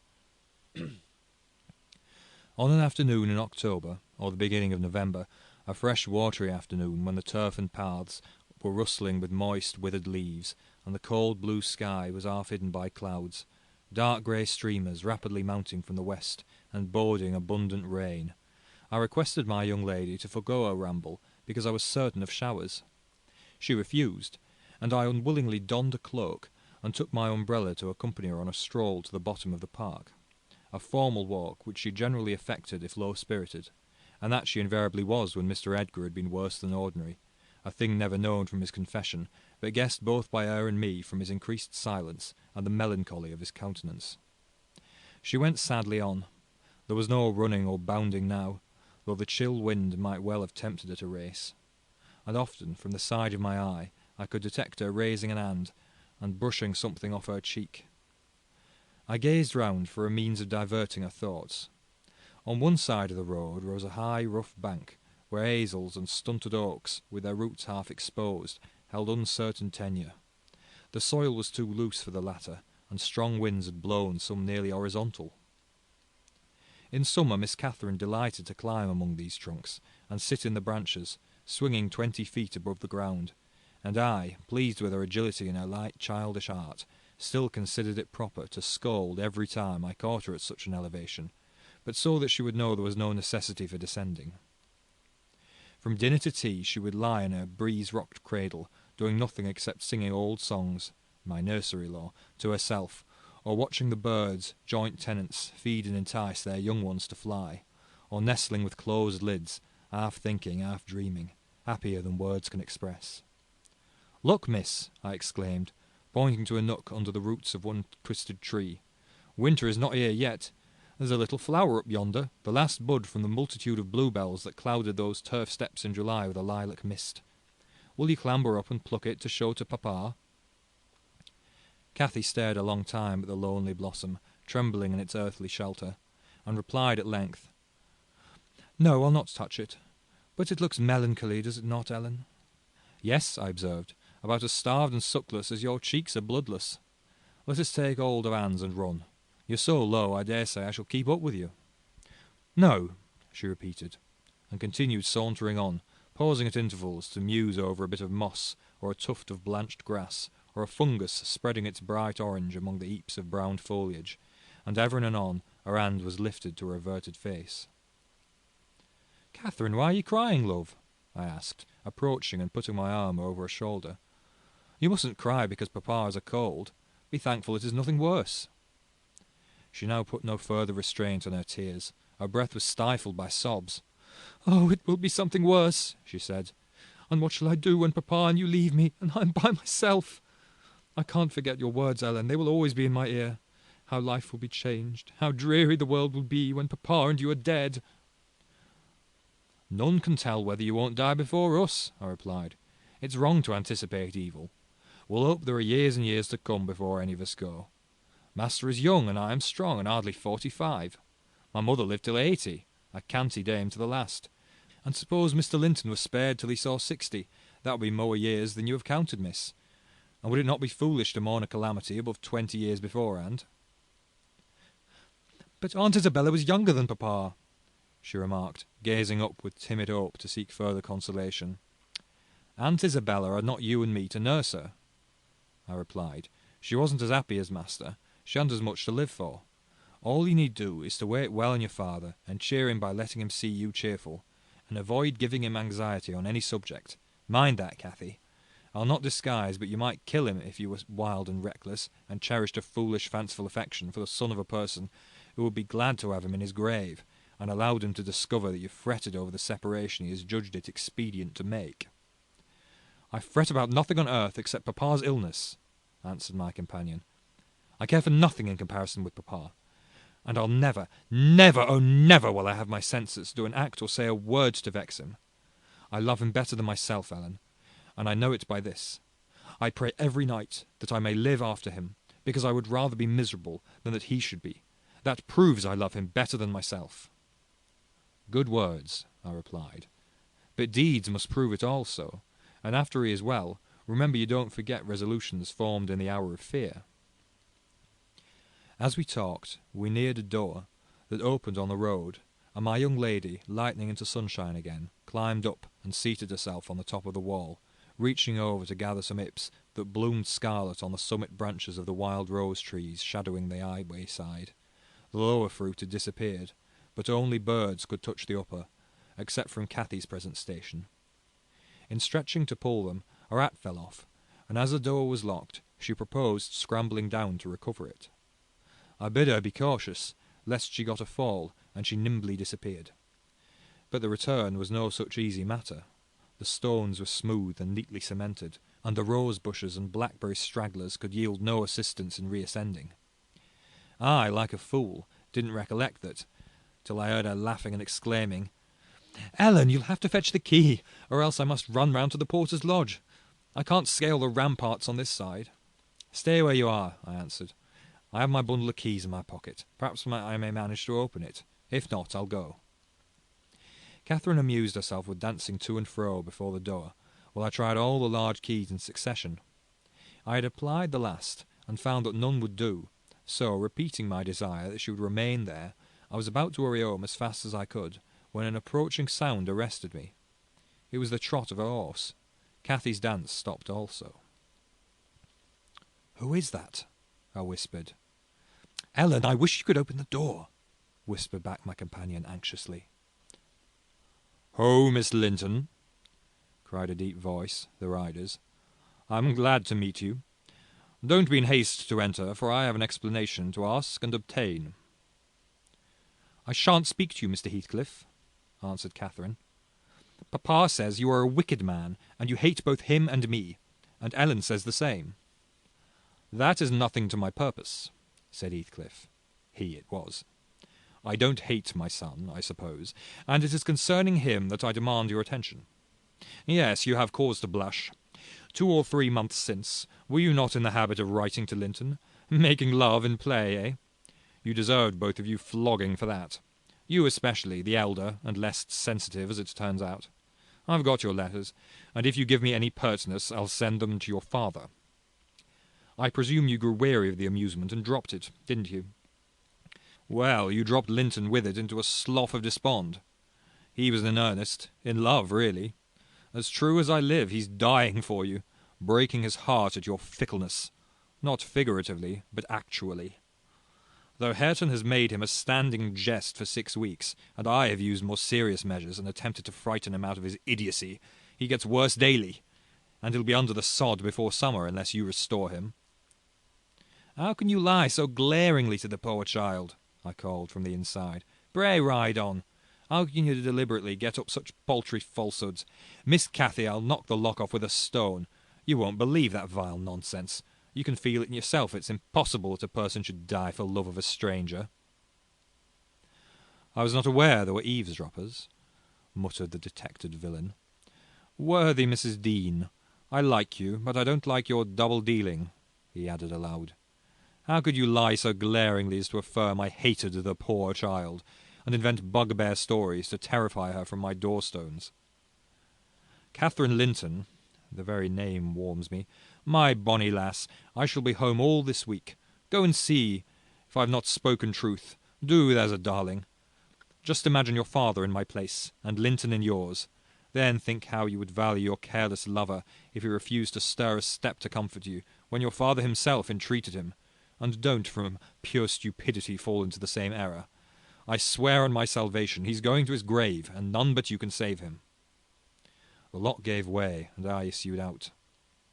I swear Linton is dying, repeated Heathcliff, looking hard at me, and grief and disappointment are hastening his death.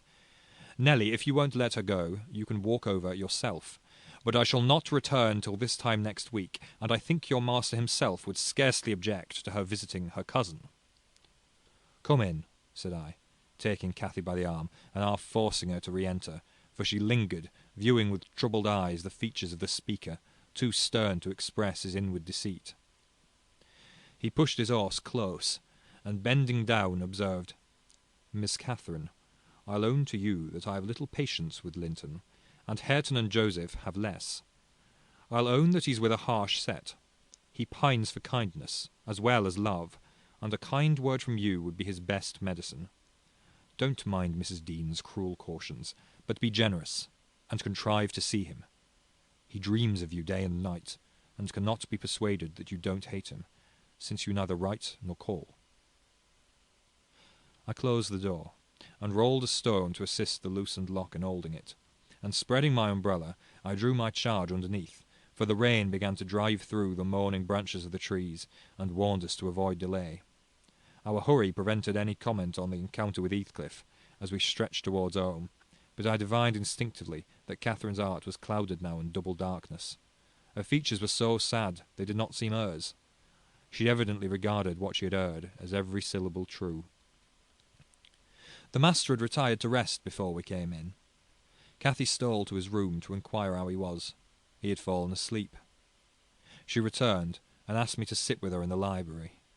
We took our tea together, and afterwards she lay down on the rug, and told me not to talk, for she was weary. I got a book and pretended to read. As soon as she supposed me absorbed in my occupation, she recommenced her silent weeping. It appeared at present her favourite diversion. I suffered her to enjoy it a while. Then I expostulated, deriding and ridiculing all Mr. Heathcliff's assertions about his son, as if I was certain she would coincide. Alas, I hadn't skill to counteract the effect his account had produced. It was just what he intended. You may be right, Helen, she answered, but I shall never feel at ease till I know. And I must tell Linton it is not my fault that I don't write, and convince him that I shall not change. What use were anger and protestations against her silly credulity? We parted that night, hostile, but next day beheld me on the road to Wuthering Heights, by the side of my wilful young mistress's pony. I couldn't bear to witness her sorrow, to see her pale, dejected countenance and heavy eyes, and I yielded, in the faint hope that Linton himself might prove, by his reception of us, how little of the tale was founded on fact. Chapter 23. The rainy night had ushered in a misty morning, half frost, half drizzle, and temporary brooks crossed our path, gurgling from the uplands. My feet were thoroughly wetted. I was cross and low, exactly the humour suited for making the most of these disagreeable things. We entered the farmhouse by the kitchen way, to ascertain whether Mr. Heathcliff were really absent, because I put slight faith in his own affirmation. Joseph seemed sitting in a sort of Elysium alone, beside a roaring fire, a quart of ale on a table near him, bristling with large pieces of toasted oat cake, and his black short pipe in his mouth. Catherine ran to the hearth to warm herself. I asked if the master was in. My question remained so long unanswered that I thought the old man had grown deaf, and repeated it louder. "Nah," he snarled, or rather screamed through his nose. "Nah, yeah, I'ma go back where you come fra." "Joseph!" cried a peevish voice, simultaneously with me from the inner room. "How often am I to call you? There are only a few red ashes now. Joseph, come this moment." Vigorous puffs and a resolute stare into the grate declared he had no ear for this appeal. The housekeeper and Ayrton were invisible, one gone on an errand, and the other at his work probably. We knew Linton's tones, and entered. "Oh, I hope you'll die in a garret, starved to death," said the boy, mistaking our approach for that of his negligent attendant. He stopped on observing his error. His cousin flew to him. "Is that you, Miss Linton?" he said, raising his head from the arm of the great chair in which he reclined. "No, don't kiss me. It takes my breath. Dear me, Papa said you would call," continued he, after recovering a little from Catherine's embrace, while she stood by looking very contrite. "Will you shut the door, if you please? You left it open. Those detestable creatures won't bring coals to the fire. It's so cold." I stirred up the cinders and fetched a scuttleful myself. The invalid complained of being covered with ashes, but he had a tiresome cough and looked feverish and ill, so I did not rebuke his temper. "Well, Linton," murmured Catherine, when his corrugated brow relaxed, "are you glad to see me? Can I do you any good?" "Why didn't you come before?" he asked. "You should have come, instead of writing. It's tired me dreadfully, writing those long letters. I'd rather have talked to you. Now I can neither bear to talk, nor anything else. I wonder where Zillah is. Will you," looking at me, "step into the kitchen and see?" I received no thanks for my other service, and being unwilling to run to and fro at his behest, I replied, "Nobody is out there but Joseph." "I want to drink," he exclaimed fretfully, turning away. "Zillah is constantly gadding off to Gimmerton since Papa went. It's miserable, and I'm obliged to come down here. They resolved never to hear me upstairs."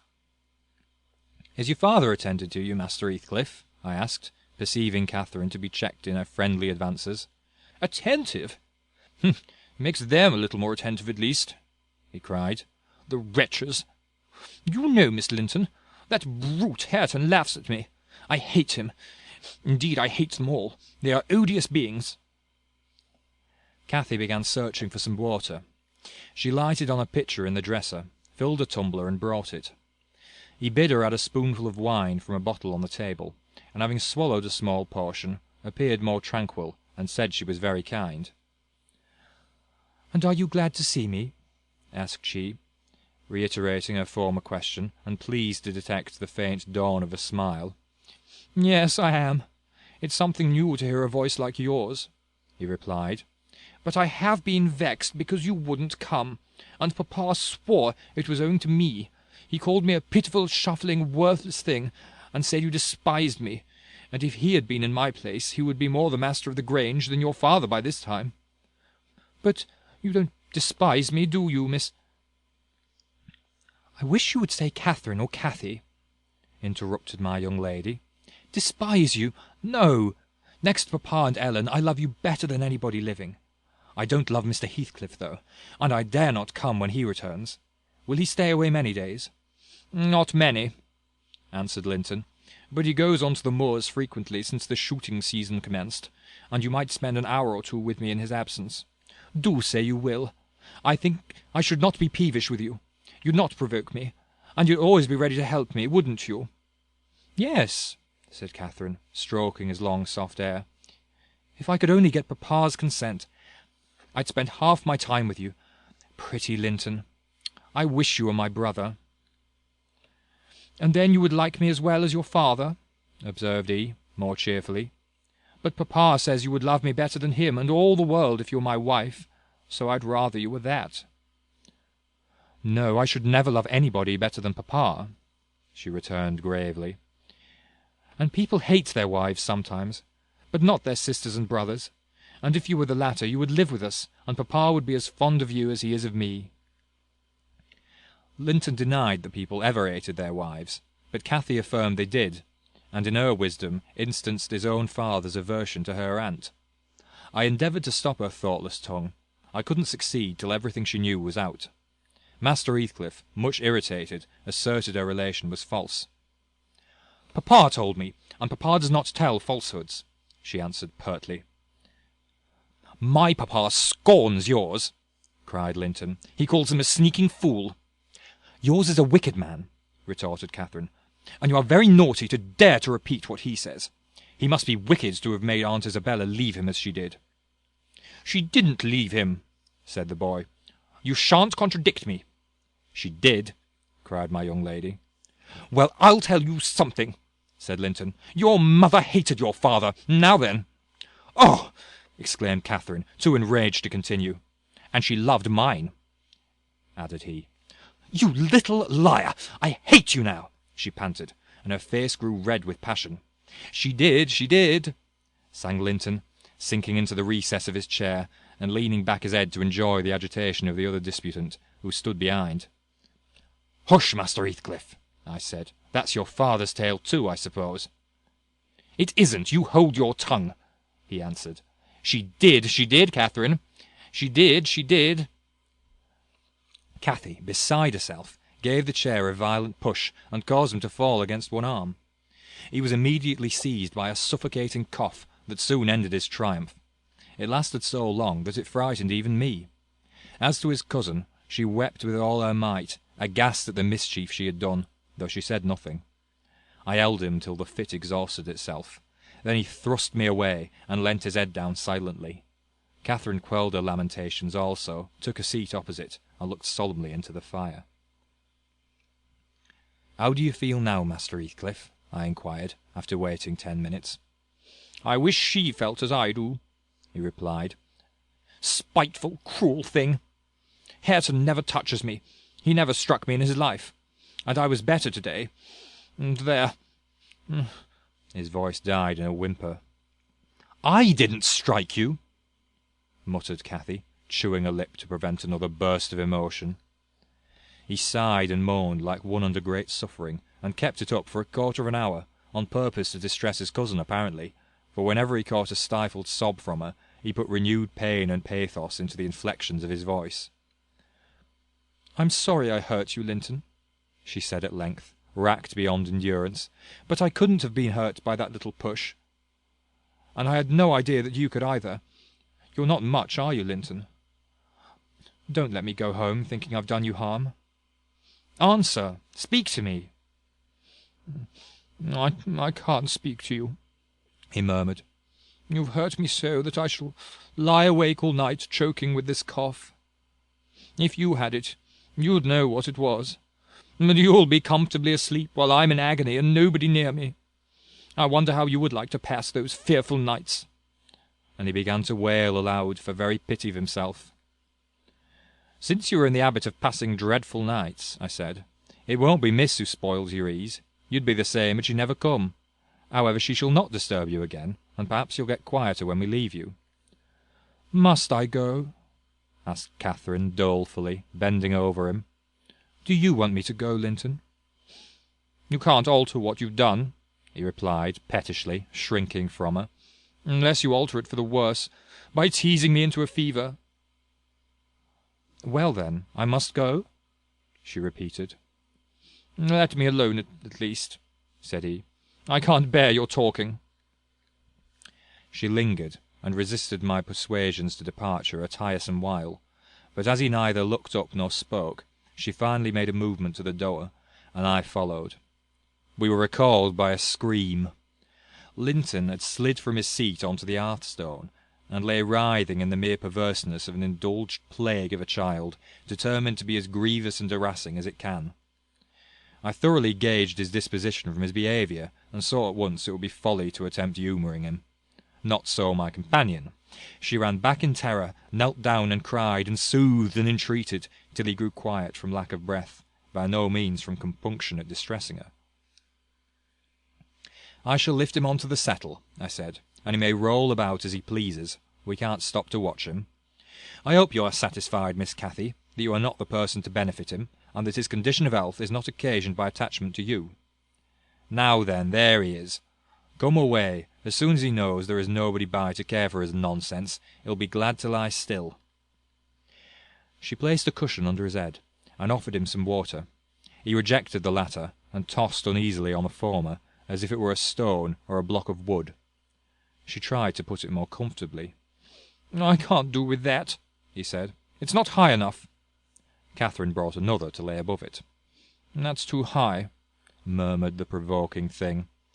"How must I arrange it, then?" she asked despairingly. He twined himself up to her as she half knelt by the settle, and converted her shoulder into a support. "No, that won't do," I said. "You'll be content with the cushion, Master Heathcliff. Miss has wasted too much time on you already. We cannot remain 5 minutes longer." Yes, we can," replied Cathy. "He's good and patient now. He's beginning to think I shall have far greater misery than he will tonight, if I believe he is the worse for my visit, and then I dare not come again. Tell the truth about it, Linton, for I mustn't come if I have hurt you." "You must come, to cure me," he answered. "You ought to come, because you have hurt me. You know you have extremely. I was not as ill when you entered, as I am at present. Was I?" "But you've made yourself ill by crying and being in a passion. I didn't do it all," said his cousin. "However, we'll be friends now, and you want me. You would wish to see me sometimes, really?" "I told you I did," he replied impatiently. "Sit on the settle, and let me lean on your knee. That's as mamma used to do. Whole afternoons together. Sit quite still and don't talk. But you may sing a song, if you can sing, or you may say a nice long interesting ballad. One of those you promised to teach me. Or a story. I'd rather have a ballad, though. Begin." Catherine repeated the longest she could remember. The enjoyment pleased both mightily. Linton would have another, and after that another, notwithstanding my strenuous objections, and so they went on until the clock struck 12, and we heard Ayrton in the court, returning for his dinner. "And tomorrow, Catherine? Will you be here tomorrow?" asked the young Heathcliff, holding her frock as she rose reluctantly. "No," I answered, "nor next day neither." She, however, gave a different response evidently, for his forehead cleared as she stooped and whispered in his ear. "You won't go tomorrow, recollect, miss," I commenced, when we were out of the house. "You're not dreaming of it, are you?" She smiled. "Oh, I'll take good care," I continued. "I'll have that lock mended, and you can escape by no way else." "I can get over the wall," she said, laughing. "The Grange is not a prison, Ellen, and you are not my jailer. And besides, I'm almost 17. I'm a woman, and I'm certain Linton would recover quickly if he had me to look after him. I'm older than he is, you know, and wiser. Less childish, am I not? And he'll soon do as I direct him, with some slight coaxing. He's a pretty little darling when he's good. I'd make such a pet of him if he were mine. We should never quarrel, should we, after we were used to each other? Don't you like him, Ellen?" "Like him!" I exclaimed. "The worst-tempered bit of a sickly slip that ever struggled into its teens. Happily, as Mr. Heathcliff conjectured, he'll not win 20. I doubt whether he'll see spring indeed, and small loss to his family whenever he drops off. And lucky it is that his father took him. The kinder he was treated, the more tedious and selfish he'd be. I'm glad you have no chance of having him for a husband, Miss Catherine." My companion waxed serious at hearing this speech. To speak of his death so regardlessly wounded her feelings. "He's younger than I," she answered, after a protracted pause of meditation, "and he ought to live the longest. He will. He must live as long as I do. He's as strong now as when he first came into the north. I'm positive of that. It's only a cold that ails him, the same as papa has. You say papa will get better, and why shouldn't he?" "Well, well," I cried. "After all, we needn't trouble ourselves. For listen, miss, and mind, I'll keep my word. If you attempt going to Wuthering Heights again, with or without me, I shall inform Mr. Linton, and unless he allow it, the intimacy with your cousin must not be revived." "It has been revived," muttered Cathy, sulkily. "Must not be continued, then," I said. "We'll see," was her reply, and she set off at a gallop, leaving me to toil in the rear. We both reached home before our dinner time. My master supposed we had been wandering through the park, and therefore he demanded no explanation of our absence. As soon as I entered, I hastened to change my soaked shoes and stockings, but sitting such a while at the Heights had done the mischief. On the succeeding morning I was laid up, and during 3 weeks I remained incapacitated for attending to my duties, a calamity never experienced prior to that period, and never, I am thankful to say, since. My little mistress behaved like an angel in coming to wait on me and cheer up my solitude. The confinement brought me exceedingly low. It is wearisome to a stirring, active body, but few have slighter reasons for complaint than I had. The moment Catherine left Mr. Linton's room, she appeared at my bedside. Her day was divided between us. No amusement usurped a minute. She neglected her meals, her studies, and her play, and she was the fondest nurse that ever watched. She must have had a warm heart, when she loved her father so, to give so much to me. I said her days were divided between us, but the master retired early, and I generally needed nothing after 6 o'clock. Thus the evening was her own. Poor thing! I never considered what she did with herself after tea, and though frequently, when she looked in to bid me good night, I remarked a fresh colour in her cheeks, and a pinkness over her slender fingers, instead of fancying the line borrowed from a cold ride across the moors, I laid it to the charge of an hot fire in the library. Chapter 24. At the close of 3 weeks, I was able to quit my chamber and move about the house. And on the first occasion of my sitting up in the evening, I asked Catherine to read to me, because my eyes were weak. We were in the library, the master having gone to bed. She consented, rather unwillingly, I fancied, and imagining my sort of books did not suit her, I began to please herself in the choice of what she perused. She selected one of her own favourites, and got forward steadily about an hour. Then came frequent questions. "Ellen, are not you tired? Hadn't you better lie down now? You'll be sick keeping up so long, Ellen." "No, no, dear, I'm not tired," I returned continually. Perceiving me immovable, she essayed another method of showing her disrelish for her occupation. It changed to yawning and stretching and, "Ellen, I'm tired." "Give over, then, and talk," I answered. That was worse.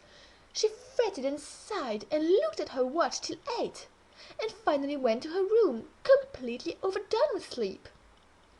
Judging by her peevish, heavy look, the constant rubbing she inflicted on her eyes. The following night she seemed more impatient still, and on the third from recovering my company she complained of a headache, and left me. I thought her conduct odd, and having remained alone a long while, I resolved on going and inquiring whether she were better, and asking her to come and lie on the sofa, instead of upstairs in the dark. No Catherine could I discover upstairs, and none below. The servants affirmed they had not seen her. I listened at Mr. Edgar's door. All was silence. I returned to her apartment, extinguished my candle, and seated myself in the window. The moon shone bright, a sprinkling of snow covered the ground, and I reflected that she might, possibly, have taken it into her head to walk about the garden for refreshment. I did detect a figure creeping along the inner fence of the park, but it was not my young mistress. On its emerging into the light, I recognized one of the grooms. He stood a considerable period viewing the carriage road through the grounds, and started off at a brisk pace, as if he had detected something, and reappeared presently, leading Mrs. Pony. And there she was, just dismounted, and walking by its side. The man took his charge stealthily across the grass towards the stable. Cathy entered by the casement window of the drawing-room, and glided noiselessly up to where I awaited her.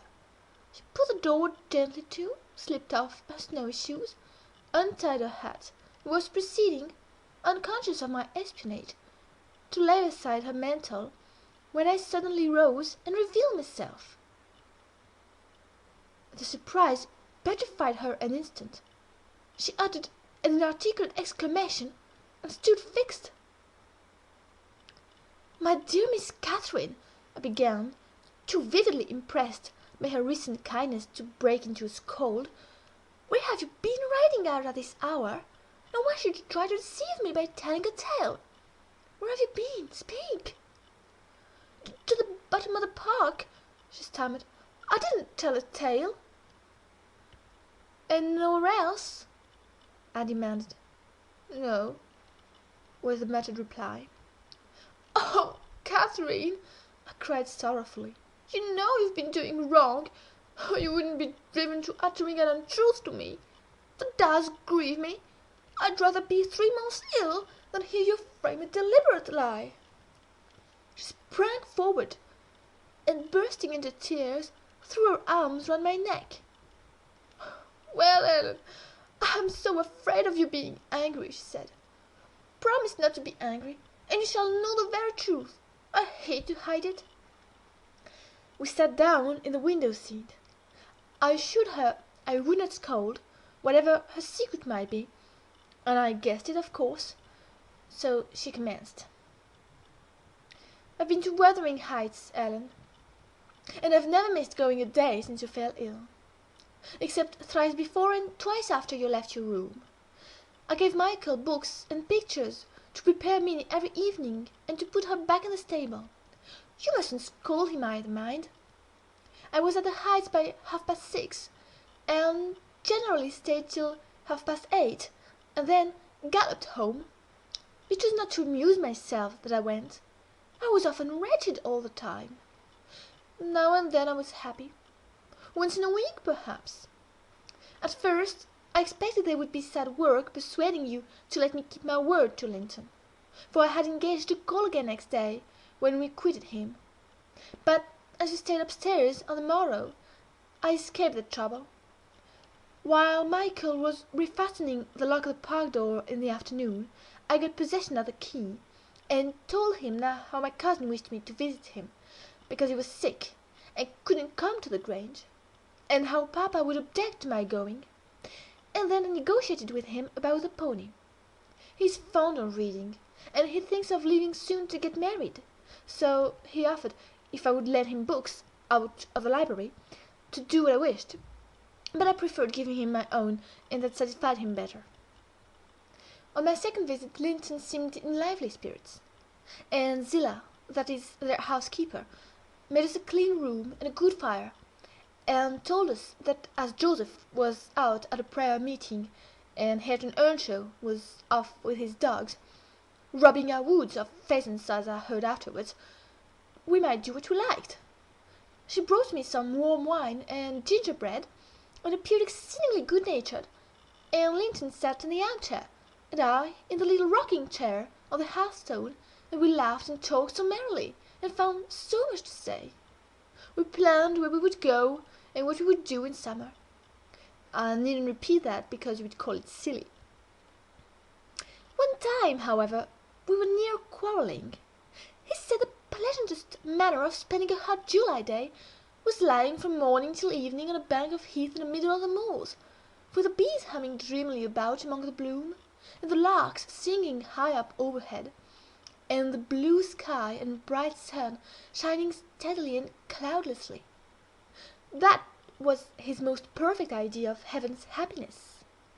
Mine was rocking in a rustling green tree, with a west wind blowing, and bright white clouds flitting rapidly above, and not only larks, but throstles and blackbirds and linnets and cuckoos pouring out music on every side, and the moors seen at a distance, broken into cool dusky dells, but close by great swells of long grass undulating in waves to the breeze, and woods in sounding water, and the whole world awake and wild with joy.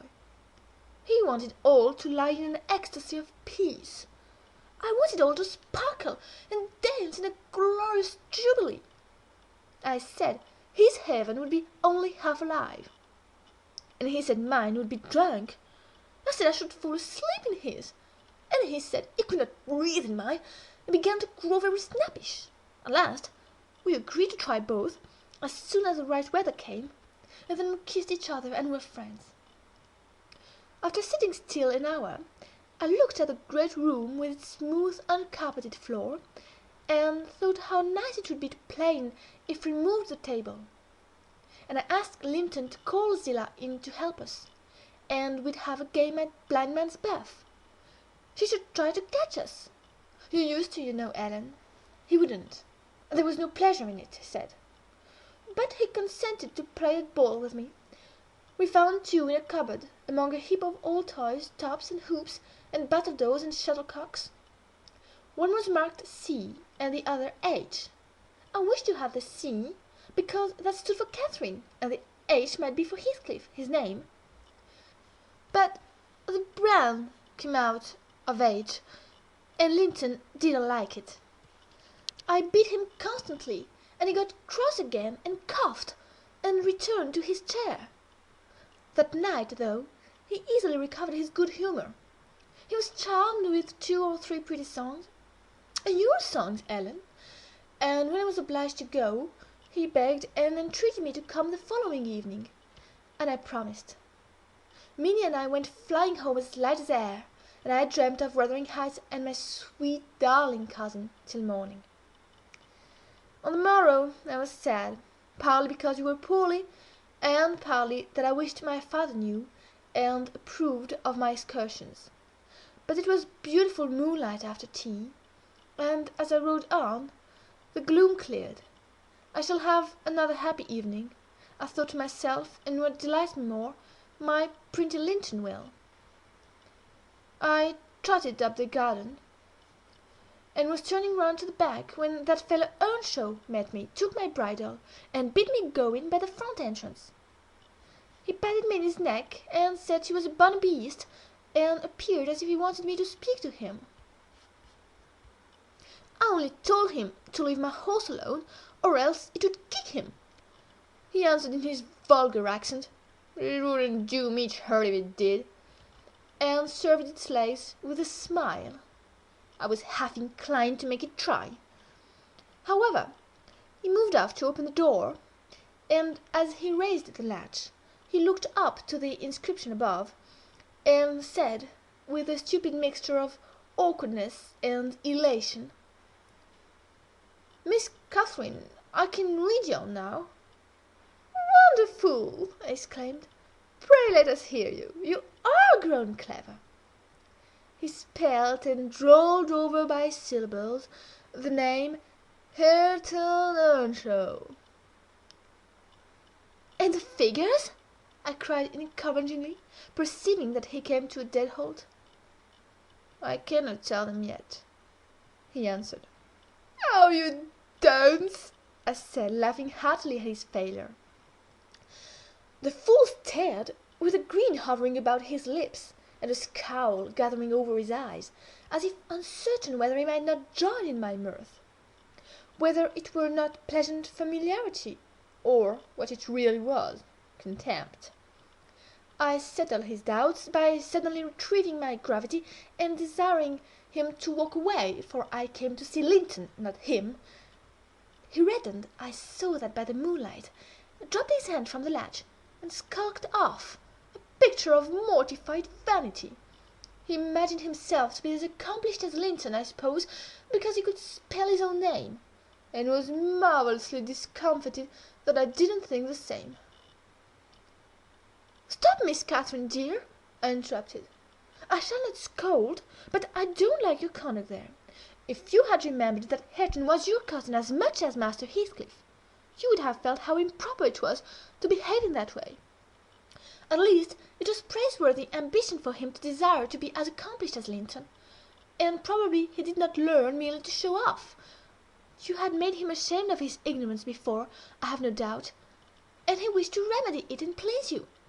To sneer at his imperfect attempts was very bad breeding. Had you been brought up in his circumstances, would you be less rude? He was as quick and as intelligent a child as ever you were, and I'm hurt that he should be despised now, because that base Heathcliff has treated him so unjustly." "Well, Ellen, you won't cry about it, will you?" she exclaimed, surprised at my earnestness. "But wait, and you shall hear if he called his ABC to please me, and if it were worth while being civil to the brute." I entered. Linton was lying on the settle, and half got up to welcome me. "I'm ill tonight, Catherine, love," he said, "and you must have all the talk and let me listen. Come and sit by me. I was sure you wouldn't break your word, and I'll make you promise again before you go." I knew now that I mustn't tease him as he was ill, and I spoke softly and put no questions, and avoided irritating him in any way. I had brought some of my nicest books for him. He asked me to read a little of one, and I was about to comply when Earnshaw burst the door open, having gathered venom with reflection. He advanced direct to us, seized Linton by the arm, and swung him on the seat. "Get to their own room," he said, in a voice almost inarticulate with passion, and his face looked swelled and furious. "Take her there, if she comes to see thee. Thou shalt keep me out of this. Begone with you both." He swore at us, and left Linton no time to answer, nearly throwing him into the kitchen, and he clenched his fist as I followed, seemingly longing to knock me down. I was afraid for a moment, and I let one volume fall. He kicked it after me and shut us out.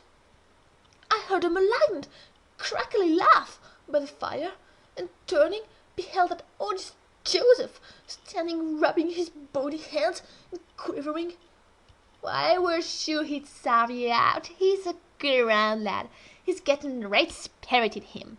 He knows he knows as well as I do who's been master yonder. He made you skiff properly. Where must we go?" I asked of my cousin, disregarding the old wretch's mockery. Linton was white and trembling.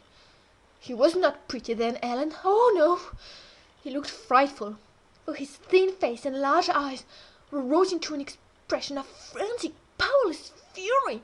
He grasped the handle of the door and shook it. It was fastened inside. "If you don't let me in, I'll kill you! If you don't let me in, I'll kill you!" he rather shrieked than said. "Devil! Devil! I'll kill you! I'll kill you!" Joseph uttered his croaking laugh again. "There, that's father," he cried. "That's father. We've either Summertoe or the side in us. Never heed, Ayrton. Do not be feared. He cannot get at thee." I took hold of Linton's hands and tried to pull him away, but he shrieked so shockingly that I dared not proceed. At last his cries were choked by a dreadful fit of coughing. Blood gushed from his mouth, and he fell on the ground. I ran into the yard, sick with terror, and called for Zillah as loud as I could. She soon heard me. She was milking the cows in a shed behind the barn, and hurrying from her work, she inquired what there was to do. I hadn't breath to explain. Dragging her in, I looked about for Linton. Earnshaw had come out to examine the mischief he had caused, and he was then conveying the poor thing upstairs. Zillah and I ascended after him, but he stopped me at the top of the steps, and said I shouldn't go in. I must go home. I exclaimed that he had killed Linton, and I would enter. Joseph locked the door, and declared I should do no such stuff, and asked me whether I were bound to be as mad as him. I stood crying till the housekeeper reappeared. She affirmed he would be better in a bit, but he couldn't do that shrieking and din, and she took me and nearly carried me into the house. Ellen, I was ready to tear my hair off my head. I sobbed and wept so that my eyes were almost blind, and the ruffian you have such sympathy with stood opposite, presuming every now and then to bid me wisht, and denying that it was his fault. And finally, frightened by my assertions that I would tell Papa, and that he should be put in prison and hanged, he commenced blubbering himself, and hurried out to hide his cowardly agitation. Still I was not rid of him. When at length they compelled me to depart, and I had got some 100 yards off the premises, he suddenly issued from the shadow of the roadside, and checked Minnie and took hold of me. Miss Catherine am ill grieved, he began, but it's rather too bad. I gave him a cut with my whip, thinking perhaps he would murder me. He let go, thundering one of his horrid curses, and I galloped home more than half out of my senses. I didn't bid you good night that evening, and I didn't go to Wuthering Heights the next. I wished to go exceedingly, but I was strangely excited, and dreaded to hear that Linton was dead, sometimes. and sometimes shuddered at the thought of encountering Hareton. On the third day I took courage. At least I couldn't bear longer suspense, and stole off once more. I went at 5 o'clock and walked, fancying I might manage to creep into the house, and up to Linton's room unobserved. However, the dogs gave notice of my approach. Zillah received me, and saying the lad was mending nicely, showed me into a small, tidy, carpeted apartment, where, to my inexpressible joy, I beheld Linton laid on a little sofa, reading one of my books. But he would neither speak to me nor look at me through a whole hour, Ellen. He has such an unhappy temper. And what quite confounded me, when he did open his mouth, it was to utter the falsehood that I had occasioned the uproar, and Hareton was not to blame. Unable to reply, except passionately, I got up and walked from the room. He sent after me a faint "Catherine." He did not reckon on being answered so, but I wouldn't turn back, and the morrow was the second day on which I stayed at home, and nearly determined to visit him no more. But it was so miserable going to bed and getting up, and never hearing anything about him, that my resolution melted into air before it was properly formed. It had appeared wrong to take the journey once. Now it seemed wrong to refrain. Michael came to ask if he must saddle Minnie. I said yes, and considered myself doing a duty as she bore me over the hills. I was forced to pass the front windows to get to the court. It was no use trying to conceal my presence. "Young master is in the house," said Zillah, as she saw me making for the parlour. I went in. Earnshaw was there also, but he quitted the room directly. Linton sat in the great armchair, half asleep. Walking up to the fire, I began in a serious tone, partly meaning it to be true. "As you don't like me, Linton, and as you think I come on purpose to hurt you, and pretend that I do so every time, this is our last meeting. Let us say good-bye, and tell Mr. Heathcliff that you have no wish to say, that he mustn't invent any more falsehoods on the subject." "Sit down and take your hat off, Catherine," he answered. "You are so much happier than I am, you ought to be better. Papa talks enough of my defects, and shows enough scorn of me, to make it natural I should doubt myself. I doubt whether I am not altogether as worthless as he calls me frequently. And then I feel so cross and bitter, I hate everybody. I am worthless, and bad in temper, and bad in spirit almost always. And if you choose, you may say good-bye. You'll get rid of annoyance. Only, Catherine, do me this justice, believe that if I might be as sweet and as kind and as good as you are, I would be. As willingly and more so than as happy and as healthy.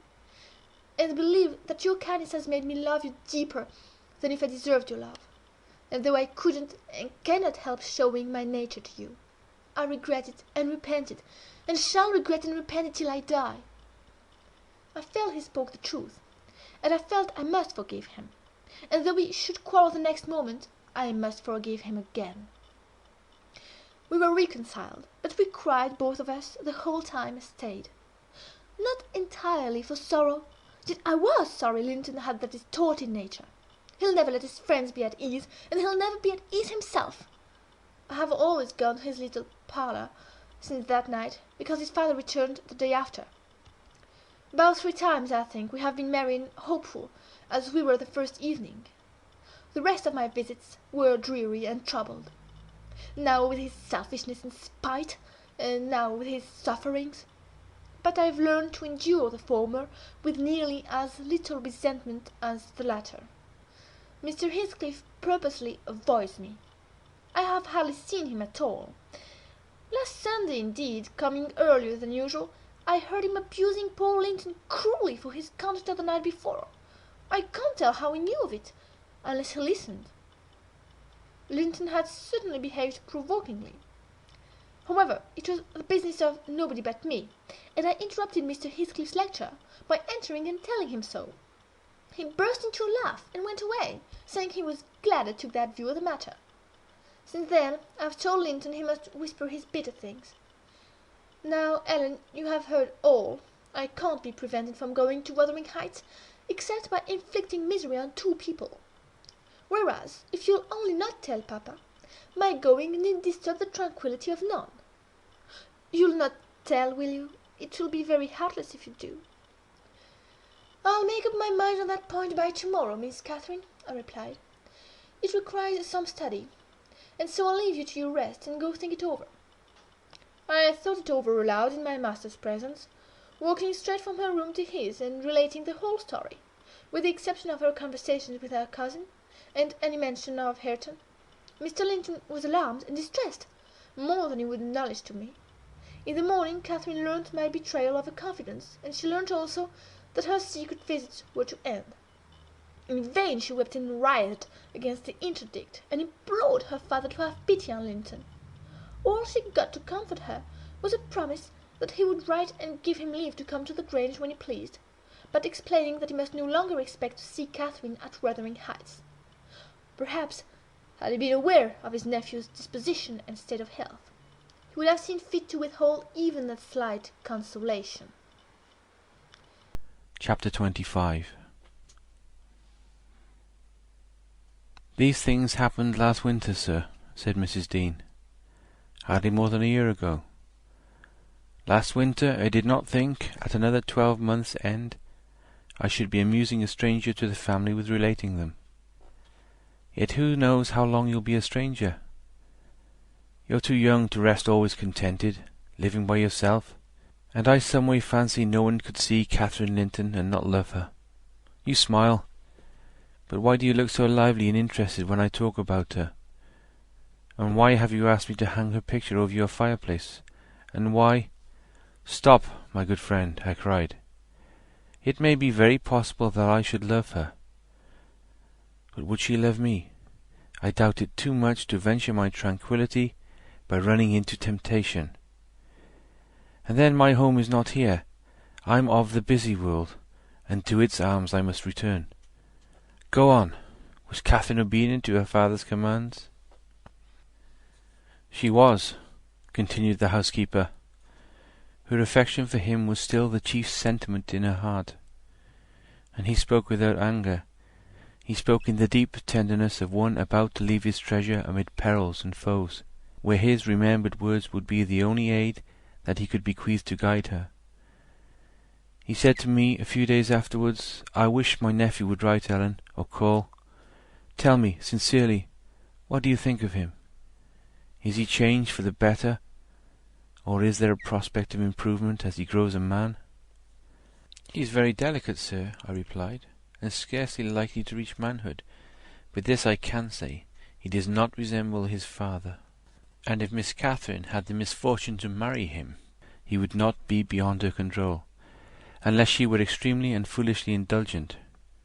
However, master, you'll have plenty of time to get acquainted with him, and see whether he would suit her. It wants 4 years and more to his being of age.' Edgar sighed, and walking to the window, looked out towards Gimmerton Kirk. It was a misty afternoon, but the February sun shone dimly, and we could just distinguish the 2 fir trees in the yard, and the sparely scattered gravestones. 'I've prayed often,' he half soliloquized, 'for the approach of what is coming, and now I begin to shrink and fear it. I thought the memory of the hour I came down that glen a bridegroom would be less sweet than the anticipation that I was soon, in a few months, or possibly weeks, to be carried up and laid in its lonely hollow. Ellen, I've been very happy with my little Cathy. Through winter nights and summer days she was a living hope at my side, but I've been as happy musing by myself among those stones under that old church, lying through the long June evenings on the green mound of her mother's grave, and wishing, yearning for the time when I might lie beneath it. What can I do for Cathy? How must I quit her? I'd not care 1 moment for Linton being Heathcliff's son, nor for his taking her from me, if he could only console her for my loss. I'd not care that Heathcliff gained his ends and triumphed in robbing me of my last blessing. But should Linton be unworthy, only a feeble tool to his father, I cannot abandon her to him. And How though it may be to crush her buoyant spirit, I must persevere in making her sad while I live, and leaving her solitary when I die. Darling, I'd rather resign her to God, and lay her in the earth before me. Resign her to God as it is, sir, I answered. And if we should lose you, which may he forbid, under his providence, I'll stand her friend and counsellor to the last. Miss Catherine is a good girl. I don't fear that she will go wilfully wrong, and people who do their duty are always finally rewarded. Spring advanced, yet my master gathered no real strength, though he resumed his walks in the grounds with his daughter. To her inexperienced notions, this itself was a sign of convalescence. And then his cheek was often flushed, and his eyes were bright. She felt sure of his recovering. On her 17th birthday he did not visit the churchyard. It was raining, and I observed, "You'll surely not go out tonight, sir?" He answered, "No, I'll defer it this year a little longer." He wrote again to Linton, expressing his great desire to see him, and had the invalid been presentable, I've no doubt his father would have permitted him to come.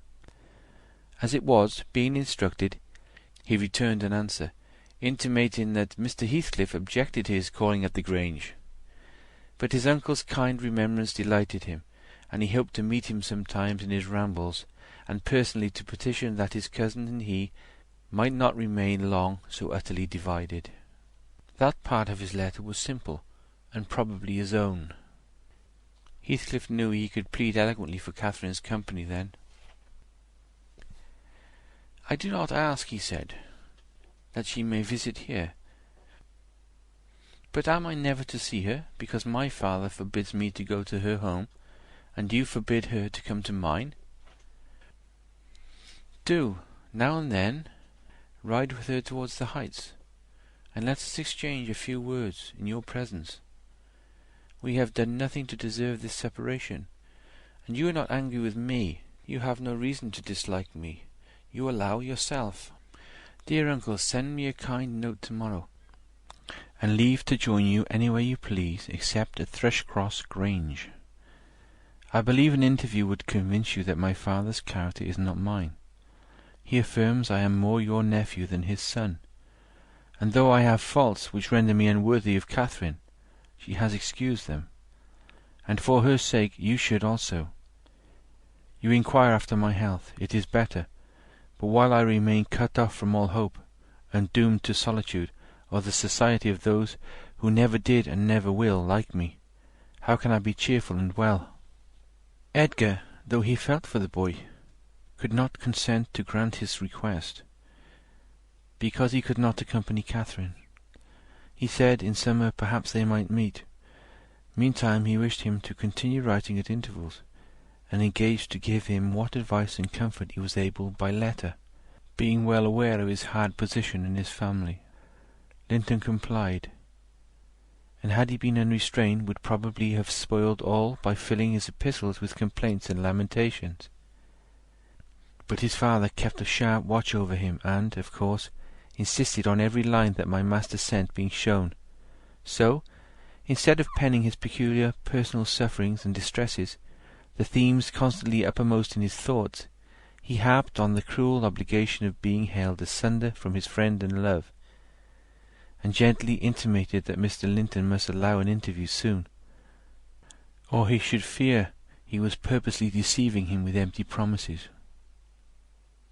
Cathy was a powerful ally at home, and between them they at length persuaded my master to acquiesce in their having a ride or a walk together about once a week under my guardianship and on the moors nearest the Grange, for June found him still declining. Though he had set aside yearly a portion of his income for my young lady's fortune, he had a natural desire that she might retain, or at least return in a short time to, the house of her ancestors, and he considered her only prospect of doing that was by a union with his heir. He had no idea that the latter was failing almost as fast as himself, nor had anyone, I believe.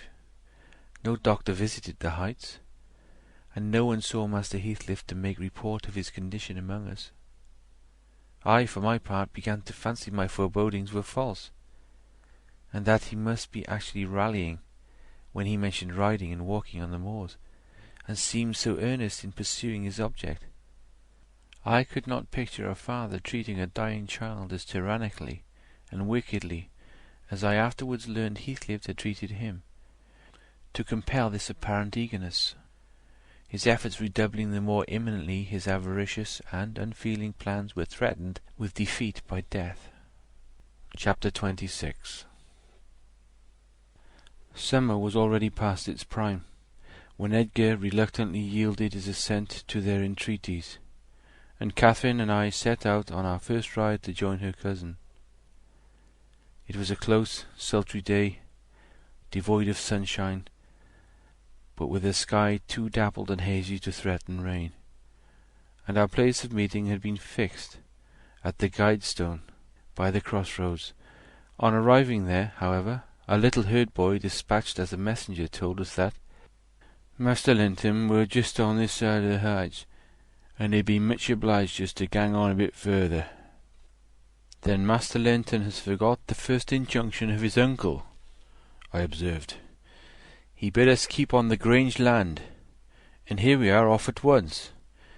Well, we'll turn our horses' heads round when we reach him, answered my companion. Our excursion shall lie towards home. But when we reached him, and that was scarcely a quarter of a mile from his own door, we found he had no horse, and we were forced to dismount and leave ours to graze. He lay on the heath, awaiting our approach, and did not rise till we came within a few yards.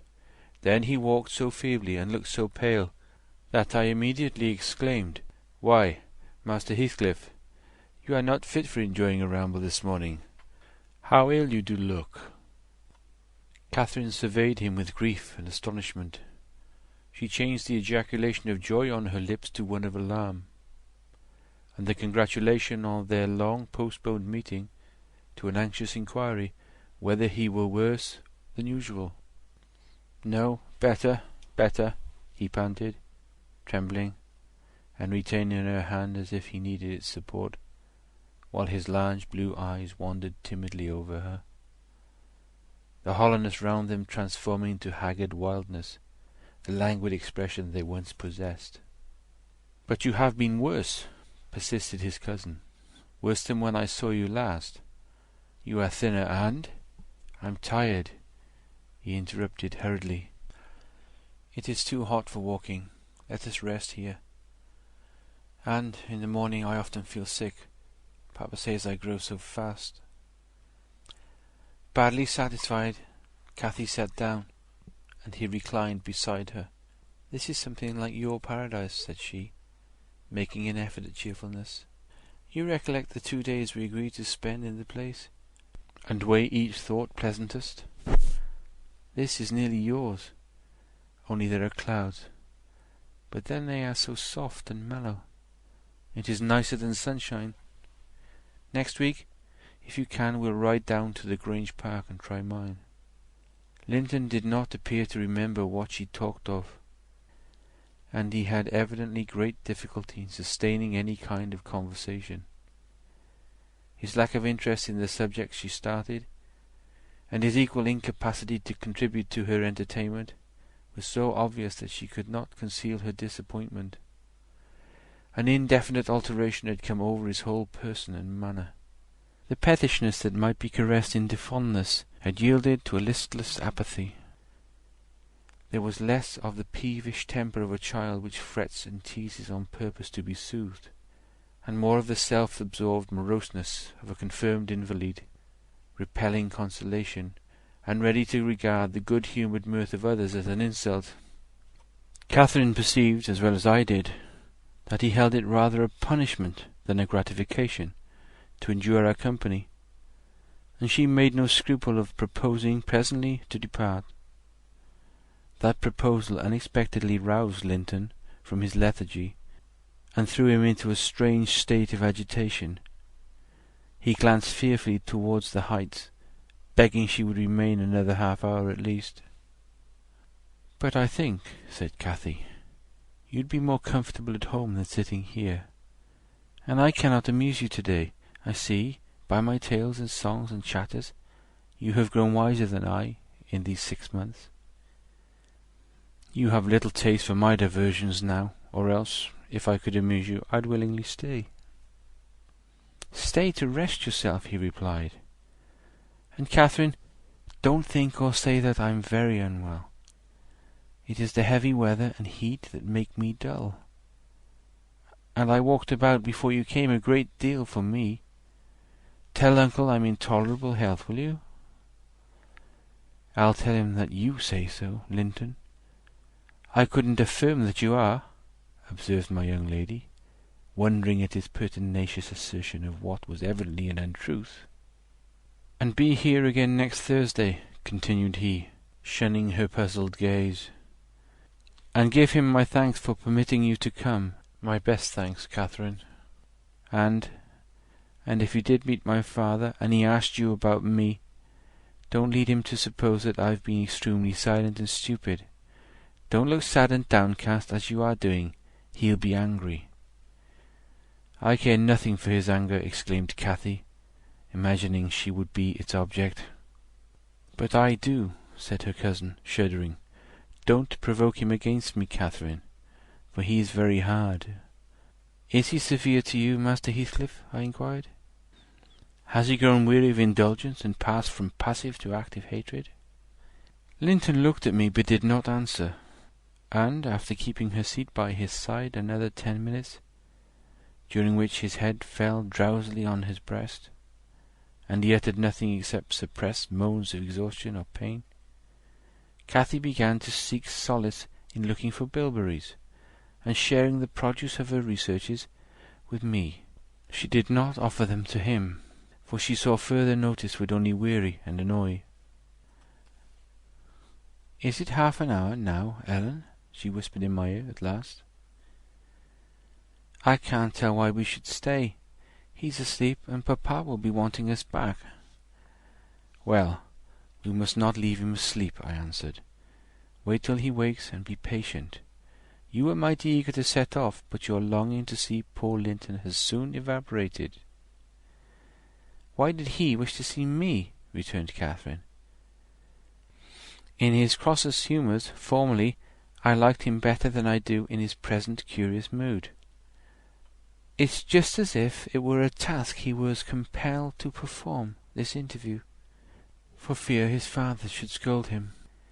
But I'm hardly going to come to give Mr. Heathcliff pleasure, whatever reason he may have for ordering Linton to undergo this penance. And though I'm glad he's better in health, I'm sorry he's so much less pleasant, and so much less affectionate to me." "You think he is better in health, then?" I said. "Yes," she answered, "because he always made such a great deal of his sufferings, you know. He's not tolerably well, as he told me to tell Papa, but he's better, very likely." "Then you differ from me, Miss Cathy," I remarked. "I should conjecture him to be far worse." Linton here started from his slumber in bewildered terror, and asked if anyone had called his name. "No," said Catherine, "unless in dreams. I cannot conceive how you managed to doze out of doors in the morning." "I thought I heard my father," he gasped, glancing up to the frowning nab above us. "You are sure nobody spoke?" "Quite sure," replied his cousin. "Only Ellen and I were disputing concerning your health. Are you truly stronger, Linton, than when we separated in winter? If you be, I'm certain one thing is not stronger, your regard for me. Speak, are you?" The tears gushed from Linton's eyes as he answered, "Yes, yes, I am." And, still under the spell of the imaginary voice, his gaze wandered up and down to detect its owner. Cathy rose. "For today we must part," she said, "and I won't conceal that I have been sadly disappointed with our meeting, though I'll mention it to nobody but you. Not that I stand in awe of Mr. Heathcliff." "Hush!" murmured Linton, For God's sake, hush, he's coming." And he clung to Catherine's arm, striving to detain her. But at that announcement she hastily disengaged herself and whistled to Minnie, who obeyed her like a dog. "I'll be here next Thursday," she cried, springing to the saddle. "Good-bye. Quick, Ellen." And so we left him, scarcely conscious of our departure. So absorbed was he in anticipating his father's approach. Before we reached home, Catherine's displeasure softened into a perplexed sensation of pity and regret, largely blended with vague, uneasy doubts about Linton's actual circumstances, physical and social, in which I partook, though I counselled her not to say much, for a second journey would make us better judges. My master requested an account of our ongoings. His nephew's offering of thanks was duly delivered, Miss Cathy gently touching on the rest. I also threw little light on his inquiries, for I hardly knew what to hide and what to reveal. Chapter 27. 7 days glided away, every one marking its course by the henceforth rapid alteration of Edgar Linton's state. The havoc that months had previously wrought was now emulated by the inroads of hours.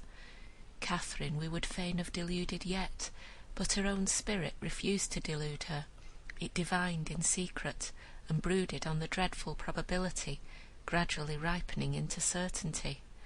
She had not the heart to mention her ride when Thursday came round. I mentioned it for her, and obtained permission to order her out of doors, for the library, where her father stopped a short time daily, the brief period he could bear to sit up, and his chamber, had become her whole world. She grudged each moment that did not find her bending over his pillow, or seated by his side. Her countenance grew wan with watching and sorrow, and my master gladly dismissed her to what he flattered himself would be a happy change of scene and society, drawing comfort from the hope that she would not now be left entirely alone after his death. He had a fixed idea, I guessed, by several observations he let fall, that as his nephew resembled him in person, he would resemble him in mind, for Linton's letters bore few or no indications of his defective character, and I, through pardonable weakness, refrained from correcting the error, asking myself what good there would be in disturbing his last moments with information that he had neither power nor opportunity to turn to account. We deferred our excursion till the afternoon, a golden afternoon of August, every breath from the hills so full of life that it seemed whoever respired it, though dying, might revive. Catherine's face was just like the landscape, shadows and sunshine flitting over it in rapid succession, but the shadows rested longer, and the sunshine was more transient, and her poor little heart reproached itself for even that passing forgetfulness of its cares. We discerned Linton watching at the same spot he had selected before. My young mistress alighted, and told me that as she was resolved to stay a very little while, I had better hold the pony and remain on horseback. But I dissented. I wouldn't risk losing sight of the charge committed to me a minute, so we climbed the slope of Heath together. Master Heathcliff received us with greater animation on this occasion, not the animation of high spirits, though, nor yet of joy. It looked more like fear. "It is late," he said, speaking short and with difficulty. "Is not your father very ill? I thought you wouldn't come." "Why won't you be candid?" cried Catherine, swallowing her greeting. "Why cannot you say at once you don't want me? It is strange, Linton, that for the second time you have brought me here on purpose, apparently to distress us both, and for no reason besides." Linton shivered and glanced at her, half supplicating, half ashamed, but his cousin's patience was not sufficient to endure this enigmatical behaviour. "My father is very ill," she said, "and why am I called from his bedside? Why didn't you send to absolve me from my promise when you wished I wouldn't keep it? Come, I desire an explanation. Playing and trifling are completely banished out of my mind, and I can't dance attendance on your affectations now." "My affectations?" he murmured. "What are they? For heaven's sake, Catherine, don't look so angry. Despise me as much as you please. I am a worthless, cowardly wretch. I can't be scorned enough. But I'm too mean for your anger. Hate my father, and spare me for contempt." "Nonsense!" cried Catherine in a passion. "Foolish, silly boy! And there, he trembles, as if I were really going to touch him. You needn't bespeak contempt, Linton. Anybody will have it spontaneously at your service. Get off. I shall return home. It is folly dragging you from the hearthstone and pretending. What do we pretend? Let go my frock. If I pitied you for crying and looking so very frightened, you should spurn such pity. Ellen, tell him how disgraceful this conduct is. Rise, and don't degrade yourself into an abject reptile. Don't!" With streaming face and an expression of agony, Linton had thrown his nerveless frame along the ground. He seemed convulsed with exquisite terror. "Oh," he sobbed, "I cannot bear it. Catherine, Catherine, I'm a traitor too, and I dare not tell you. But leave me, and I shall be killed. Dear Catherine, my life is in your hands, and you have said you loved me, and if you did it wouldn't harm you. You'll not go then, kind, sweet, good Catherine, and perhaps you will consent, and he'll let me die with you."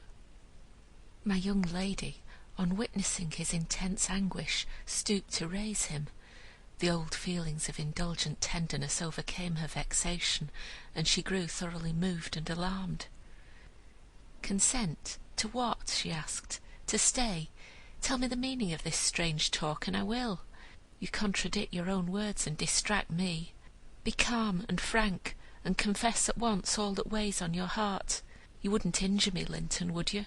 You wouldn't let any enemy hurt me if you could prevent it. I'll believe you are a coward for yourself, but not a cowardly betrayer of your best friend." "But my father threatened me," gasped the boy, clasping his attenuated fingers, "and I dread him. I dread him. I dare not tell." "Oh, well," said Catherine with scornful compassion, "keep your secret. I'm no coward. Save yourself. I'm not afraid." Her magnanimity provoked his tears. He wept wildly, kissing her supporting hands, and yet could not summon courage to speak out. I was cogitating what the mystery might be, and determined Catherine should never suffer to benefit him or anyone else by my goodwill, when, hearing a rustle among the ling, I looked up and saw Mr. Heathcliff almost close upon us, descending the heights. He didn't cast a glance towards my companions, though they were sufficiently near for Linton's sobs to be audible, but hailing me, in the almost hearty tone he assumed to none besides, and the sincerity of which I couldn't avoid doubting, he said, "It is something to see you so near to my house, Nelly. How are you at the Grange? Let us hear. The rumour goes," he added in a lower tone, "that Edgar Linton is on his death-bed. Perhaps they exaggerate his illness?" "No, my master is dying," I replied.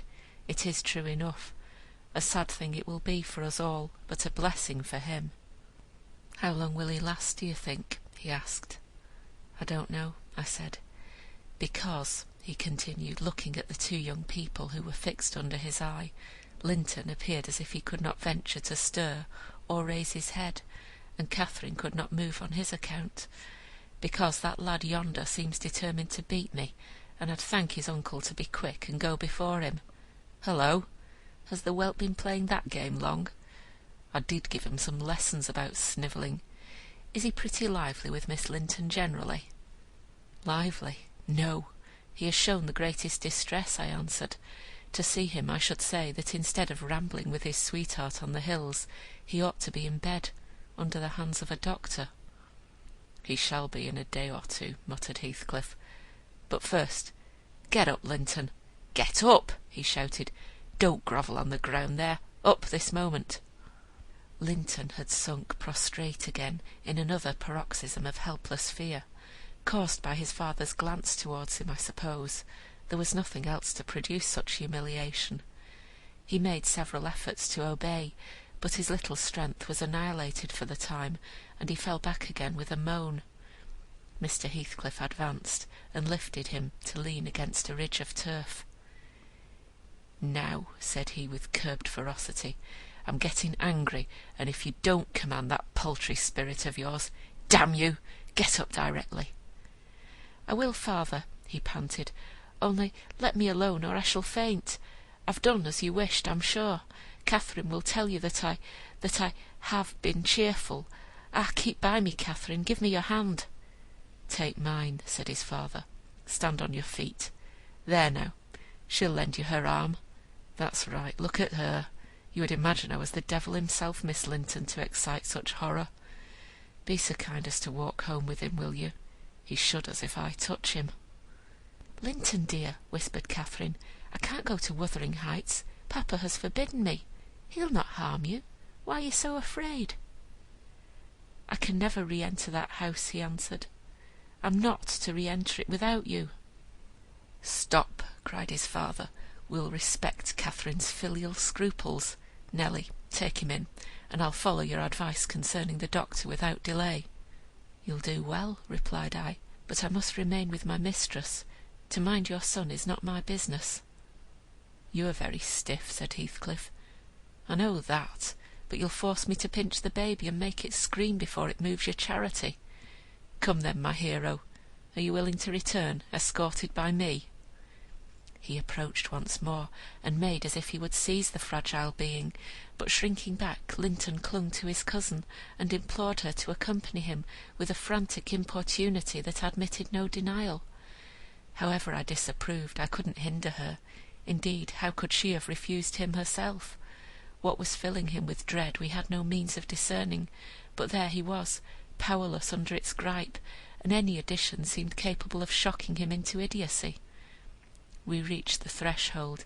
Catherine walked in, and I stood waiting till she had conducted the invalid to a chair, expecting her out immediately, when Mr. Heathcliff, pushing me forward, exclaimed, "My house is not stricken with the plague, Nelly, and I have a mind to be hospitable to-day. Sit down, and allow me to shut the door." He shut and locked it also. I started. "You shall have tea before you go home," he added. "I am by myself.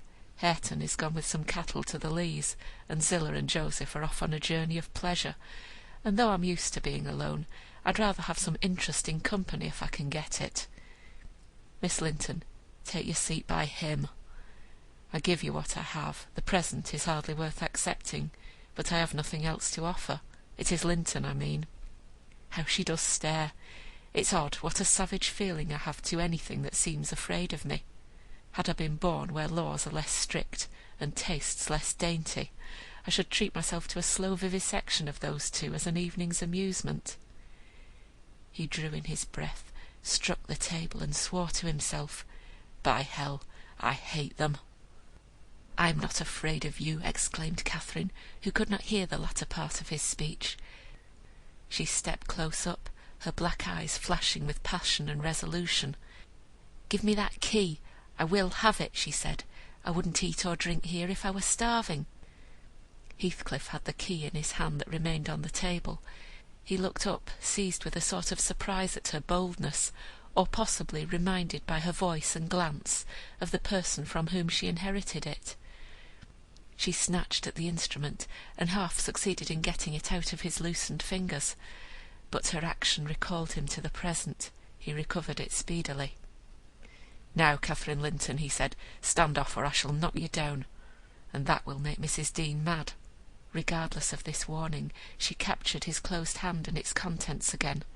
"We will go," she repeated, exerting her utmost efforts to cause the iron muscles to relax, and finding that her nails made no impression, she applied her teeth pretty sharply. Heathcliff glanced at me a glance that kept me from interfering a moment. Catherine was too intent on his fingers to notice his face. He opened them suddenly, and resigned the object of dispute, but ere she had well secured it, he seized her with the liberated hand, and pulling her on his knee, administered with the other a shower of terrific slaps on both sides of the head, each sufficient to have fulfilled his threat, had she been able to fall. At this diabolical violence I rushed on him furiously. "You villain!" I began to cry. "You villain!" A touch on the chest silenced me. I am stout and soon put out of breath, and what with that and the rage, I staggered dizzily back, and felt ready to suffocate, or to burst a blood vessel. The scene was over in 2 minutes. Catherine, released, put her 2 hands to her temples, and looked just as if she were not sure whether her ears were on or off. She trembled like a reed, poor thing, and leant against the table, perfectly bewildered. "I know how to chastise children, you see," said the scoundrel grimly, as he stooped to repossess himself of the key, which had dropped to the floor. "Go to Linton now, as I told you, and cry at your ease. I shall be your father tomorrow, all the father you'll have in a few days, and you shall have plenty of that. You can bear plenty, you're no weakling. You shall have a daily taste if I catch such a devil of a temper in your eyes again." Cathy ran to me instead of Linton, and knelt down and put her burning cheek on my lap, weeping aloud. Her cousin had shrunk into the corner of the settle, as quiet as a mouse, congratulating himself, I dare say, that the correction had alighted on another than him. Mr. Heathcliff, perceiving us all confounded, rose and expeditiously made the tea himself. The cups and saucers were laid ready. He poured it out and handed me a cup. "Wash away your spleen," he said, "and help your own naughty pet and mine. It is not poison, though I prepared it. I'm going out to seek your horses." Our first thought on his departure was to force an exit somewhere. We tried the kitchen door, but that was fastened outside. We looked at the windows. They were too narrow for even Cathy's little figure.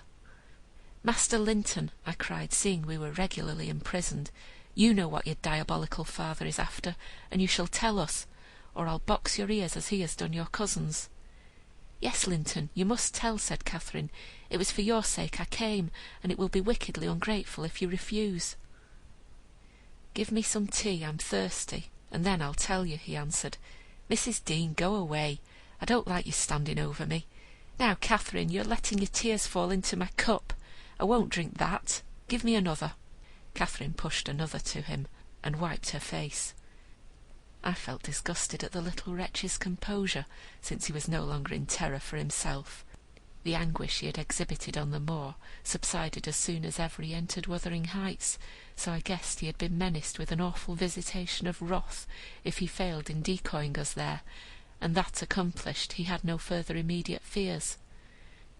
"Papa wants us to be married," he continued after sipping some of the liquid, "and he knows your papa wouldn't let us marry now, and he's afraid of my dying if we wait, so we are to be married in the morning, and you are to stay here all night, and if you do as he wishes, you shall return home next day, and take me with you." "Take you with her, pitiful changeling!" I exclaimed. "You marry? Why, the man is mad, or he thinks us fools every one. And do you imagine that beautiful young lady, that healthy, hearty girl, will tie herself to a little perishing monkey like you? Are you cherishing the notion that anybody, let alone Miss Catherine Linton, would have you for a husband? You won't whip him for bringing us in here at all with your dastardly puling tricks, and don't look so silly now. I've a very good mind to shake you severely for your contemptible treachery and your imbecile conceit." I did give him a slight shaking, but it brought on the cough, and he took to his ordinary resource of moaning and weeping, and Catherine rebuked me. "Stay all night?" "No," she said, looking slowly round. "Ellen, I'll burn that door down, but I'll get out." And she would have commenced the execution of her threat directly, but Linton was up in alarm for his dear self again. He clasped her in his 2 feeble arms, sobbing, "Won't you have me, and save me? Not let me come to the Grange? Oh, darling Catherine, you mustn't go and leave after all. You must obey my father. You must." "I must obey my own," she replied, "and relieve him from this cruel suspense. The whole night? What would he think? He'll be distressed already. I'll either break or burn a way out of the house. Be quiet. You're in no danger but if you hinder me. Linton, I love Papa better than you." The mortal terror he felt of Mr. Heathcliff's anger restored to the boy his coward's eloquence. Catherine was near distraught. Still she persisted that she must go home, and tried entreaty in her turn, persuading him to subdue his selfish agony. While they were thus occupied, our jailer re-entered. "Your beasts have trotted off," he said. "And now, Linton, snivelling again? What has she been doing to you? Come, come, have done and get to bed. In a month or two, my lad, you'll be able to pay her back her present tyrannies with a vigorous hand. You're pining for pure love, are you not? Nothing else in the world. And she shall have you. There, to bed. Zillah won't be here tonight. You must undress yourself. Hush, hold your noise. Once in your own room, I'll not come near you. You needn't fear. By chance you've managed tolerably. I'll look to the rest."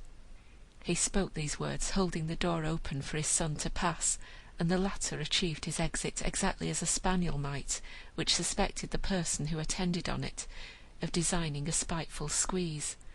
The lock was resecured. Heathcliff approached the fire, where my mistress and I stood silent. Catherine looked up, and instinctively raised her hand to her cheek. His neighbourhood revived a painful sensation. Anybody else would have been incapable of regarding the childish act with sternness, but he scowled on her and muttered, "Oh, you're not afraid of me? Your courage is well disguised. You seem damnably afraid." "I am afraid now," she replied, "because if I stay, Papa will be miserable, and how can I endure making him miserable when he... Mr. Heathcliff, let me go home. I promised to marry Linton. Papa would like me to, and I love him. Why should you wish to force me to do what I'll willingly do of myself?" "Let him dare to force you," I cried. "There's law in the land, thank God. There is, though we be in an out-of-the-way place. I'd inform if he were my own son, and it's felony without benefit of clergy." "Silence," said the ruffian. "To the devil with your clamour. I don't want you to speak. Miss Linton, I shall enjoy myself remarkably in thinking your father will be miserable. I shall not sleep for satisfaction. You could have hit on no surer way of fixing your residence under my roof for the next 24 hours than informing me that such an event would follow. As to your promise to marry Linton, I'll take care you shall keep it, for you shall not quit this place till it is fulfilled." "Send Ellen, then, to let Papa know I'm safe," exclaimed Catherine, weeping bitterly. "Or marry me now. Poor Papa! Ellen, he'll think we're lost. What shall we do?" "Not he. He'll think you are tired of waiting on him, and run off for a little amusement," answered Heathcliff. "You cannot deny that you entered my house of your own accord, in contempt of his injunctions to the contrary. And it is quite natural that you should desire amusement at your age, and that you would weary of nursing a sick man, and that man only your father. Catherine, his happiest days were over when your days began. He cursed you, I dare say, for coming into the world. I did at least, and it would just do if he cursed you as he went out of it. I'd join him. I don't love you. How should I? Weep away. As far as I can see, it will be your chief diversion hereafter, unless Linton makes amends for other losses, and your provident parent appears to fancy he may. His letters of advice and consolation entertain me vastly. In his last he recommended my jewel to be careful of his, and kind to her when he got her. Careful and kind, that's paternal, but Linton requires his whole stock of care and kindness for himself. Linton can play the little tyrant well. He'll undertake to torture any number of cats, if their teeth be drawn and their claws pared. You'll be able to tell his uncle fine tales of his kindness when you get home again, I assure you." "You're right there," I said. "Explain your son's character. Show his resemblance to yourself, and then I hope Miss Cathy will think twice before she takes the cockatrice." "I don't much mind speaking of his amiable qualities now," he answered, "because she must either accept him or remain a prisoner, and you along with her, till your master dies. I can detain you both quite concealed here. If you doubt, encourage her to retract her word, and you'll have an opportunity of judging." "I'll not retract my word," said Catherine. "I'll marry him within this hour if I may go to Thrushcross Grange afterwards. Mr. Heathcliff, you're a cruel man, but you're not a fiend, and you won't, from mere malice, destroy irrevocably all my happiness. If Papa thought I had left him on purpose, and if he died before I returned, could I bear to live?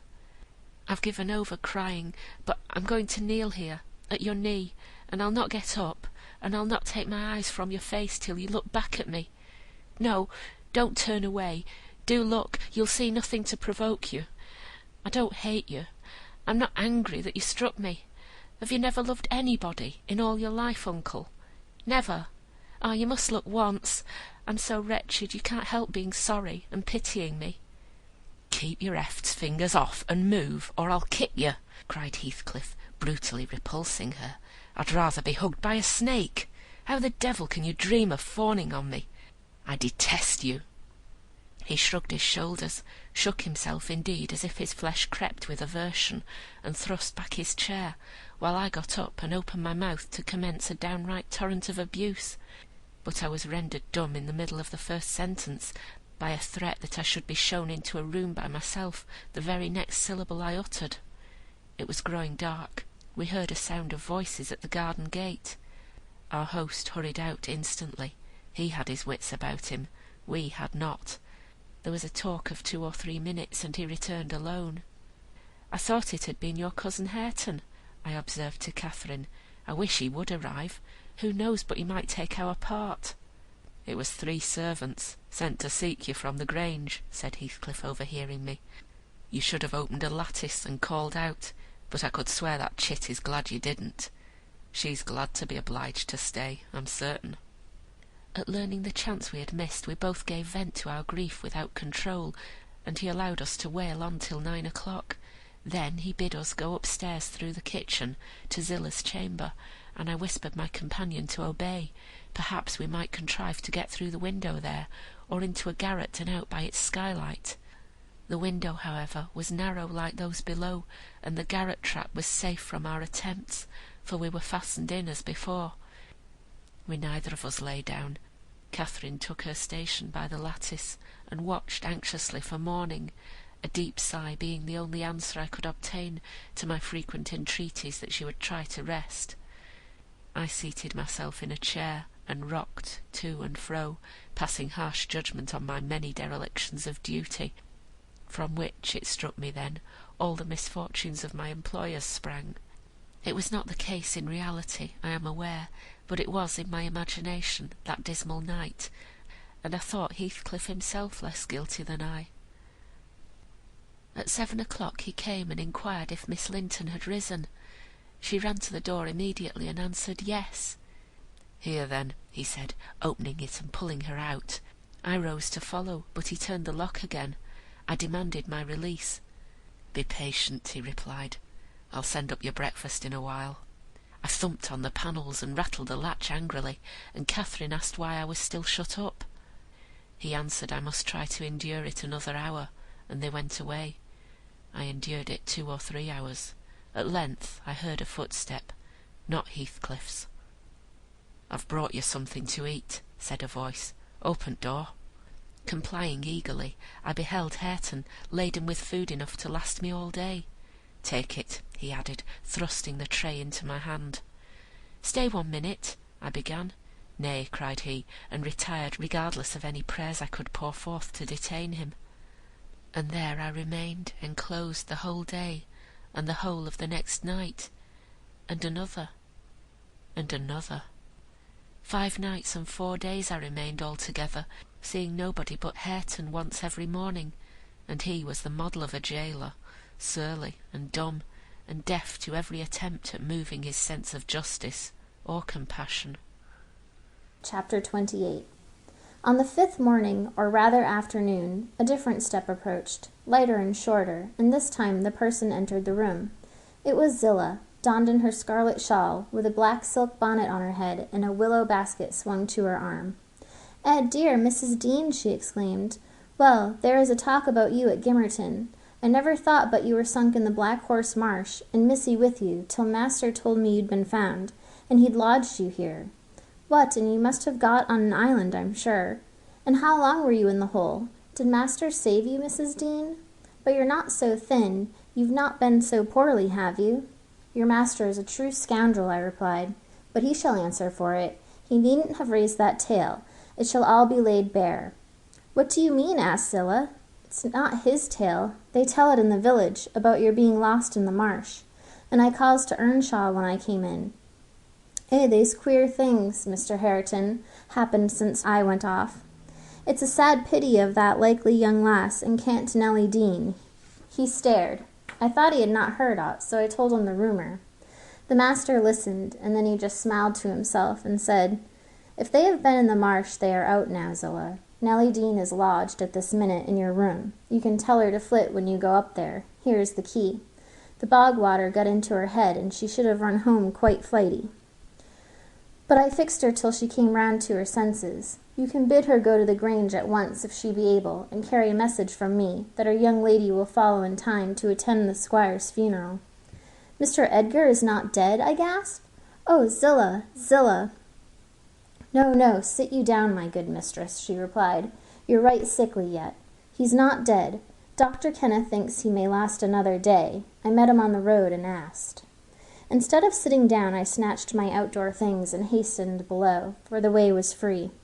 On entering the house, I looked about for someone to give information of Catherine. The place was filled with sunshine, and the door stood wide open, but nobody seemed at hand. As I hesitated whether to go off at once, or return and seek my mistress, a slight cough drew my attention to the hearth. Linton lay on the settle, sole tenant, sucking a stick of sugar candy, and pursuing my movements with apathetic eyes. "Where is Miss Catherine?" I demanded sternly, supposing I could frighten him into giving intelligence, by catching him thus alone. He sucked on like an innocent. "Is she gone?" I said. "No," he replied. "She's upstairs. She's not to go. We won't let her." "You won't let her, little idiot!" I exclaimed. "Direct me to her room immediately, or I'll make you sing out sharply." "Papa would make you sing out if you attempted to get there," he answered. "He says I'm not to be soft with Catherine. She's my wife, and it's shameful that she would wish to leave me. He says she hates me and wants me to die, that she may have my money. But she shan't have it, and she shan't go home. She never shall. She may cry and be sick as much as she pleases." He resumed his former occupation, closing his lids, as if he meant to drop asleep. "Master Heathcliff," I resumed, "have you forgotten all Catherine's kindness to you last winter, when you affirmed you loved her, and when she brought you books and sung you songs, and came many a time through wind and snow to see you? She wept to miss one evening because you would be disappointed, and you felt then that she was 100 times too good to you. And now you believe the lies your father tells, though you know he detests you both. And you join him against her. That's fine gratitude, is it not?" The corner of Linden's mouth fell, and he took the sugar candy from his lips. "Did she come to Wuthering Heights because she hated you?" I continued. "Think for yourself. As to your money, she does not even know that you will have any. And you say she's sick, and yet you leave her alone up there in a strange house. You who have felt what it is to be so neglected. You could pity your own sufferings, and she pitied them too, but you won't pity hers. I shed tears, Master Heathcliff, you see, an elderly woman, and a servant merely, and you, after pretending such affection, and having reason to worship her almost, store every tear you have for yourself, and lie there quite at ease. Ah, you're a heartless, selfish boy." "I can't stay with her," he answered crossly. "I'll not stay by myself. She cries so I can't bear it, and she won't give over, though I say I'll call my father. I did call him once, and he threatened to strangle her if she was not quiet. But she began again the instant he left the room, moaning and grieving all night long, though I screamed for vexation that I couldn't sleep." "Is Mr. Heathcliff out?" I inquired, perceiving that the wretched creature had no power to sympathize with his cousin's mental tortures. "He's in the court," he replied, "talking to Dr. Kenneth, who says uncle is dying, truly, at last. I'm glad, for I shall be master of the Grange after him. Catherine always spoke of it as her house. It isn't hers, it's mine. Papa says everything she has is mine. All her nice books are mine. She offered to give me them, and her pretty birds, and her pony Minnie, if I would get the key of our room and let her out. But I told her she had nothing to give. They were all mine. And then she cried, and took a little picture from her neck, and said I should have that. 2 pictures in a gold case. On one side her mother, on the other uncle, when they were young. That was yesterday. I said they were mine too, and tried to get them from her. The spiteful thing wouldn't let me. She pushed me off and hurt me. I shrieked out. That frightens her. She heard Papa coming, and she broke the hinges and divided the case, and gave me her mother's portrait. The other she attempted to hide, but Papa asked what was the matter, and I explained it. He took the one I had away, and ordered her to resign hers to me. She refused, and he struck her down, and wrenched it off the chain, and crushed it with his foot. "And were you pleased to see her struck?" I asked, having my designs and encouraging his talk. "I winked," he answered. "I winked to see my father strike a dog or a horse. He does it so hard." Yet I was glad at first. She deserved punishing for pushing me, but when Papa was gone, she made me come to the window and showed me her cheek cut on the inside, against her teeth, and her mouth filling with blood, and then she gathered up the bits of the picture and went and sat down with her face against the wall. And she has never spoken to me since, and I sometimes think she can't speak for pain. I don't like to think so, but she's a naughty thing for crying continually, and she looks so pale and wild I'm afraid of her. "And you can get the key if you choose?" I said. "Yes, when I am upstairs," he answered, "but I can't walk upstairs now." "And what apartment is it?" I asked. "Oh," he cried, "I shan't tell you where it is. It is our secret. Nobody, neither Hareton nor Zillah, is to know. There, you've tired me. Go away, go away." And he turned his face onto his arm and shut his eyes again. I considered it best to depart without seeing Mr. Heathcliff, and bring a rescue for my young lady from the Grange. On reaching it, the astonishment of my fellow servants to see me, and their joy also, was intense, and when they heard their little mistress was safe, 2 or 3 were about to hurry up and shout the news at Mr. Edgar's door. But I bespoke the announcement of it myself. How changed I found him, even in those few days! He lay an image of sadness and resignation, awaiting his death. Very young he looked. Though his actual age was 39, one would have called him 10 years younger at least. He thought of Catherine, for he murmured her name. I touched his hand and spoke. "Catherine is coming, dear master," I whispered. "She is alive and well, and will be here, I hope, tonight." I trembled at the first effects of this intelligence. He half rose up, looked eagerly round the apartment, and then sank back in a swoon. As soon as he recovered, I related our compulsory visit and detention at the Heights. I said Heathcliff forced me to go in, which was not quite true.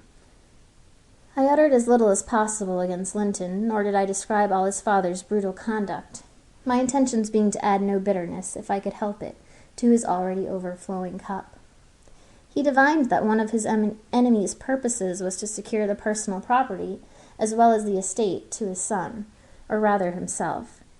Yet why he did not wait till his decease was a puzzle to my master, because ignorant how nearly he and his nephew would quit the world together. However, he felt that his will had better be altered. Instead of leaving Catherine's fortune at her own disposal, he determined to put it in the hands of trustees for her use during life, and for her children, if she had any, after her. By that means it could not fall to Mr. Heathcliff should Linton die. Having received his orders, I dispatched a man to fetch the attorney, and 4 more, provided with serviceable weapons, to demand my young lady of her gaoler. Both parties were delayed very late. The single servant returned first. He said Mr. Green, the lawyer, was out when he arrived at his house, and he had to wait 2 hours for his re-entrance, and then Mr. Green told him he had a little business in the village that must be done, but he would be at Thrushcross Grange before morning. The 4 men came back unaccompanied also. They brought word that Catherine was ill, too ill to quit her room, and Heathcliff would not suffer them to see her. I scolded the stupid fellows well for listening to that tale, which I would not carry to my master, resolving to take a whole bevy up to the Heights at daylight, and storm it literally, unless the prisoner were quietly surrendered to us. Her father shall see her, I vowed, and vowed again, if that devil be killed on his own doorstones in trying to prevent it. Happily, I was spared the journey and the trouble. I had gone downstairs at 3 o'clock to fetch a jug of water, and was passing through the hall with it in my hand, when a sharp knock at the front door made me jump. "Oh, it is Green," I said, recollecting myself. "Only Green." And I went on, intending to see somebody else to open it. But the knock was repeated, not loud, and still importunately. I put the jug on the banister and hastened to admit him myself. The harvest moon shone clear outside. It was not the attorney. My own sweet little mistress sprang on my neck, sobbing, "Ellen, Ellen, is Papa alive?" "Yes," I cried. "Yes, my angel, he is. God be thanked, you are safe with us again." She wanted to run, breathless as she was, upstairs to Mr. Linton's room, but I compelled her to sit down on a chair, and made her drink, and washed her pale face, chafing it into a faint colour with my apron. Then I said I must go first, and tell of her arrival, imploring her to say she should be happy with young Heathcliff. She stared, but soon comprehending why I counselled her to utter the falsehood, she assured me she would not complain. I couldn't abide to be present at their meeting. I stood outside the chamber door a quarter of an hour, and hardly ventured near the bed then. All was composed, however. Catherine's despair was as silent as her father's joy. She supported him calmly in appearance, and he fixed on her features his raised eyes that seemed dilating with ecstasy. "He died blissfully, Mr. Lockwood, he died so." Kissing her cheek, he murmured, "I am going to her, and you, darling child, shall come to us," and never stirred or spoke again, but continued that rapt, radiant gaze till his pulse imperceptibly stopped and his soul departed. None could have noticed the exact minute of his death, it was so entirely without a struggle. Whether Catherine had spent her tears, or whether the grief were too weighty to let them flow, she sat there dry-eyed till the sun rose. She sat till noon, and would still have remained brooding over that death-bed, but I insisted on her coming away and taking some repose. It was well I succeeded in removing her, for at dinner-time appeared the lawyer, having called at Wuthering Heights, to get his instructions how to behave. He had sold himself to Mr. Heathcliff. That was the cause of his delay in obeying my master's summons. Fortunately, no thought of worldly affairs crossed the latter's mind to disturb him, after his daughter's arrival. Mr. Green took upon himself to order everything and everybody about the place. He gave all the servants but me notice to quit. He would have carried his delegated authority to the point of insisting that Edgar Linton should not be buried beside his wife, but in the chapel with his family.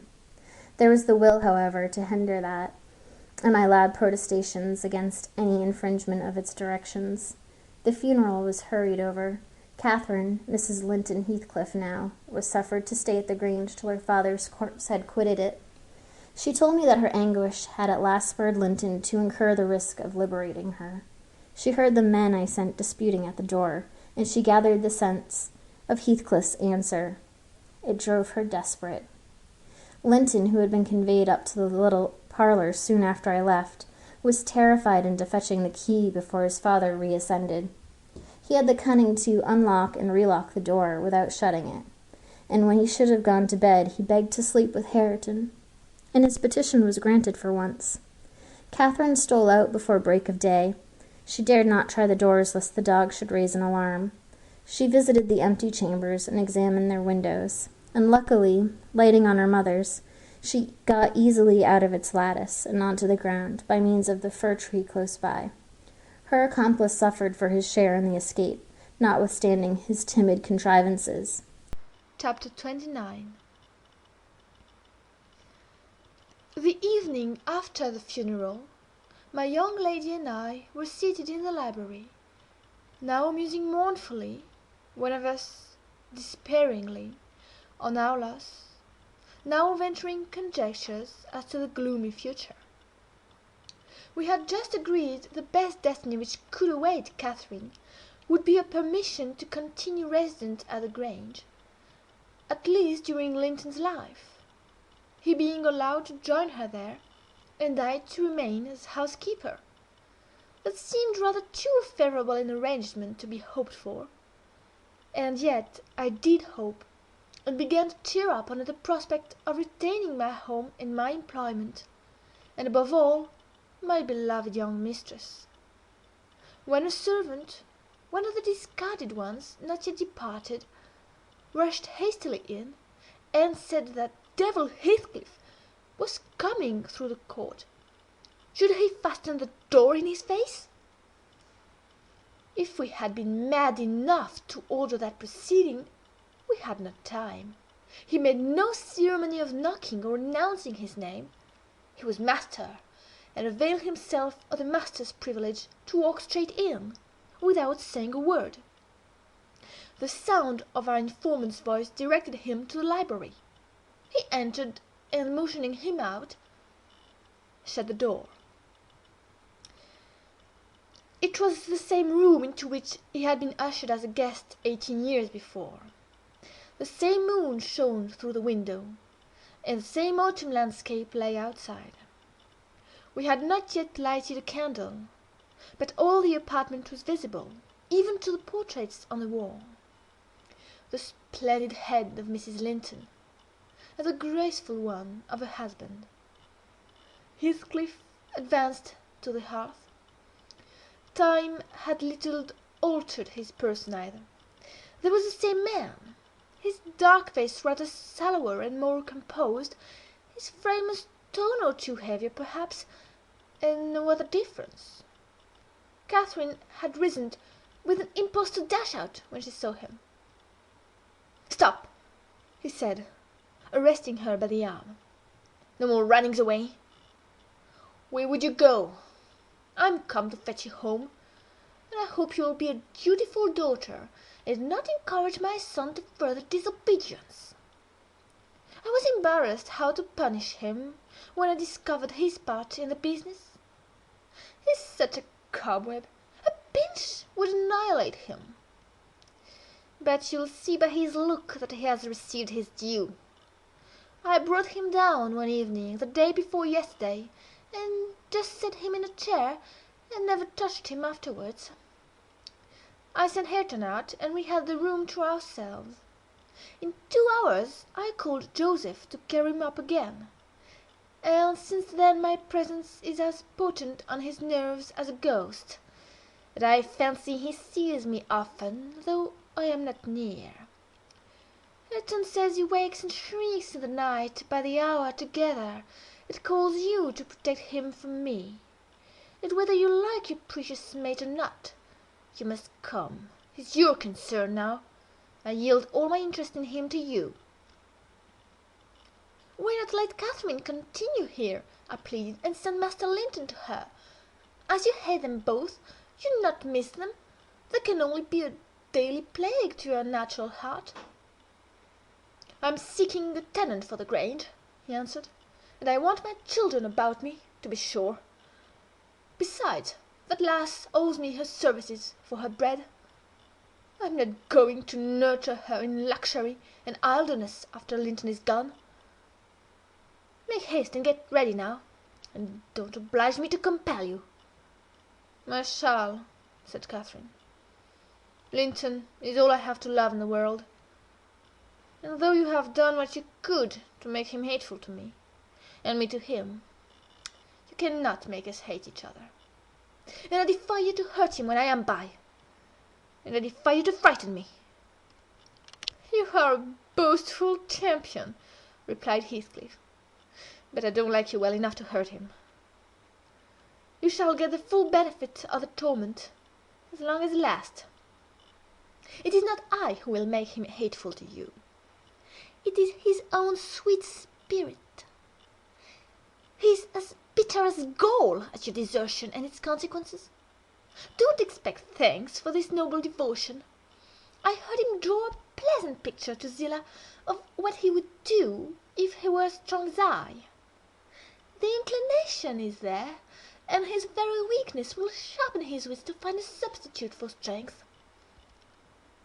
"I know he has a bad nature," said Catherine. "He's your son, but I am glad I have a better, to forgive it. And I know he loves me, and for that reason I love him. Mr. Heathcliff, you have nobody to love you, and however miserable you make us, we shall still have the revenge of thinking that your cruelty arises from your greater misery. You are miserable, are you not?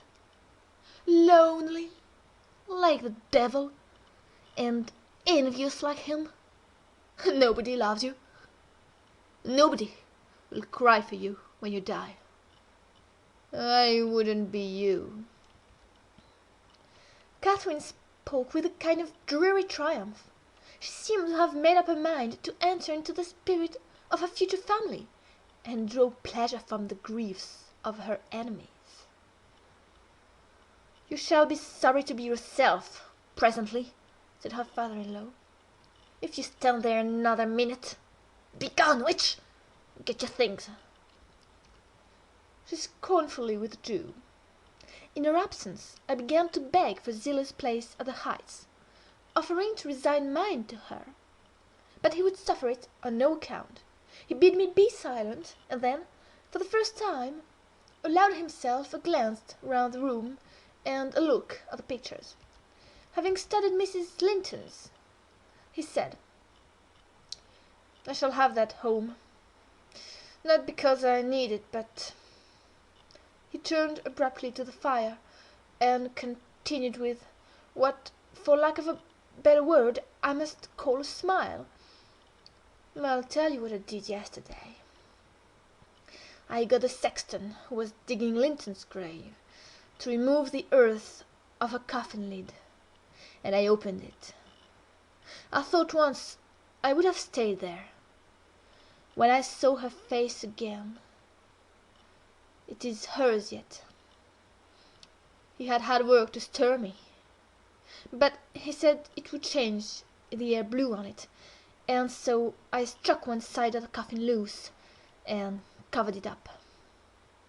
Not Linton's side, damn him! I wish it'd been soldered in lead, and I bribed the sexton to pull it away when I'm laid there, and slide mine out too. I'll have it made so, and then, by the time Linton gets to us, I'll not know which is which." "You are very wicked, Mr. Heathcliff," I exclaimed. "Were you not ashamed to disturb the dead?" "I disturbed nobody, Nelly," he replied, "and I gave some ease to myself. Shall be a great deal more comfortable now, and you'll have a better chance of keeping me on the ground when I get there. Disturbed her? No. She has disturbed me, night and day, through 18 years, incessantly, remorselessly, till yesternight. And yesternight I was tranquil. I dreamt I was sleeping the last sleep by that sleeper, with my heart stopped and my cheek frozen against hers." "And if she had been dissolved into earth, or worse, what would you have dreamt of then?" I said. "Of dissolving with her, and being more happy still," he answered. "Do you suppose I dread any change of that sort? I expected such a transformation on raising the lid, but I am better pleased that it should not commence till I share it. Besides, unless I had received a distinct impression of her passionless features, the strange feeling would hardly have been removed. It began oddly. You know I was wild after she died, and eternally from dawn to dawn, praying her to return to me her spirit. I have a strong faith in ghosts. I have a conviction that I can and do exist among us. The day she was buried, there came a fall of snow. In the evening I went to the churchyard. It blew bleak as winter. All round was solitary. I didn't fear that her fool of a husband would wander up the glen so late, and no one else had business to bring them there. Being alone, and conscious 2 yards of loose earth was the sole barrier between us, I said to myself, "I'll have her in my arms again. If she be cold, I'll think it is this north wind that chills me, and if she be motionless, it is sleep." I got a spade from the tool-house and began to delve with all my might. It scraped at the coffin. I fell to work with my hands. The wood commenced cracking about the screws. I was on the point of attaining my object, when it seemed that I heard a sigh from someone above, close at the edge of the grave, and bending down. "If I can only get this off," I muttered, "I wish they may shovel in the earth over us both." And I wrenched at it more desperately still. There was another sigh close at my ear. I appeared to feel the warm breath of it displacing the sleet-laden wind. I knew no living thing in flesh and blood was by, but I certainly, as you perceived, the approach to some substantial body in the dark, though it cannot be discerned, so certainly I felt that Cathy was there, not under me, but on the earth. A sudden sense of relief flowed from my heart through every limb. I relinquished my labour of agony, and turned consoled at once, unspeakably consoled. Her presence was with me. It remained while I refilled the grave, and led me home. You may laugh, if you will, but I was sure I should see her there. I was sure she was with me, and I could not help talking to her. Having reached the heights, I rushed eagerly to the door. It was fastened, and I remember that a cursed Earnshaw and my wife opposed my entrance. I remember stopping to kick the breath out of him, and then hurrying upstairs to my room and hers. I looked round impatiently. I felt her by me. I could almost see her, and yet I could not. I ought to have sweat blood then, from the anguish of my yearning, from the fervour of my supplications, to have but one glimpse. I had not one. She showed herself, as she often was in life, a devil to me.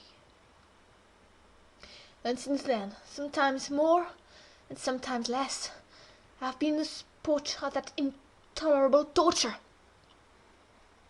Infernal, keeping my nerves at such a stretch that, if they had not resembled catgut, they would long ago have relaxed to the feebleness of Linton's. When I sat in the house with Hareton, it seemed that on going out I should meet her. When I walked on the moors, I should meet her coming in. When I went from home, I hastened to return. She must be somewhere at the heights, I was certain. And when I slept in her chamber, I was beaten out of that. I couldn't lie there. For the moment I closed my eyes, she was either outside the window, or sliding back the panels, or entering the room, or even resting her darling head on the same pillow as she did when a child. And I must open my lids to see, and so I opened and closed them 100 times a night, to be always disappointed. It racked me. I've often groaned aloud, till that old rascal Joseph no doubt believed that my conscience was playing the fiend inside of me. Now, since I've seen her, I'm pacified, a little. 'Twas a strange way of killing, not by inches, but by fractions of hairbreadth, to beguile me with the spectre of a hope through 18 years. Mr. Heathcliff paused and wiped his forehead. His hair clung to it, wet with perspiration. His eyes were fixed on the red embers of the fire, the brows not contracted, but raised next the temples, diminishing the grim aspect of his countenance, but imparting a peculiar look of trouble, and a painful appearance of mental tension towards one absorbing subject. He only half addressed me, and I maintained silence. I didn't like to hear him talk. After a short period he resumed his meditation on the picture, took it down, and leant it against the sofa to contemplate it at better advantage. And while so occupied, Catherine entered, announcing that she was ready when her pony should be saddled. "Send that over tomorrow," said Heathcliff to me. Then turning to her, he added, "You may do without your pony. It is a fine evening, and you'll need no ponies at Wuthering Heights. For a journey to take, your own feet will serve you. Come along." "Good-bye, Ellen," whispered my dear little mistress. As she kissed me, her lips felt like ice. "Come and see me, Ellen. Don't forget." "Take care you do no such thing, Mrs. Dean," said her new father. "When I wish to speak to you, I'll come here. I want none of your prying at my house." He signed her to precede him, and, casting back a look that cut my heart, she obeyed. I watched them, from the window, walk down the garden. Heathcliff fixed Catherine's arm on his, though she disputed the act at first evidently, and with rapid strides he hurried her into the alley, whose trees concealed them. Chapter 30. I have paid a visit to the Heights, but I have not seen her since she left. Joseph held the door in his hand when I called to ask after her, and wouldn't let me pass. He said Mrs. Linton was thrang, and the master was not in. Zillah has told me something of the way they go on, otherwise I should hardly know who was dead and who was living. She thinks Catherine haughty, and does not like her, I can guess by her talk. My young lady asked some aid of her when she first came, but Mr. Heathcliff told her to follow on her own business, and let his daughter-in-law look after herself, and Zillah willingly acquiesced, being a narrow-minded, selfish woman. Catherine evinced a child's annoyance at this neglect, repaid it with contempt, and thus enlisted my informant among her enemies, as securely as if she had done her some great wrong. I had a long talk with Zillah about 6 weeks ago, a little before you came, one day when we foregathered on the moor, and this is what she told me. "The first thing Mrs. Linton did," she said, "on her arrival at the Heights, was to run upstairs without even wishing good evening to me and Joseph. She shut herself into Linton's room and remained till morning. Then, while the master and Earnshaw were at breakfast, she entered house and asked all in a quiver if doctor might be sent for. Her cousin was very ill." "We know that," answered Heathcliff, "but his life is not worth a farthing, and I won't spend a farthing on him." "But I cannot tell how to do," she said, "and if nobody will help me, he'll die." "Walk out of the room," cried the master, "and let me never hear a word more about him. None here care what becomes of him. If you do, act the nurse. If you do not, lock him up and leave him." Then she began to bother me, and I said I'd had enough plague with the tiresome thing. We each had our tasks, and hers was to wait on Linton. Mr. Heathcliff had bid me leave that labour to her. How they managed together I can't tell. I fancy he fretted a great deal, and moaned himself night and day, and she had precious little rest. One could guess by her white face and heavy eyes. She sometimes came into the kitchen all wildered like, and looked as if she would fain beg assistance, but I was not going to disobey the master. I never dared disobey him, Mrs. Dean. And though I thought it wrong that Kenneth should not be sent for, it was no concern of mine either to show or advise or complain, and I always refused to meddle. Once or twice, after we'd gone to bed, I've happened to open my door again and see her sitting crying on the stair-top, and I've shut myself in quick, for fear of being moved to interfere. I did pity her then, I'm sure. Still, I didn't wish to lose my place, you know. At last, one night, she came boldly into my chamber, and frightened me out of my wits by saying, "Tell Mr. Heathcliff that his son is dying. I'm sure he is this time. Get up instantly and tell him." Having uttered this speech, she vanished again. I lay a quarter of an hour listening and trembling. Nothing stirred. The house was quiet. "She's mistaken," I said to myself. "He's got over it. I needn't disturb them," and I began to doze. But my sleep was marred a second time by a sharp ringing of the bell, the only bell we have, put up on purpose for Linton, and master called me to see what was the matter, and informed them that he wouldn't have that noise repeated. I delivered Catherine's message. He cursed to himself, and in a few minutes came out with a lighted candle and proceeded to their room. I followed. Mrs. Heathcliff was seated by the bedside, with her hands folded on her knees. Her father-in-law went up, held light to Linton's face, looked at him and touched him. Afterwards he turned to her. "Now, Catherine," he said, "how do you feel?" She was dumb. "How do you feel, Catherine?" he repeated. "He's safe, and I'm free," she answered. "I should feel well, but," she continued, with a bitterness she couldn't conceal, "you have left me so long to struggle against death alone that I feel and see only death. I feel like death." And she looked like it, too. I gave her a little wine. Ayrton and Joseph, who had been wakened by the ringing and sound of feet, and heard our talk from outside, now entered. Joseph was fain, I believe, of the lad's removal. Ayrton seemed a thought bothered, though he was more taken up with staring at Catherine than thinking of Linton. But the master bid him get off to bed again. We didn't want his help. He afterwards made Joseph remove body to his chamber, and told me to return to mine, and Mrs. Heathcliff remained by herself. In the morning he sent me to tell her she must come down to breakfast. She had undressed, and appeared going to sleep, and said she was ill, at which I hardly wondered.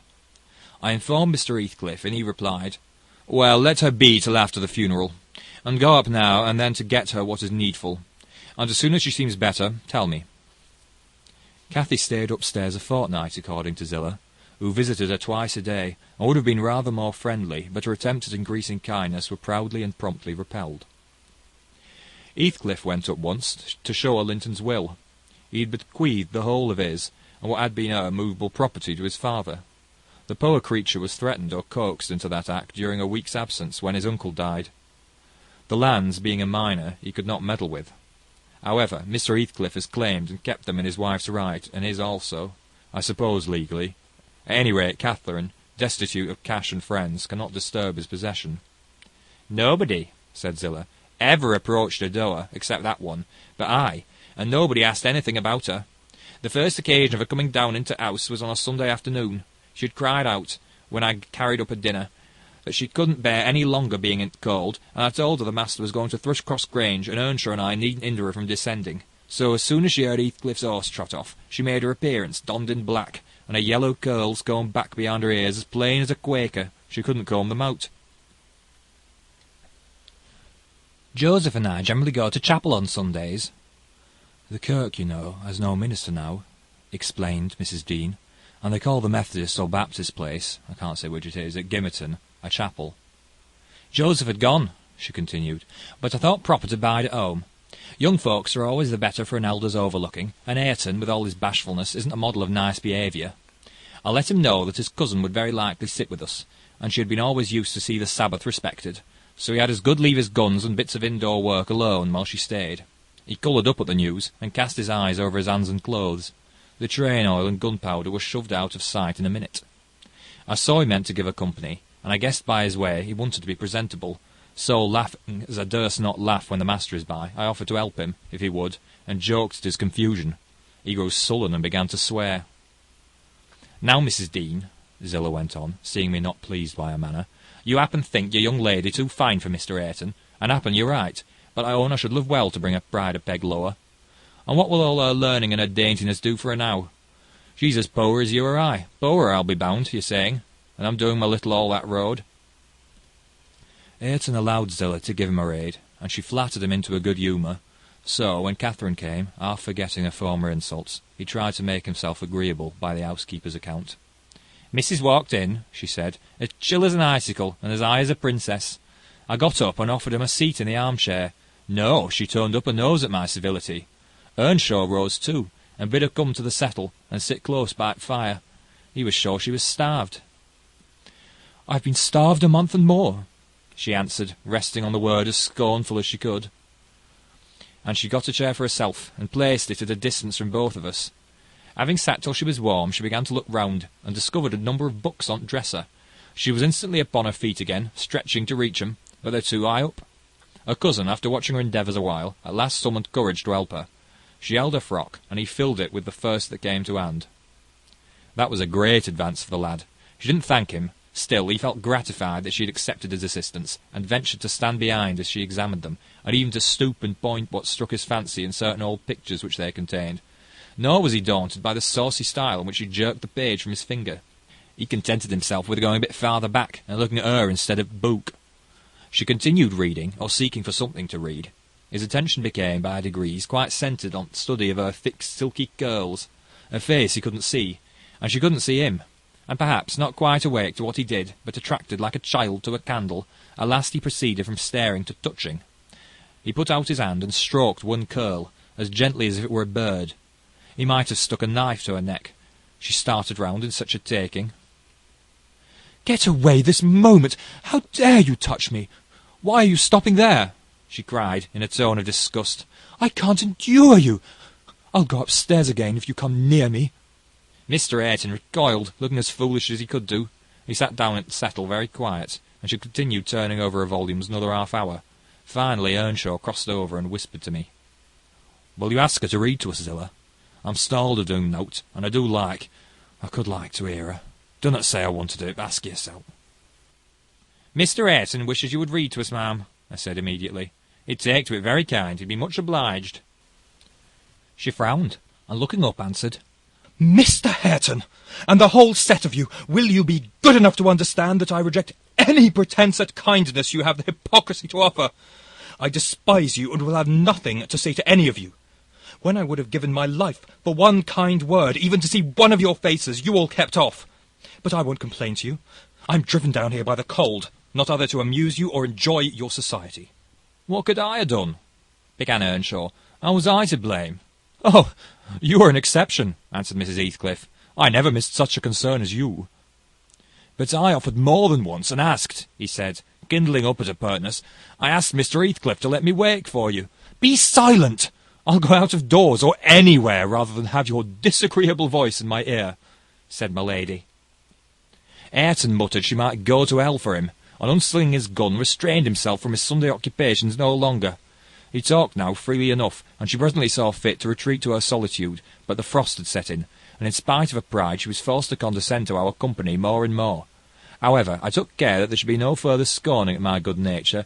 Ever since I've been as stiff as herself, and she has no lover or liker among us, and she does not deserve one, for let them say the least word to her, and she'll curl back without respect of anyone.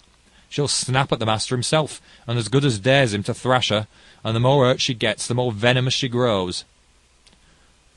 At first, on hearing this account from Zillah, I determined to leave my situation, take a cottage, and get Catherine to come and live with me. But Mr. Heathcliff would as soon permit that as he would set up Ayrton in an independent house, and I can see no remedy at present unless she should marry again, and that scheme it does not come within my province to arrange. Thus ended Mrs. Dean's story. Notwithstanding the doctor's prophecy, I am rapidly recovering strength. And though it be only the second week in January, I propose getting on horseback in a day or two, and riding over to Wuthering Heights, to inform my landlord that I shall spend the next 6 months in London, and, if he likes, he may look out for another tenant to take the place after October. I would not pass another winter here for much. Chapter 31. Yesterday was bright, calm, and frosty. I went to the Heights as I proposed. My housekeeper entreated me to bear a little note from her to her young lady, and I did not refuse, for the worthy woman was not conscious of anything odd in her request. The front door stood open, but the jealous gate was fastened, as at my last visit. I knocked and invoked Earnshaw from among the garden beds. He unchained it, and I entered. The fellow is as handsome a rustic as need be seen. I took particular notice of him this time, but then he does his best, apparently, to make the least of his advantages. I asked if Mr. Heathcliff were at home. He answered, no, but he would be in at dinner-time.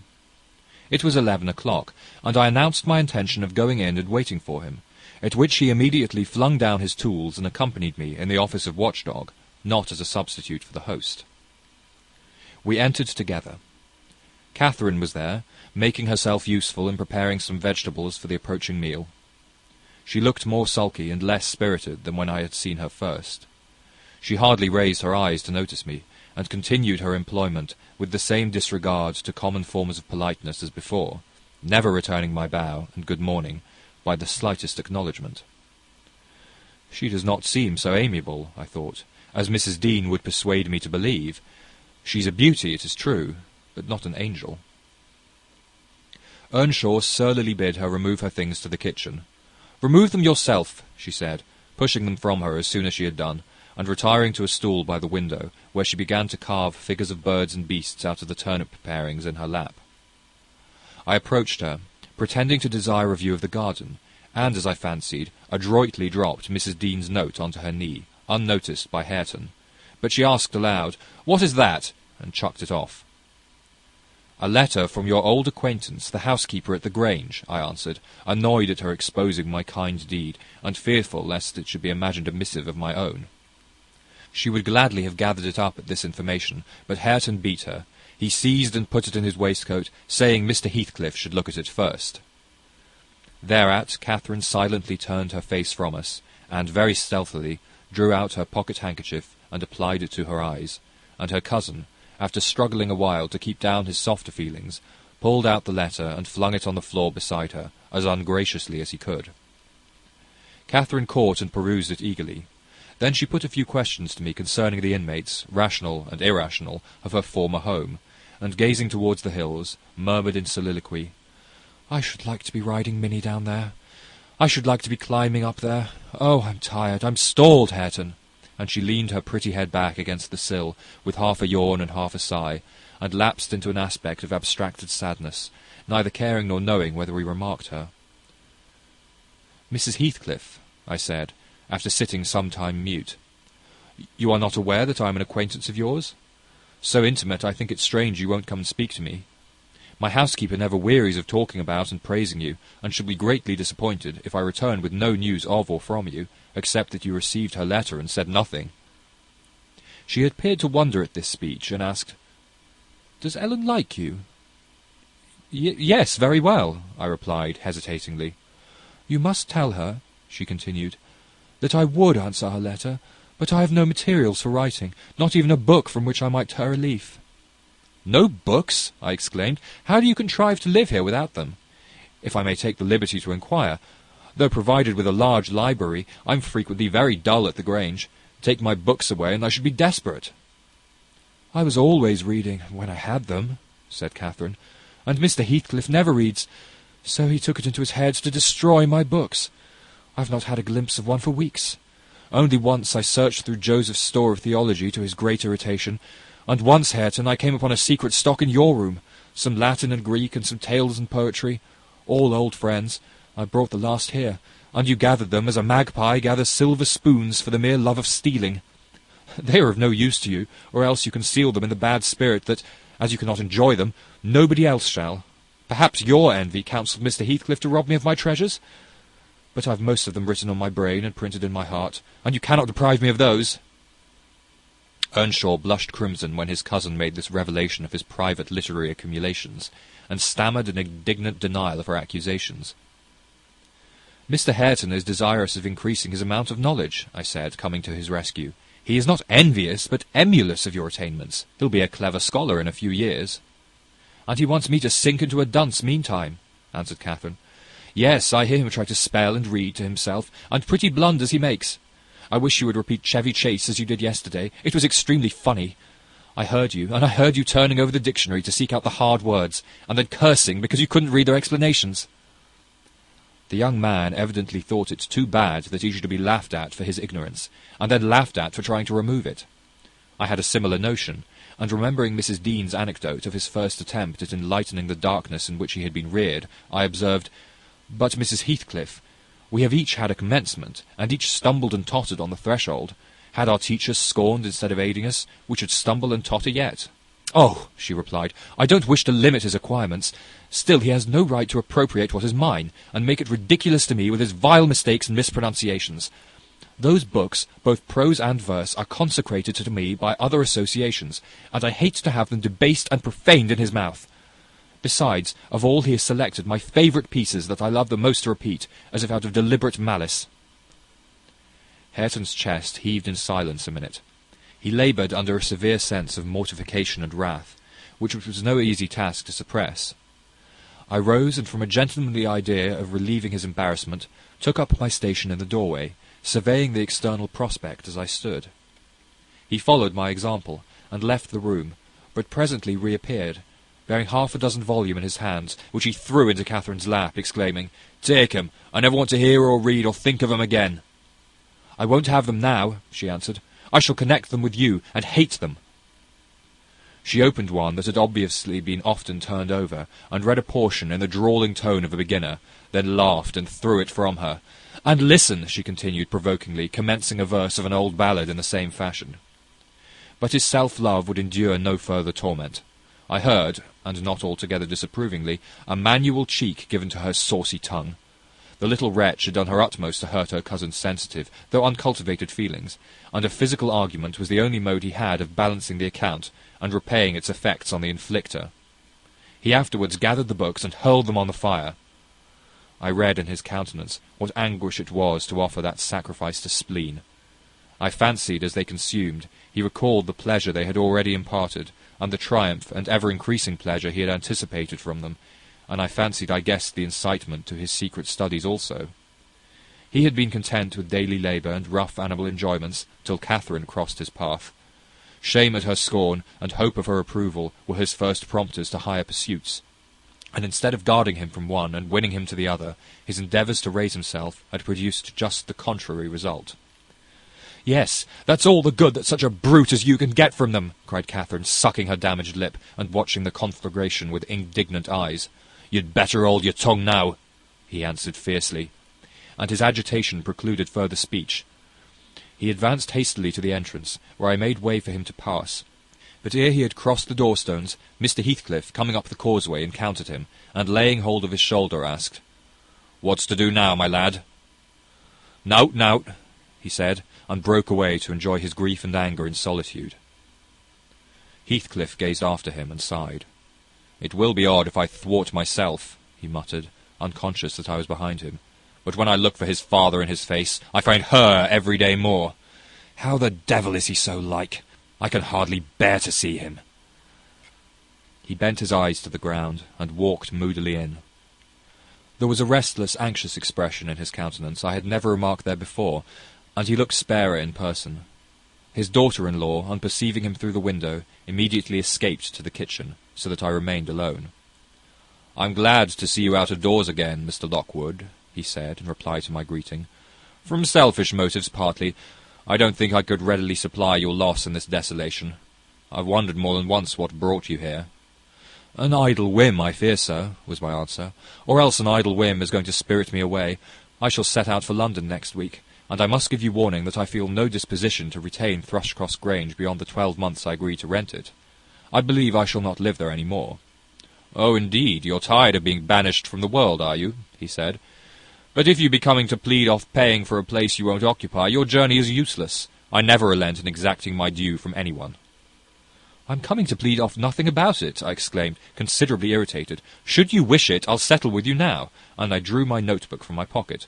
"No, no," he replied coolly. "You'll leave sufficient behind to cover your debts, if you fail to return. I'm not in such a hurry. Sit down and take your dinner with us. A guest that is safe from repeating his visit can generally be made welcome. Catherine, bring the things in. Where are you?" Catherine reappeared, bearing a tray of knives and forks.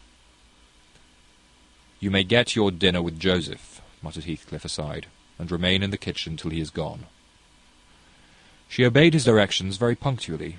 Perhaps she had no temptation to transgress. Living among clowns and misanthropists, she probably cannot appreciate a better class of people when she meets them.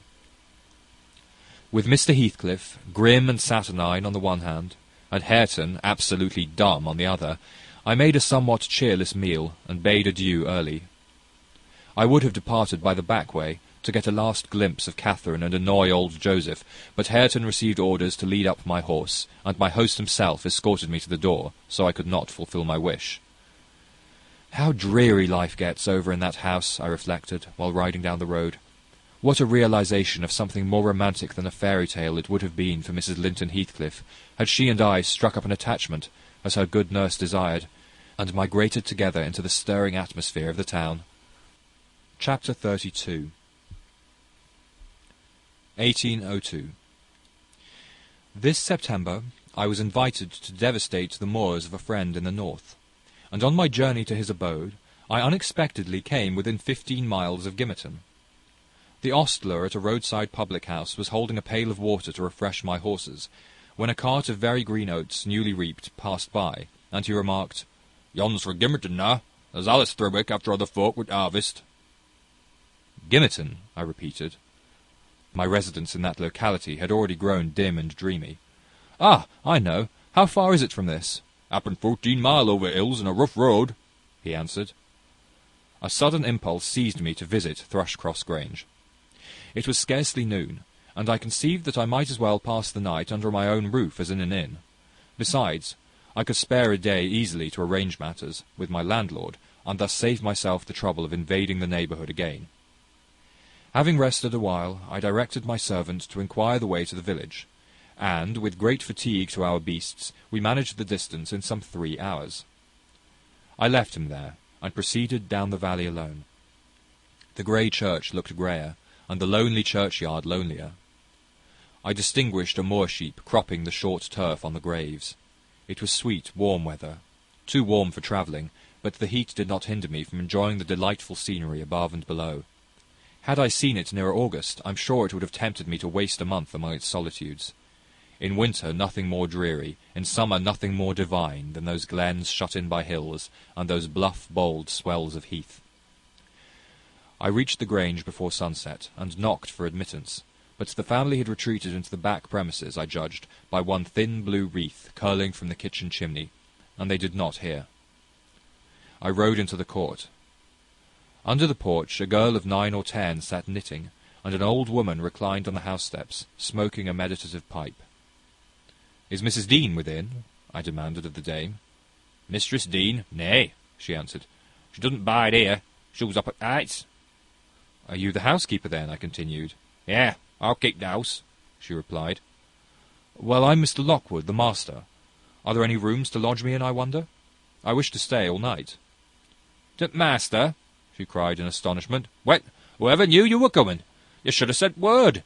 There's nowt nor the dry nor menchful about place, now there isn't." She threw down her pipe and bustled in. The girl followed, and I entered too, soon perceiving that her report was true, and moreover that I had almost upset her wits by my unwelcome apparition. I bade her to be composed.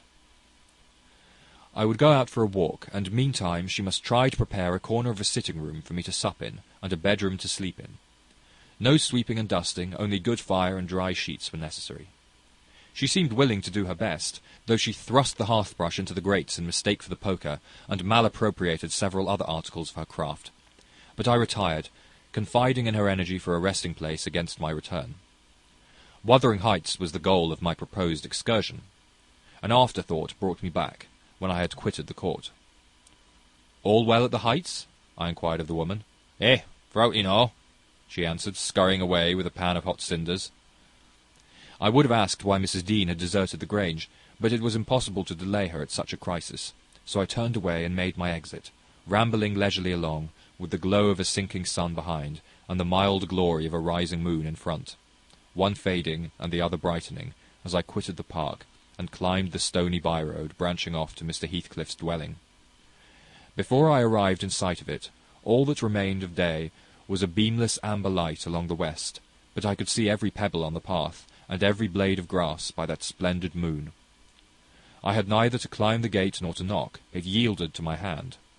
That is an improvement, I thought, and I noticed another by the aid of my nostrils, a fragrance of stocks and wallflowers wafted on the air from amongst the homely fruit trees. Both doors and lattices were open, and yet, as is usually the case in a coal district, a fine red fire illumined the chimney. The comfort which the eye derives from it renders the extra heat endurable. But the house of Wuthering Heights is so large that the inmates have plenty of space of withdrawing out of its influence, and accordingly what inmates there were had stationed themselves not far from one of the windows. I could both see them and hear them talk before I entered, and looked and listened in consequence, being moved thereto by a mingled sense of curiosity and envy that grew as I lingered. "Contrary!" said a voice as sweet as a silver bell. "That for the 3rd time, you dunce! I'm not going to tell you again. Recollect, or I'll pull your hair." "Contrary, then," answered another, in deep but softened tones. "And now kiss me for minding so well." "No, read it over first correctly, without a single mistake." The male speaker began to read. He was a young man, respectably dressed, and seated at a table, having a book before him. His handsome features glowed with pleasure, and his eyes kept impatiently wandering from the page to a small white hand over his shoulder, which recalled him by a smart slap on the cheek whenever its owner detected such signs of inattention. Its owner stood behind, her light shining ringlets blending at intervals with her brown looks, as she bent to superintend his studies, and her face, it was lucky he could not see her face, or he would never have been so steady. I could, and I bit my lip in spite at having thrown away the chance I might have had of doing something besides staring at its smiting beauty. The task was done, not free from further blunders, but the pupil claimed a reward, and received at least 5 kisses, which, however, he generously returned. They came to the door, and from their conversation I judged they were about to issue out and have a walk on the moors.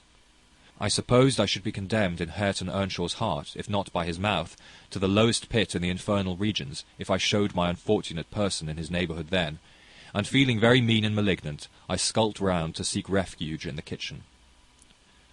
There was unobstructed admittance on that side also, and at the door sat my old friend Nelly Dean, sewing and singing a song, which was often interrupted from within by harsh words of scorn and intolerance, uttered in far from musical accents.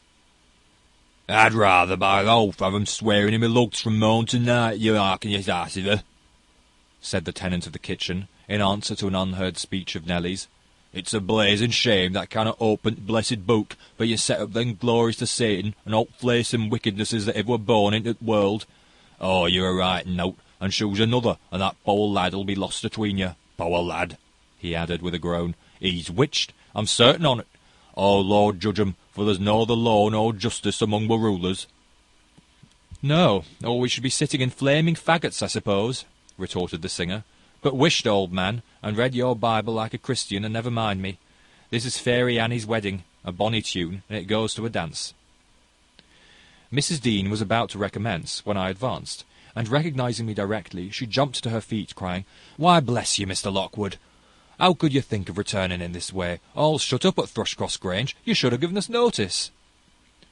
"I've arranged to be accommodated there for as long as I shall stay," I answered. "I depart again tomorrow." "And how are you transplanted here, Mrs. Dean? Tell me that." "Zillah left, and Mr. Heathcliff wished me to come soon after you went to London, and stay till you returned. But step in, pray. Have you walked from Gimmerton this evening?"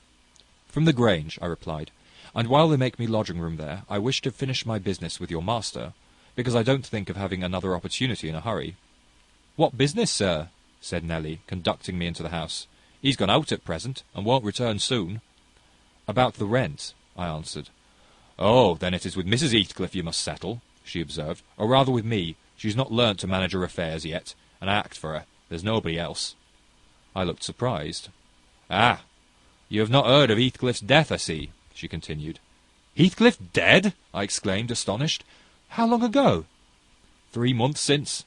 But sit down and let me take your hat. I'll tell you all about it. Stop. You have had nothing to eat, have you?" "I want nothing. I have ordered supper at home. You sit down too. I never dreamt of his dying. Let me hear how it came to pass. You say you don't expect them back for some time, the young people?" "No, I have to scold them every evening for the late rambles, but they don't care for me. At least have a drink of our old ale. It will do you good. You seem weary."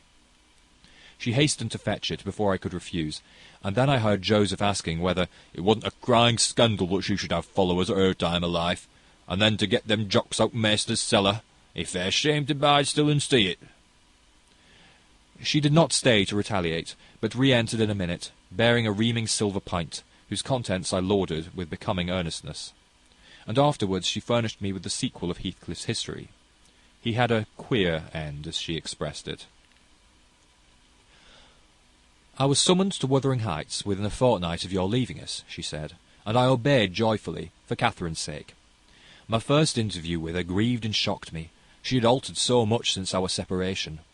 Mr. Heathcliff did not explain his reasons for taking a new mind about my coming here. He only told me he wanted me, and he was tired of seeing Catherine. I must make the little parlour my sitting-room, and keep her with me. It was enough if he were obliged to see her once or twice a day.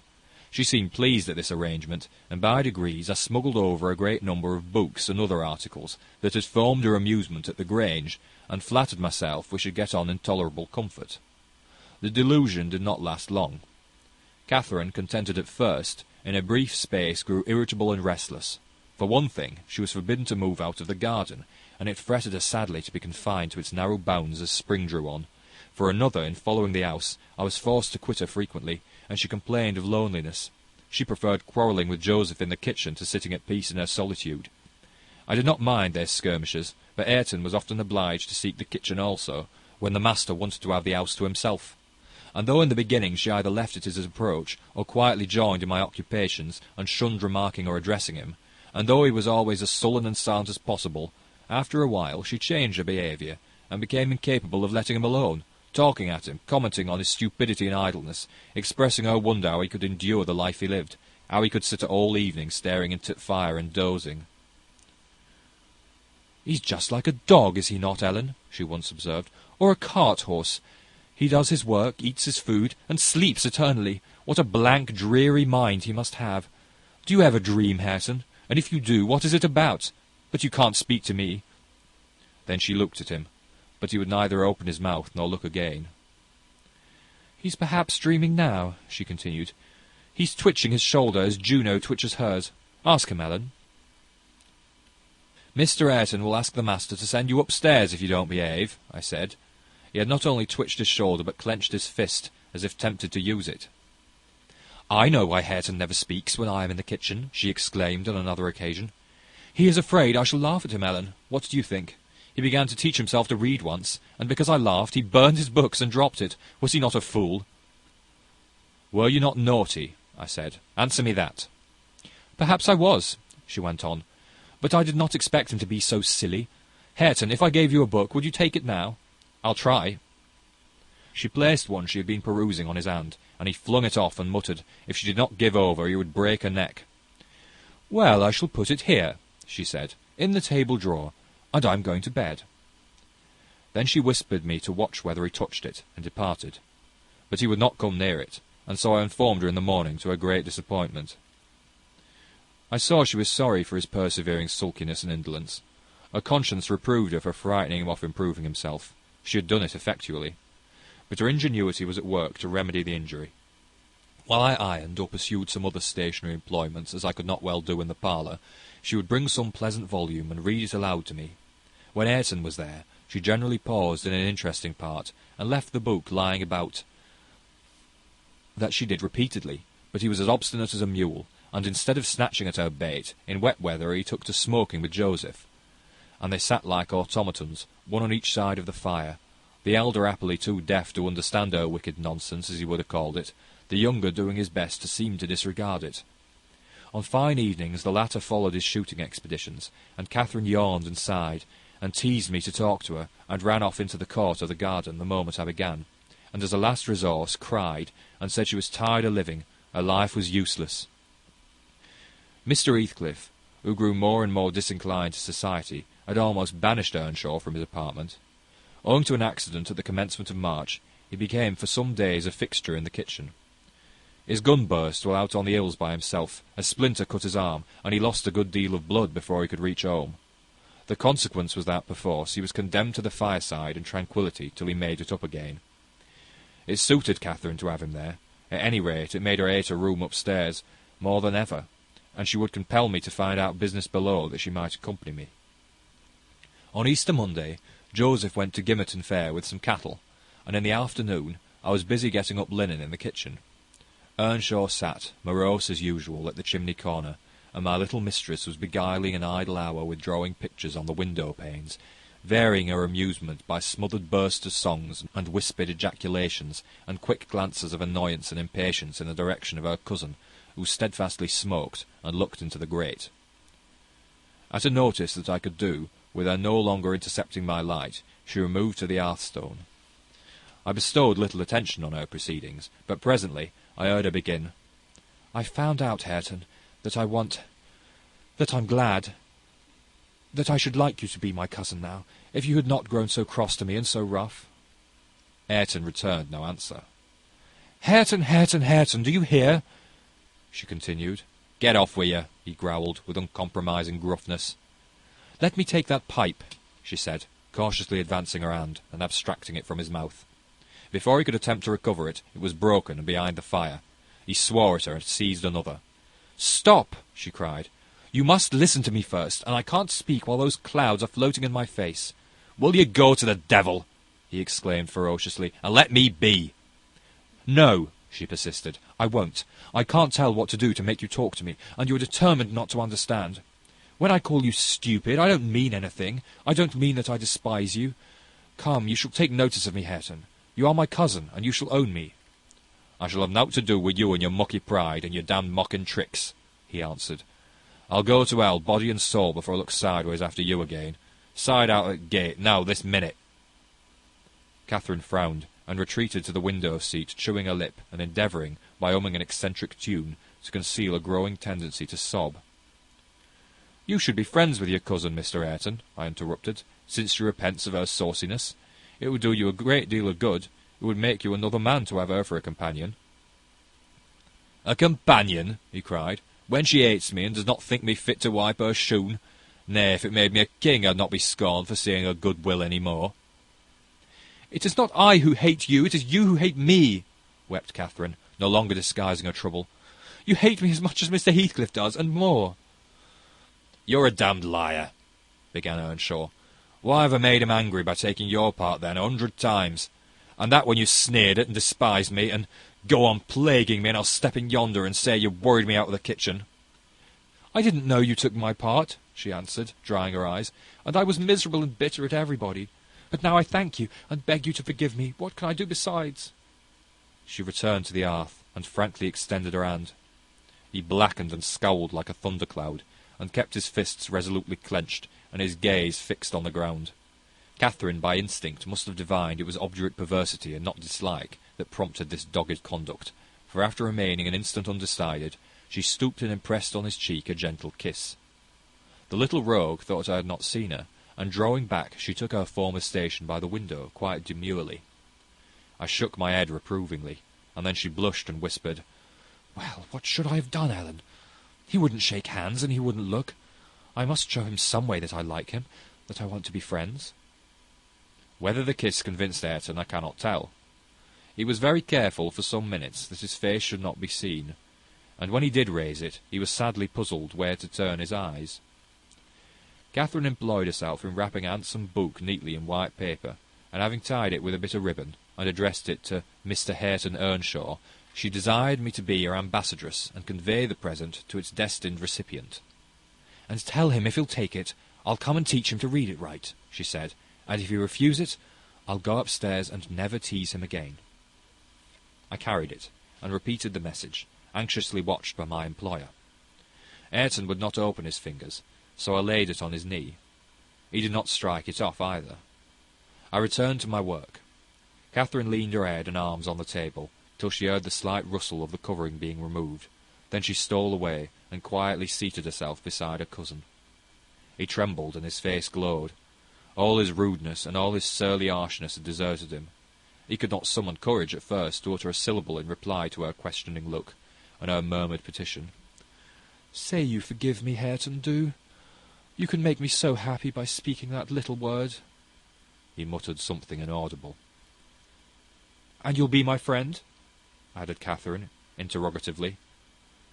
"Nay, you'll be ashamed of me every day of your life," he answered, "and the more ashamed, the more you know me, and I cannot bide it." "So you won't be my friend?"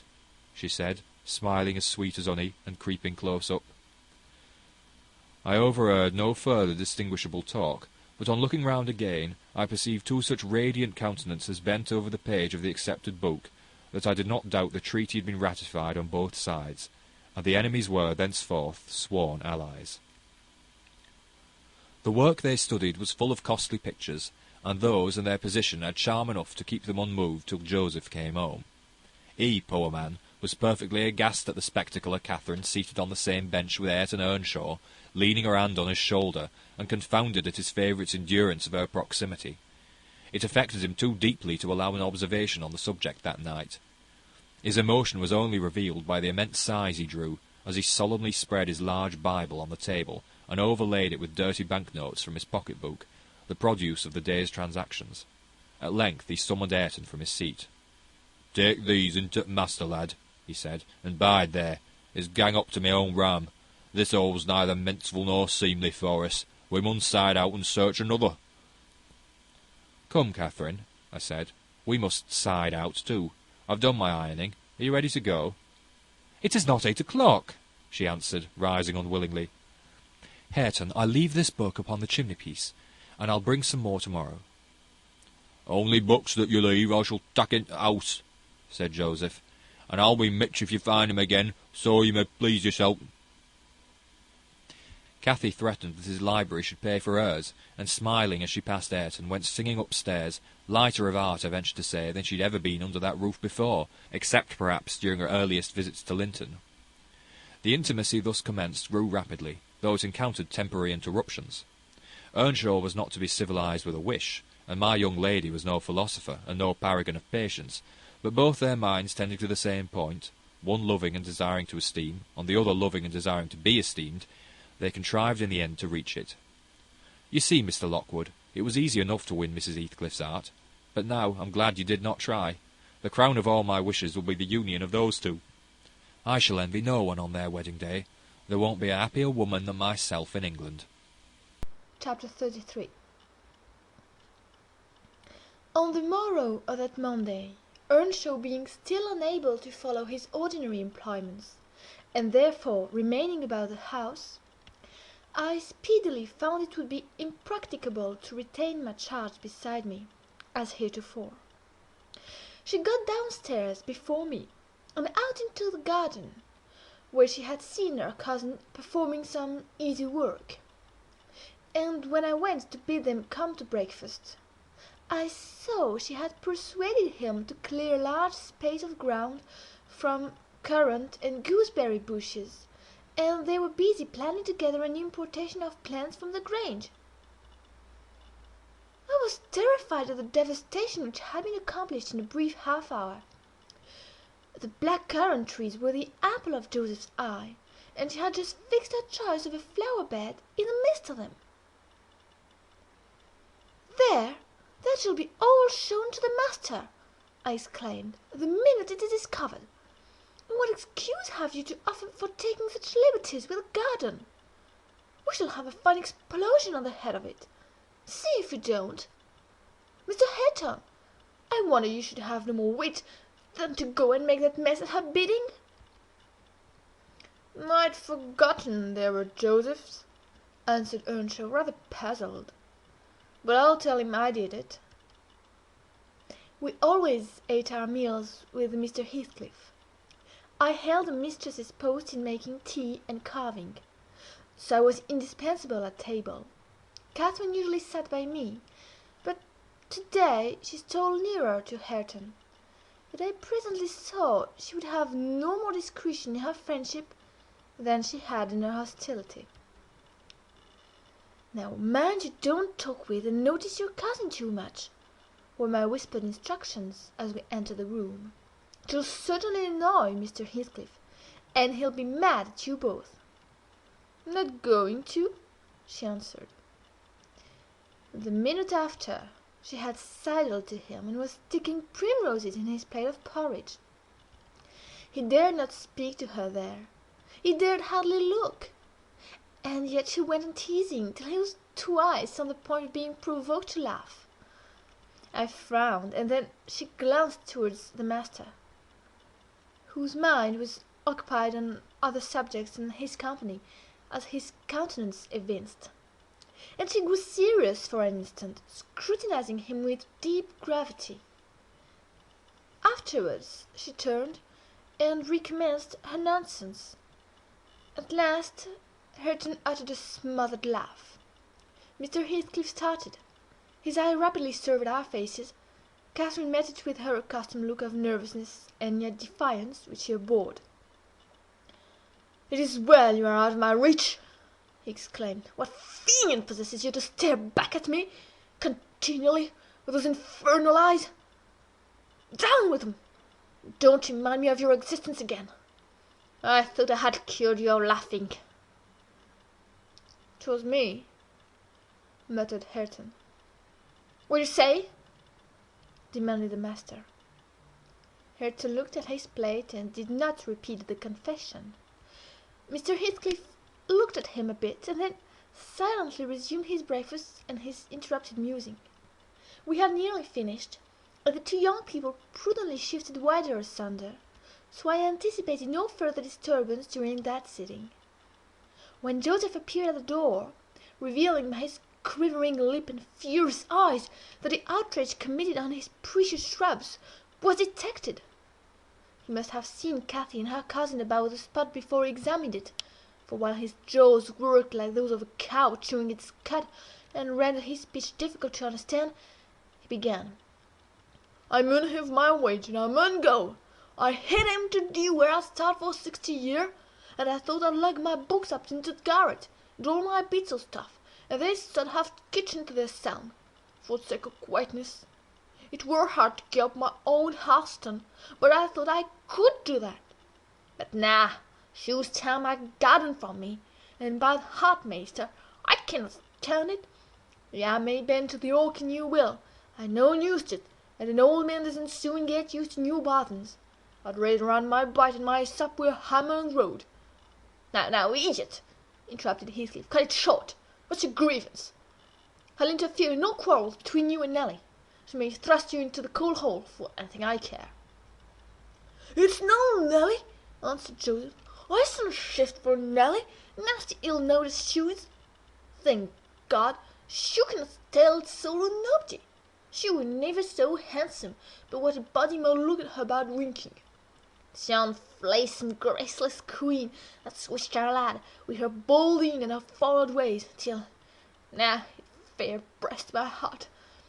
He's forgotten all I have done for him, and maiden him, and gone and riven up a whole road, grandest country his garden. And here he lamented outright, unmanned by a sense of his bitter injuries, and Earnshaw's ingratitude and dangerous condition. "With the fool drunk?" asked Mr. Heathcliff. "Hareton, is it you he's finding fault with?" "I've pulled up 2 or 3 bushes," replied the young man, "but I'm going to set 'em again." "And why have you pulled him up?" said the master. Catherine wisely put in her tongue. "We wanted to plant some flowers there," she cried. "I'm the only person to blame, for I wished him to do it." "And who the devil gave you leave to touch a stick about the place?" demanded her father-in-law, much surprised. "And who ordered you to obey her?" he added, turning to Hareton. The latter was speechless. His cousin replied, "You shouldn't grudge a few yards of earth for me to ornament, when you have taken all my land." "Your land, insolent slut! You never had any," said Heathcliff. "And my money," she continued, returning his angry glare, and meantime biting a piece of crust, the remnant of her breakfast. "Silence!" he exclaimed. "Get done, and be gone." "And Hareton's land, and his money," pursued the reckless thing. "Hareton and I are friends now, and I shall tell him all about you." The master seemed confounded a moment. He grew pale, and rose up, eyeing her all the while with an expression of mortal hate. "If you strike me, Hareton will strike you," she said, "so you may as well sit down." "If Hareton does not turn you out of the room, I'll strike him to hell!" thundered Heathcliff. "Damnable witch! Dare you pretend to rouse him against me? Off with her! Do you hear? Fling her into the kitchen! I'll kill her, Ellen Dean, if you let her come into my sight again." Hareton tried, under his breath, to persuade her to go. "Drag her away!" he cried savagely. "Are you staying to talk?" And he approached to execute his own command. "He'll not obey you, wicked man, any more," said Catherine, "and he'll soon detest you as much as I do." "Whisht, whisht!" muttered the young man reproachfully. "I will not hear you speak so to him. Have done." "But you won't let him strike me!" she cried. "Come, then," he whispered earnestly. It was too late. Heathcliff had got hold of her. "Now you go," he said to Earnshaw. "Cursed witch! This time she has provoked me when I could not bear it, and I'll make her repent it forever." He had his hand in her hair. Hareton attempted to release her looks, entreating him not to hurt her that once. Heathcliff's black eyes flashed. He seemed ready to tear Catherine in pieces, and I was just worked up to risk coming to the rescue, when of a sudden his fingers relaxed. He shifted his grasp from her head to her arm, and gazed intently in her face. Then he drew his hand over his eyes, stood a moment to collect himself apparently, and turning anew to Catherine, said, with assumed calmness, "You must learn to avoid putting me in a passion, or I shall really murder you some time. Go with Mrs. Dean, and keep with her, and confine your insolence to her ears. As to Hareton Earnshaw, if I see him listen to you, I'll send him seeking his bread where he can get it. Your love will make him an outcast and a beggar, Nelly, take her. And leave me, all of you, leave me. I led my young lady out. She was too glad of her escape to resist. The other followed, and Mr. Heathcliff had the room to himself till dinner. I had counselled Catherine to dine upstairs, but as soon as he perceived her vacant seat, he sent me to call her. He spoke to none of us, ate very little, and went out directly afterwards, intimating that he should not return before evening. The two new friends established themselves in the house during his absence, where I heard Hareton sternly check his cousin on her offering a revelation of her father-in-law's conduct to his father. He said he wouldn't suffer a word to be uttered in his disparagement. If he were the devil, it didn't signify. He would stand by him, and he'd rather she would abuse himself as she used to than begin on Mr. Heathcliff.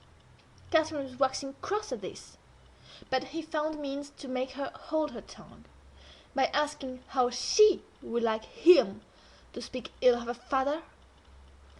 Then he comprehended that Earnshaw took the master's reputation home to himself, and was attached by ties stronger than reason could break, chains forged by habit, which it would be cruel to attempt to loosen.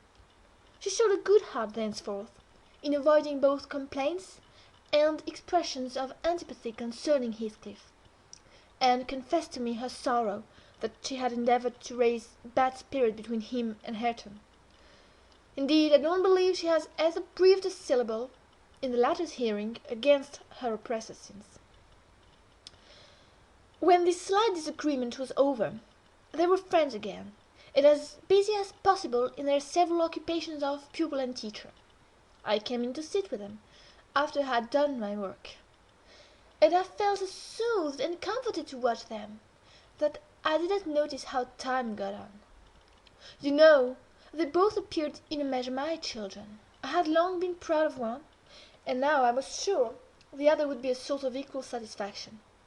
His honest, warm, and intelligent nature shook off rapidly the clouds of ignorance and degradation in which it had been bred, and Catherine's sincere recommendations acted as a spur to his industry.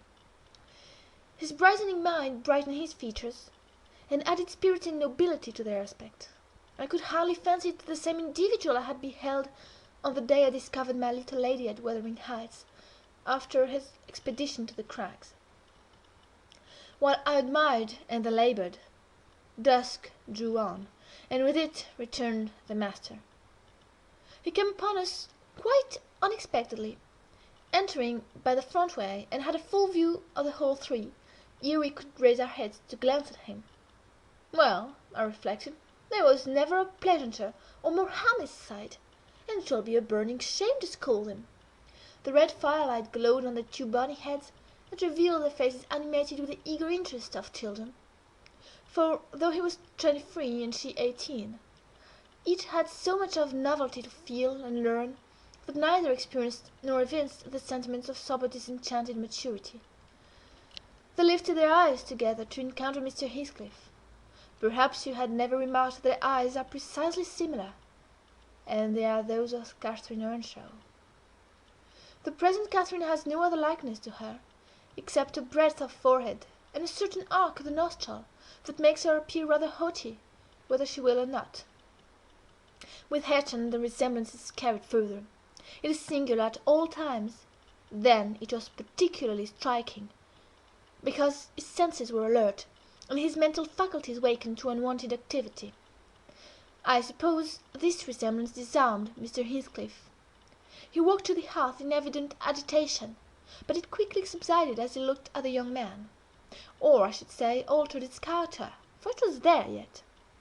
He took the book from his hand, and glanced at the open page, then returned it without any observation, merely signing Catherine away.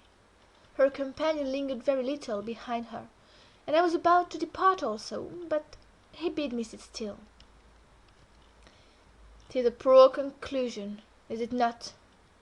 he observed, having brooded a while on the scene he had just witnessed. "An absurd termination to my violent exertions.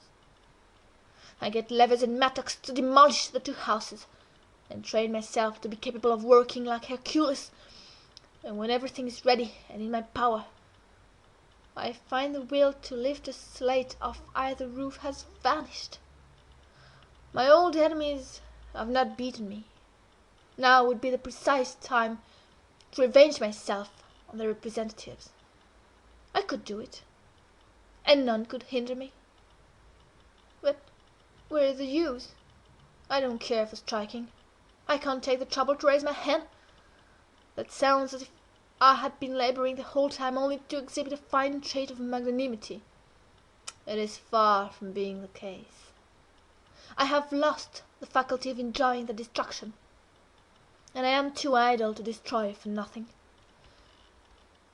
Nelly, there is a strange change approaching.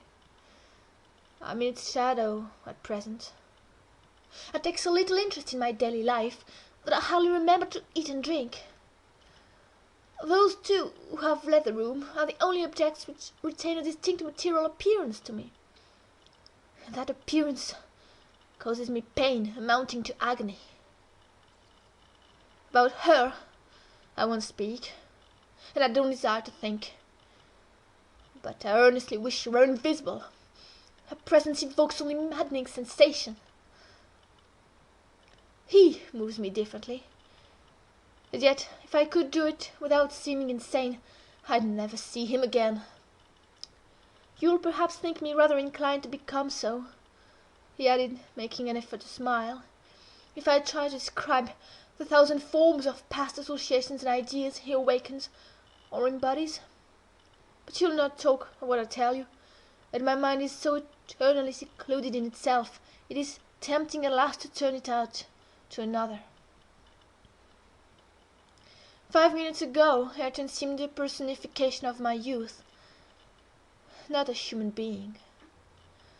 I felt to him in such a variety of ways that it would have been impossible to have accosted him rationally. In the first place, his startling likeness to Catherine connected him fearfully with her.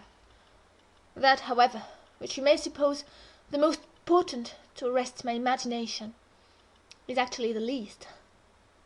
For what is not connected with her to me? What does not recall her? I cannot look down to this floor, but her features are shaped in the flags, in every cloud, in every tree, filling the air at night, and caught by glimpses in every object by day. I am surrounded with her image. The most ordinary faces of men and women, my own features, mock me with a resemblance. The entire world is a dreadful collection of memoranda that she did exist, and that I have lost her. Well, Ayrton's aspect was the ghost of my immortal love, of my wild endeavours to hold my right, my degradation, my pride, my happiness, and my anguish. But it is friends to repeat these thoughts to you, only it will let you know why, with the reluctance to be always alone, his society is no benefit, rather an aggravation of the constant torment I suffer, and it partly contributes to render me regardless how he and his cousin go on together. I can give them no attention any more. But what do you mean by changed, Mr. Heathcliff? I said, alarmed at his manner, though he was neither in danger of losing his senses, nor dying, according to my judgment. He was quite strong and healthy, and as to his reason, from childhood he had a delight in dwelling on dark things and entertaining odd fancies. He might have had a monomania on the subject of his departed idol, but on every other point his wits were as sound as mine. I shall not know that till it comes, he said. I am only half conscious of it now. You have no feeling of illness, have you? I asked. No, Nelly, I have not, he answered. Then you are not afraid of death? I pursued. Afraid?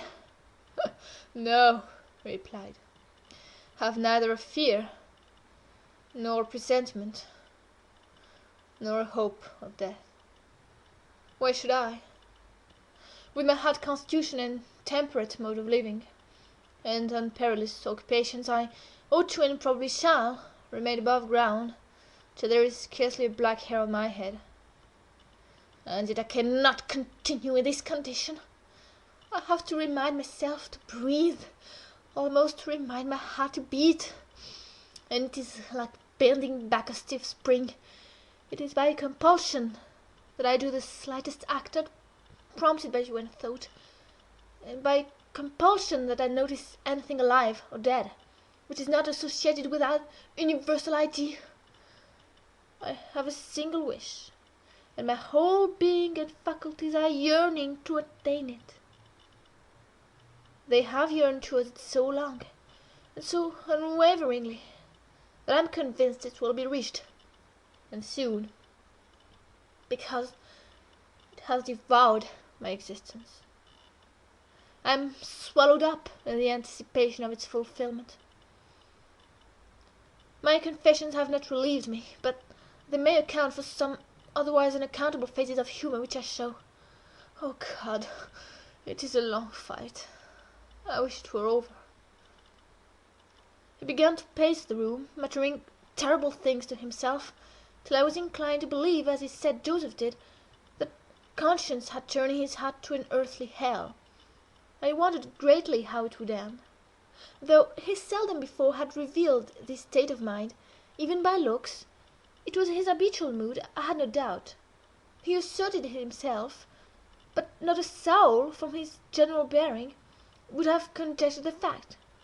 You did not when you saw him, Mr. Lockwood, and at the period of which I speak, he was just the same as then, only fonder of continued solitude, and perhaps still more laconic in company.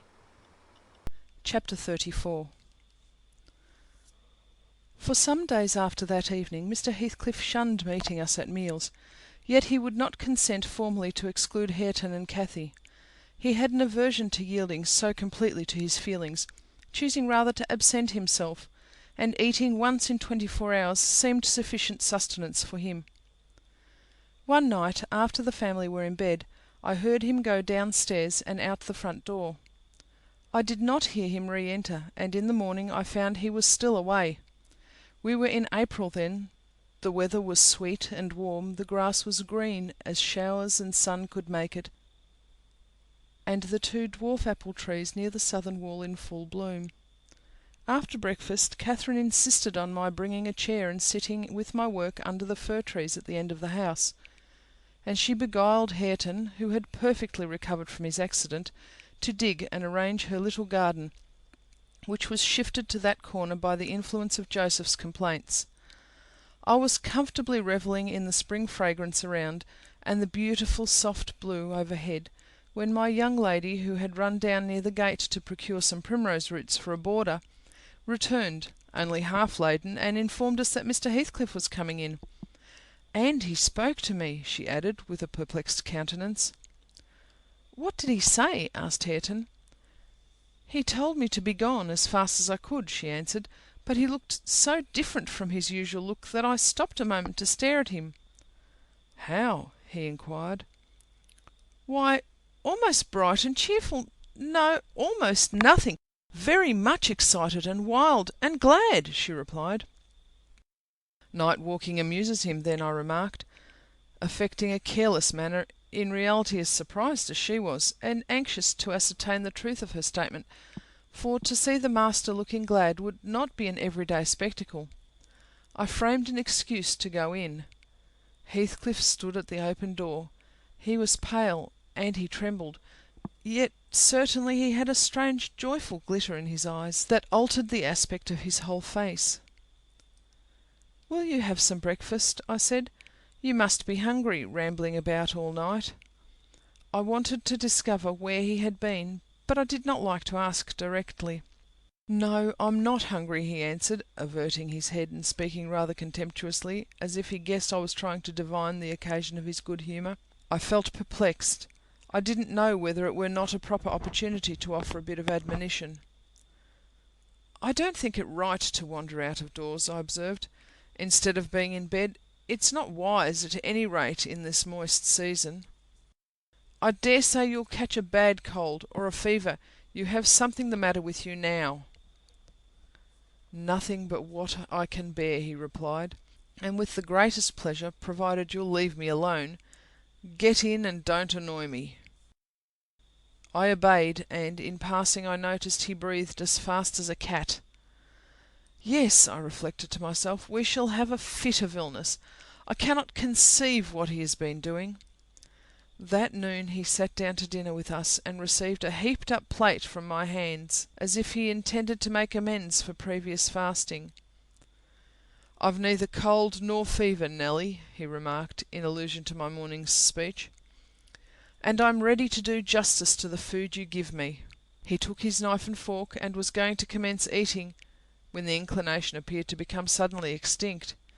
He laid them on the table, looked eagerly toward the window, then rose and went out. We saw him walking to and fro in the garden while we concluded our meal, and Earnshaw said he'd go and ask why he would not dine. He thought we had grieved him in some way.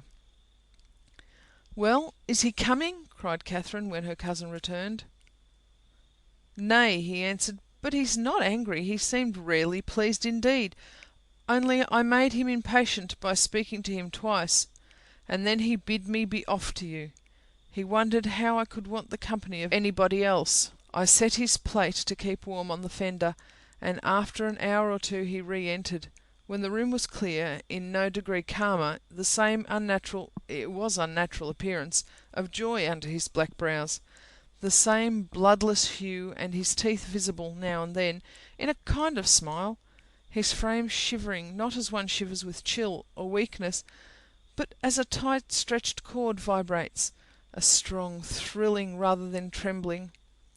I will ask what is the matter, I thought, or who should, and I exclaimed, "Have you heard any good news, Mr. Heathcliff? You look uncommonly animated." "Where should good news come from to me?" he said. "I'm animated with hunger, and seemingly I must not eat." "Your dinner is here," I returned. "Why won't you get it?" "I don't want it now," he muttered hastily. "I'll wait till supper. And Nelly, once and for all, let me beg you to warn Hareton and the others away from me. I wish to be troubled by nobody. I wish to have this place to myself." "Is there some new reason for this banishment?" I inquired. "Tell me why you are so queer, Mr. Heathcliff. Where were you last night? I'm not putting the question through idle curiosity, but—" "You are putting the question through very idle curiosity," he interrupted with a laugh. "Yet I'll answer it. Last night I was on the threshold of hell. Today I am within sight of my heaven. I have my eyes on it, hardly 3 feet to sever me. And now you'd better go. You'll neither see nor hear anything to frighten you if you refrain from prying." Having swept the hearth and wiped the table, I departed, more perplexed than ever. He did not quit the house again that afternoon, and no one intruded on his solitude till, at 8 o'clock, I deemed it proper, though unsummoned, to carry a candle and his supper to him. He was leaning against the ledge of an open lattice, but not looking out. His face was turned to the interior gloom. The fire had smouldered to ashes. The room was filled with the damp, mild air of the cloudy evening, and so still that only the murmur of the beck down Gimmerton was distinguishable, but its ripples and its gurgling over the pebbles or through the large stones which it could not cover. I uttered an ejaculation of discontent at seeing the dismal grate, and commenced shutting the casements, one after another, till I came to his. "Must I close this?" I asked, in order to rouse him, for he would not stir. The light flashed on his features as I spoke. Oh, Mr. Lockwood, I cannot express what a terrible start I got by the momentary view. Those deep black eyes, that smile and ghastly paleness. It appeared to me, not Mr. Heathcliff, but a goblin, and in my terror I let the candle bend towards the wall, and it left me in darkness. "Yes, close it," he replied, in his familiar voice. "There, that is pure awkwardness. Why did you hold the candle horizontally? Be quick and bring another." I hurried out in a foolish state of dread, and said to Joseph, "The master wishes you to take him a light and rekindle the fire," for I dared not go in myself again just then. Joseph rattled some fire into the shovel and went in, but he brought it back immediately with the supper tray in his other hand, explaining that Mr. Heathcliff was going to bed and wanted nothing to eat till morning. We heard him mount the stairs directly. He did not proceed to his ordinary chamber, but turned into that with the panelled bed. Its window, as I mentioned before, is wide enough for anybody to get through, and it struck me that he plotted another midnight excursion, of which he had rather we had no suspicion. Is he a ghoul or a vampire? I mused. I had read of such hideous incarnate demons, and then I set myself to reflect how I had tended to him in infancy, and watched him grow to youth, and followed him almost throughout his whole course, and what absurd nonsense it was to yield to that sense of horror. But where did he come from, the little dark thing harboured by a good man to his bane? Muttered superstition as I dozed into unconsciousness. And I began, half dreaming, to weary myself with imagining some fit parentage for him, and repeating my waking meditations. I tracked his existence over again, with grim variations, at last picturing his death and funeral, of which all I can remember is being exceedingly vexed at having the task of dictating and inscribing for his monument, and consulting the sexton about it. And, as he had no surname and we could not tell his age, we were obliged to content ourselves with the single word, Heathcliff. That came true. We were. If you enter the kirkyard, you'll read on his headstone only that, and the date of his death. Dawn restored me to common sense. I rose and went into the garden as soon as I could see, to ascertain if there were any footmarks under his window. There were none. He has stayed at home, I thought, and he'll be all right today. I prepared breakfast for the household, as was my usual custom, but told Hareton and Cathy to get theirs ere the master came down, for he lay late.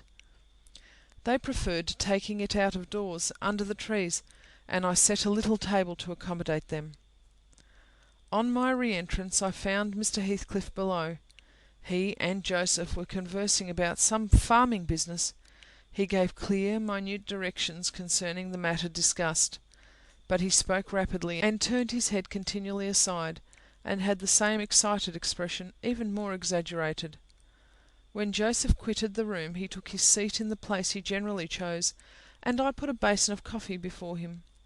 He drew it nearer, and then rested his arms on the table, and looked at the opposite wall, as I supposed surveying one particular portion, up and down with glittering, restless eyes, and with such eager interest that he stopped breathing during half a minute together. "Come now," I exclaimed, pushing some bread against his hand. "Eat and drink that while it's hot. It has been waiting near an hour." He didn't notice me, and yet he smiled. I'd rather have seen him gnash his teeth than smile so. "Mr. Heathcliff! Master!" I cried. "Don't for God's sake stare as if you saw an unearthly vision." "Don't for God's sake shout so loud," he replied. "Turn round and tell me, are we by ourselves?" "Of course," was my answer. "Of course we are." Still I involuntarily obeyed him, as if I was not quite sure. With a sweep of his hand he cleared a vacant space in front among the breakfast things, and leaned forward to gaze more at his ease. Now I perceived he was not looking at the wall, for when I regarded him alone, it seemed exactly that he gazed at something within 2 yards' distance, and whatever it was, it communicated apparently both pleasure and pain in exquisite extremes. At least the anguished yet raptured expression of his countenance suggested that idea. The fancied object was not fixed either. His eyes pursued it with the unwearied diligence, and even in speaking to me were never weaned away. I vainly reminded him of his protracted abstinences from food. If he stirred to touch anything in compliance with my entreaties, if he stretched a hand out to get a piece of bread, his fingers clenched before they reached it, and remained on the table, forgetful of their aim. I sat, a model of patience, trying to attract his absorbed attention from its engrossing speculation, till he grew irritable and got up, asking why I would not allow him to have his own time in taking his meals, and saying that on the next occasion I needn't wait, I might set things down and go. Having uttered these words, he left the house, slowly sauntered down the garden path, and disappeared through the gate. The hours crept anxiously by. Another evening came. I did not retire to rest till late, and when I did I could not sleep. He returned after midnight, and instead of going to bed, shut himself into the room beneath. I listened and tossed about, and finally dressed and descended. It was too irksome to lie there, harassing my brain with 100 idle misgivings. I distinguished Mr. Heathcliff's step, restlessly measuring the floor, and he frequently broke the silence by a deep inspiration resembling a groan. He muttered detached words also. The only one I could catch was the name of Catherine, coupled with some wild terms of endearment or suffering, and spoken as one would speak to a person present, low and earnest, and wrung from the depth of his soul. I had not courage to walk straight into the apartment, but I desired to divert him from his reverie, and therefore fell foul of the kitchen fire, stirred it, and began to scrape the cinders. It drew him forth sooner than I expected. He opened the door immediately, and said, "Nelly, come here. Is it morning? Come in with your light." "It is striking 4," I answered. "You want candles to take upstairs? You might have lit one at this fire." "No, I don't wish to go upstairs," he said. "Come in and kindle me a fire, and do anything there is to do about the room." "I must blow the coals red first, before I can carry any," I replied, getting a chair on the bellows. He roamed to and fro, meantime, in a state approaching distraction. His heavy sighs succeeded each other so thick as to leave no space for common breathing between. "When day breaks I'll send for Green," he said. "I wish to make some legal inquiries of him while I can bestow a thought on those matters, and while I can act calmly. I have not written my will yet, and how to leave my property I cannot determine. I wish I could annihilate it from the face of the earth." "I would not talk so, Mr. Heathcliff," I interposed. "Let your will be a while. You'll be spared to repent of your many injustices yet. I never expected that your nerves would be disordered.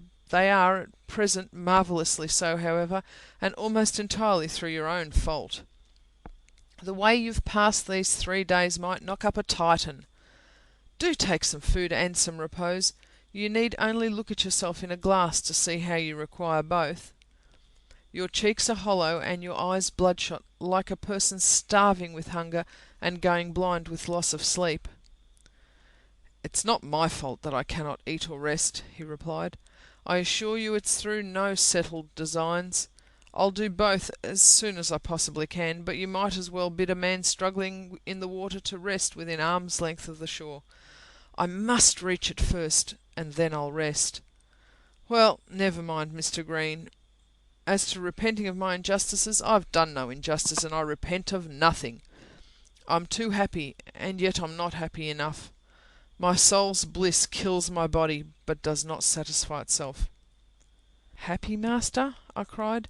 "Strange happiness! If you would hear me without being angry, I might offer some advice that would make you happier." "What is that?" he asked. "Give it." "You are aware, Mr. Heathcliff," I said, "that from the time you were 13 years old you have lived a selfish, unchristian life, and probably hardly had a Bible in your hands during all that period. You must have forgotten the contents of the book, and you may not have space to search it now. Could it be hurtful to send for someone, some minister of any denomination, it does not matter which, to explain it and show you how very far you have erred from its precepts, and how unfit you will be for its heaven unless a change takes place before you die?" "I'm rather obliged than angry, Nelly," he said, "for you remind me of the manner in which I desire to be buried. It is to be carried into the churchyard in the evening. You and Hareton may, if you please, accompany me, and mind particularly to notice that the sexton obeys my directions concerning the 2 coffins. No minister need come, nor need anything be said over me. I tell you I have nearly attained my heaven, and that of others is altogether unvalued and uncovered by me." "And supposing you persevered in your obstinate fast, and died by that means, and they refused to bury you in the precincts of the kirk," I said, shocked at his godless indifference, "how would you like it?" "They won't do that," he replied. "If they did, you must have me removed secretly, and if you neglect it you shall prove practically that the dead are not annihilated." As soon as he heard the other members of the family stirring, he retired to his den, and I breathed freer. But in the afternoon, while Joseph and Hareton were at their work, He came into the kitchen again, and, with a wild look, bid me come and sit in the house. He wanted somebody with him. I declined, telling him plainly that his strange talk and manner frightened me, and I had neither the nerve nor the will to be his companion alone. "I believe you think me a fiend," he said, with his dismal laugh. "Something too horrible to live under a decent roof." Then, turning to Catherine, who was there, and who drew behind me at his approach, he added, half sneeringly, "Will you come, Chuck? I'll not hurt you. No, I've made myself worse than the devil. Well, there is one who won't shrink from my company. By God, she's relentless. Oh, damn it, it's unutterably too much for flesh and blood to bear, even mine." He solicited the society of no one more. At dusk he went into his chamber. Through the whole night and far into the morning we heard him groaning and murmuring to himself. Hareton was anxious to enter, but I bid him fetch Mr. Kenneth, and he should go in and see him. When he came and I requested admittance and tried to open the door, I found it locked, and Heathcliff bid us be damned. He was better and would be left alone, so the doctor went away. The following evening was very wet. Indeed, it poured down till day dawn, and as I took my morning walk around the house, I observed the master's window swinging open, and the rain driving straight in. He cannot be in bed, I thought. Those showers would drench him through. He must either be up or out. But I'll make no more ado, I'll go boldly and look. Having succeeded in obtaining entrance with another key, I ran to unclose the panels, for the chamber was vacant, and quickly pushing them aside, I peeped in.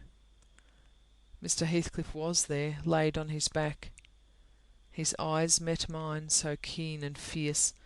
I started, and then he seemed to smile. I could not think him dead, but his face and throat were washed with rain, the bedclothes dripped, and he was perfectly still. The lattice, flapping to and fro, had grazed one hand that rested on the sill. No blood trickled from the broken skin, and when I put my fingers to it, I could doubt no more. He was dead and stark. I hasped the window. I combed his black, long hair from his forehead. I tried to close his eyes, to extinguish, if possible, that frightful, lifelike gaze of exultation before anyone else beheld it. They would not shut. They seemed to sneer at my attempts, and his parted lips and sharp teeth sneered too. Taken with another fit of cowardice, I cried out for Joseph. Joseph shuffled up and made a noise, but resolutely refused to meddle with him. "The devil's harried off his soul," he cried, "and he may have his carcass into the bargain, for aught I care. Ech, what a wicked un he looks, grinning at death!" And the old sinner grinned in mockery. I thought he intended to cut a caper around the bed, but suddenly composing himself, he fell on his knees, and raised his hands and returned thanks that the lawful master and the ancient stock were restored to their rights. I felt stunned by the awful event, and my memory unavoidably returned to former times with a sort of oppressive sadness. But poor Hareton, the most wronged, was the only one who really suffered much. He sat by the corpse all night, weeping in bitter earnest. He pressed its hand, and kissed the sarcastic, savage face that everyone else shrank from contemplating, and bemoaning him with that strong grief which springs naturally from a generous heart, though it be tough as tempered steel. Mr. Kenneth was perplexed to pronounce of what disorder the master died. I concealed the fact of his having swallowed nothing for 4 days, fearing it might lead to trouble, and then, I am persuaded, he did not abstain on purpose. It was the consequence of this strange illness, not the cause. We buried him, to the scandal of the whole neighbourhood, as he wished. Earnshaw and I, the sexton, and 6 men to carry the coffin, comprehended the whole attendance. The 6 men departed when they had let it down into the grave. We stayed to see it covered. Hareton, with a streaming face, dug green sods and laid them over the brown mould itself. At present it is as smooth and verdant as its companion mounds, and I hope its tenant sleeps as soundly. but the country folks, if you ask them, would swear on the Bible that he walks. There are those who speak to having met him near the church, and on the moor, and even within this house. Idle tales, you'll say, and so say I. Yet that old man by the kitchen fire affirms he has seen two on 'em looking out his chamber window on every rainy night since his death. And an odd thing happened to me about a month ago. I was going to the Grange one evening, a dark evening, threatening thunder, and just at the turn of the heights I encountered a little boy with a sheep and 2 lambs before him. He was crying terribly, and I supposed the lambs were skittish and would not be guided. "What's the matter, my little man?" I asked. "There's Heathcliff and a woman yonder under Nab," he blubbered, "and I darn't pass 'em." I saw nothing, but neither the sheep nor he would go on, so I bid him take the road lower down. He probably raised the phantoms from thinking, as he traversed the moors alone, on the nonsense he had heard his parents and companions repeat. Yet, still, I don't like being out in the dark now, and I don't like being left by myself in this grim house. I cannot help it. I shall be glad when they leave it and shift to the Grange. "They are going to the Grange, then?" I said. "Yes," answered Mrs. Dean, "as soon as they are married, and that will be on New Year's Day." "And who will live here, then?" "Why, Joseph will take care of the house, and perhaps a lad to keep him company. They will live in the kitchen, and the rest will be shut up." "For the use of such ghosts as choose to inhabit it," I observed. "No, Mr. Lockwood," said Nelly, shaking her head. "I believe the dead are at peace, but it's not right to speak of them with levity." At that moment the garden gate swung to. The ramblers were returning. "They are afraid of nothing," I grumbled, watching their approach through the window. "Together they would brave Satan and all his legions." As they stepped onto the door-stones and halted to take a last look at the moon, or more correctly at each other by her light, I felt irresistibly impelled to escape them again, and, pressing a remembrance into the hand of Mrs. Dean and disregarding her expostulations at my rudeness, I vanished through the kitchen as they opened the house door, and so should have confirmed Joseph in his opinion of his fellow servants' gay indiscretions, had he not fortunately recognised me for a respectable character by the sweet ring of a sovereign at his feet. My walk home was lengthened by a diversion in the direction of the kirk. When beneath its walls I perceived decay had made progress, even in 7 months. Many a window showed black gaps deprived of glass, and slates jutted off here and there beyond the right line of the roof, to be gradually worked off in coming autumn storms. I sought, and soon discovered, the 3 headstones on the slope next the moor. On the middle one, grey and half buried in the heath, Edgar Linton's only harmonised by the turf and moss creeping up its foot, Heathcliff's still bare. I lingered around them under that benign sky, watched the moths fluttering amongst the heath and harebells, listened to the soft wind breathing through the grass, and wondered how anyone could ever imagine unquiet slumbers for the sleepers in that quiet earth. End of chapter 34. End of Wuthering Heights by Emily Brontë.